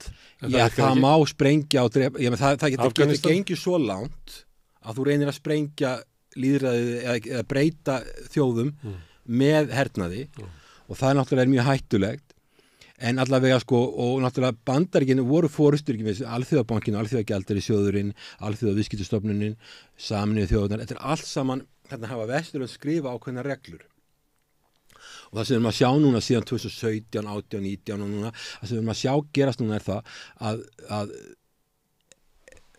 lönd sem eru flokkað sem utan Vesturlanda, þeim eins og BRICS-löndin, þau eru fann að skrifa sínar eigin reglur halda sína eigin fundi, setja á fót sínar eigin stofnanir, tala að hætta að nota dollaran. Þau eru að gera byltingu og á meðan Vesturlönd segja við erum búin að skrifa þessar reglur, við vitum betur, við erum betri. Eins og Madeleine Albright sagði, we stand taller, we see further. Við stendum herra, við sjáum lengra við erum meiri en þið við erum framtíð mannkins og ef þið ætlaði að eiga hluti í henni þá verður það að koma eftir okkar braut já, sko, ef þú vilt vera valdamikill þá vilt þú skrifa leikreglurnar og öll stórveldi vilja skrifa leikreglurnar og Bandaríkin náttúrulega eru þannig en Kína er líka þannig og þeir eru farin að skrifa ákveðnar reglur og svo vegna Úkraínurísi þá búið að ýta Rússum algjörlega í fangið á Kínverjum og þeir eru farin að vinna mjög náið með þeim. Kínverjar, þetta stórt land með 1,5 milljón manna, Rússland ekki nema 1/10 af Kína í fólksfjölda hagkerfi, dvergur í samanburði, er samt á gríðarlegar auðlindir og náttúrulega hefur aðgang að norðurslóðum og hefur ýmsa möguleika og gas og olíu, allt þeir eru með málma sem þeir hafa. Herveldi. Já, og þessi lönd fara að vinna saman og fara síðan að skrifa sínar eigin reglur og fara að búa til vettvang sem er BRICS, sem er svona samkeppni við G7, þar sem þau koma saman og það sem að vekur athygli hjá manni er það að ef maður les sko fundagerðið að kommunikera hjá G7 eða NATO þá er alltaf þessi vælli við því akkur eru þeir ekki eins og við akkur eru þeir ekki eins og við akkur fara þeir ekki eftir því sem við segjum akkur endurskapa þeir ekki sjálfa sig í okkar mynd. Það er þessi væll alltaf út af þessu. Ef þú lett fundagerðir frá BRICS, það er miklu meiri balans. Og þetta er alltaf hlægilegt. Ég hef verið að fara svolítið til Asíu og tala við aðila í Hanoi eða Bangkok eða í Kína eða í Peking eða hvað það er. Þeir líta á okkur í Vesturlöndum bara sem að ég myndi flokka þessu strategísk fíbl. Að við einhvern veginn viljum einhvern veginn láta aðra fara eftir okkar reglum eins og í Úkraínu að stækka NATO allalegin upp í að landamærum Rússlands og við taka ekki tillit til þess að það eru ákveðnir öryggishagsmunir sem önnur lönd hafa. Við viljum ekki skilja þetta. Ég hef nefnið í Vietnam áður að þeir skilja þetta. Þeir til dæmis eru með norðurlandamæri í Kína. Þeir segja þeir eru 100 milljónir manna, þeir eru hagkerfi sem hefur stækkað gríðarlega mikið og þeir segja að við erum með 4 nei sem myndi aldrei ganga á Vesturlöndum. Engin hernaðarbandalög, aldrei, því þau eru ögrun við Kína. engan erlendan her í landinu, allra síst við landamæri Kína. Aldrei að beita valdi í alþjóðasamskiptum og ekki hóta því heldur. Og aldrei að taka afstöðu með einu ríki gegn öðru. Þessi stefna er svolítið asísk stefna og tengir svona realisma í alþjóðasamskiptum. Það sem menn reyna að gera þetta grein fyrir því að það er ákveðnist hlutir viðkvæmir og þegar maður tala um þessi Vietnama og yfirvöld þar og aðalega þar Úkraínustríðið, þeir bara hrista höfuðið, sko, þeir skilja þetta ekki og þeir velta þessu hvað er þessi að þessu fólki í Evrópu. Þú meinar að fólk hafi verið að leika sér að hættunni og raunverulega magnað upp aðstæðu sem gæti ekki enda með öðru en stríði? Já, það er... Á sjónarhóli í Víetnam. Ef þú ert að horfa á þetta út frá asískum sjónarmiðum, hvernig Asíumenn horfa á þetta, og það er búið að vera mjög friðsæl álfa, það hefur verið átök í Asíun en ekkert alvöru stríð þar mjög lengi og ekkert í nálætti eins og núna er í Evrópu, nálætti þess mikið. En það er allt önnur nálgun, það er miklu meiri varfærni. Já. En krafa vesturveldana að hinir verði eins og þau, það gildi bara stundum. Að Vesturveldin og Bandaríkin hafa geta átt í samskiptu við herforingjastjórnir, þeir hafa geta átt samskipti við Sádi-Arabíu sem er konungsveldi og mjög takmörkuð mannréttindi.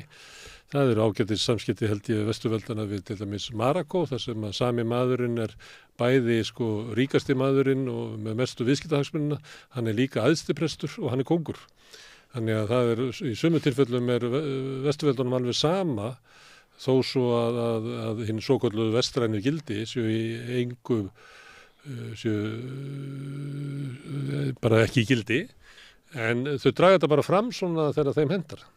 Það er svolítið mikið þannig. Og svo ég ekki líka að tala um Ísrael sem er rekin apartheidstefna gagnvart Palestínumönnum.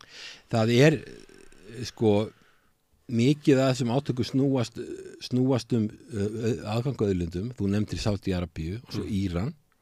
Þetta er stóru löndi sittkorum yfir Persaflóan og Bandaríkin hafa reynt að hafa góð samskipti í Sádi-Arabíu, auðvitað eru þarna miklu olíuhagsmunir.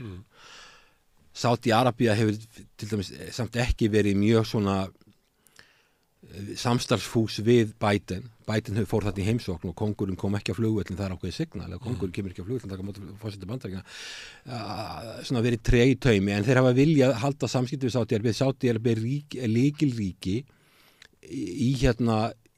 í olíuheiminum og svo Sameinuðu arabísku furstadæmin og Katar og þetta, þau reynt að hafa samskipti við þau þó að þau séu alls ekkert vestræn lýðræði. Íran náttúrulega er ekki góð samskipti.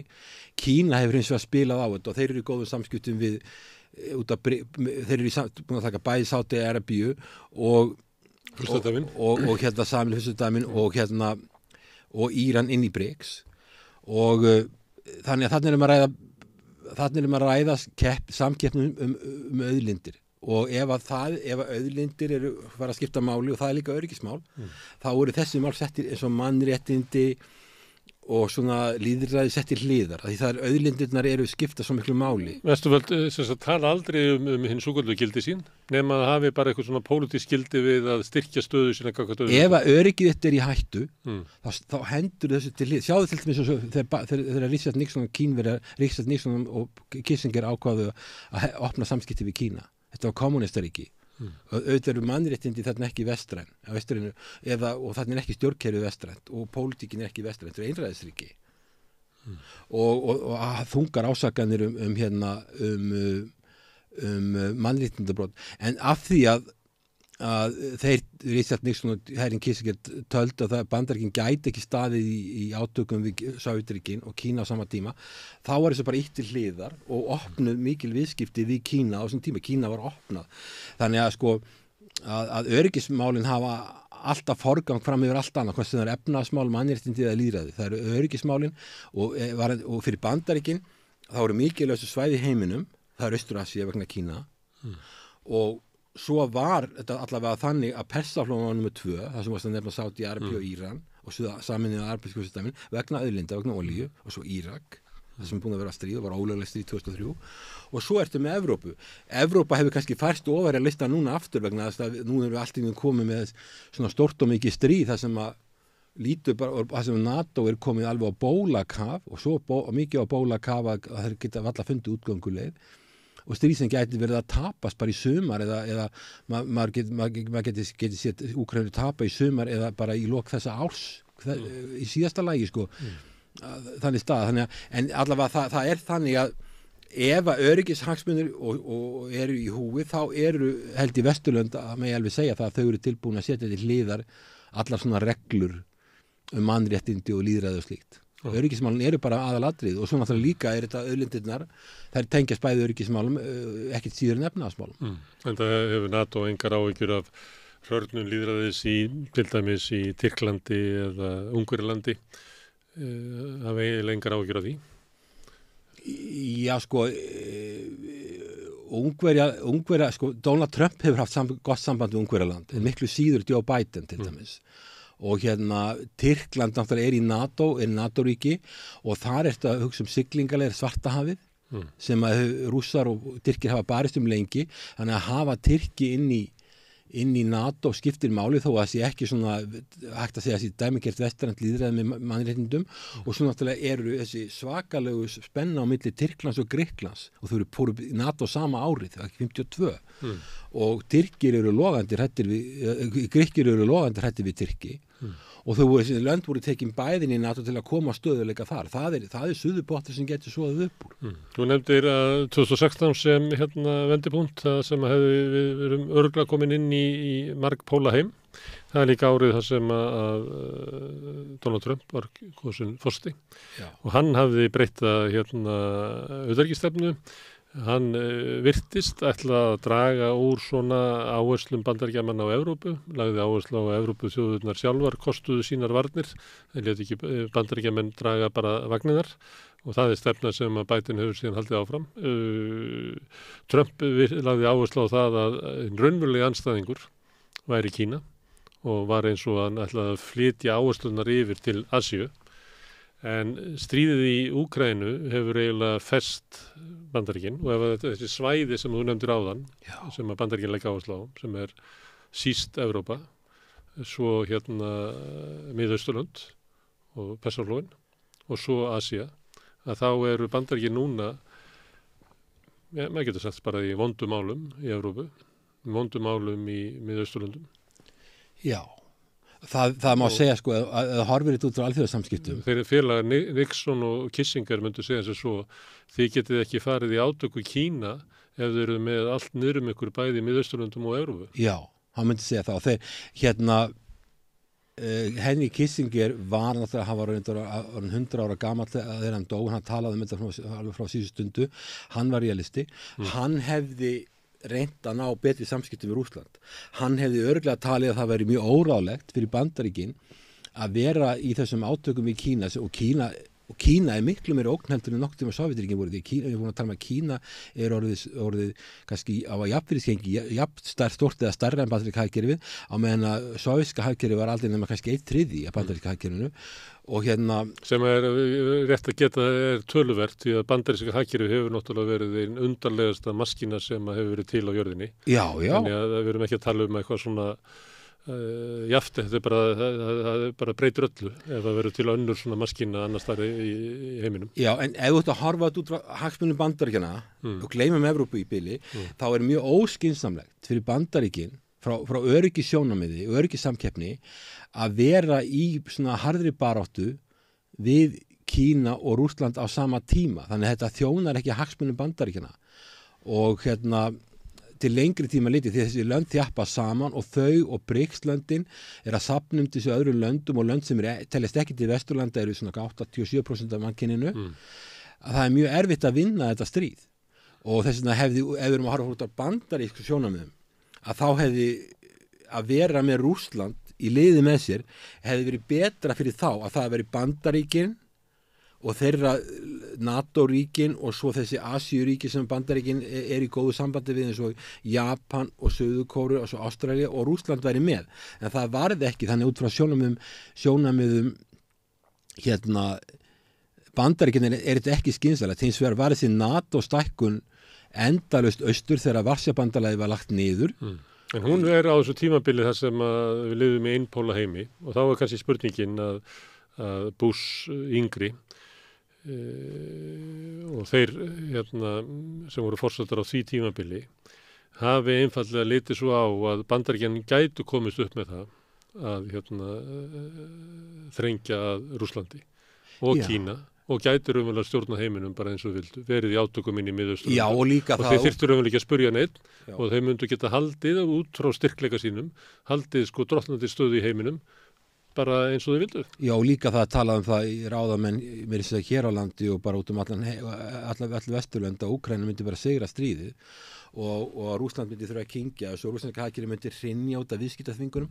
Tökum eftir því að hrynja ég meina hagvöxtur á þessu ári alþjóða gjaldeyrisjóðnum er 3,2%, í Þýskalandi 0,2%. Þýska hagkerfið er bara dautt á meðan rússneska hagkerfið 3,2%. Það er mjög viðnandi hagvöxtur miðað við stöðuna sem er uppi. Meiri hér, ég held að það spáði 1,7 hér.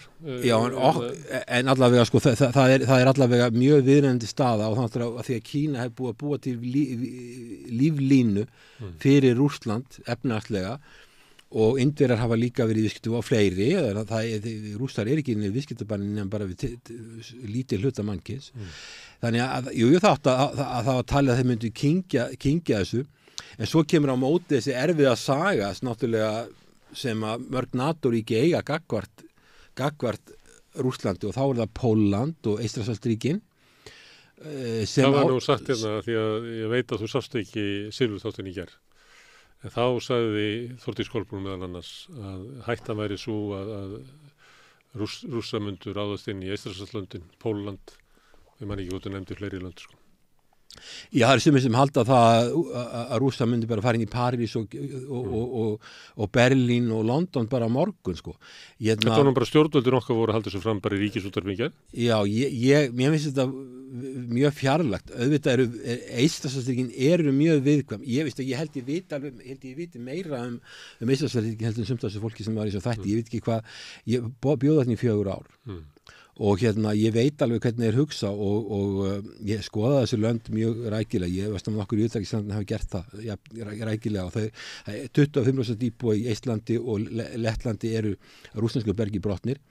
Þetta er mjög erfið saga, það er ofsarhæðsla, það er þessi löngu landamæri og svo náttúrulega Pólandi var skipt á milli Sovétríkjanna og Þýskalands á sínum tíma og þessi lönd vildu að Úkraína fær inn í NATO og þau vilja það þjóna þeirra hagsmunum að veikja Rússland eins mikið eins og hægt er. Þess að hafa sérst að Úkraína verður að vinna stríðið og þau verður að moka inn vopnum þarna og þau tala líka að senda hermenn þarna inn.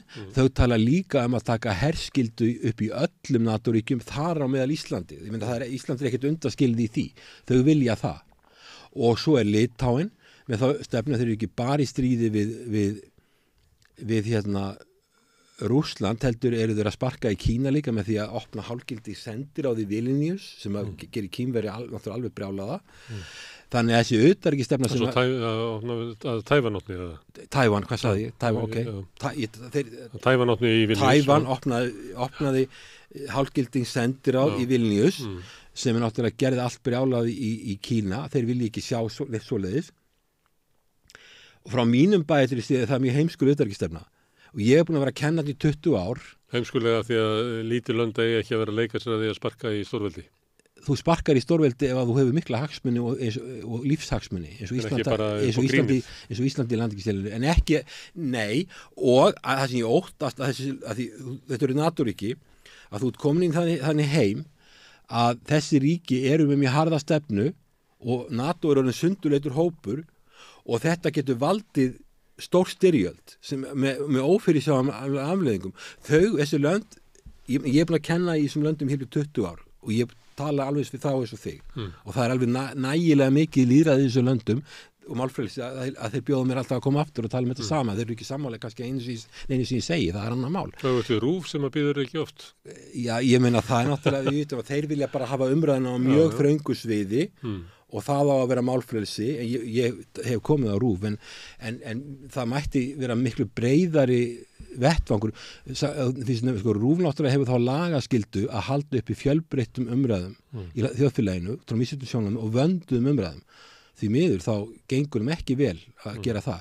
Allra síst kannski í þessum málum. Já, þetta er náttúrulega málstæða sem að kannski stjórnvöldur um ákveðna línu og þú verður að vera innan ákveðna marka og ég hef heyrt í starfsmenn sem kvarta sjálfur yfir því að þeir hafi ekki talað við nema vissa aðila. Og allavega við vorum að tala ólíka afstöðu til Rússlands, löndi sem hann í austri eins og Eystrasaltslöndin og Pólland hafa sögu, það ólík sjónarmið innan NATO, en mér heyri stundum eins og stefna íslenska stjórnvalda sé svo að við eigum að taka upp þá stefnu gagnvart Rússlandi sem að Eystrasaltslöndin eða Pólland hafa. Já, en það sem ég er að segja þessi lönd sem ég var að tala Eistland, Lettland, Litauen, Pólland eru með þá stefna að þeir ganga til borðs og höfus á Rússlandi. Og þá að nota NATO til þess. Það sé eina leiðin því þau hafa svo sára sögu. Helst að kljúfa upp. Það þarf að ganga milli bols og höfs og við vitum það að fyrir okkur er þetta hættulegt að nota varnarbandalag sem við erum í og við erum ekki með her og við erum ekki, held ég, tilbúin að senda unga íslenska menn og konur í herbúningi til í sláturhús. Við erum ekki tilbúin að gera það. Þetta er eiginlega stefna íslenska stjórnvalda. Og við erum ekki tilbúin að... Það sé öryggishagsmunir Íslands að Úkraínumenn vinni fullnaða sigur á vígvellinum og ógnin af Rússlandi verði kveðið niður sem kannski felst í því að brjóta Rússland upp bara í smærri ríki. Já, það er ein leið og ég held að það sé mistök en allavega eins og með þykir vænt þessu lönd, Eystrasaltsríkin og Pólland þá held ég að þessi harðlínustefna, þú getur ekki drepið 140 milljónir manna, það gengur ekki upp. Þú verður að einhvern veginn að lifa með því. Alveg eins og tekur Gaza þá verða Ísraelar og Palestínumenn einhvern veginn að lifa saman. Hversu erfitt sem það er. Annað þú getur ekki stúta heill í þjóð, það gengur ekki upp og það er ekki samræð með þessu vestræn gildi sem að vestræn lönd er að tala um. En það er það sem við erum að hugsa. Þess er hættulegt, NATO fyrir okkur hefur virkað mjög vel, við erum stofnaðalega NATO, við virkað mjög vel lengi vel. En það vaknar spurningar þegar bandalegur eru 32 ríki og það eru lönd sem eru með ábáslega óreinsæja stefnu í varna gagnvart Rússlandi og sem getur ekki leitt til annars en ófríðar og jafnvel heimstyrjaldar og kjarnorkustyrjaldar að þá fyrir varnarbandalagi þá breytist eðli varnarbandalagi og það er hættulegt. Sjáðu svo Úkraínuforseta, hann hefur eiginlega enga reynslu í alþjóðasamskiptum. Margt sem hann segir er svona svipað og það er jáfnvel ennþá vitlausara heldur en það sem Eystrasaltsspekingarnir segja eins og utanríkisráðherra í Litáens ég held að sé algjörlega út úr korti eins og samskipti með Kína. Litár sjálfur eru á móti því sem hann var að gera. En hann til dæmis segir það að Bandaríkin eiga bara að koma í stríð við Bandaríkin eiga að koma í stríð og hjálpa Úkraínu beint með hermönnum af því að þeir gerðu þetta í Ísrael. Hann heldur að það sé raunsætt. En í fyrsta lagi, þú skoðar samband Bandaríkjanna og Ísrael, þá hefur Ísrael sterkari tök á Bandaríkjunum heldur en allt NATO til samans og öll NATO-ríki. Eiginlega eina dæmið þar sem að Bandaríkjamenn fara og styðja smátt ríki raunverulega gegn eigin hagsmunum. Já. Það er hægt að fara rauk fyrir því að Bandaríkjamenn hafa oft gert það, stutt Ísrael, þó það þjóni ekki hagsmunum Bandaríkjanna. Já, það er engin önnur dæmi um það. Nei, það eru margir bandaríski fræðimenn við toppháskóla sem halda þessu fram, sem þú ert að segja. Og svo er það hitt sem að Zelenski virðist ekki átt að sjá, að ef að segjum eins og svo að Bandaríkjamenn er að hjálpa Ísrael, ekki Íran, Bandaríkjamenn eru komið þá í stríð við Íran, sem er erfitt. Ok? En ef Bandaríkjamenn er komin inn í stríð í Úkraínu, þá er þetta komin í stríð við Rússland. Það er allt annað hlutur. En eru ekki Bandaríkjamenn komin í það stríð? Þau eru komin á fremstu nöf því að það er sagt og ég get ekki sanna þetta. Það eru herskararnir af svo góðlu sérfræðingum. Það er talað þarna aðilar sem eru að þjálfa, aðilar sem eru í viðhaldi og ráðgjöf og hjálpið að beita vopnum. Sem var í upphafi í Víetnamstríðinu? Þeir eru komnir alveg á bjargbrúnina og kannski lengra en við vitum eða höldum. En auðvitað er þetta mjög hættulegt mál en Vesturlöndum er alveg fyrirmunað að sjá að þau geti hafa átt nokkra sök í þessu. Til dæmis bara með því að taka kjarnorkuvopnin á Úkraínu, taka fyrst aðeins kjarnorkuvopnin, segja svo að þau sé að fara inn í NATO og með þess að svo Zelenski forseti, hann trúir þessari vitleysu. Hann situr í Kiev náttúrulega hlýtur að vera örvendingafullur að vera að slátra þjóðina. Ég sá selfie af honum daginn með mann ekki hvað það heitir F-16 eða F-36, er ekki svo góður í F-16. Já. Það var með selfie myndað sér, það var að fagna því að það verður loksins komnar. Já, sko, þetta er náttúrulega tiltölulega fáar vélar, þessar vélar það var byrjað að framleiða þessar vélar 1978, þetta eru gamlar vélar og það er mörg ár að þjálfa hermenn, það er búið að taka lengi þetta að vera á þessu og svo eru vandamál hvernig á að halda þessum vélum við, þetta eru gamlar vélar. Þegar ég var aðstofnur utanríkisráðherra þegar við 25 árum, þá voru þessar vélar tiltölulega ný, þá voru þær svona verða gamlar, sko. Þetta er fyrir 25 árum, sko. En ég meina en já, má ég spyrja út frá einu, því að þú verður að nefna Kissinger og svona þá stefnu í mati á utanríkismálum sem að meðal annars gengur út á það og það kom fram hjá það líka að svona þegar á reynir að þá taka ríki ákvarðanir út frá öryggishagsmunum sínum og þá er hent öllum gildum og þannig er það. Allir alþjóðasamningar og allt svoleiðis drasl, ég meina stórveldi reyna að fara eftir alþjóðasamningum ef þeir geta með samvílu móti, en ef það trublar öryggishagsmuni þá allir það pappir eftir allt líkt til hliðar. Og það er ástæðan til þess að fólk skilji það að austursókn NATO hafi verið upptaktur af stríðinu, felst í slíku mati að það sé mat Rússa og skiptir engum máli hvort það sé Pútín eða kommunistaflokkurinn eða keisarinn sem að lítur á það sem tilvistarlegt grundvallaratriði að Bandaríkin komist ekki með herstöðar upp að landamærunum í Úkraínu. Þessuna mun við austurför NATO þá endanum muni Rússland bregðast við og það er ástæðan fyrir að vera stríðan og það er ef að fólk á einhverjum erfiðleikum að skilja þá er það byggt upp á þessum. En það sem að mér langar að því að þú varst að tala hvernig Eystrasaltslöndin og Pólland skilgreina raunverulega svona tilvistarlega öryggishagsmuni sína sem eru skilgreindir þannig að það verður engin friður, það verður ekkert öryggi í okkar löndum nema að rússneska ógnin brotni niður. Þannig að til þess að við getum lifað við frið þá þarf við að brjóta niður Rússland, Úkraínumenn þurfa að vinna Rússa á vígvellinum og helst þarf það að vera þannig að Rússland verði svo veikt, kannski brotið upp en það verði svo veikt að okkur standi ekki ógnaði. Þetta eru tilvistarlegir öryggishagsmunir þessara ríkja, en við deilum ekki með þeim. Það er ekki tilvistarlegir öryggishagsmunir okkar að Rússland brotni upp. Alls ekki. Þeir eru með 6 kjarnorkuvopn. En ertu þá ekki að segja það að hópurinn, þessi 36 lönd sem eru komin inn í NATO, að þannig erum við komin með hóp af löndum sem að hafa svo ólíkar skilgreiningar á tilvistarlegum öryggishagsmunum sínum að það getur verið bara hættulegt fyrir okkur að vera inn í þessum hópi því að það kannski ná Austur-Evrópumennirnir fórustunni. Sömuleyti virðist það að ná fórustu í íslensku stjórnvöldu því að íslensk stjórnvöld tala eins og við höfum sömu tilvistarlega öryggishagsmuni og Pólverjar og Eystrasaltslöndin. Það getur einfaldlega verið hættulegt fyrir okkur að vera í þessu klúbbi. Já, þau skilyrði geta skapast að NATO, þú varst að tala varðandi ógnunum Úkraínu, yfirmaður leyniþjónustu Bandaríkjanna núverandi Michael Burns, hann sagði og hann var líka sendiherra í Rússlandi, hann talaði Úkraínu sem brightest of red lines, það var hans mat, hann mati þetta svona, en það er ef að, já, sko þegar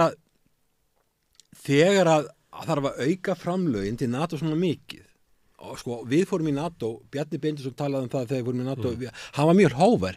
Það mættu lesa ræðuna ráðherrarnir okkar núna og temja sér það hófar, við erum veikasta landi í leiknum, við getum hvort ekki varðið okkur sjálfa aðra, við erum lítil, við megum okkur minnst, það var mjög hófar maður og skynsamarinn kannski heldur þetta fólk allavega að tala hann þannig, hann var að tala mjög hófar íslenski ráðherrar. En segir hann ekki eitthvað þá verður hann líka framlag okkar með því að vera þáttökuríki er að við erum að styðja þá vestrænu gildin eða eitthvað sliðis að það sé framlag. Jú, það var okkar aðal framlag var lega landsins, við erum á krítisku svæði og með því að skaffa aðstöðu á landinu, þá erum við að styrkja öryggi allrar Evrópu og Bandaríkjanna og Ísland alltaf var á þessum tíma eftir að varnarsamningum var gerður eftir það með verulega stort varnarlega keflavíkurflugvelli og flugher og allt þetta, en við vorum í kjarnastríðinu þá vorum við lykilríki.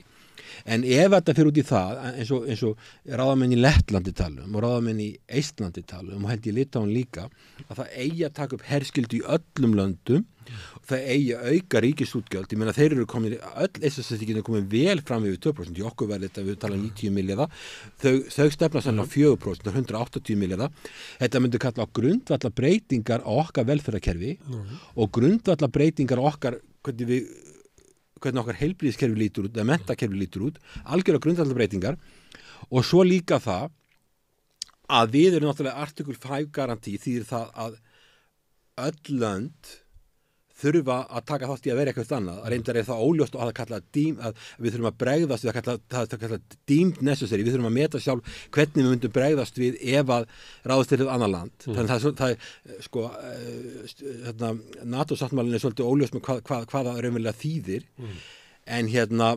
En samt sem áður það kæmi upp staða að við þyrftum að fara að senda hermenn eða svona stór stríð í Evrópu svo í Úkraínu, þá vantar bara eins og herfóningi að kalla unga menn kjöt, það vantar kjöt til að senda hann út og þá er spurningin, og það hefur ekki farið fram í þjóðfélagsumræðu það, mér vitan það, erum við tilbúin að taka það skref. Við höfum verið í NATO á þeim grundvelli að við höfum verið með frekar lítið framlag, við höfum skaffað aðstöðu í þessu landi sem að reyndar NATO notar ekki lengur, það var allt öðruvísi hérna fyrir 20 árum þegar það var herstöðu. Já, það er alveg rétt, sko, málið er það, stórveldi þau flokka þau vinna út frá eigin hagsmunum og Bandaríkin hafa ekki viljað sleppa þessu svæði og NATO er ennþá með aðstöðu á Keflavíkurflugvelli og landhelgisgæslan eftir sem ég best veit er að vinna fyrir NATO varðandi svona að fylgjast með landinu. Okay. Og fylgjast með hvað er að gera í kringum landi. Þannig að það er NATO stöð þarna. Og þannig að það er aðstafa, en það er ekki reyna sýnilega varning, það er ekki flugher, það er ekki hermenn, en ég held að Bandaríkjamenn vilji ekki missa alla aðstöðu þarna. Hins vegar framkvæmd varnarsamningsins sem er ennþá í gildi og hann er frá 51 en ég meina sáttmáli NATO er ennþá eldri 49 þannig að þó hann sé gamall þá er hann ennþá alveg í gildi og hafur ítrekkað hvað eftir annan hann sé í gildi að þá er það Bandaríkjamenn sem skilgreina algjörlega hvað á að vera Keflavíkurflugvelli. Stjórnvöld vildu hafa miklu meira þar, vildu ekki að Ísland vera eina landi í NATO-ríki sem er ekki með loftvarnir og við vildu að væri ykkur aðstafa þarna en Bandaríkjamenn skilgreina algjörlega hvað er öryggi landsins. Stoltenberg var þau skilgreina bara út frá eigin hagsmunum, út frá öryggishagsmunum Bandaríkjanna, hvað aðstöðu þurfum við að hafa á Íslandi? Þau eru hérna fyrst og fremst út af sínu eigin þjóðaröryggi. Og þeir voru hérna út af mati þeirra á hagsmunum Bandaríkjanna og þeir fóru út af breyttu mati á hagsmunum Bandaríkjanna og þeir munu kannski koma aftur út frá breyttu mati á hagsmunum Bandaríkjanna. Sko, okkar hagsmunir hafa lengst að farið saman við Bandaríkin. Stoltenberg var spurður að þessu fundi sem ég var að þetta fyrir nokkrum árum. Hann kom ekki til Íslands og ég fór á hann að fund. Og þá var hann spurður þetta að enga sýnilega varnir.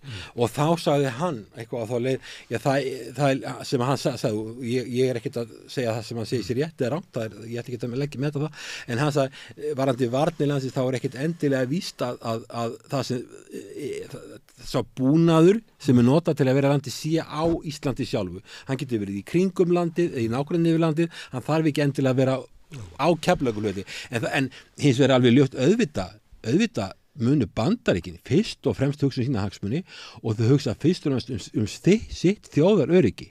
Það er náttúrulega, það er bara eðlilegt. Já, og horfum á þetta aðeins frá Bandaríkjunum, að því að 2016 þegar Trump kemst til valda, að þá vill hann færa fókusinn að hinn raunverulegi keppinutur á heiminum sem Kína og hann vill snúa sig þangað og Evrópa verður svona meira að sjá sig sjálft eða þú veist, taka allavega meiri þátt í.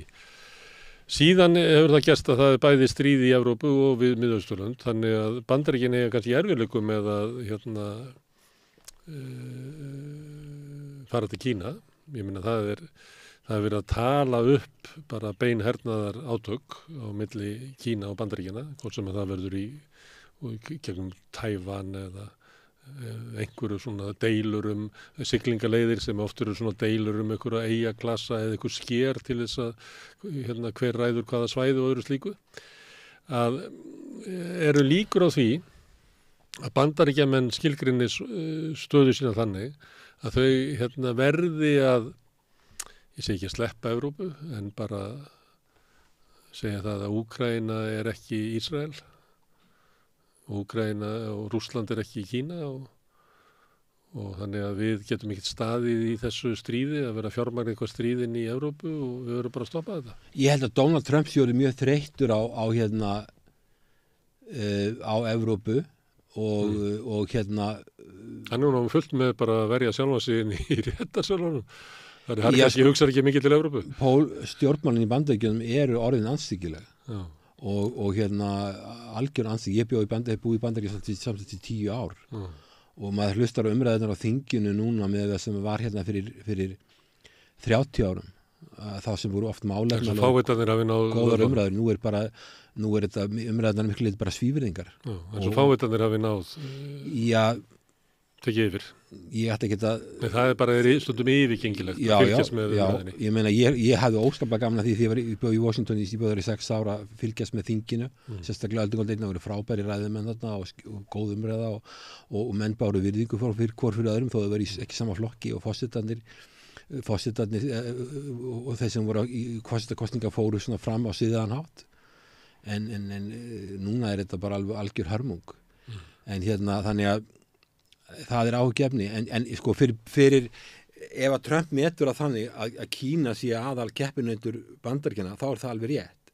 Spurningin er hins vegar svo er rétt að lönd eins og Kína og Bandaríkin sé að reyna að drepa hvort annað og það er náttúrulega ekki fyrir okkur Íslendinga þá er best að þessi lönd sé að vinna saman og við séum ykkur með heima sem er ykkur friður og ykkur stöðuleiki og uppgangur en það er þessi stórvelda átt og þau fara út í þetta og Kínverjar náttúrulega eru með þetta beltanrótin í þessu eru að hugsa samgönguleiðir þeir eru hagkerfi sem hefur verið að vaksa lengi 7% ári, 2% stærra hverju ári þeir hafa ofsalega miklar áhyggjur af flutningaleiðum, koma öllu sem þeir að framleiða annað og koma sínu til Evrópu og Norður-Ameríku sem að fólk hefur mátt til að kaupa það sem þeir eru að framleiða og þá er það túlka líka sem að hernaðaruppbygging og því fylgi hernaður og það sé að breyta öllum þessum höfnum og draslis og flutningaleiðum þeirra í svona hernaðarinfrastruktúr. Það eru áhyggjur sem er alveg eðlilega áhyggjur sem er leiti en mikið að uppgangi Kína snýst bara hreinlega það samt að þeir þurfa að koma framleiðslunni frá sér því þeirra,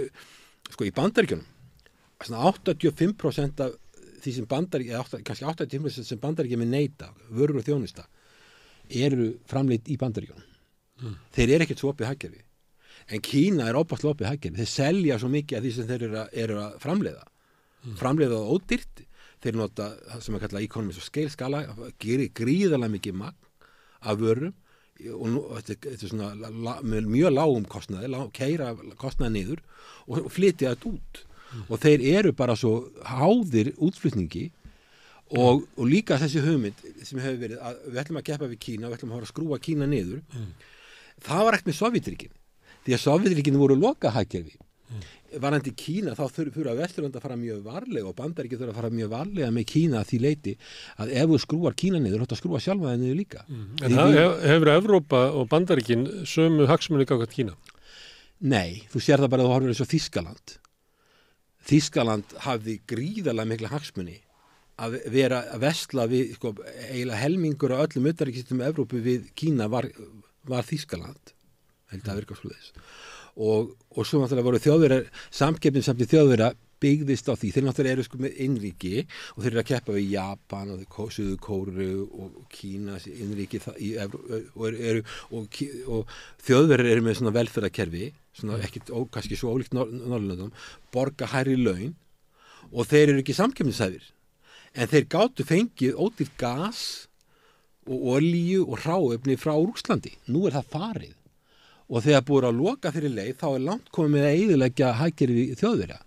Og þetta mun hafa alvarlegar afleiðingar fyrir Evrópu því að nú er enginn sem hefur breytt baki í Evrópu til þess að bera uppi til dæmis þessi mið- og austur-Evrópu ríki og hjálpa til að hafa eitthvað heimil á efnahagslífi Evrópu. Stóru hagkerfin eru öll veik og Þýskaland var alltaf svona kletturinn sko en nú er þessi klettur bara orðið mjög veikur og það er ekki Norður-Evrópa sem oft gat stutt við svona félagslega og efnagslega þróun í suðrinu, það er svona hugmyndir sem var þá og síðan sérstaklega í austrinu að það er kannski að bara falla kjarnin í Evrópu er ekki orðið nógu sterkur til þess að breiða út stuðning við veikari lönd. Nei, sko, Frakkland getur ekki hjálpa neinum. Frakklandi verður þar bara, Ítalía getur, stórskuldi getur farið í greiðsluþrot. Hún er getur mjög... það að hjálpa sér sjálfur? Nei, og hvað er þá eftir? Bretland farið út úr Evrópusambandinu. Það er ekki góð staða. Og þeir geta engum hjálpa lengur því að þeir eru bara spíral niður í einhverju óskup. Já, og svo Þýskaland er ekki lengur samfélagsstað. Það eru flótti frá einkafyrirtækjum út úr Þýskalandi. Þannig að sko, það er búið að þetta Úkraínustríð er að langt komið með að eyðileggja Þýskaland. Og þetta mun hafa afleiðingar á Evrópu og svo þegar þú horfir á Úkraínu þá segja aðeinslega við mig, já, heyrðu Úkraínu, þetta verður bara eins og Suður Kórea, þetta verður eins og Japan bara, Þýskaland eftir seinni heimsstyrjöldina. En sko, Þýskaland tek Marshall-aðstoð frá Bandaríkjunum. Bandaríkjun þá var eiginlega, eftir seinni heimsstyrjöldina var allur gullforði heimsins komin eiginlega til Bandaríkjun og Bandaríkjun áttu gríðarlega fjármuni og gátu moka peningum inn í Evrópu. Það er engin aðeins sem getur moka peningum inn í Úkraínu. Fyrir utan þannig að Úkraínu er búin að missa allt sitt svona verðmætasta fólk, annars bara slátraði á vývöllum eða það er flúð og vill ekki koma tilbaka og þannig þeir hafi mannöðurinn ekki lengur til staðar. Og fyrir ekki að tapa Svartahafsströndinni ef framtíð sem horfir. Og fyrir utan það frá 1991 til 2021 á 30 ára tímabili þá var engin hagvöxtur í Úkraínu. Mér sá friðartímum þegar landið 91 til 2021 þá var það steindautt hagkerfi. Spilling, óstjórn og vitleysa í gangi. Þjófræði þar sem örfáir rændu öllum eigum samfélagsins. Já, og mér að Rússland hefur verið líka, öll Sovétlýðveldin lentu einhverju leyti í þessu, líka Eystrasaltsríkin. En það var bara, þau höfðu, það sem Eystrasaltsríkin höfðu þau höfðu mentora og mentorarnir voru Norðurlöndin.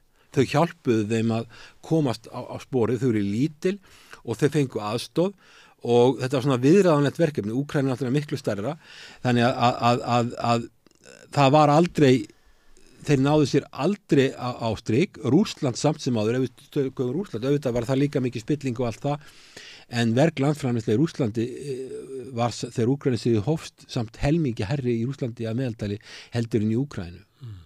Þannig að sko, og þannig að rússneska hagkerfinu gekk sæmilega, en ég meina auðvitað hafa þeir orðið fyrir áfallum, en núna vegna Úkraínu samtidig er Evrópa búin að skera á sambandi við Rússland. Kína er búið að opna líflínu til Rússlands.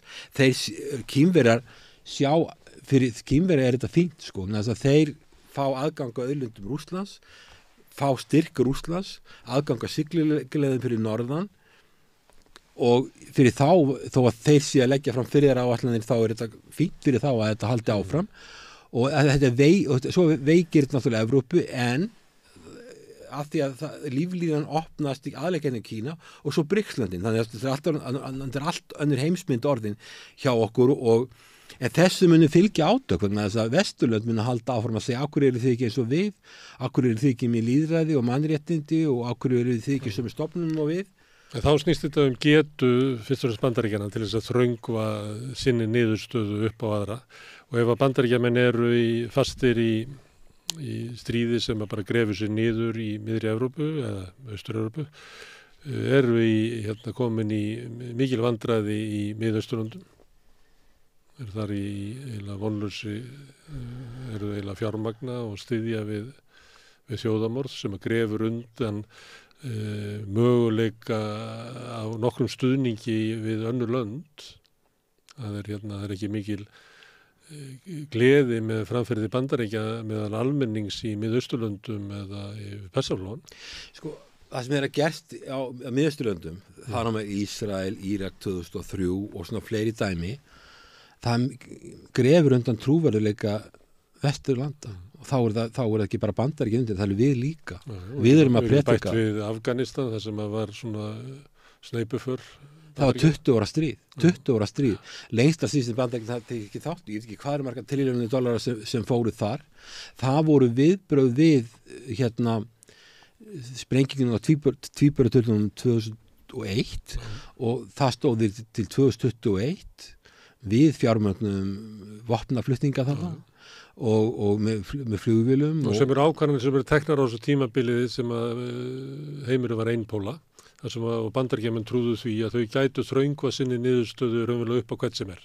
Gátu ráðist inn í Írak, gátu ráðist inn í Afganistan, gátu eiginlega gert hvað sem er, gátu farið með NATO upp að landamærum Rússlands, þau voru bara drottnar heimsins og kæmist upp með hvað sem er. Síðan þú að tala að við lifum, eins og þú og fleiri náttúrulega, að við lifum í fjölpóla heimi í dag. En mér finnst utanríkisstefna Íslands ennþá vera eins og George Bush sé í Hvíta húsinu. Við getum bara sigrað Rússa í Úkraínu. Við getum þröngvað okkar niðurstöðu upp á ástandið þar. Við Þórdís Kolbrún var að endurtaka það enn og aftur að Ísraelsmenn hefðu ekki bara rétt á því, heldur bara skyldu til þess að verja sig og sem er svona óbytt stuðningur við það að Ísraelsmenn gangi takist að uppræta Hamas-liða með ofbeldi og annað slíkt. Þannig að ég er bara að velta fyrir mig hvort að umræða hér á landi utanríkismál og varnarmál og bara heimsmálin taki ekki mið af því að heimurinn hefur breyst síðan 2008 eða hvernig sem við viljum setja mörkin. Ekki ef að þú ert guðleg vera og ert æðri og öðrum, þá verður að láta alla fylgja þær. En með þess að ég skil ekki með þess að vestrænu leiðtoga að það hafa engar ágjur af því að geta verið kjarnorkustríð, þannig að það hugsa ekkert það hvort það sé ekki hafa engar ágjur af því að það geti bara farið út úr kontról eða farið alveg úr stjórnlaust bara allt í einu fyrir slistni eða eitthvað, þannig að það hafa engar ágjur af þessu. Til dæmis að dettur engum í hug í Asíu að ráðast á Norður-Kóreu. Þeir eru með pínulítið kjarnorkuvopnsprógram, mjög lítið. Rússar eru með það stærsta eða næststærsta í heiminum og mér skilst á bandaríski hersöðingi að tala þessi með mun fullkomnara kjarnorkusafn heldur en Bandaríkin. Þeir eru meira konur með kjarnorkuvopn, þeir eru að fara með kjarnorkuvopn í geiminn, í samvinnu við Kína, sem að Bandaríkjamenn eru ekki með og Bandaríkjamenn og Japanar reynda að fá það bannað í öryggisráðinu en Rússar beittu neitunarvaldi. Hafa þeir engar áhyggjur af því þetta verið stjórnlaust. Meta er þetta það að sé hægt bara að keyra niður Rússland sem á þetta allt þetta kjarnorkusafn. Halda þeir það að leiðtogi Rússlands, hvort sem maður myndi heita Putin eða eitthvað annað, ég veit ekki hver verður fórsetið þarna í framtíðinni. Putin er þetta núna, nýkjörinn til 2030, hvernig það verður, að það muni aldrei vera gripið til róttækra aðgerða. Rússar hafa framleitt svo kallar tactical nuclear weapons, þeir eru með litlar kjarnorkusprengjur sem eru ekki þannig að það myndi velta gereyðingu nema Vesturlönd myndi bregðast við með einhverju takmarkalausir kjarnorkuárás á Rússland. Hafa þeir engar áhyggjur af því? Ég veit ekki, menn það er eins og menn hafa engar áhyggjur af því og hafa meina engar áhyggjur af því að ef að verið stjórnmálaupplöst í Rússlandi að þá muni til dæmis Íran sem komast yfir kjarnorkuvopn Rússlands hafa menn engar áhyggjur af því. Ég bara skil þetta ekki. Stundum hljómar að þannig að ef að svo fer að við munum farast öll í kjarnorkustríði að þá höfðu við allavega rétt fyrir okkur. Það er eiginlega, manni finnst það stundum. Já, við munum bara alltaf kannski ekki heyra kvellin, sko, en ég meina. Við höfðu rétt fyrir okkur. Já, en sko, ég veit eitthvað svo, sko, ef þú tala kannski við utanríkisráðuneyti hérna á Rauðarárstíg, ef þú fer á Rauðarárstíg 25, sko, þá er ekki það sem það er. Að þá kannski hafa þeir ekki ágjur þessu, en ég veit eitthvað ef þú fer til Ungverjalands, það sem ég hef gert, eða til Slóvakíu, þeir eru þarna með landamæri, já, þeir hafa mjög miklar áhyggjur af þessu, því þeir meta stöðuna þannig að ef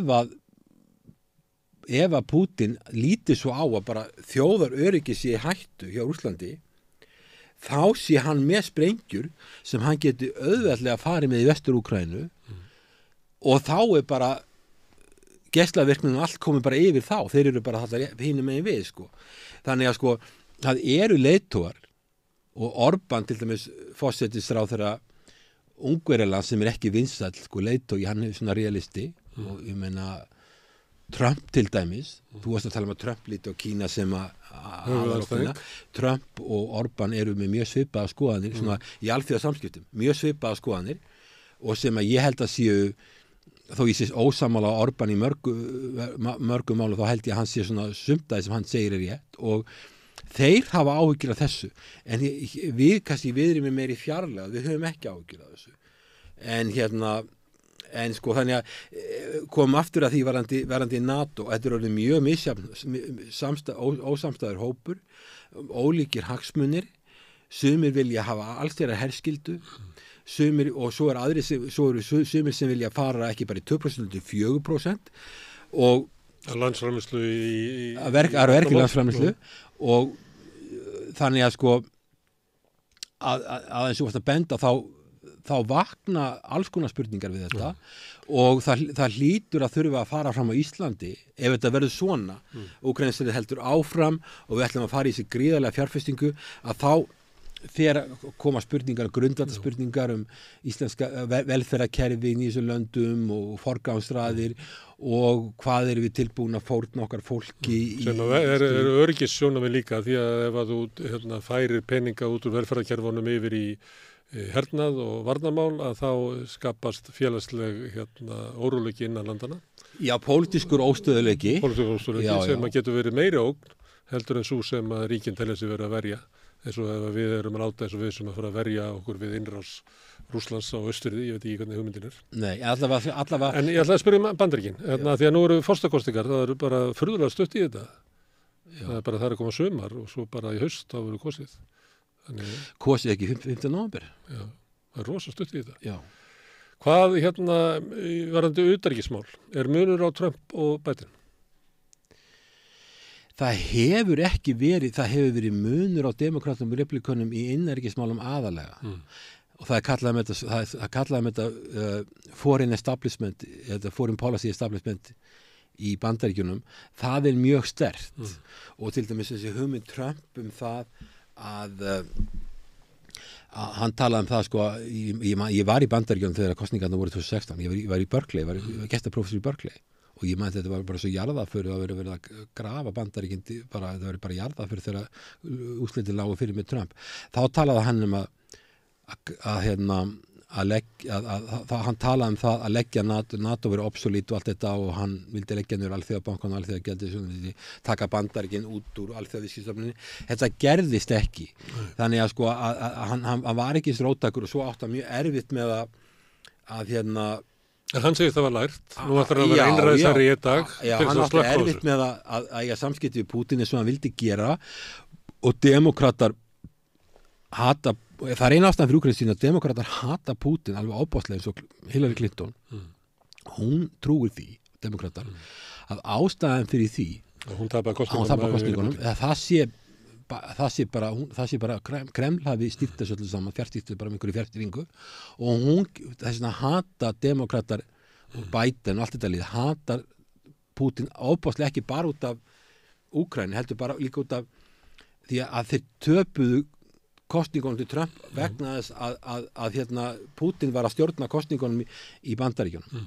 En sko Þú leggur ekki trúnað á þessa kenningu? Hver? Þú leggur ekki trúnað á þessa kenningu?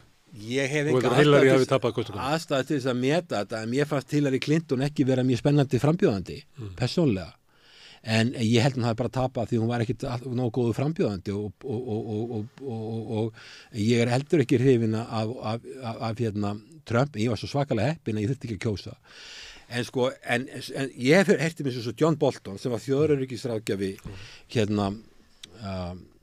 Bandaríkjanna, hann segir að Trump sé alltaf heimskur til að vera forseti en hann sagði að hann tryði því að ég hef heyrt viðtal eftir hann teldi að ef að Trump yrði forseti aftur þá væri hann mjög hættulegur og hann myndi gera allu að NATO auðvitað veit maður það ekki hvað hann myndi gera en þetta foreign policy establishment í Bandaríkjunum er samt öflugt þar að segja sko, það hefur ekki verið mikill munur til dæmis ef þú tekur Trump hann er frá 2017, 2021 er það ekki svo tekur Biden við að Biden hélt bara áfram með stefnu Trump hann breytti ekki svo mikið sendir á því Jerúsalem með kröfuna að Evrópuþjóðurnar myndu borga með áherslunni á Kína sem höfuðandstæðing Já, ég vil ennþá harðar afstöðu gegn Kína það varði ekki svo mikil breyting og það sem er í kringum hann ráða miklu en ég meina, mér finnst samt sem áður sko að maður horfir á fólki í kringum Biden Blinken utanríkisráðherra og svo Sullivan þjóðaröryggisráðgjafa mér finnst þetta ekki hafa gengið vel og fyrir okkur er þetta ekki gott því að við erum svo tengt Bandaríkjunum og það er ekki gott fyrir okkur og fyrir NATO ef að þeir sem er að stjórna þessu stærsta og öflugasta ríki Það er ekki utanríkisstefnu sem að valdi ófriði og stríðsátökum og auki hættunar á stríðjöldum og kjarnorku Það var náttúrulega sko það var Bill Clinton sem samfærði Úkraínumenn með láta kjarnorkuvopna hendi og hann hefur viðurkennt í viðtali við Newsweek ekki bara þetta hafi honum að kenna, hann vissi það sér að kenna að Úkraínstríðið varð. Hann hefur bara sagt að beint. En hann líklega að meina það að ef að Úkraínumenn hefðu haldið kjarnorkuvopnunum, þá hefðu þau getað gengið inn í NATO og Rússland ekki haft kjarkinn til þess að ryðjast þar inn. Annarkvort að þeir hefðu haldið einhverju kjarnorkuvopnum eftir, eins og Norður-Kórea, bara nokkrum vopnum. Það er ekki víst að þau hefðu verið notæf. En Rússar myndu örugglega ekki vilja prófa það frekar en að Bandaríkjamenn vilja ekki prófa það hvort að kjarnorkuvopnin sem Norður-Kórea er notað, hvað þau geta gert með þau, geta þau bara sprengt Seúl eða geta þau sendt eldflugvallalegina til Bandaríkjana. Hann myndi ekki vilja prófa það. Þannig að það að kjarnorkuvopn eru þessi svona törrand, eru fælingamáttur sem svona fælingamáttur. Það sem er svo sorglegt í Úkraínustríði er það að fælingamáttur NATO, hann reyndist vera bara í engin. Eftir fundi Putin með Biden, þá mat Putin stöðuna þannig, eins og ég lesi það, að NATO væri veikt og að Biden væri veikur leiðtogi og Bandaríkjanna væri veik stjórn og NATO væri veik stofnun og hann gerir árás. Svo er annað, þegar að tala um það að hleypa Úkraínu inn í NATO, ef að þetta var í apríl 2008, Putin gerir innrás í Georgíu í ágúst, 4 mánuði seinna. Og svo tekur hann Krímskagan 2014 og svo gerir hann árás 2022, allsýr árás. Ef segjum NATO hefði bara sagt, ok, við ætlum bara að standa við það sem við sögðum og við ætlum bara að hleypa Úkraínu eins og bara gett við Finnland, bara eftir nokkra vikur. Og segjum bara í júní 2008 hefði Úkraína verið komin í NATO, þá hefði hugsanlega verið að koma í veg fyrir þetta stríð, þá hefði Úkraína komið article 5 garantí. Og reynslan er svo að varandi NATO, þá er þetta þá hafa Bandaríkjamenn aðalega ráðið þessu, sem Eystrasaltsríkin, þá, ég veit að fyrir þau að komast inn í Evrópu sem var margra ára að vinna á ströggl, en að komast inn í NATO var bara eiginlega, hefur græntlega svo Bandaríkjunum. En þegar að koma Úkraínu, þá saði eins og ég saði við núna fórstjóri leyniþjónustu Bandaríkjanna, sagði Brightest of Red Lines gerir þetta ekki. Bandaríkjamenn Condoleezza Rice ákvað að taka ekkert mark á þessu manni, hann var þá sendir í Moskvu, þannig að það var ekkert ekki mark á því, en það voru leiðtogar í Evrópu sem áttuðu sig á því þetta var stórhættulegt og það var og nú er sagt að þessi hafi bara verið minnloka, en tölu þetta verið stórhættulegt og vildi ekki gera þetta og blokkuruðu aðild NATO. Þetta var vitað fyrirfram. En ef að Vesturlönd hefðu hleypt Úkraínu inn, þá vaknar spurningin hvað hefði gerst. Ég held að hefði dregið úr líkonum. En það sem er svo sorglegt við þetta er það að það er farið í gang með þetta, það er búið að taka kjarnorkuvopn, hugsa hvað þetta er ódrengilegt, taka kjarnorkuvopnin að landinu og etja því landi með veika stjórnsýslu, veika stjórnendur, fátækt land, út í eitthvað svona forrað og skilja svo eftir bara í drullunni. Og það er bara alveg furðulegt og Vesturlönd að tala um mannréttindi og lýðræði og siðferð og allt þetta. Hver er réttlætingin fyrir þessu? Já. Herðu, Hilmar, það eru mikla breytingar í heiminum og við þurfum að breyta afstöðu okkar til margra hluta.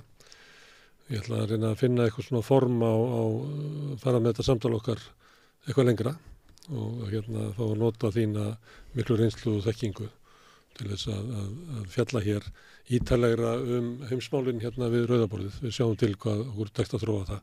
Takk fyrir. En þú þarft að fara aftur heim til... Ég er með prófið gangi. Já. Kæra þakkir aftur. Takk. 60% eflingarfólks á erfitt með að ná endum saman. Hvernig er hægt að réttlæta það? Efling stéttarfélag. Barátta fyrir betra lífi. Já, í lokin ætla ég að spila viðtal sem ég tók við hann Bjarna Snæbjörnsson sem er leikari og leiklistarkennari reyndar. Hann setti upp leikrit sem var byggt á hans eigin ævi, svona hans leið út úr skápnum getur við sagt, sem heit góðan daginn-faggi og vakti tölvöður athygli, gekk lengi. En hann hefur núna skrifað bók sem hann kallar Mennsku, hann er þetta líka með podcast sem að fjallar þessa reynslu hans, hvernig það er að vera samkynniður strákur á Tálknafirði með eiginlega engar fyrirmyndir það hvernig samkynniðir menn geta eiga að hegða sér, eða hvaða rými þeir hafa í samfélaginu. Það sem er alltaf verið að reyna að þröngu öllum niður í gagnkynhneigða formið og hann fór út úr skapnum og að sömuleyti sko frásögnans fjallar það að það eitt að koma út úr skapnum en síðan tekur það mjög langa tíma að vinna á allri þeirri skömm sem búið að tróða inn í bara neiliku við genin, bara inn í beinin á fólki sem öðruvísi, sem fellur ekki inn í mótið. Ég fekk hann hingað til þess að spjalla við mig, hann Bjarna, og við vorum svolítið að ræða líka bara svona frelsisbaráttu homma og lesbía og hvað getur kannski aðrir kúaðir hópar lært eitthvað af þeirri leið og svo náttúrulega vorum við að tala reynslu Bjarna sjálfs og þetta ætla ég að hafa sem lokin á úrvali þessa helgi. Ég segi bara njótið ykkur vel hvítasunna og svo sjáumst við aftur hér á þriðjudaginn við rauðaborðið, það byrjar klukkan 8. Góð helgi. Samstöðin í eigu hlustenda, áhorfenda og lesenda. Já, hérna í COVID þá var frumsýnt leikrit sem hét Góðan daginn, Faggi. Og það gekk ekki kannski endalaust en gekk lengi og nú komin eiginlega bók sama efni, Bjarni Snæbjörnsson. Þú settur upp leikritið og skrifaði bókina. Rétt. Og þú leggst í þessu. Það rétt. Og skrifaði bókina. Hún þig. Já. Þannig þú búin að vera í þessu bara í, 3-4 ár? Já, má segja, ég sé búin að velta mér svolítið upp úr sjálfum mér í síðustu 7 árin eða svo. Já, og það ástæða fyrir því að fólk mætti og horfði á þig segja frá þér. Já, einmitt. Þetta var... Já, ég var nú ekki alveg einn, bara gott að halda þetta til haga. Greta Kristín Ómarsdóttir skrifaði verkið með mér og leikstýrði og Axel Ingi Árnason gerði tónlistina. Það var einsmanns söngleikur sem frumsýndum á hinsegin dögum 2021 og sýndum í 2 ár einhverjar yfir 140 sýningar. Fórum til Edinborg Fringe og svona síðasta sumar. Það eitthvað sem að tengi svona COVID og svona innleggum, eða ekki? Ekki verið svona meira því þá eða kannski henda þetta bara þar eða náttúrulega henda því vegna þess að leikarinn voru ekki að smita hvernig annan. Akkurat, að vissu leyti. En svo einhver leyti bara ástandið af fólki að fólk vildi vera að spegla sig í öðru fólki þarna á þessu tíma. Já, og við kannski sem erum að skrifa og búið til leikhús, við bara fengum tíma til þess að setjast aðeins við tölun okkar ein heima og halda áfram að velta okkur upp úr sjálfum mér eins og ég gerði. En hvað, ég sá þetta ekki sko. Nei. Ég var nefnilega, ég fer í leikhús núna, svolítið mikið við ætla leikhús í vetur hérna við Rauðaborðið. Já. Mér finnst eiginlega mest gaman að bara sjá eiginlega allt, eða ekkert. Mér finnst alveg glata þannig þegar maður á að fara það sem mann bent á og eitthvað svona. Já, ég skilji. Þetta var á tímabilið þar sem ég var ekki í leikhúsi. Ég skilji. En segðu mér hérna, hvað þetta, ferðalag þitt út úr skapnum? Já, þetta í rauninni uppgjör mitt við gagnkynhneigða norm. Og sem að vissulega sem að reynt að tróða þér í sem að 100% reynt að tróða mér í og bara ég náttúrulega elst upp á Tálknafirði á 9. áratugnum fyrir fiskeldi og fæðist fyrir kvótakerfi þannig að það ástæðan fyrir því að við fluttum vestur þegar ég var bara pínulítill með foreldrum mínum að því að pabbi fekk pláss og tógra og þar var ekkert það voru engar hömlur en svo náttúrulega bara elst ég upp í þessum fallega litla bæ og með góðu fólki en þar náttúrulega engin neitt öðruvísi allavega ekki opinberlega eða út af við og hvergi voru fyrirmyndir í fjölmiðlum eða í bókunum sem ég las eða neinstaðar þannig að það Hvaða tímabil þetta? Hvernig ert þú 12 ára?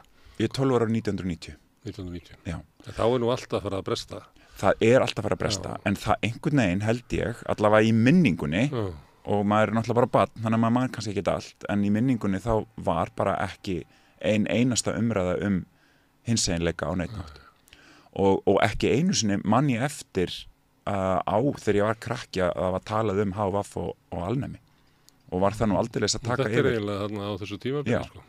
Það var mikil umræða Hvað vissið þú að þú værir homið það? Já, ég vissi það bara á þess að vita hvað í því fólst alveg og ég vissi það alveg og að ég væri, þú veist, einhvern veginn öðruvísi en bekkjarfélagi mínir Bara frá því að mannst eftir þeirra Já, en þú veist, það kannski kom ekki mikið að sög svona til að byrja með en að því ég upplifði bara svona frelsi barnaskaran sko en það var kannski bara leið og svona unglingsaldurinn byrjar að detta inn að þá uppgötuði að ég var kannski ekki alveg eins og bekkjar bræður mínir að hafa eins mikið áhuga á stelpum og þá voru náttúrulega bara einu orðin jú, hommi var nú komið en annars var þetta bara kynvillingar og öfugar og það fylgdi bara einhver skömm og niðurlægandi orðalag þessum heimi og ég vissi alveg ég var ekki vondur strákur eða maður eða einstaklingur þannig að ég skildi ekki alveg og hvað ég var þannig að það sem að ég reyndi bara að gera var að deyfa sjálf mig og dofna og reyna að passa bara inn í hið gagginniða norm til þess að lifa þetta af. En á þessum árum að þá þarna alnæmis faraldurinn og þá stundu sagt að það hafi verið opnað leið homma inn í samfélagið. Það tekur langa tíma. En það líka koma svolítið sterkar kynslóðir homma sem bara fóru aldrei inn í skápinn einhvern veginn. Eða fóru bara út úr skápnum í mentó. Þannig að gæði að segja kynslóð Páls Óskars sem voru svolítið áberandi þetta reyti upp úr 90. Já, upp úr 90 og ég man vel eftir því eftir Páli Óskari þegar ég var orðin kannski svona 15-16 ára þá svona byrjar hann að koma út en talandi alnæmi, það var náttúrulega og ég aðeins búin að kynna mér þetta er svo áhugaverð saga og þetta er náttúrulega bara hluti af mínu menningarheimi að vissulega þröngvaðist samfélagið allt til þess að taka mál homma þá og bara til endurskoðunar og skoðunar bara og auðvitað fyrst var þessu bara afneitað og skelfileg staðrind var bara svo að hommar fengu bara daga uppi og deyja drottni sínum einir og afskiptir og afmennskaðir og það var ekki bara hér á Íslandi heldur út allan heim. Og það var svo yfirgengilegt að á einhverju stað þá bara gekk þetta ekki lengur. Það varð að hleypa þeim inn aftur. Já og það bara þurfti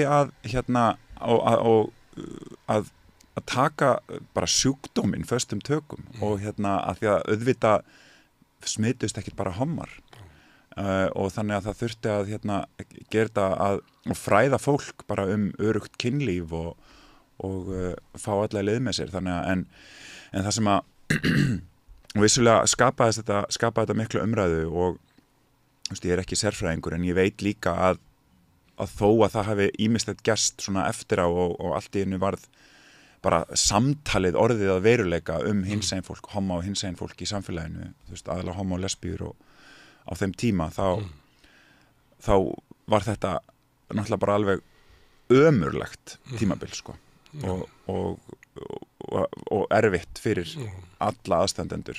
Það mun örgulega verða mikið skrifað það. Já, þetta þarf að gera upp. Samtöluðu fólk að þetta er svona dæmi svona halva óuppgerða sögu ennþá. Þetta er mjög óuppgerð saga og það er mikill sársauki þarna og bara erfitt, þetta var erfitt tímabil og þó að það hafi ýmislegt gerst svona í kjölfarið þá sem að náttúrulega opnaði og það var kannski ekki bara alnæmi sem að kom til heldur bara margt annað en þá á eftir að gera upp þessa sögu og í rauninni afmennskunina sem að var í gangi á þessum tíma hérna á Íslandi allavega. En ég er að þrönga upp á þessari stóru sögu að því að ég er að hugsa að koma út úr skápnum svona aldamótin. Það var náttúrulega allt annað en 1990 og Guð hjálpi mig, það var líka allt annað heldur en 1980 þannig að þessi saga gerir svo hratt. Já, hún gerist hratt. En kannski komst hún ekki til Tálknafjarðar. Í rauninni ekki. Kannski ertu bara 1980 hommi hérna á Tálknafirði. En ég náttúrulega flytta heimann 16 ára, 94 til að fara í framhaldsskóla í Reykjavík og það náttúrulega opnaðist ýmislegt bara í mínum sjóldendahring og þú veist þó að ég hafi og til dæmis bara fyrsta ári í framhaldsskóla þá fór ég á hinsegin fræðslu hjá Páli Óskari og veit ekki hvaðan ég sótti hugrekki til þess það var eitthvað kvöld og ég bjó í Hafnarfirði hjá afa ömmu þannig ég þurfti að taka strætó sérstaklega allavega inn í MR búin að vera á skóladegi, fór aftur heim og fór svo aftur kvöldi til þess að sækja mig fræðslu og ég náttúrulega var ennþá bullandi mikið í skápnum og taldi mér trúum að mér þetta bara áhugavert umræðefni og ég ætlaði bara svona aðeins að kynna mér þennan heim sem að ég vissi ekkert Interessant. En interessant, akkurat en að sjálfsögðu skipti þetta mig gríðarlegu máli og bara að sjá hann í hérna allir sinni gleði og hispursleysi og hann að tala hvernig það nú í einum stóra heimi og hvernig við vorum ekki að gera marga hluti þá, var 94 og hérna þann vetur, þannig að þá kynntist ég til dæmis fyrsta sinn hugtækinu hinsegin dag, Pride, sýndu svona myndbönd af því hvernig þetta var að gerast í til dæmis Sydney í Ástralíu og alls konar, þannig að þetta voru svona nokkrir mikilvægir pólar fyrir mig til þess að átta mig á að það væri nú kannski bara allt í lagi að vera ég. En svo kemur í ljós og svo náttúrulega bara líður tíminn, svona reyna að spóla fram til dagsins í dag og ég finn, og ég enda því að fara til Ástralíu, til Sydney til dæmis og hérna Canberra 20 til þess að bara... Út af þessu? Já, ég var bara að flýja og gefa hérna foreldrum. Það verið að því var smá sjá? Örugglega. Já, það oft þannig, sko. Örugglega, það var bara einhver útopía sem að blasti við mér þarna. Og hérna, og já, ég var svona komið til skápnum og búin að skrifa foreldrum mínum bréf og eiga smá samtal við þau það og svo fór ég bara út til útlanda og ætlaði að gefa þeim tíma til þess að hérna átta sig og bara svona aðeins að venjast til í húsinunni. En þar skrifa ég sko, og hafði áður skrifa margar dagbækur og skrifa mörg bréf til mömmu á þessu tímabili út í Ástralíu sem að, og svo kem ég heim og svo bara fer ég í háskólan og svo einhvern veginn er ég komin út úr skápnum og þú veist, það var alltaf alveg óbærilega erfitt og ég skildi það aldrei og ég var alltaf að reyna svona skrifa í dagbækurnar af hverju með þætti þetta svona erfitt og ég bara vildi skilja það af hverju er ég í svona mikilli angist og skömm og tókstreitu innra með mér og þú veist, ég notaði kannski ekki nákvæmlega þessi orðalög og viljið ekki vera það sem þú ert já og bara af hverju er þetta svona erfitt af hverju er ég að skammast mín, af hverju þori ég ekki að vera ég það var alltaf þetta sko og hérna og svo bara geymi ég þessar dagbækur og svo fer ég í háskólan og svo kemst ég inn í leikaranámið þannig að 2000 og ég kem út þarna 2000 ég fer inn í leikaranámið 2003 í listaháskólanum og hérna búin við háskólanum í 2 ár og svo bara einhvern veginn byrja bara lífið og ég einhvern veginn gleymi þessum dagbókum og svo finn ég þar aftur fyrir nokkrum árum þegar ég er að taka til og flytja og skilja og hérna og fer eitthvað að glugga í þetta þá blasir við mér þessi mjög fyndni ungi maður og sem er fullur af tókstreitu og sjálfshatri og hérna og ég bara spyr Gretu Kristínu vinkona mína hvort það var til að búið til einsmanns söngleik upp úr þessu efni og bókin er henni byggð á sama efni en er ekkit eins og söngleikurinn þótt er náttúrulega að eins að því leiti þetta er mig líka og sama efni og svona svipað sögur en bara það er miklu meira til miklu meira efni sem að kemur til og það er meira frelsi og meira púður sem að ég set í það sko. En af hverju er þessi tókstreita sumt svona bara í homakúltúr er svolítið svona eins og þessi litað af hérna bara feginleikanum að komast út úr skápnum. Já. Þetta er eiginlega svona stundum er það í öðru tilfelli það er svona bleiku ský þannig að þetta er svona óraunsæ frelsistilfinning sem að allir þessi litir og þessi hérna þessi útvortist tjáning öllsumul virðist vera sko tjáning þess sem er bara ógeðslega fegin að vera laus út úr skápnum. Já. En þú varst ekki fyrir þessum feginleika. Þú varst alltaf að reyna einhvern veginn að Nei, sko ég var ósáttur við þennan fugl sem var að springa út. Já, sko, þetta er og það er bara eins og lífið er og við sem erum kannski aðeins eldri vitum það að það er hægt að halda mörgum hlutum á sama tíma og upplifa margar hluti á sama tíma og hluti af því af komundu skápnum var að sjálfsögðu feginleiki að þurfa ekki að vera allt hvað að ljúga endalaust af fólkinu mínu og ekki að það sé hægt að gera ráð fyrir því að ég sé gagginniður. Það var bara svona endalausa áreitnin. Lýstu henni fyrir hérna? Bara, þú veist að... Ég tek ekki eftir henni þegar að vera tróða mér í það. Nei, til dæmis bara að, þú veist, þegar maður er barn og unglingur að það sé bara alltaf spurt þegar þú, eða sagt þegar þú eignast kærustu, þegar þú eignast konu og börn. Og þess að það sé eina leiðin til gilds lífs. Og þú veist, og það er til dæmis bara dæmum örárni og auðvitað líka bara augljóst einelti og bara hérna svona áreiti varðandi bara hvernig maður haga sér að talar þótt að þú veist, ég sé með þennan málróm, þú veist, bara fekk ofta heyra það að ég var með svo stelpulega rödd þú veist, þótt ég væri með djúbrataður en þú veist, ég talaði svo stelpulega. Áherslunar. Já, einhverjar áherslur eða einhver svona mýkt í raddblæ eða eitthvað svoleiðis og bara hvernig ég nota orðin mín bara á þetta svo dásamlegt og bara þessi maður eða þessi kona er alveg yndisleg og eitthvað svona, þetta er bara eitthvað sem að ég vildi tjá mig svona en það var einhvern veginn sett niður í hvert einasta skipti. Og þetta sé bara örlítill bræðbrigðamöðunur, örlítlar áherslur, þá erum við öll með rosa ratar hérna úti og bara tifar ef það kemur smá frávik. Ef þú ætlar að svíkja kallkynnið, svíkja heteronormatífuna sem að búið að skella mér inn í og ég átti bara eitthvað eina og það er engum einum að kenna heldur þetta bara eitthvað svona samfélagi sem bara svona bara lokar mann einhvern veginn meira og meira inn í einhverju boksi og og það að koma út er náttúrulega frelsi frá þessu allt í einu bara fæ ég að fæ ég leyfi hjá sjálfur mér og bara allt í einu, já ég skil núna Bjarna aðeins betur, nú hann búin að gangast við sér og til hamingju með það allir voru bara með 100% stuðning þótt að hafi verið erfitt að mörgu leyti fyrir foreldra minni líka og alls konar en það sem maður kannski situr svo eftir þegar maður er komin út öráreitnin hefur fest og ég kallaði þetta eins og horsluma á vegg sálarinnar að allt sem að upphlaðin skömm sem er búið að tróða bara inn í mergina þér. Já, og þetta kallast bara microaggression. Þetta er bara þekkt hugtak í sálfræðinni, öráreitni og þegar þetta gerist á hverjum einasta degi bara frá því maður er barn og unglingur að maður upplifi sig ekki alveg tilheyra og ekki alveg réttan og þá festist það bara og það sem að var svo áhugavert í að fara í gegnum allar þessar dagbækur aftur og þessi bréfaskrif milli mín og mömmu sem eru öll núna til staðar í þessari bók að við erum bæði að díla við þessa skömm en við skiljum hann ekki við skiljum það ekki hvaðan það kemur og þegar ég legg að stað í ferðalagi búið til sýninguna þá held ég bara að ég sé að fara að búið til eitthvað tussu sjó ég ætla bara að fara í drag og vera óslega fyndin og hafa óslega gaman að lífinu og vera bara sjúklega vinsæll uppistandari eða eitthvað svoleiðis og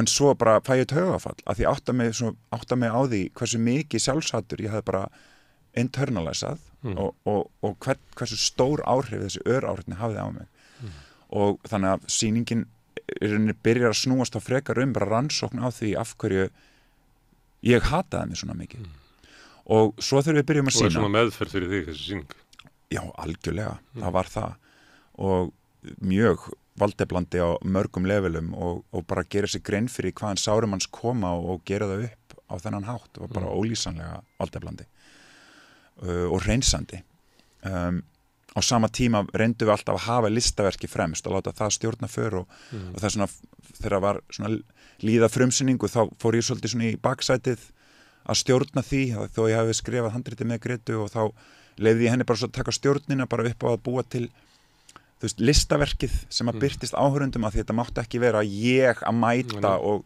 trámadömpa. Nei, þú vilt ekki ryðjast þannig fram og... Nei, heldur þurfti listaverkið að standa fyrir sig. En nú kemur bókin og þá er engin... Já, nú kemur bókin. Og ég ætla að segja að Greta Kristín er aftur með mér. Hún er einn af ritstjórum og Æsa Guðrún hjá forlaginu líka, Bjarnadóttir. Og og það er gaman að segja frá því að þetta var stutt eftir frumsýningu 2021 sem ég fæ e-mail frá Sigþrúði hjá forlaginu og hún spyr mig hvort ég væri til ég að búa til bókur upp úr þessu efni og ég sagði já, af því ég er búin að vera að hugsa það og svo spyr ég fljótlega Gretu hvort hún væri til ég að vera ritstjóri með mér að bókinni og hún var bara hugsaði þessu hún var bara eitthvað get ég farið annan hring með sjálfshattur hans Bjarna og sjálfsvinnun hans bara get ég lagt það á mig að taka nokkur ára viðbót af þessu sem betur fyrir sagði hún já af því hún er bara einn klárasta kona sem ég þekki og hefði aldrei viljað gera þetta án hennar en bókin er líka kannski munurinn á og það er stór munur augljóslega miklu meira efni í bókinni og fleiri sögur og ég geri líka upp í rauninni góðan daginn faggi ferlið bara það að sýna þessa sýningu og búa hana til fara út á land og sýna hana í samstarfi Þjóðleikhúsið við unglinga út allt land og einnig í Reykjavík líka og hvaða áhrif það hafði á mig að finna mikilvægi erindisverksins og ekkert endilega bara hinseinleikan heldur bara öráreitni og sjálfshattur og hvernig það manifestast í líkamannum á ólíkan hátt og það var eiginlega bara ólýsanlegt hvernig að fá skilaboð frá random fólki sem hafði komið sér sýningar og þú veist, alls ekkit öll hinsegin en bara hafði lent í einhverju jaðarsetningu sem börn og eru ennþá að því og bara finnast þau loksins á einhvern hátt tilheyra af því að þau tengdu við þetta. Fórstu til Tálknafjarðar? Ég fór til Tálknafjarðar og syndi mér segja í 2 mismunandi skipti við fórum í forsýndumar fyrir frumsýningu 3 vikum, það var svona hluta af sköpunarferlinu að fara og eiga samtal líka við fólki þar sem hafði náttúrulega bara þekkt mig alla ævi og það var alveg ótrúlega erfitt fyrir mig og gefandi líka að einhvern veginn að skila skömminni en eins og ég sagði hann, sama tíma það engum að kenna því að það voru allir bara að gera sitt besta og allir liðið bara í sama heimi á 9. og 10. áratögnum skilurðu. Allir svona skilirtir og bæðið hvernig þau öktuðu gagvað þér en líka hvernig þú aktaðir gagvað þeim. Akkurat. Allt skilirt.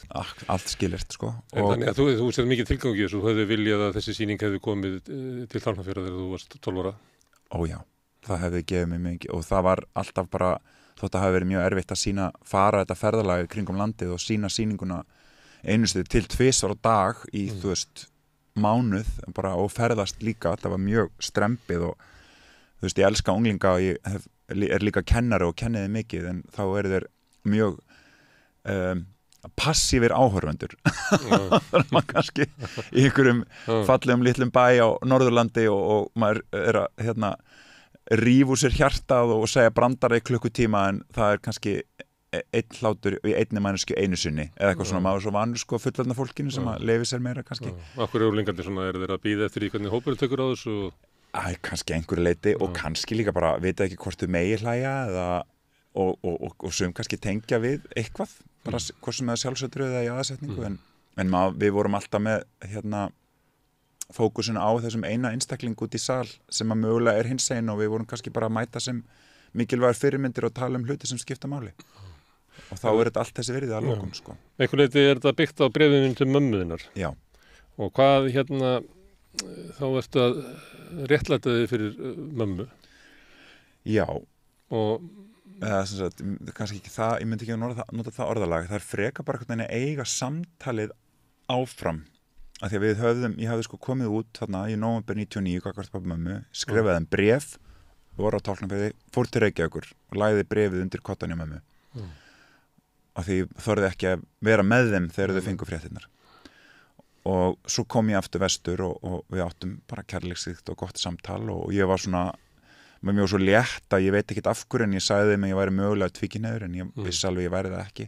Bara til þess að gefa mig í skömmtum. Já, eitthvað svo leis og svo bara ræðum við þetta ekkert aftur fyrir henni og svo bara ferði til Ástralíu nokkrum mánuðum setna og svo bara byrja ég að lifa lífinu og bara byrja að deyta stráka og stunda fyrst að skipti kynlíf með kallmanni og það var bara no turning back for me sko eins og maður segir góður í íslensku og sendið þeim skilaboð spyr að e-mail og þetta er svona í árdag e-mailsins árið 2000 og spyr hvort þau sé eitthvað búin að pæla í þessu meira og þá kemur já við vorum nú eitthvað búin að hugsa þetta og ræða þetta en við vorum sem kannski að hugsa hvort það væri kannski eitthvað tímabil bara hjá þér og hvort þú myndir kannski samt enda með konu því að þú sagðist nú að væri tvíkynhneigður og þau verður náttúrulega stokki á það að sjálfsögðu og ég man eftir þegar ég fekk þetta svar ég var svo reiður af því að ég hafði þá komist svolítið lengra úti og reiður og bara ekkert endilega réttlátt reiði en á einhverju leiti líka bara eitthvað en ég hafði bara fattaði ekki þá og ég var komið miklu lengra þegar ég var búin að vera að lifa lífinu mínu sem í sannleika loksins og það var svo mikið léttir og ég hafði ekki hleypt þeim inn í það þannig ég bara sagði allt ég sagði ég er búin að sofa manni það var geggjað ég er að deyta, það er ógeðslega gaman þið verður bara að díla við þetta og svo tóku við rosa bara svona alls konar bréfaskipti sem var bara bara eitthvað hún að mamma svona segja já ég er að skilja og hvað er þetta og svo kom ég ljós og hún vissi ekkit almennilega hvað samkynhneigð var og þá náttúrulega bara fattaði ég þarf að mennta hana þú veist, af því að ég vissi það og þú veist þannig ég var bara að laðast að öðrum kallmönnum og það vill til að ég kallmaður, punktur og þannig að þú veist það þurfti einhvern veginn svona að skýra út og þetta allt skráð og þetta svolítið svona stór kapli í bókinni þegar ég fer til Ástralíu á þessi e-mail og bara það er svo áhugavert að lesa þetta í dag og fara í gegnum þetta og bara svona skilja hvað í rauninni það heftir okkur mikið að vera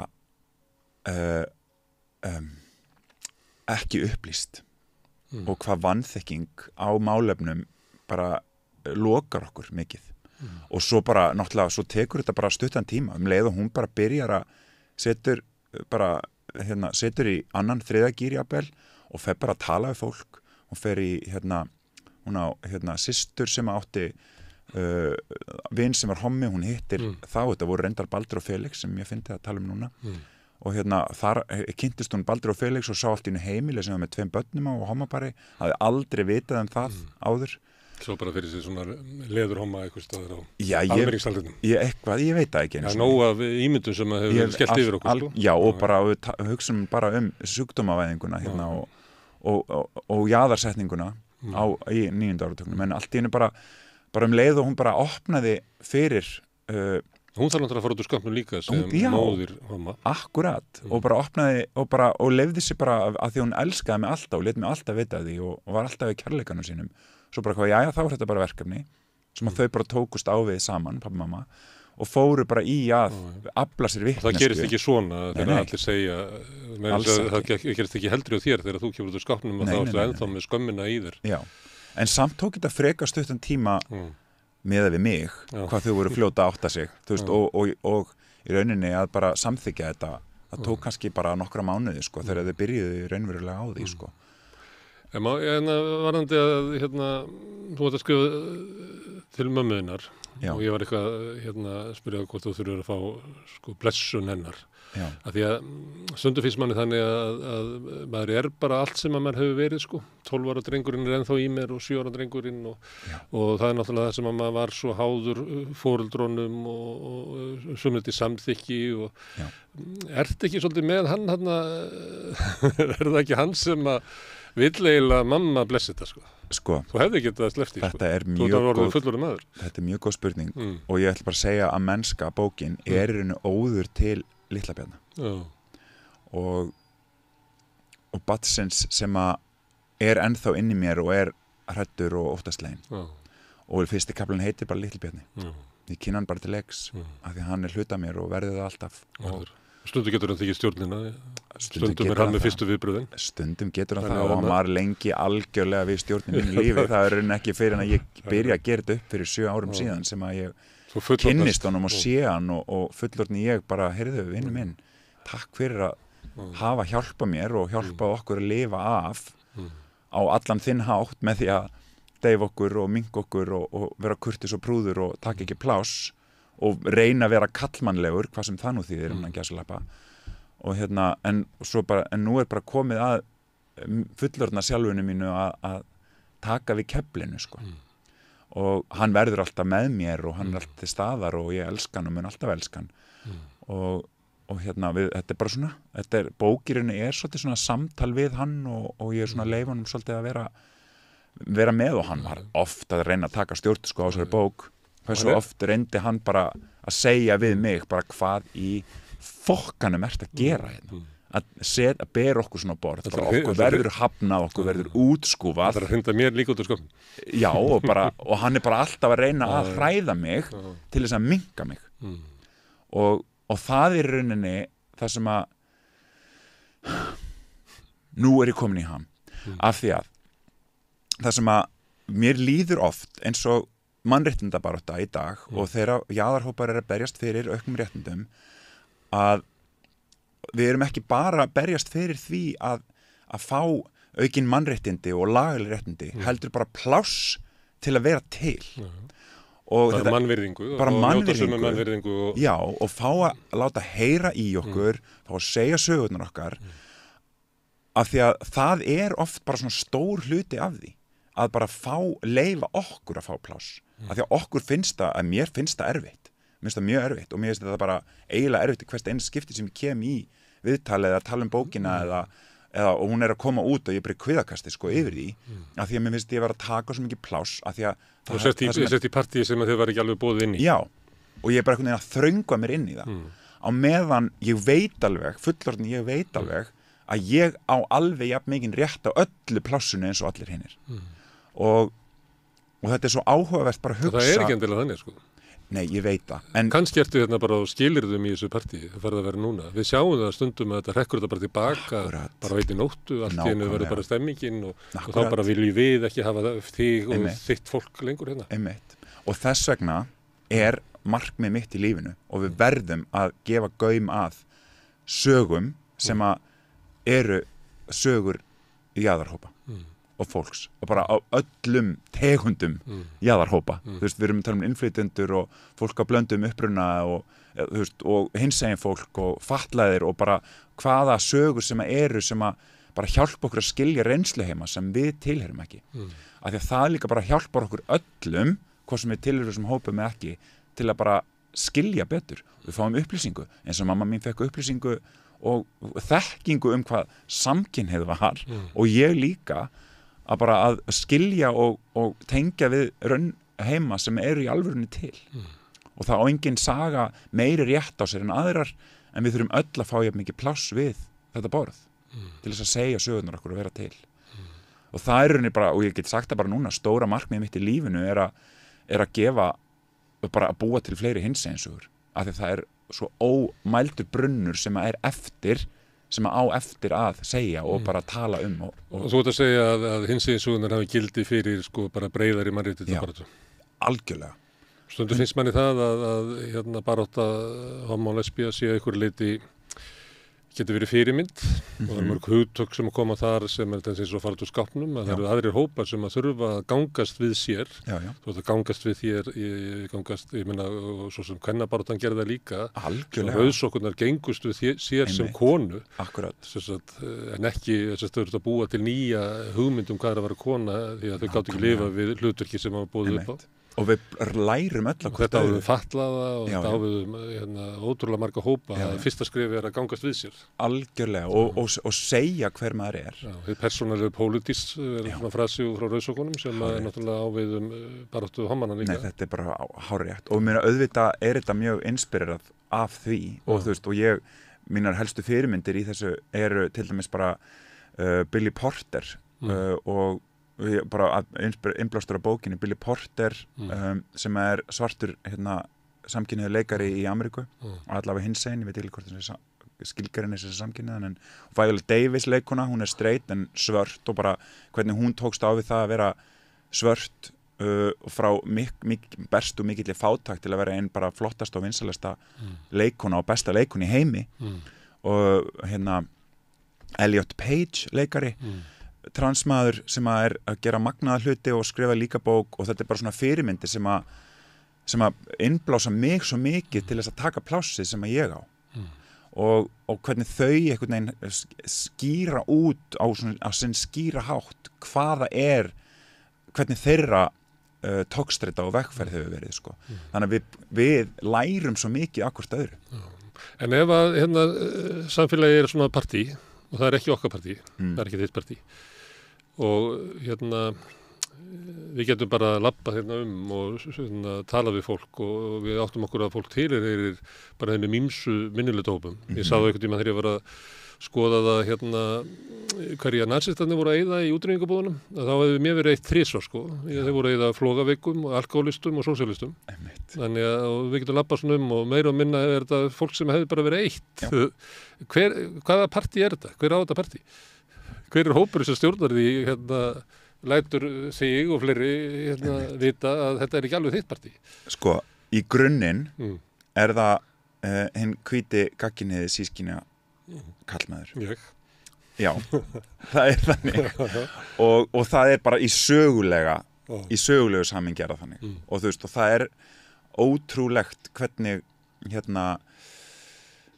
þetta svo flókið en það bara leið og við bara þurfum átt okkur á því leið og einhver segir og reynir að skamma aðra eða smána aðra til með valdi til þess að fá sinni fram þá á hættulegum stað hvað sem það og þú veist, og það bara eins og, þú veist, nýlendustefna, kolonialismi, þú veist, gerði bara út á það að græða peninga og valdniða fólk, neppa í þrældóm og setja konurinn á heimilið og bara passa að, þú veist, á hvíti gagginni eða sískinni ófattaði kallmaðurinn fengi bara að halda svona völdum og þetta bara kerfi sem að við hefum erft og ég ræði þetta líka í bókinni og við bara erum að En hlutastlega það bara svo fáir sem að bara upplifa sem bara rétt borið til valda. Þetta er mitt sjó. Ég veit. Það bara næri valla 1%. Ég veit það, en samt verðum við svo samduna. Eins og ég var þátt í þessu leik.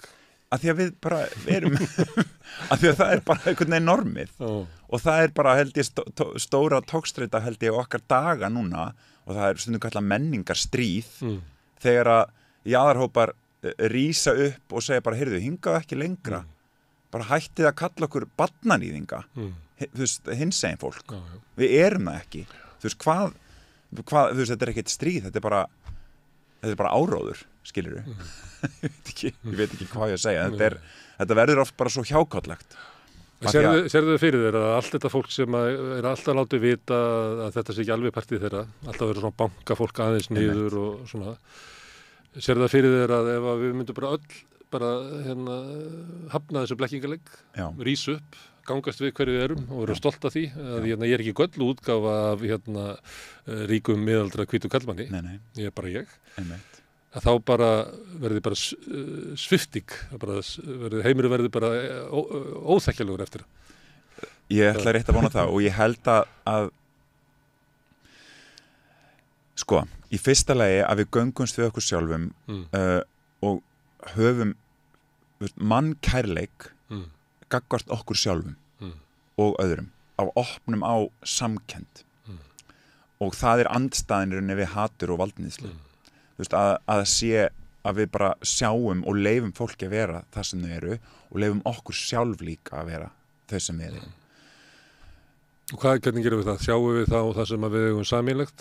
Já, algjörlega og það sem er ólíkt við þig og það verður nánd það sem er ólíkt í þínu lífi og ég tekki ekki við og ég bara við bara hafa það Já, og það bara skapast nánd Ég þarf ekki að taka afstöð til þess Fyrir ekki að ég skil ekki Ég þarf ekki að taka afstöð til þess Hvers? Ef það sem er líkt með okkur að það er samkenndin svo er eitthvað sem er öðruvísi á þér heldur mér Akkurat og þá er það þannig hvað ég gera við það og ég þarf ekki að taka afstöð til þess Einmitt Ég bara treysti þér fyrir því Það bara er Einmitt og þetta er alltaf bara og leið og náttúrulega og það kemur valdníðsla inn eða einhvað ofbeldi skilur við þá þurfum við náttúrulega bara þá erum við ekki á réttum stað en það er alltaf bara spurning held ég að finna samkennd og mildi og kærleika sjálfu sér og öðrum bara leyfa fólki að vera og leyfa okkur sjálfum að vera Ef maður horfir á þetta þaðan frá að þá er náttúrulega bæði býst við leikritið og bókin svona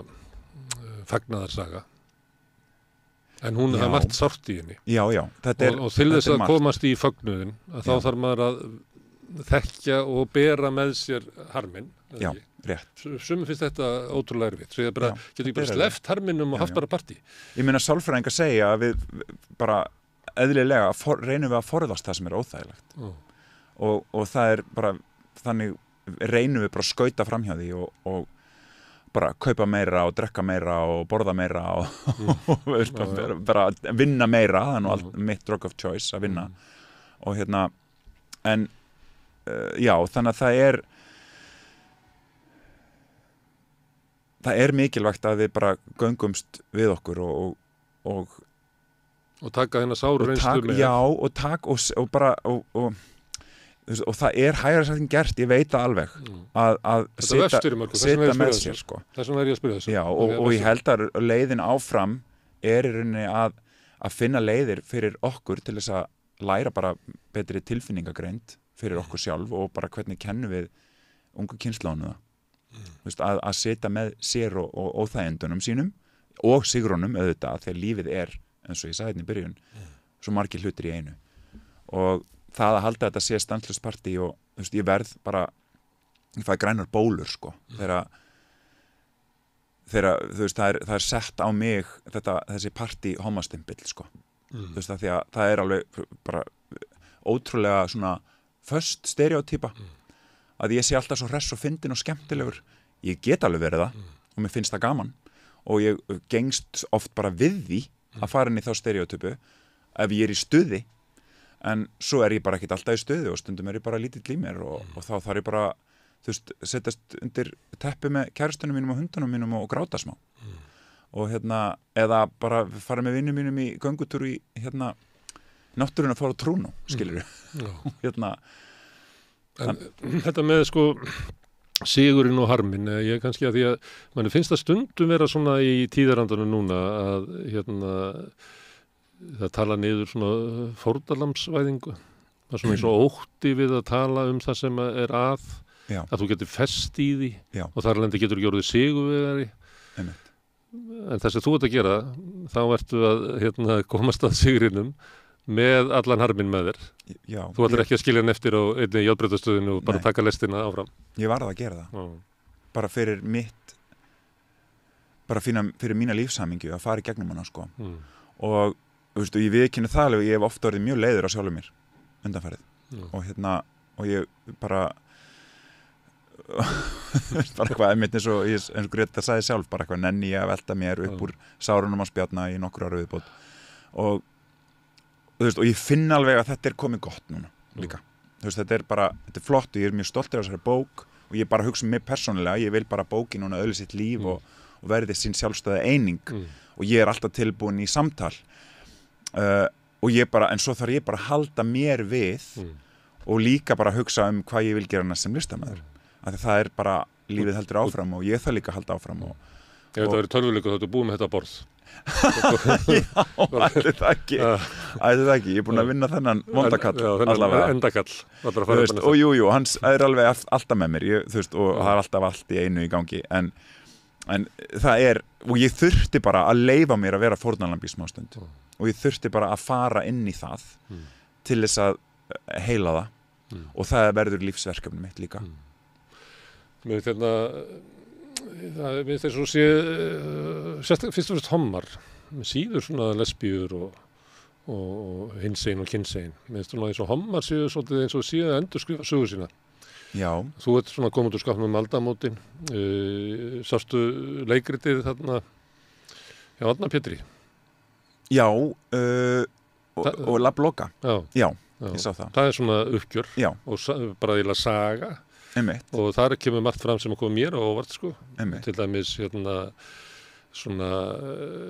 hvernig hann fjallar svona ofbeldið, hvernig það er samofið sko hommakúltunum á þeim tíma allavega. Ég veit ekki, ég kann ekki að meta það hvort að það sé ennþá þannig eða hvort það hafi verið sérstaklega á hans tíma. Hann er 12 ára sko bara snemma á 7. áratugum. Já, akkurat. Og ég tengi þetta bara við hanna því mér fannst þetta bara að vera hans saga sko. Þótt það hafi náttúrulega verið leikrit sem að margir koma að. Já, akkurat. Böðvar var að skrifa bók sem að var einhvern veginn svolítið svona uppgjör við svona tíman þegar Samtökin 78 að vera til. Akkurat. Því að það hefur orðið til kannski svona svolítið först saga svona pólitísku baráttuna. Og mér finnst eins og hann sé að draga fram svona að þetta sé líka sko ég veit ekki bara það að koma út úr skápnum og kultúrin að það sé líka kannski pólitíka, við meðum ekki sko þrengja hugmyndina það hvað pólitíkin er. Við vorum bara að tala eitthvað sem gerist á svona 4 mánuðum á Íslandi. Þannig að mér finnst það vera svona rosa ákefði í því að sko skrifa svo sögu. Það er það.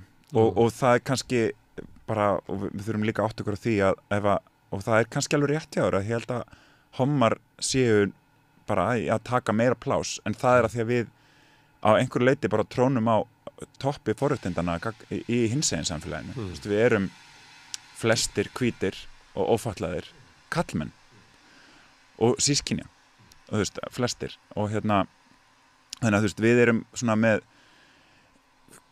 réttabætur hafa orðið mjög miklar og enda sýnileiki búin að vera mjög mikill, en við þurfum líka núna að fara að hugsa og Samtökin 78 eru búin að segja í nokkur ár fara að gefa gaum að valdeflingu og bara passa vel upp á hinsegin sískinum okkar, trans og kynsegin fólk og intersex fólk og þannig að það þarf að það er ekki allir að homma saman á þessu. Sömum finnst þess og þær áherslur séu svona að það sé yfirtaka á frelsisbaráttu hommasögunni. Já, einmitt. Já, ég er svo mikill sosialisti eða að ég vil bara, við verðum öll að standa saman og finna leið gegnum þetta saman að því að leið og einn hópur er niður nýttur eða smánaður, þá erum við það öll og það er ekki að, eins og þú varst að segja á þann, það er ekki að draga bara einn hóp fram og hjálpa honum, það leið og einhver annar hópur hefur það ekki eins gott, þá hefur við það öll ekki eins gott. Þannig að við þurfum að passa upp á hvort annað sko og bara fleiri fyrirmyndir og þú veist, skrifa fleiri leikrit, bíómyndir, sjónvarpsþætti, bækur alla flóru hinsegin fólks og þú veist, og ég bara er að gera það með því að þú veist, bara tala homma núna því að ég er hommi en það væri svo og ég bara hlakka svo til þegar að kemur bóka eða leikrit sem er skrifað af til dæmis transmannesku á Íslandi. Það er algjörlega þörf á því. Það er mjög spennandi að bara... Og svo er þetta löngleið að þetta getur verið í litlu leikhúsi einhvers staðar og á hinsegin dögum og svo fyrir þetta langa leið. En svo kannski erum við með svona meginströmm samtals hvernig við ætlum að móta samfélagið og þá er þetta einhvern veginn ekki komið þangað. Sko.